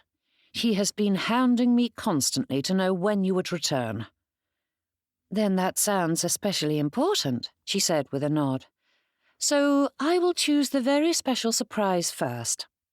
Griffith fairly shouted and hopped on his toes before shooting out of the parlour as his father called instructions at him. Helen took Judith by the hand, guiding her to the sofa, and sat her down, snuggling close to her. Lee came over and leaned against Judith's knees, and the pair continued to tell her all about what had happened during her absence. A moment later, Griffith burst back through the door, his lungs heaving as he sprinted to her side with a brown paper package in hand. "Open it," he urged, placing it in her lap. Judith turned the package over in her hands. It was thin and rectangular, no larger than her palm, and she took a moment to puzzle over what it might be, though Griffith begged her to hurry. With a tug, she pulled off the string and peeled back the paper. Inside was a leather case engraved with a floral design on one side and her name on the back. Judith sent Mr. Byrnes a questioning glance, but he nodded at it, and she flipped open the gold clasp. The hinged case opened, and Judith gasped at the sight of two very familiar faces staring up at her. Rendered in black and white was a copy of her parents' portraits from her father's sketchbook. Their features weren't quite as perfect as the original drawing had been, but they were a far sight better than after the sketchbook had been ruined, and Judith's vision blurred, her thumb brushing along the edge of the gilded frame. "We didn't know what colours to use," said Griffith with a frown. "I think it'd be better with colour." Judith pressed a hand to her stomach, though it didn't calm the flood that swallowed up her heart. Her throat tightened, and tears filled her eyes. The feeling pressed down on her, but it was joy and pain all mixed together until Judith didn't know what to say or do. "How?" she whispered. "You left your sketchbook behind," said Griffith. "He wanted to do something to help mend what he'd ruined," added Mr. Byrnes. "So we sent it to an artist I know who was able to restore some of the drawings." Griffith nodded. "We put it back in your room, and it looks much better now, but you should have your mamma and papa with you always." Judith met Mr. Byrnes's gaze, knowing full well their use of "we" was very generous, but he shook his head. "He wanted to make it right," he whispered, nodding at Griffith. "The portraits were his idea, and he gave what few pennies he had to pay for it." Closing the case, Judith took Griffith in her arms, pressing a kiss to his temple. "Thank you, Griffith. I adore it." But even as she spoke, she held Mr. Byrnes's gaze, hoping he would understand the words were as much for him as his son. Griffith clung to her, burying his face into her neck. Then the boy pushed away to add, "If you tell us what colours to use, Papa says we can add them." Judith shook her head. "I think it is perfect the way it is." If Silas harboured any doubts about his feelings, seeing Miss Delmonte dispelled the last of them. His heart swelled at the sight of her smile as she clutched the portraits to her chest, and Silas longed to shove the children away so he could take their seat beside her and commandeer Miss Delmonte. Though fatigue gripped him, begging him to lay down, Silas couldn't bear the thought of leaving her company, not after such a long separation. Sinking into an armchair, Silas listened as she spoke with the children, consoling himself that Miss Delmonte kept glancing his direction. Had she missed him as thoroughly as he had her? Eventually the children's attention waned, and they returned to their previous entertainments, leaving Miss Delmonte free to freshen up in her bedchamber, though Silas couldn't let the moment slip by. He followed her out into the corridor and found her waiting for him. "We are all very pleased you've returned." Silas's voice came out weak, and he cleared his throat. 6 weeks was far too long. "I do apologize. I hadn't intended to spend so much time away." Silas shook his head. "It wasn't a censure. We've missed you." Miss Delmonte let out a sigh and nodded. "I?" Her voice trembled, and she swallowed, clutching the miniatures close. "I cannot tell you how much this means to me. Though you've given Griffith the credit, I know who truly deserves it." His head swam, his legs growing weak as he stared into her eyes. "I only wish I could have restored the sketchbook in its entirety and undo all the damage that was done." He let out a huff. "There is so much I wish I could do for you." Her brows rose. "Sir?" Gathering his thoughts together, he tried to choose the right words to explain just how happy he was to have her near once more, but Miss Delmonte frowned. "Are you certain you are well, Mr. Byrnes? You look peaked." Silas waved the worry away.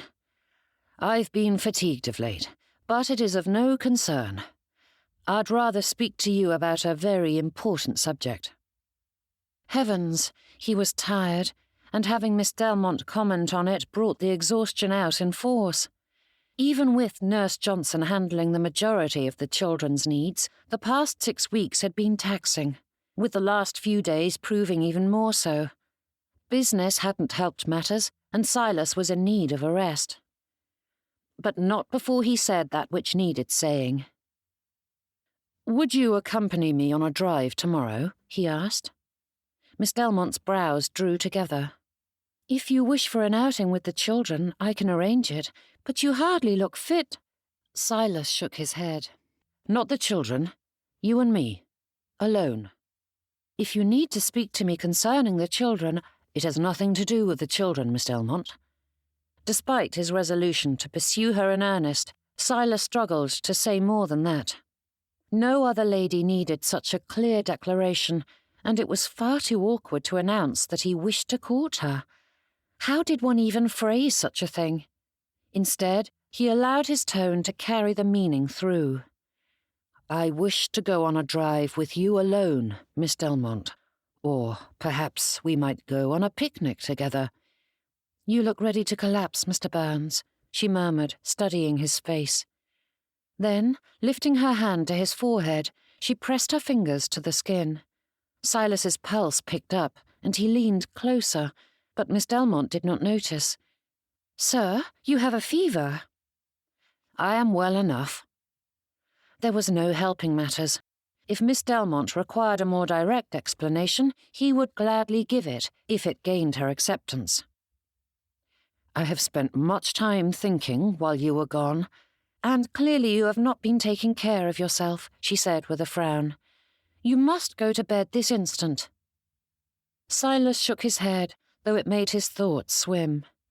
"No, I need to tell you I am certain my feelings are true. It is not convenience that drives my desire for you." Miss Delmonte sighed. "The fever has addled your wits." Turning him to the stairs, she called for Hatch. "I am in earnest," he said, though his legs quivered, and Silas was beginning to think it wasn't entirely due to the anticipation of seeing Miss Delmonte again. But she held up a staying hand. "Please, sir, one proposal of marriage a sennight is enough. I am in no mood for yet another. We need to get you into bed this minute." "Another proposal?" Silas gaped at that, but then a footman and Hatch descended upon him, ushering him up the stairs and into his bedchamber before he could demand an answer from her. And perhaps it was knowing Miss Delmonte was nearby to manage things, or her drawing his attention to his weakened state, but Silas's strength ebbed, failing him just as they helped him into bed. Chapter 36. Darkness filled the room, making it difficult for Judith to tell if she was awake or asleep. Blinking at the black, she couldn't say what was happening precisely, but just as she was convinced the knock had been a dream, another sounded at the door. Judith lit a candle and pulled on her dressing gown before answering. "Please, miss," said Maria with a bob as the door swung open. "Mr. Hatcher is asking for you." "Mr. Hatcher?" Judith rubbed at her eyes, trying to dispel the last of her sleep. "The master is very ill, and they've called for a physician," she whispered, and Judith hurried past the maid, not bothering to hear the rest of her message. The movement snuffed her candle, and Judith abandoned it on a side table, allowing her feet to follow the familiar path she knew even in the black of night. Slivers of moonlight filtered in through windows, guiding her way, and her pulse quickened as she considered just how poorly Mr. Byrnes must be for them to wake her. Judith paused at the threshold of his bedchamber for only a moment, before shoving aside propriety and hurrying in to find Mr. Hatcher standing over his friend as the physician examined his patient. The room was filled with candles, though it did little to stave off the shadows. Mr. Byrnes let out a wrenching, wet cough, and Judith's lungs gave a sympathetic twinge at the sound. His breath rattled as he fought for air, and Judith drew closer, wishing she could clear them somehow. Mr. Hatcher met her gaze, a hard look in his eyes, and they both turned as the physician said, "Miss Delmonte, you must ready the children." "For what?" she asked. The physician straightened and turned to face her. "Mr. Byrnes has caught a fever that is circulating through the area. I fear it is quite serious, and the children must be removed from the household for their safety." Mr. Hatcher snapped into action, barking orders to the maid concerning inns and carriages, servants and trunks, but Judith struggled to move. Her heart froze, sending a wave of ice through her veins as she stared at Mr. Byrnes. "But surely he requires a nurse," said Judith. "I shall stay with him," said Mr. Hatcher. "Have you any experience with attending the sick?" she asked. "Dr. Parnell will aid me." Mr. Hatcher motioned her towards the door, but Judith did not do as bidden. "He has other patients to tend to," she said, glancing at the physician, who nodded in agreement. "I must divide my time between the worst cases," added Dr. Parnell. "As of now, Mr. Byrnes is not among their ranks." Judith took in a breath, forcing her heart to function. Gathering her strength about her, a plan formed in an instant, and she turned to face Mr. Hatcher. "You must take the children, and I shall stay with him. I have nursed many children over the years, and have the skills to tend to Mr. Byrnes." Mr. Hatcher shook his head. "The children need you, and I shan't risk your health. I am only their governess, Mr. Hatcher." Stepping closer, Judith laid a hand atop his forearm and squeezed it. "If the worst happens, and both Mr. Byrnes and I succumb to this illness, they will need their guardian, and their financial future is tied up in Mr. Byrnes's business. You must manage it in their father's stead." Mr. Hatcher frowned at that, but there was no arguing against her logic. "Take them to the Slades' home," she continued. "Their aunt and Nurse Johnson can manage the children without me, but I am trusting you to protect them and their future." He frowned and looked to his friend, who lay panting on the bed. Then, meeting Judith's gaze, Mr. Hatcher nodded and swept out the door to do his duty. Judith dragged a chair to the bedside and reached for the bowl of water on his nightstand, dipping a washcloth in it and pressing it to Mr. Byrnes's forehead. He turned towards the touch, murmuring something she couldn't understand. Dr. Parnell gave her instructions for the various powders and tinctures before following the others out of the bedchamber, leaving her alone with Mr. Byrnes. "The children will be safe," she whispered, "so rest and heal." Mr. Byrnes stirred, his eyes opening for a moment, but they did not focus on her. Judith did not speak the words aloud, but her heart filled with a litany of pleas on behalf of him and the children. There were places in the world where the sun scorched the earth, and the air was so damp that one's clothes were drenched the moment one put them on. The heat soaked through the skin, burying itself into the bones until it felt as though one would dissolve into liquid. Silas had experienced it many times before, but now the world itself was burning. Silas panted, desperate for air to cool him, but he couldn't fill his lungs. They ripped and tore with each breath, halting and fighting every movement, and inky blackness surrounded him, sticking to him like tar. Lee screamed, and Silas jerked, but his muscles wouldn't pull him upright. In the darkness, Helen stood before him, watching him with cold eyes. His throat groaned as he opened his mouth, but no words emerged. He reached for her, but she turned away.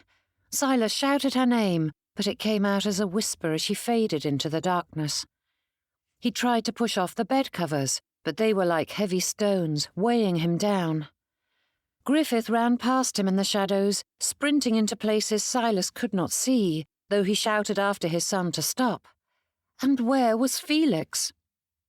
Ice touched his forehead, and Silas turned towards the bit of relief, wishing it might spread. Then it vanished, and he reached out, hoping to lay hold of it once more. Another cool press against his face, and Silas sighed, but the relief appeared and disappeared without warning, making the heat feel all the hotter in its absence. A voice cut through it all, sweeping through him with a peace that felt out of place in this black and boiling prison. Silas couldn't make out the words, but they were an anchor in the storm, holding him in place when he was ready to drift off into the nothingness.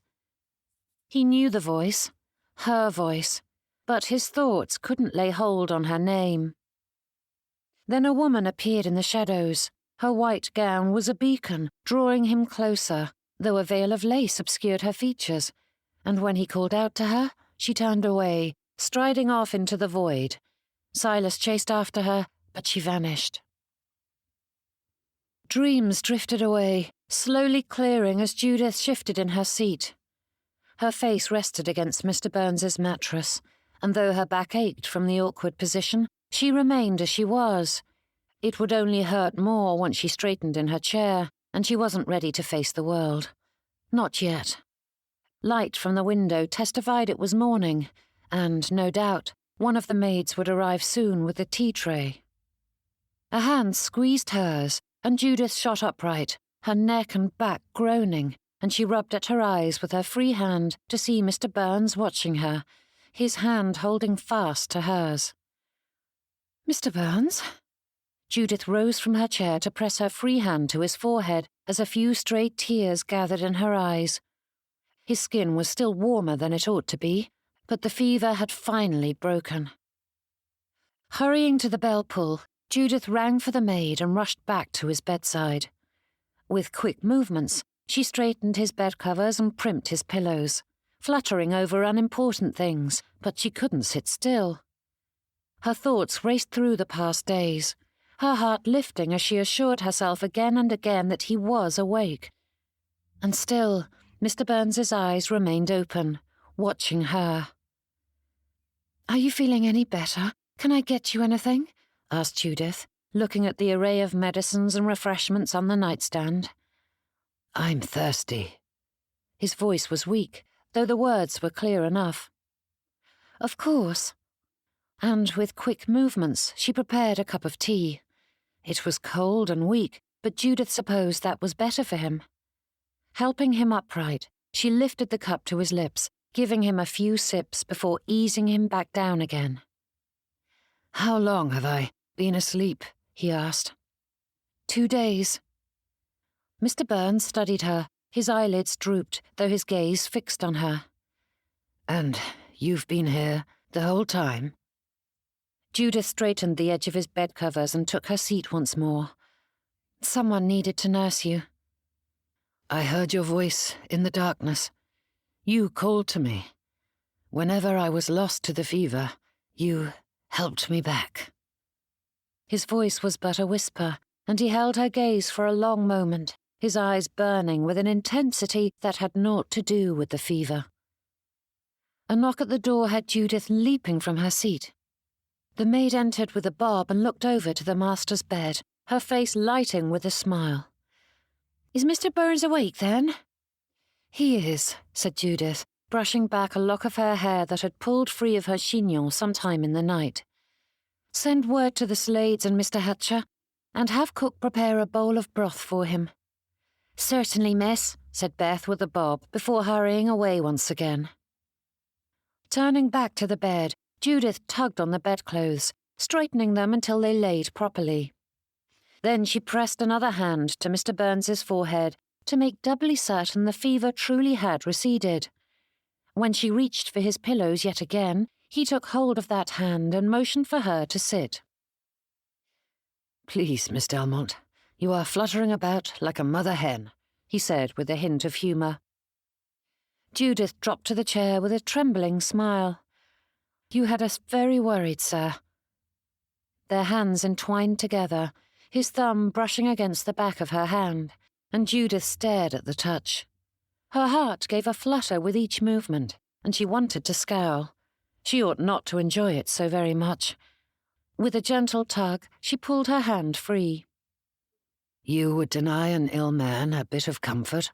said Mr. Byrnes, with a smile too sorrowful to be believed. "If you are hale enough to tease, you cannot be that ill," she replied. "Or your touch is that invigorating?" Judith narrowed her eyes. "Clearly you are still delirious." "Do not make light of my feelings." Mr. Byrnes reached for her hand again, but she pulled away. "As you enjoy making light of many things, I think it highly appropriate," she replied with a slanted smile. "Please listen." Mr. Byrnes spoke in such a firm tone that Judith couldn't help but do as bidden.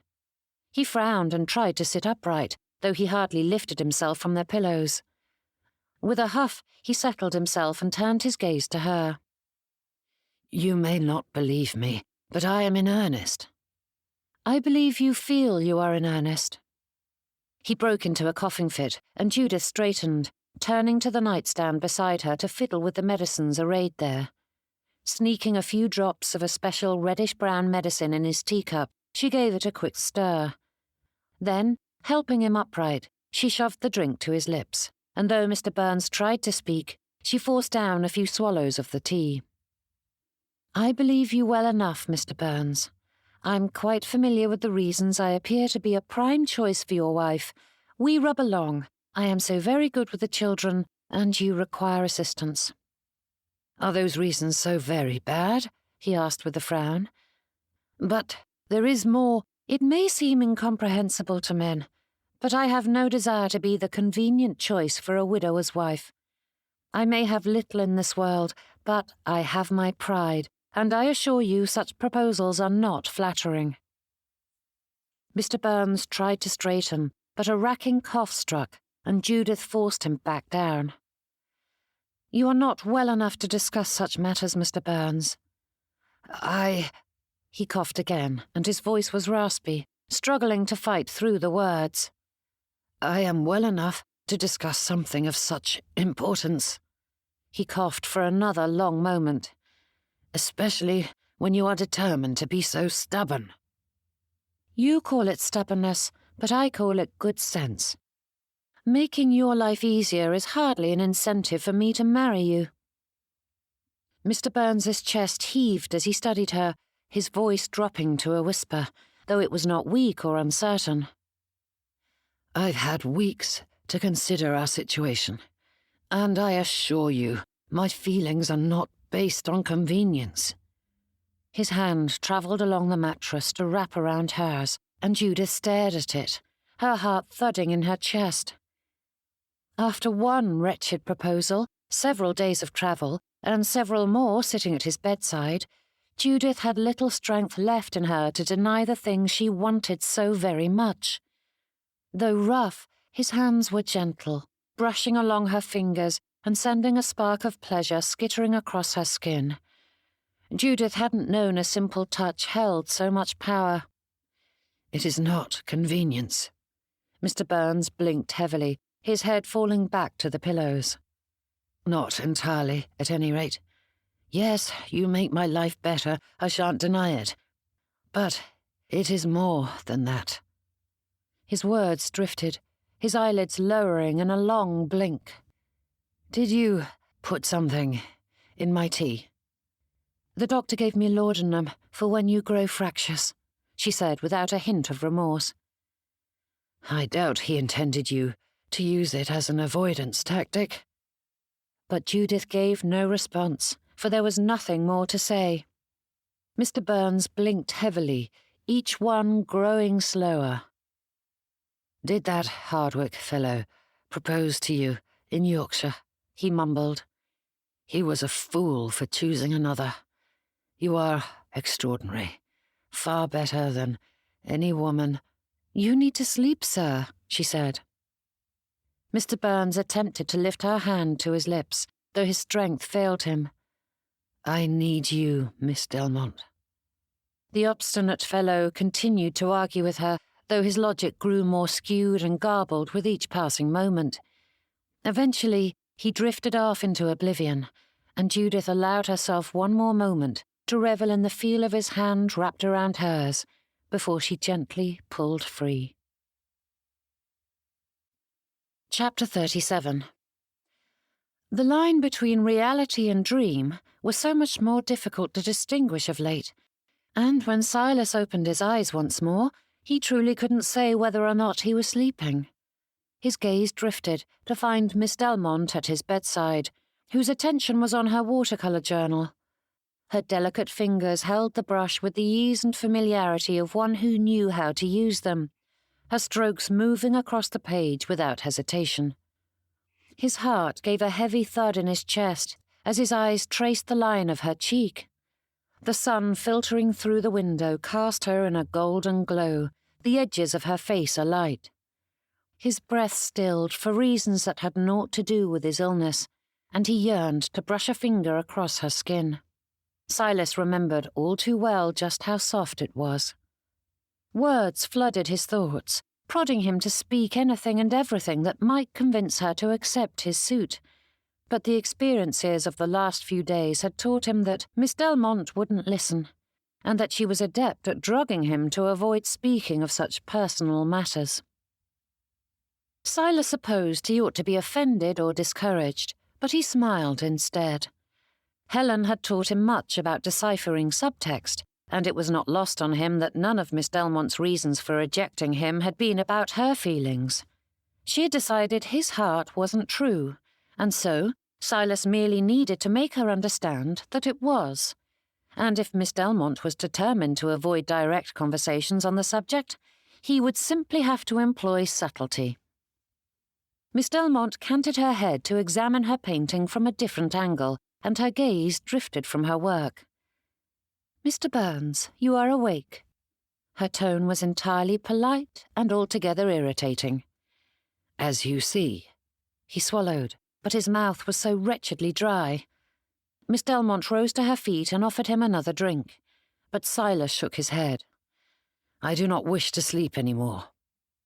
"I promise this is only tea," she said, and though he didn't entirely trust her, Silas needed to wet his lips far more than he feared her drugging him once again.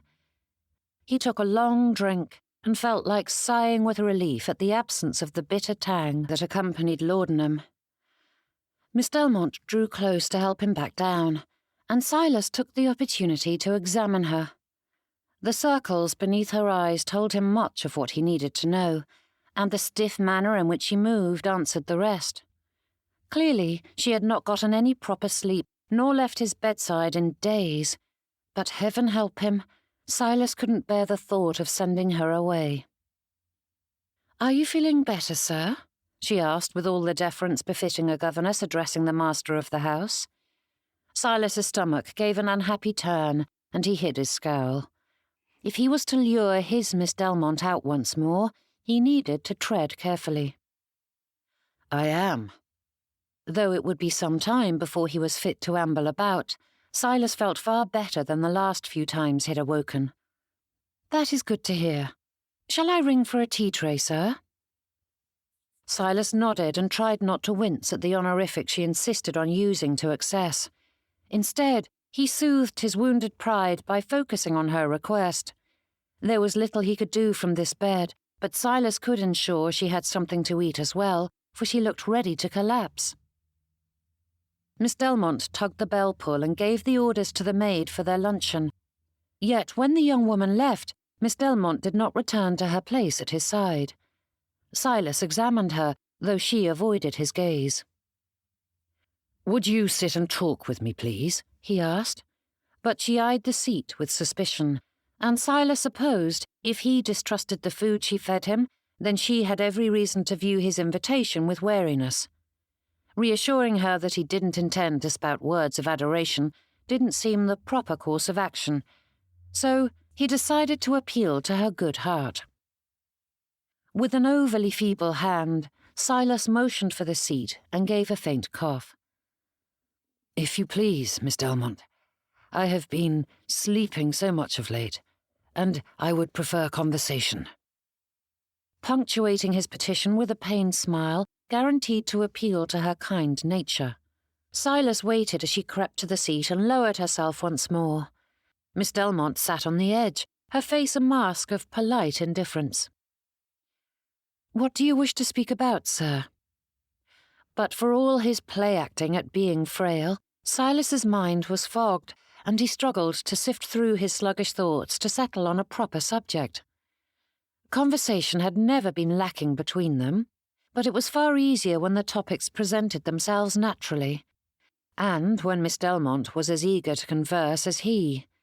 As much as Silas longed and dreaded asking her about the past 6 weeks and her time with the Hardwick family, he doubted that would entice her to speak. Turning his gaze to her art supplies, he asked, "Have you been painting much of late?" Miss Delmonte nodded, picking up her abandoned watercolour journal and flipping through the pages to show what she had attempted whilst tending him in his sick-bed. "That is lovely," he said, examining the faces of his children. Griffith and Lee were cuddled together, fast asleep, with Helen sitting beside them, engrossed in a book. A precious moment captured by a skillful brush. "I worked from memory, so they're not quite right." "I meant it when I called it lovely." Silas gave her a look that brooked no refusal, and he longed to see her demur or blush or show any sign of feeling, but she kept it locked away. "Did you paint the Yorkshire countryside? I've heard much about its beauty, but I've yet to visit it myself." Miss Delmonte nodded, flipping to a landscape, and Silas prodded her, asking innocuous questions about the subject. Bit by bit, painfully at first, he got her speaking. Silas nodded and asked more questions, drawing her out more as she described her time away. She spoke of the Hardwick family, though never the patriarch himself, and Silas thought it telling that she did not mention her aunt or uncle, although she had stayed in their home. Like a dog on the trail of a fox, Silas sniffed out things to ask her, and little by little, Miss Delmonte relaxed into her chair, her words coming more naturally as the constant "sirs" faded away.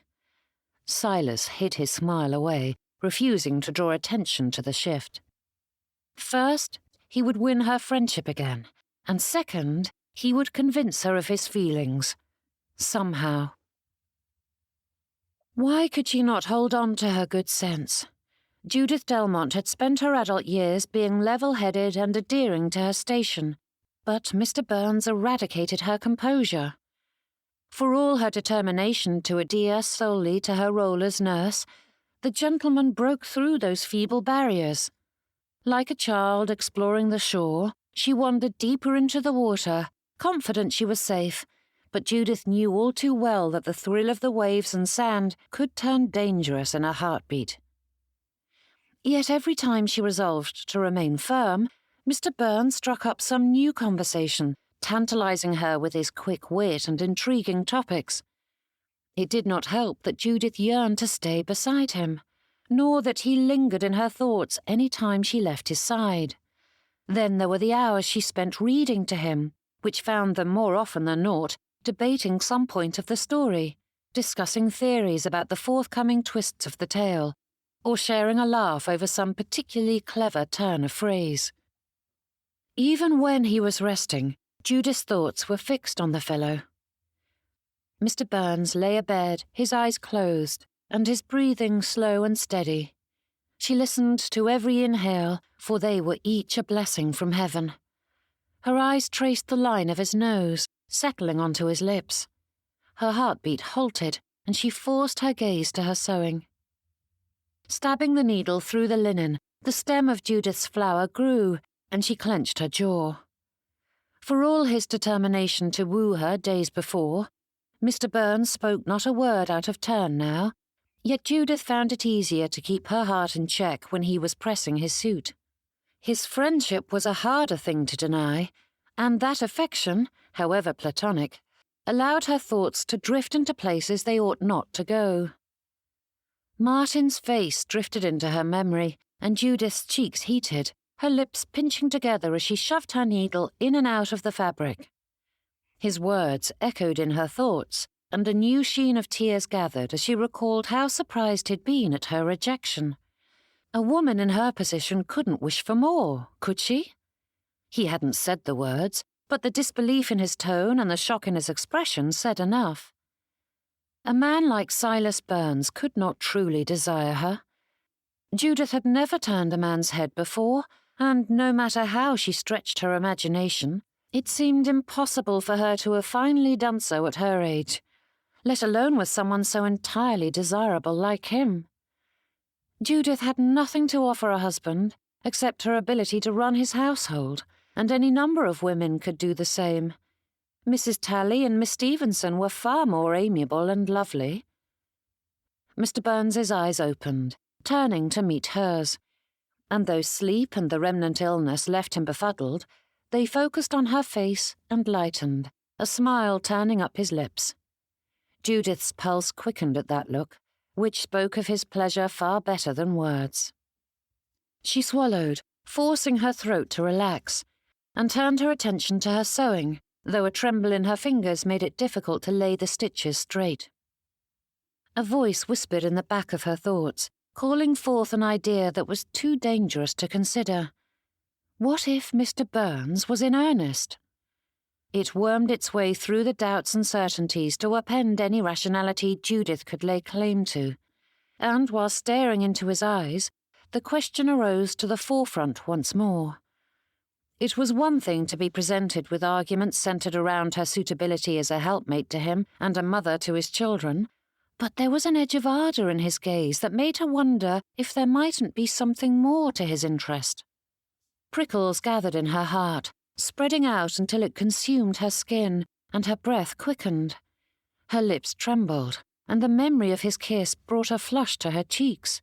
Judith saw the possibility unfolding before her. The two of them standing before the altar, building a proper life together. Their children.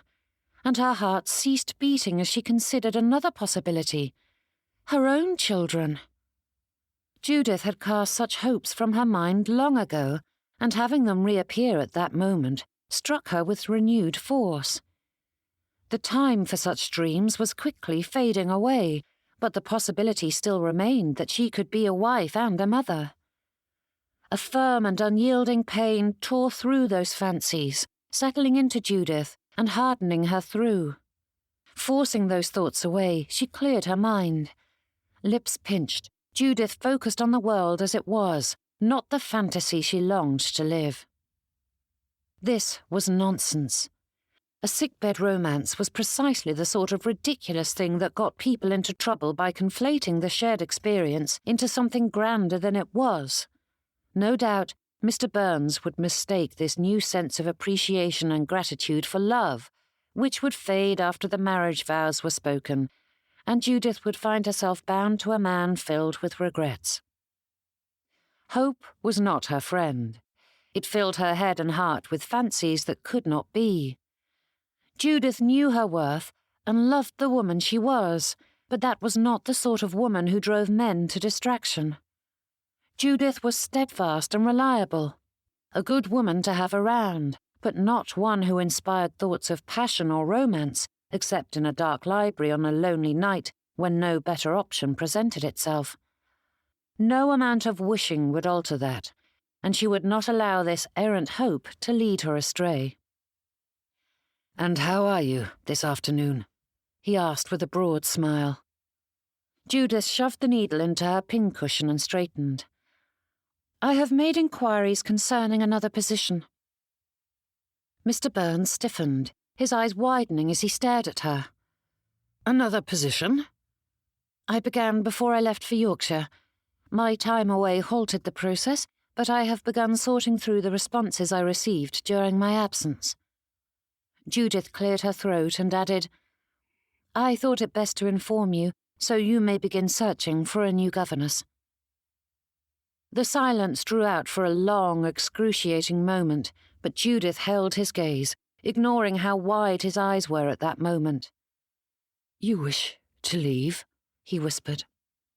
Judith's heart pressed against her ribs, pushing her to answer truthfully, "It is for the best."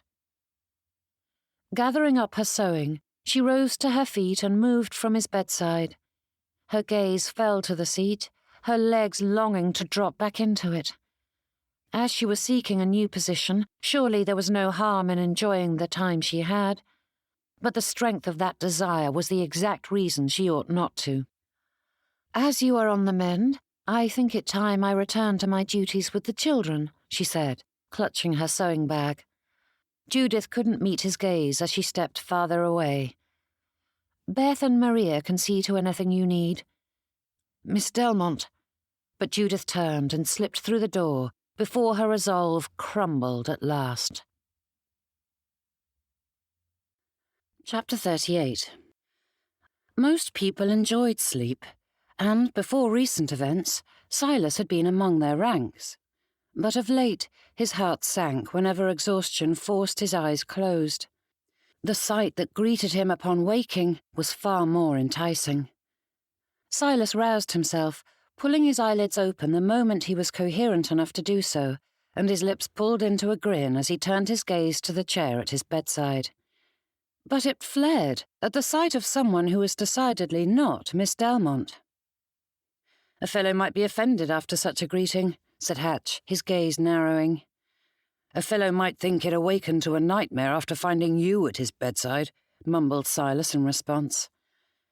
Hatch blinked at him, looking neither put out nor amused by the jest. After a few silent seconds, a faint smile lifted the corner of his lips. "I suppose it would be quite disappointing to find me sitting here when you were expecting someone altogether different." "Are you teasing me, Hatch?" he asked with raised brows. "How can you be so heartless when I am in such a wretched state?" "You are on the mend," he replied with a dry tone. Silas narrowed his gaze, fixing it on his friend. "Now I know you are twitting me."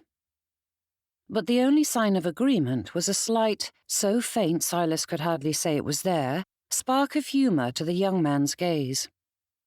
"You shouldn't mock me, Hatch," he mumbled, turning his gaze to the canopy. "I am in dire straits. No matter how I try to convince Miss Delmonte of my affection, she refuses to believe me. And now, my time is growing ever shorter as she is hunting for a new position." Silas's heart felt like a great boulder pressing him into the mattress, and the more he considered Miss Delmonte's announcement, the heavier it grew. The weeks she was in Yorkshire were difficult enough. The thought of her boarding a carriage with no plans to return made his headache far worse than any illness. The days were passing too quickly, and Silas longed to cast off the bedcovers. How was a man to win a woman's heart when trapped in bed? Silas needed to be out in the world, scouring for some gesture that would convince her he was in earnest. "I've managed to win her friendship again, but how can I make her believe I adore her?" he whispered. "She has reason enough to doubt you," replied Hatch with a shrug. Silas sighed and pinched his nose. "She told you about our kiss?" Hatch's eyes widened, staring at him long enough that Silas began fidgeting with the bedcovers. "I suppose that means she did not," mumbled Silas. With a shake of his head, Hatch let out a huff. "No, she did not, though I have long suspected something had happened. I hadn't thought that I had made such a horrendous blunder." Silas threw out his hands, and they thumped against the mattress. "How do I overcome my idiocy?" Giving Silas another shrug, Hatch shook his head. "I cannot think of another person less suited to advise you on wooing a woman, though I will say you must act quickly. A grand gesture of some sort." "Thank you for your sage counsel," replied Silas in a dry tone. "The problem is, what gesture ought I to make?" But the question was rhetorical, for he knew Hatch had no thoughts on that subject. Something grand, but what did that mean? In all his experience with women, Silas had never been called upon to make ardent declarations or prove his affection. How does one give evidence of something as abstract as love? "Make certain you're in earnest," said Hatch, drawing Silas's gaze once more. The young man watched him with the sort of determined intensity he usually reserved for difficult contracts or negotiations.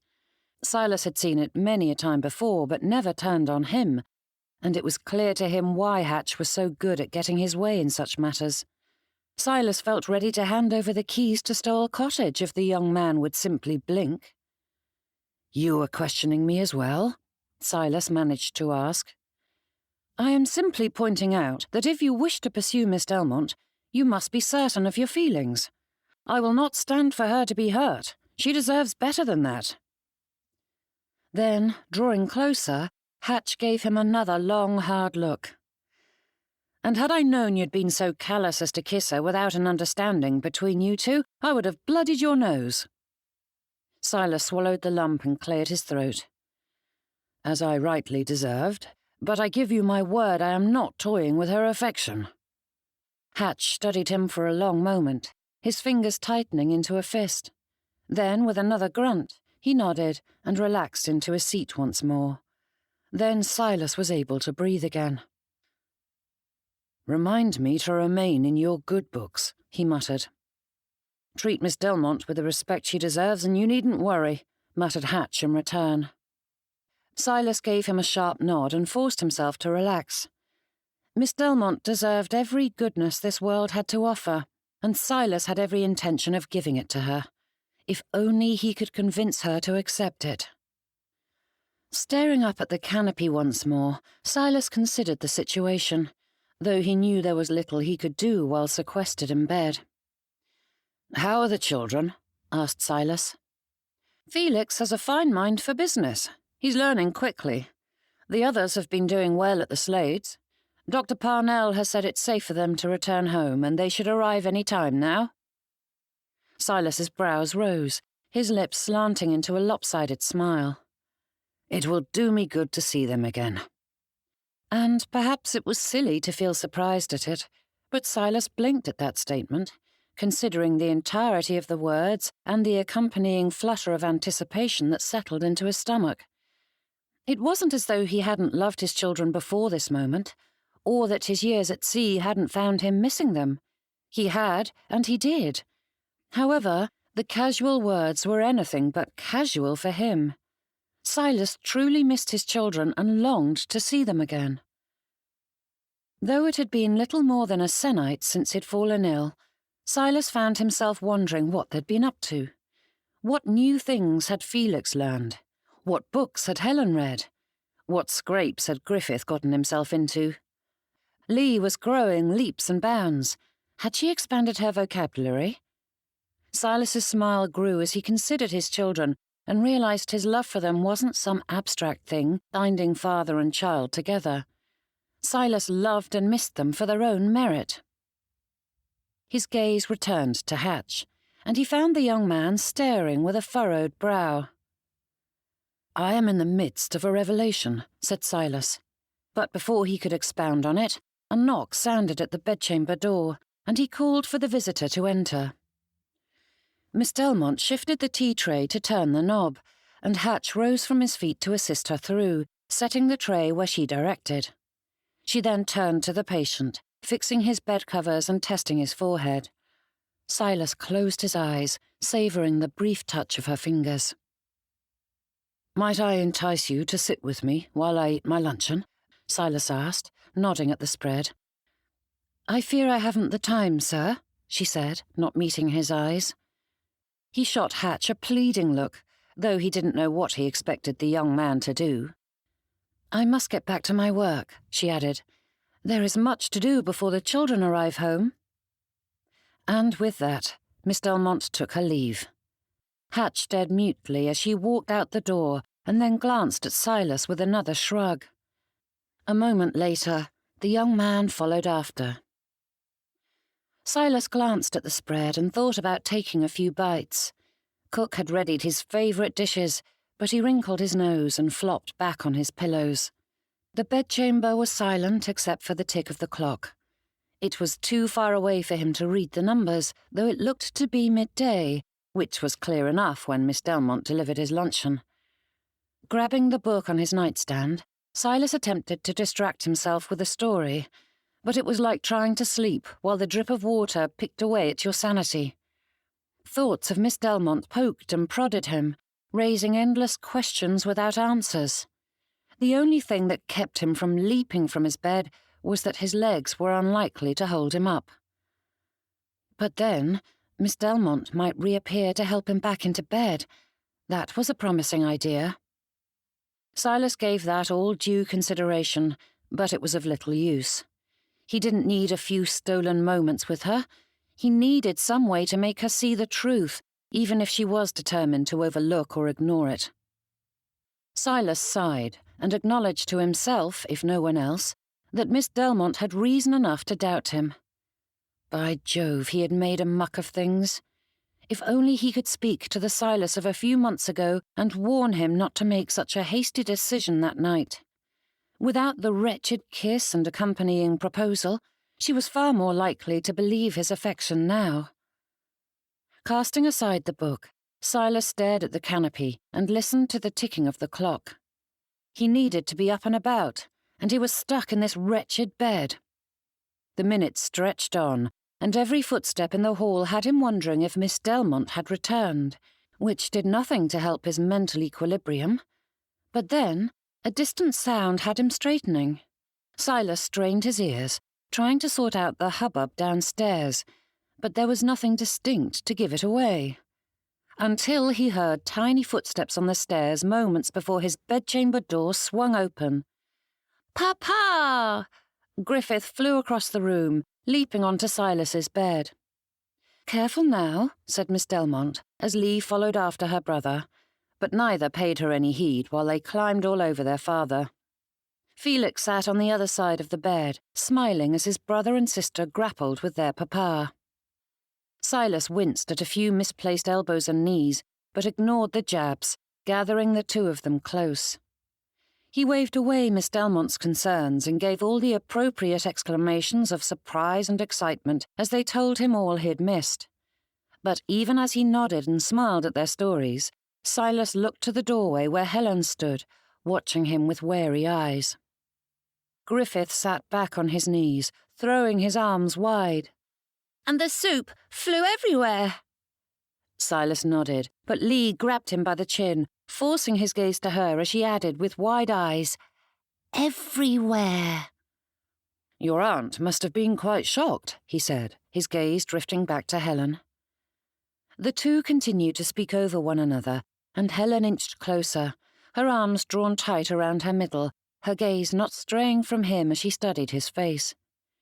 The young girl stopped at his bedside, standing there with that hunched posture, watching him as though she expected him to vanish. "Are you feeling better?" she asked. Silas had to hush the others before he could hear the question, but when Helen repeated herself, he nodded. "Much better." Helen nodded, her eyelashes fluttering. "You were very sick." "Not any more," he said with a smile. Chin trembling, Helen blinked. She gritted her teeth, her eyes glistening as she stared at him. Her breath hitched, and her expression crumpled before she threw herself at him. Silas snatched her up, and her arms came around him, and she burrowed into his hold as she shook with sobs. Miss Delmonte ushered Lee and Griffith aside, giving Helen room to snuggle into his lap as she cried. "I was so frightened." Her words broke between jagged breaths, coming out in pieces. "I thought you might die, and then I wouldn't have a papa." Silas rocked her, holding tight as he crooned so many little comforting things. He didn't even know what he was saying, other than giving her every assurance that he was healed and all was well. Tears gathered in his own eyes as he listened to her cries, and though it broke his heart to hear her pain, he felt as though he could run to London and back. Helen loved him. Lifting her to face him, Silas brushed away her tears. "I love you so much, my darling." "I love you too, Papa," she managed, before breaking into more tears, and Silas gathered her close once more and motioned for Lee and Griffith to join them. The two snuggled nearer, wrapping their arms around their father and sister until they were all tangled together. Felix remained at a distance, but Silas grabbed him by the arm and dragged him into the mess. Silas pressed a kiss to Helen's head and then to the others, his heart swelling as he sent out a silent prayer, thanking his wife for giving life to these precious children. Movement drew his attention, and Silas met Miss Delmonte's gaze.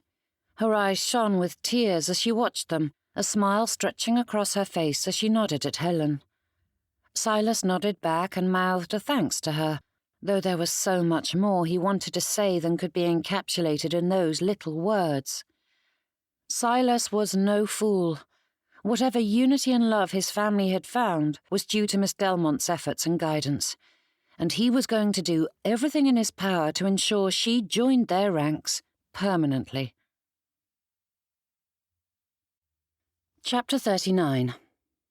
Decisions were well and good, but they were far easier to make in the abstract, and without continued determination, they languished away into nothing, and Judith's resolve was lacking at present.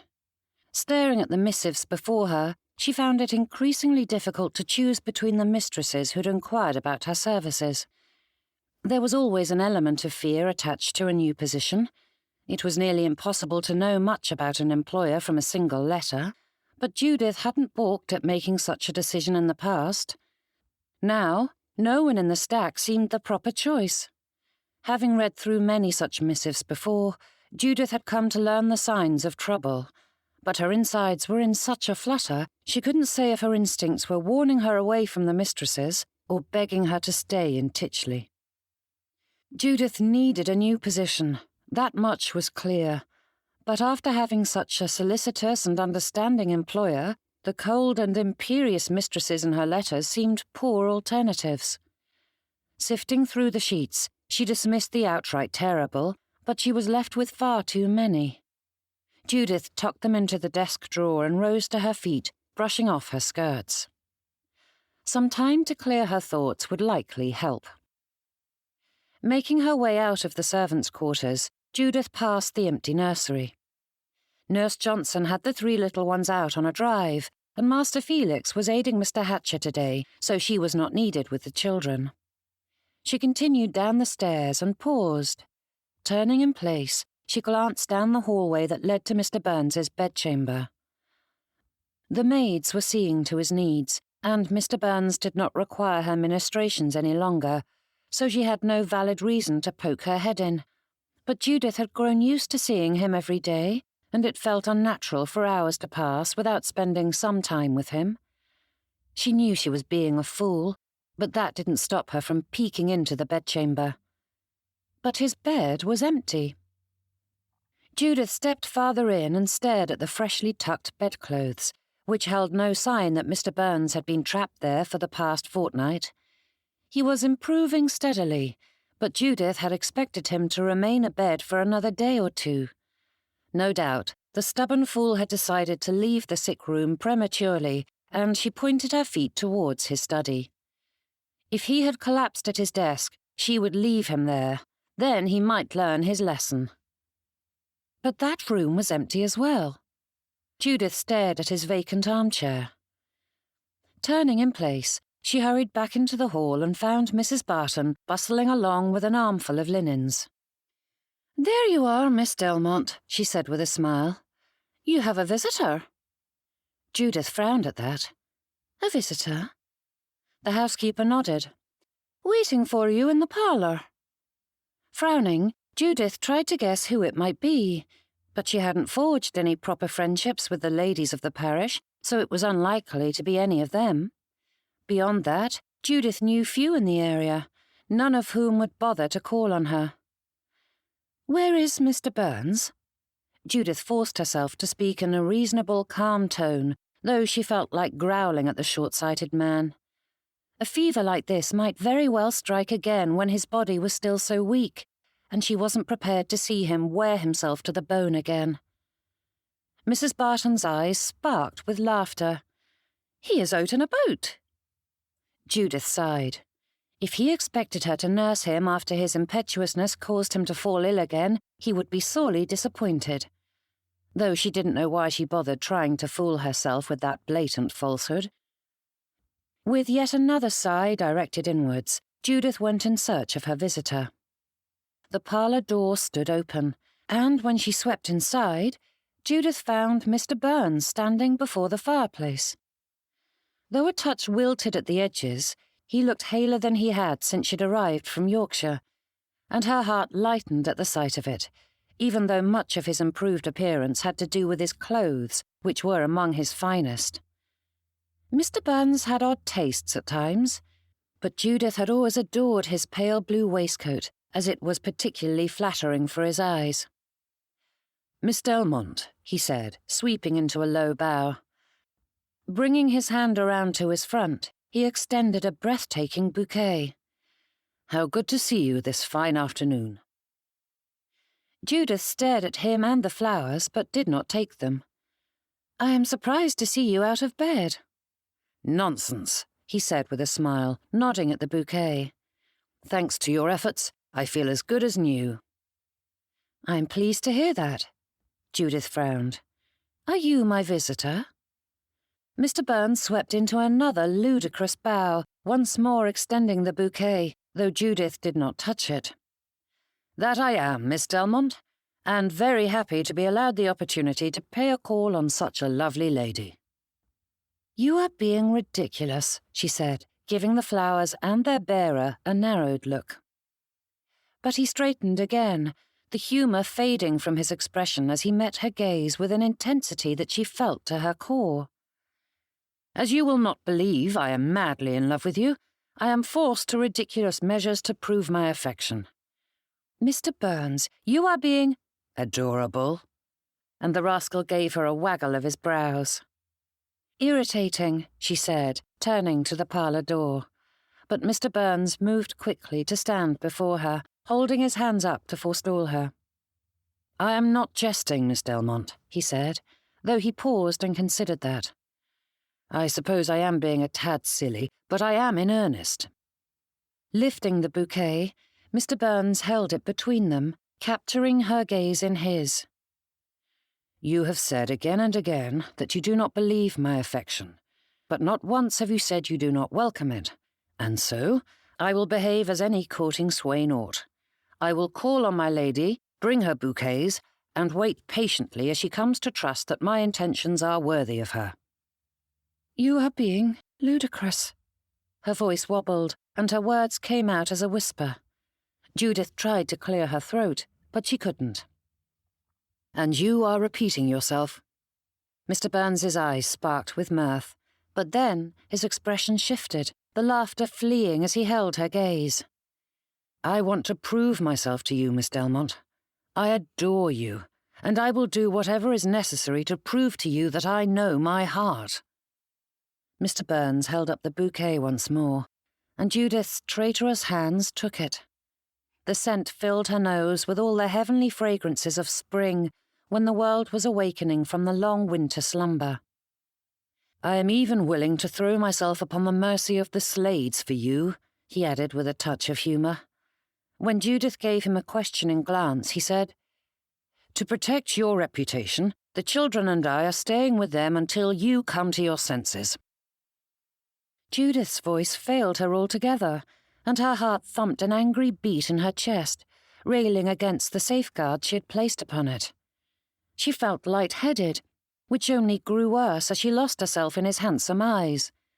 They were so very close, or rather, close enough that she could easily throw herself into his embrace. Mr. Byrnes leaned closer, his gaze fixing on her lips, and Judith felt herself moving towards him. But no, she needed to remain strong. If only she could recall why. Mr. Byrnes broke the spell, turning his gaze to the bouquet. "I didn't know which blossoms are your favourite, so I bought what I thought were loveliest." "I do not have a favourite flower," she managed to say, though Judith was dismayed to hear how weak her voice was. "Or rather, I don't know if I do, as I have never received any before." His hand lifted, drifting to the edge of her jaw and brushing a feather-light touch against her skin. In a low voice, he said, "That is a shame, but I shall just have to help you discover it." Judith couldn't speak, couldn't breathe. Both were things she thought she had mastered long ago, but was quite incapable of managing at present. Good gracious, this was dangerous ground. And then that little voice whispered from the depths of her hidden hopes, telling her he might be speaking the truth. Could Mr. Byrnes truly care for her as a woman? Not just a mother, but as a proper wife? The air grew heavy, and Judith's gaze drifted to his lips, the corner tilting upwards with a hint of mirth. But Mr. Byrnes stepped back, and her lungs began working again. Bowing low, he took her hand in his and pressed a kiss to her knuckles. While holding it in his, Mr. Byrnes looked up at her and asked, "Would you accompany me on a drive?" "My employer shan't be pleased if I neglect my duties." Good gracious, had she just attempted to flirt with him? It was a pathetic jest, but it drew a smile from Mr. Byrnes. "I shall speak to the fellow.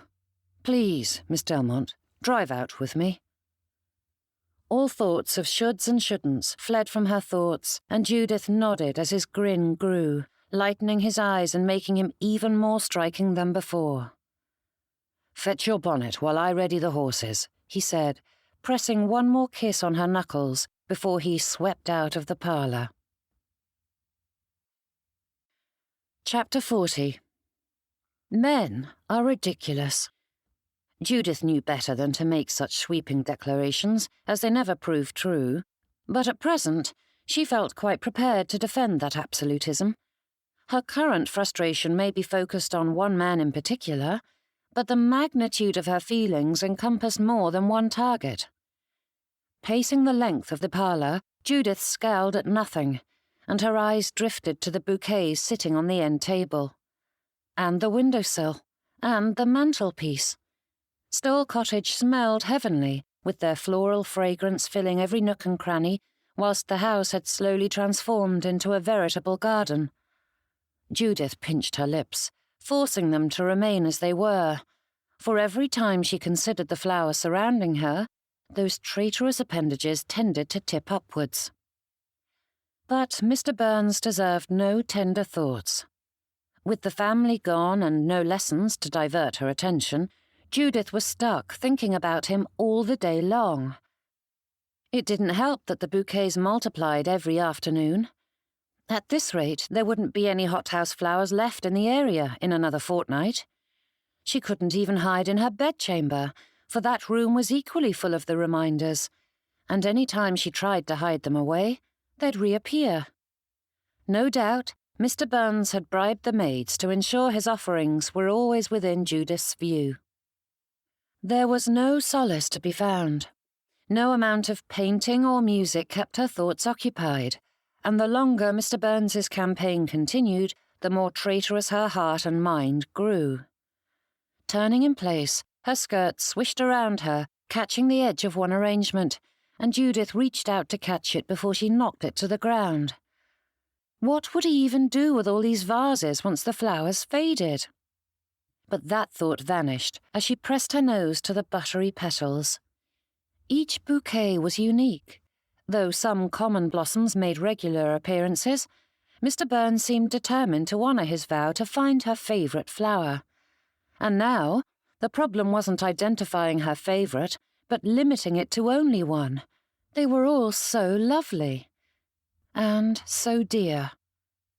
Returning the vase to the table, Judith straightened her skirts, shifting her petticoats again and again, though she could not get them to lay quite right. Surely, if what she was feeling was love, it wouldn't be accompanied by a megrim.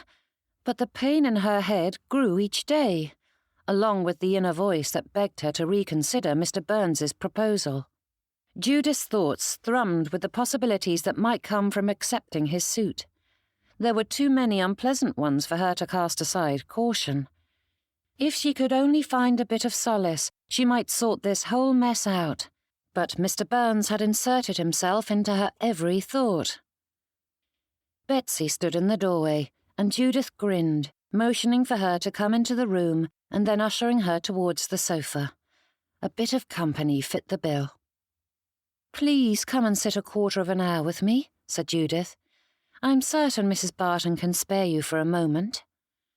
But Judith knew too well that a housemaid's work was never finished. "I came to give you this," she said, holding out a thin box. "This was delivered a few minutes ago with special instructions for you to enjoy them immediately."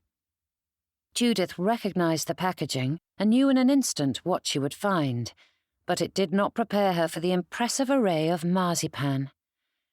Each was shaped into sugary versions of the blossoms surrounding her, giving her yet another bouquet.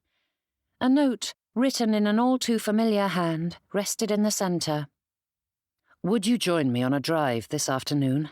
I know we had planned to go out tomorrow, but I cannot bear to wait until then. S.B." Another drive. At this rate, Mr. Byrnes would soon be the most proficient driver in Hampshire, but Judith suspected it was his favourite courting activity available to them. Morning visits were well and fine, but the time was limited. Picnics and other such outings were pleasurable, but Mr. Byrnes had made enough rascally comments about their comfortable situation on the phaeton bench that Judith suspected he preferred the proximity the carriage seat required. Judith forced her lips down, biting on them, though she reread the note, her fingers brushing over the edges of the delicate confections. Her vision blurred, and she tried to clear away the tears, but the pressure in her chest refused to ease. Dropping the box beside the nearest bouquet, Judith went in search of her jacket and bonnet. The name Byrnes & Co. was a misnomer. Silas had wanted Hatch's name tied to the venture from the very beginning, but the young man was not easily swayed. Silas's money may be the source of their initial capital, but Hatch's ability and effort made them equal partners. Any success would be due to both of their efforts, not Silas's alone, a fact that had been proven during the past month. Between being ill, which left him unable to go into the office, and his courting campaign, which left him exceptionally distracted when he was there, Silas was hardly pulling his weight. But there was Hatch, steering the ship and helping it to thrive, even while one of its owners was floundering. Silas would have to make a slow and steady campaign to change the company's name, but that was a battle for another day. Meanwhile, Silas needed to focus his attention on the correspondence he was supposed to be answering. With their growing success, they were receiving more petitions from potential investors and invitations from social entities in the area, each of which needed to be handled with more tact and delicacy than Hatch was capable of. A ball. Silas examined the card and consulted his diary. There was no reason he could not attend it, and his thoughts drifted to Miss Delmonte. Could he entice her to attend with him? Though he felt certain he was making headway on that front, he doubted she would consent to such a public display, no matter that everyone already knew where Silas's heart lay. Shaking free of that thought, Silas returned to his work, forcing himself to focus on the matter at hand. And though it took some effort, soon the demands of his profession absorbed his attention in its entirety, and the minutes ticked by as thoughts of investors, invoices, shipments and the like filled his thoughts. His door swung open with a bang, jerking Silas upright as a flurry swept into the office. "What do you think you're doing, Mr. Byrnes?" Miss Delmonte stood before him, her eyes blazing with a fire that would have made any sane man tremble. Silas found himself smiling. Goodness, he adored seeing the spirited woman in all her glory. "I am answering correspondence, Miss Delmonte." But the flippant answer brought no grin to her lips. Eyes narrowing, her lungs heaved and her jaw tensed, her lips trembling even as they pinched tighter together. "If you think to win my heart by showering me with presents, you are sorely mistaken, Mr. Byrnes.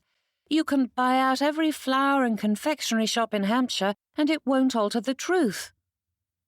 Silas rose to his feet and glanced into the outer office before shutting the door behind her. His clerks may know she was there, but they would not tell a soul. The same could not be said if they overheard something interesting. Then, turning to face Miss Delmonte, he tried to lead her to a seat, but she would not go. Folding her arms, she glared at him. "And what is the truth, Miss Delmonte?" "That my heart is not the one in question." At those words, Silas beamed at her, but that only increased her frown. "Your heart is not in question?" he asked. Stepping around him and putting space between them, she pulled her arms tight around herself. "Do not feign ignorance." Silas's brows rose. "It is not feigned, I assure you." Miss Delmonte turned to face him and threw her arms wide.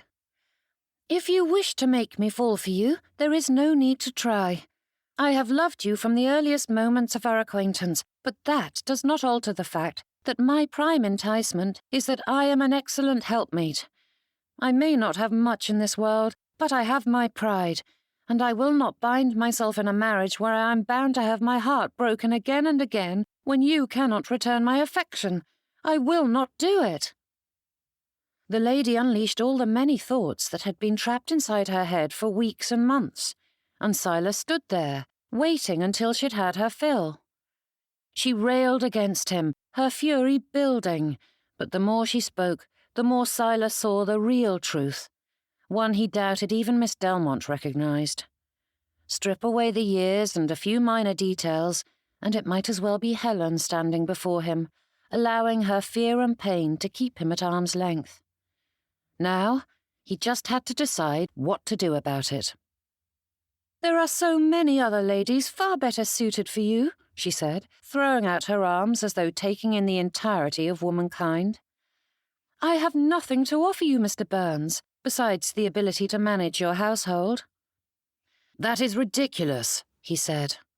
It mightn't be the proper thing to say in such a moment, but he couldn't allow that to go unchallenged.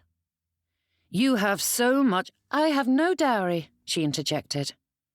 And though Silas felt like smiling at that, he kept it tucked away.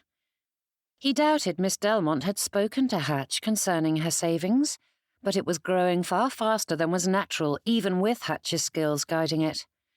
Though Silas couldn't prove it, he was certain the young man had supplemented the capital just as Silas had done himself. Whatever happened, Miss Delmonte would not have to worry about having enough funds for the future. But the humour accompanying that thought fled when she added, "I have no beauty or enticements.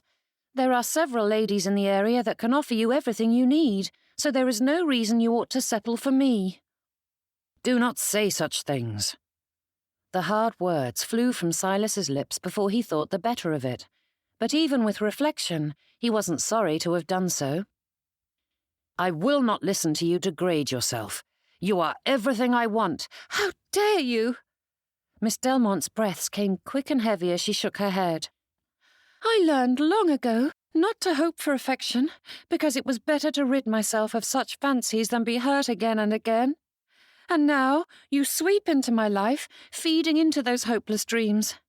Have you no heart?" "I do, and it belongs to you." Chapter 41. For the briefest moment, Miss Delmonte stood, frozen, as she stared at him, and Silas gave her a hint of a smile. Then she shook her head and scoffed. "Again and again, I have been made to feel my place in the world, and you must forgive me if I find it impossible to believe that a handsome man of means can look at a poor plain spinster and think she is desirable. I am not a fool, Mr. Byrnes." Silas swept her into his arms, moving with such speed that her breath caught, her eyes snapping to his. They widened as they took him in, and Silas held her gaze with firm determination. "Do not speak of yourself in such a manner. I will not stand for it." His voice was a hard whisper, his eyes forcing her to heed his words. Silas fought against the flames licking his chest that demanded he hunt down every person who had put such thoughts in her head and repay their heartlessness. Miss Delmonte gaped, and when she found her voice, it was only a whisper. "But I am not—" Silas pressed a finger to her lips and shook his head. "Not a single word, Miss Delmonte. I will not listen to you or anyone else speak such horrid things about someone so dear to me." His finger drifted along the edge of her mouth, his gaze falling to his touch as he longed to do so much more. But Silas forced his attention back to the matter at hand. His gaze softened as it held hers, though his conviction did not waver. "I love you, Judith Delmonte." He spoke her name with its proper pronunciation, smiling as it rolled off his tongue with that Italian ease. "Yes, I am grateful for all you do for my children and my household. You are immensely capable, and I would be a fool to overlook such fine qualities. But you are the greater fool if you think it was gratitude that made my days drag while you were gone, or that it is mere loneliness that has me pining for your company even when I am surrounded by others." The lady's eyes glistened, her brows rising as he spoke. "You are lovely," Silas whispered, his lips pulling into a smile as he studied her features. Logically, he knew others may not think so, but he couldn't think of a lady more deserving of such a description. "You say there are others more suited to be my wife, but I can tell you with absolute certainty there are not. No one could ever compare. Your kindness, patience, and spirit are but some of the many qualities I admire about you, though I could never hope to list them all." Her lips trembled, and Silas brushed a thumb against them, his arm tightening around her.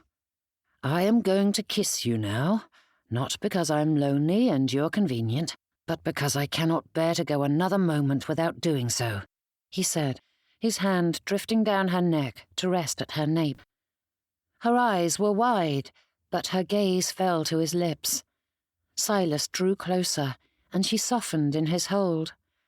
With no more than an inch between them, he paused and held her gaze, studying her warm eyes. Her lids slid closed, and Silas smiled to himself. Needing no more invitation, he pressed his lips to hers. Though buried beneath layers of embarrassment and self-flagellation, Silas still relished their first kiss. It had been a moment of utter passion and bliss, unlike anything he'd experienced before. Yet it was naught but a poor pantomime of this moment. Yes, there was the heat and ardour that accompanied the attraction he felt for her, but the love driving his touch gave the sentiment so much more power than before. It was as though her soul wove through his, binding them together irreparably. It was no longer his heart being inside his chest. It was hers. Theirs. Miss Delmonte, his Judith, couldn't be more wrong about his feelings, for Silas was certain if she left him, he would never be whole again. Judith tried to fight the surge of tears filling her eyes, but it was a losing battle. He surrounded her, filling her senses with every touch. It didn't conquer or consume as it had in the past. It was tender and gentle, holding her as though she was precious. Dear. Some part of her thought it a terrible idea to surrender to his embrace, but Judith couldn't muster the strength to free herself. She didn't want to. Not truly. How could anyone turn aside from such pure adoration? Good gracious, Judith couldn't think straight with his lips pressed to hers. This was everything she'd ever imagined a kiss to be, yet so much more. No matter how much she'd dreamed of receiving such affection, she hadn't been able to imagine the feelings sweeping through her. With each touch, her heartbeat quickened, beating a rapid pulse that matched his, leaving her both elated and dizzy. His arms settled around her, resting at the small of her back, and he leaned away, holding her gaze with that lazy grin of his that was somehow infuriating and amusing all at the same time. "Mr. Byrnes," she murmured. "Silas," he whispered. Judith's breath caught, her heart flinching at the implication even as her lips did as ordered. "Silas," she repeated in a hushed tone, though Judith could not recall what she'd been about to say. One of his hands travelled up her back, coming to rest on her neck, his fingers tickling the hairs at the nape as his thumb brushed along her jaw. "Can you forgive me the sins of my past?" he asked. "I know I have given you ample reason to doubt my heart, but I know my feelings well enough. I love you, Judith. I cannot bear to be apart from you. I want you to be my wife because I know I shall never love another as I love you." Judith held his gaze, her heart fluttering not only at the ardour beneath the words, but at the sound of her name on his lips. Even in the few proposals she had received, no man had called her by her true name, and Silas spoke it with such tenderness. His gaze held her, his eyes burning with such adoration, giving strength to his words. Silas saw her and loved her. "Marry me, Judith, please." Tears burst out, streaming down her cheeks as she let out a choked sob. Silas's brows rose, and Judith shook her head, pressing a hand to her lips. Though she tried to assure him she wasn't saying no to his question, she couldn't manage a single word. She nodded, but that only added to his confusion. And matters grew worse as Silas wiped at her tears. The gentleness was enough to draw forth more, but then he whispered so many more little kindnesses, speaking all the many things she'd always dreamt of hearing from the man she loved. But it wasn't some daydream or fantasy. It was happening to her. Poor, plain Judith Delmonte had won the heart of Silas Byrnes. There was no other happiness to compare to such a moment, no words to convey the joy sweeping through her. Judith couldn't breathe, and no matter how she tried, she couldn't stop the tears from flowing.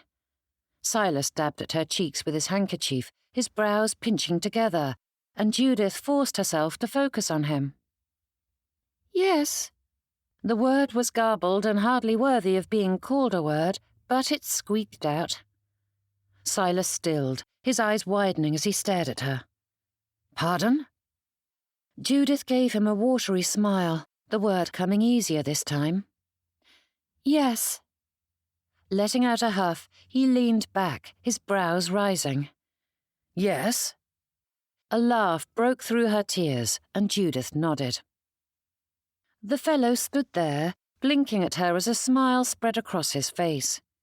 Taking her by the hand, Silas tugged her to the other side of the office. "I will find Mr. Winston immediately. If I offer him enough money, I am certain he will wed us this very moment, license or not. Judith pulled back on their joined hands, forcing him to stop.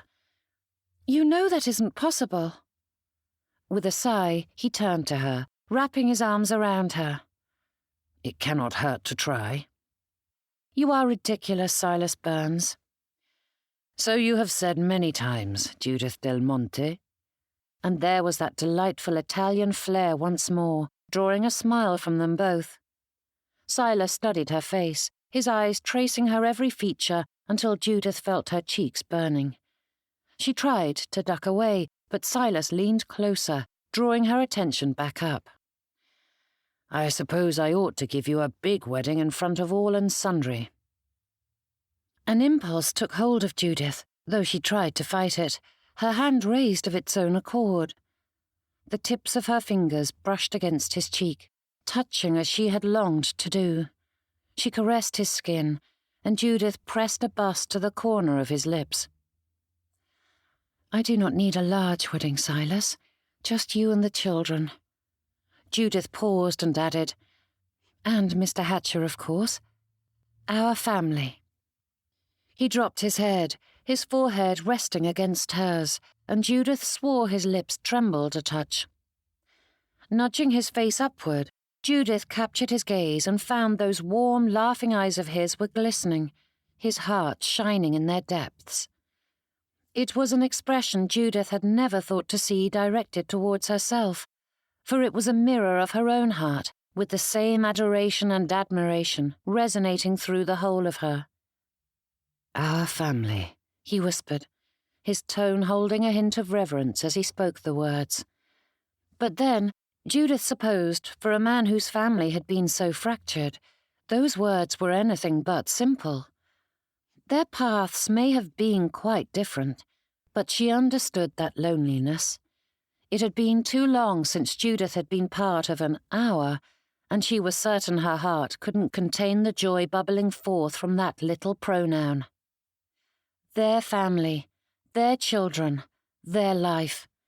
For someone who had been alone for so long, the words were a godsend. "Yes, our family," she repeated. Silas's smile grew once more, and he drew her into his arms, but it was Judith who closed the distance and pressed her lips to his. For all his apologies, it was she who felt as though she needed to make amends. Though her fears had seemed so logical not a quarter of an hour ago, Judith could not comprehend why she had denied herself this happiness for so long. Judith had spent so many years living adjacent to love and acceptance, seeing it there, out of reach. And now it surrounded her, engulfed her, filled her very soul. Judith had found her family at last. This has been A Passing Fancy, written by M.A. Nichols, narrated by Madeline Brolly. Copyright 2021 by M.A. Nichols.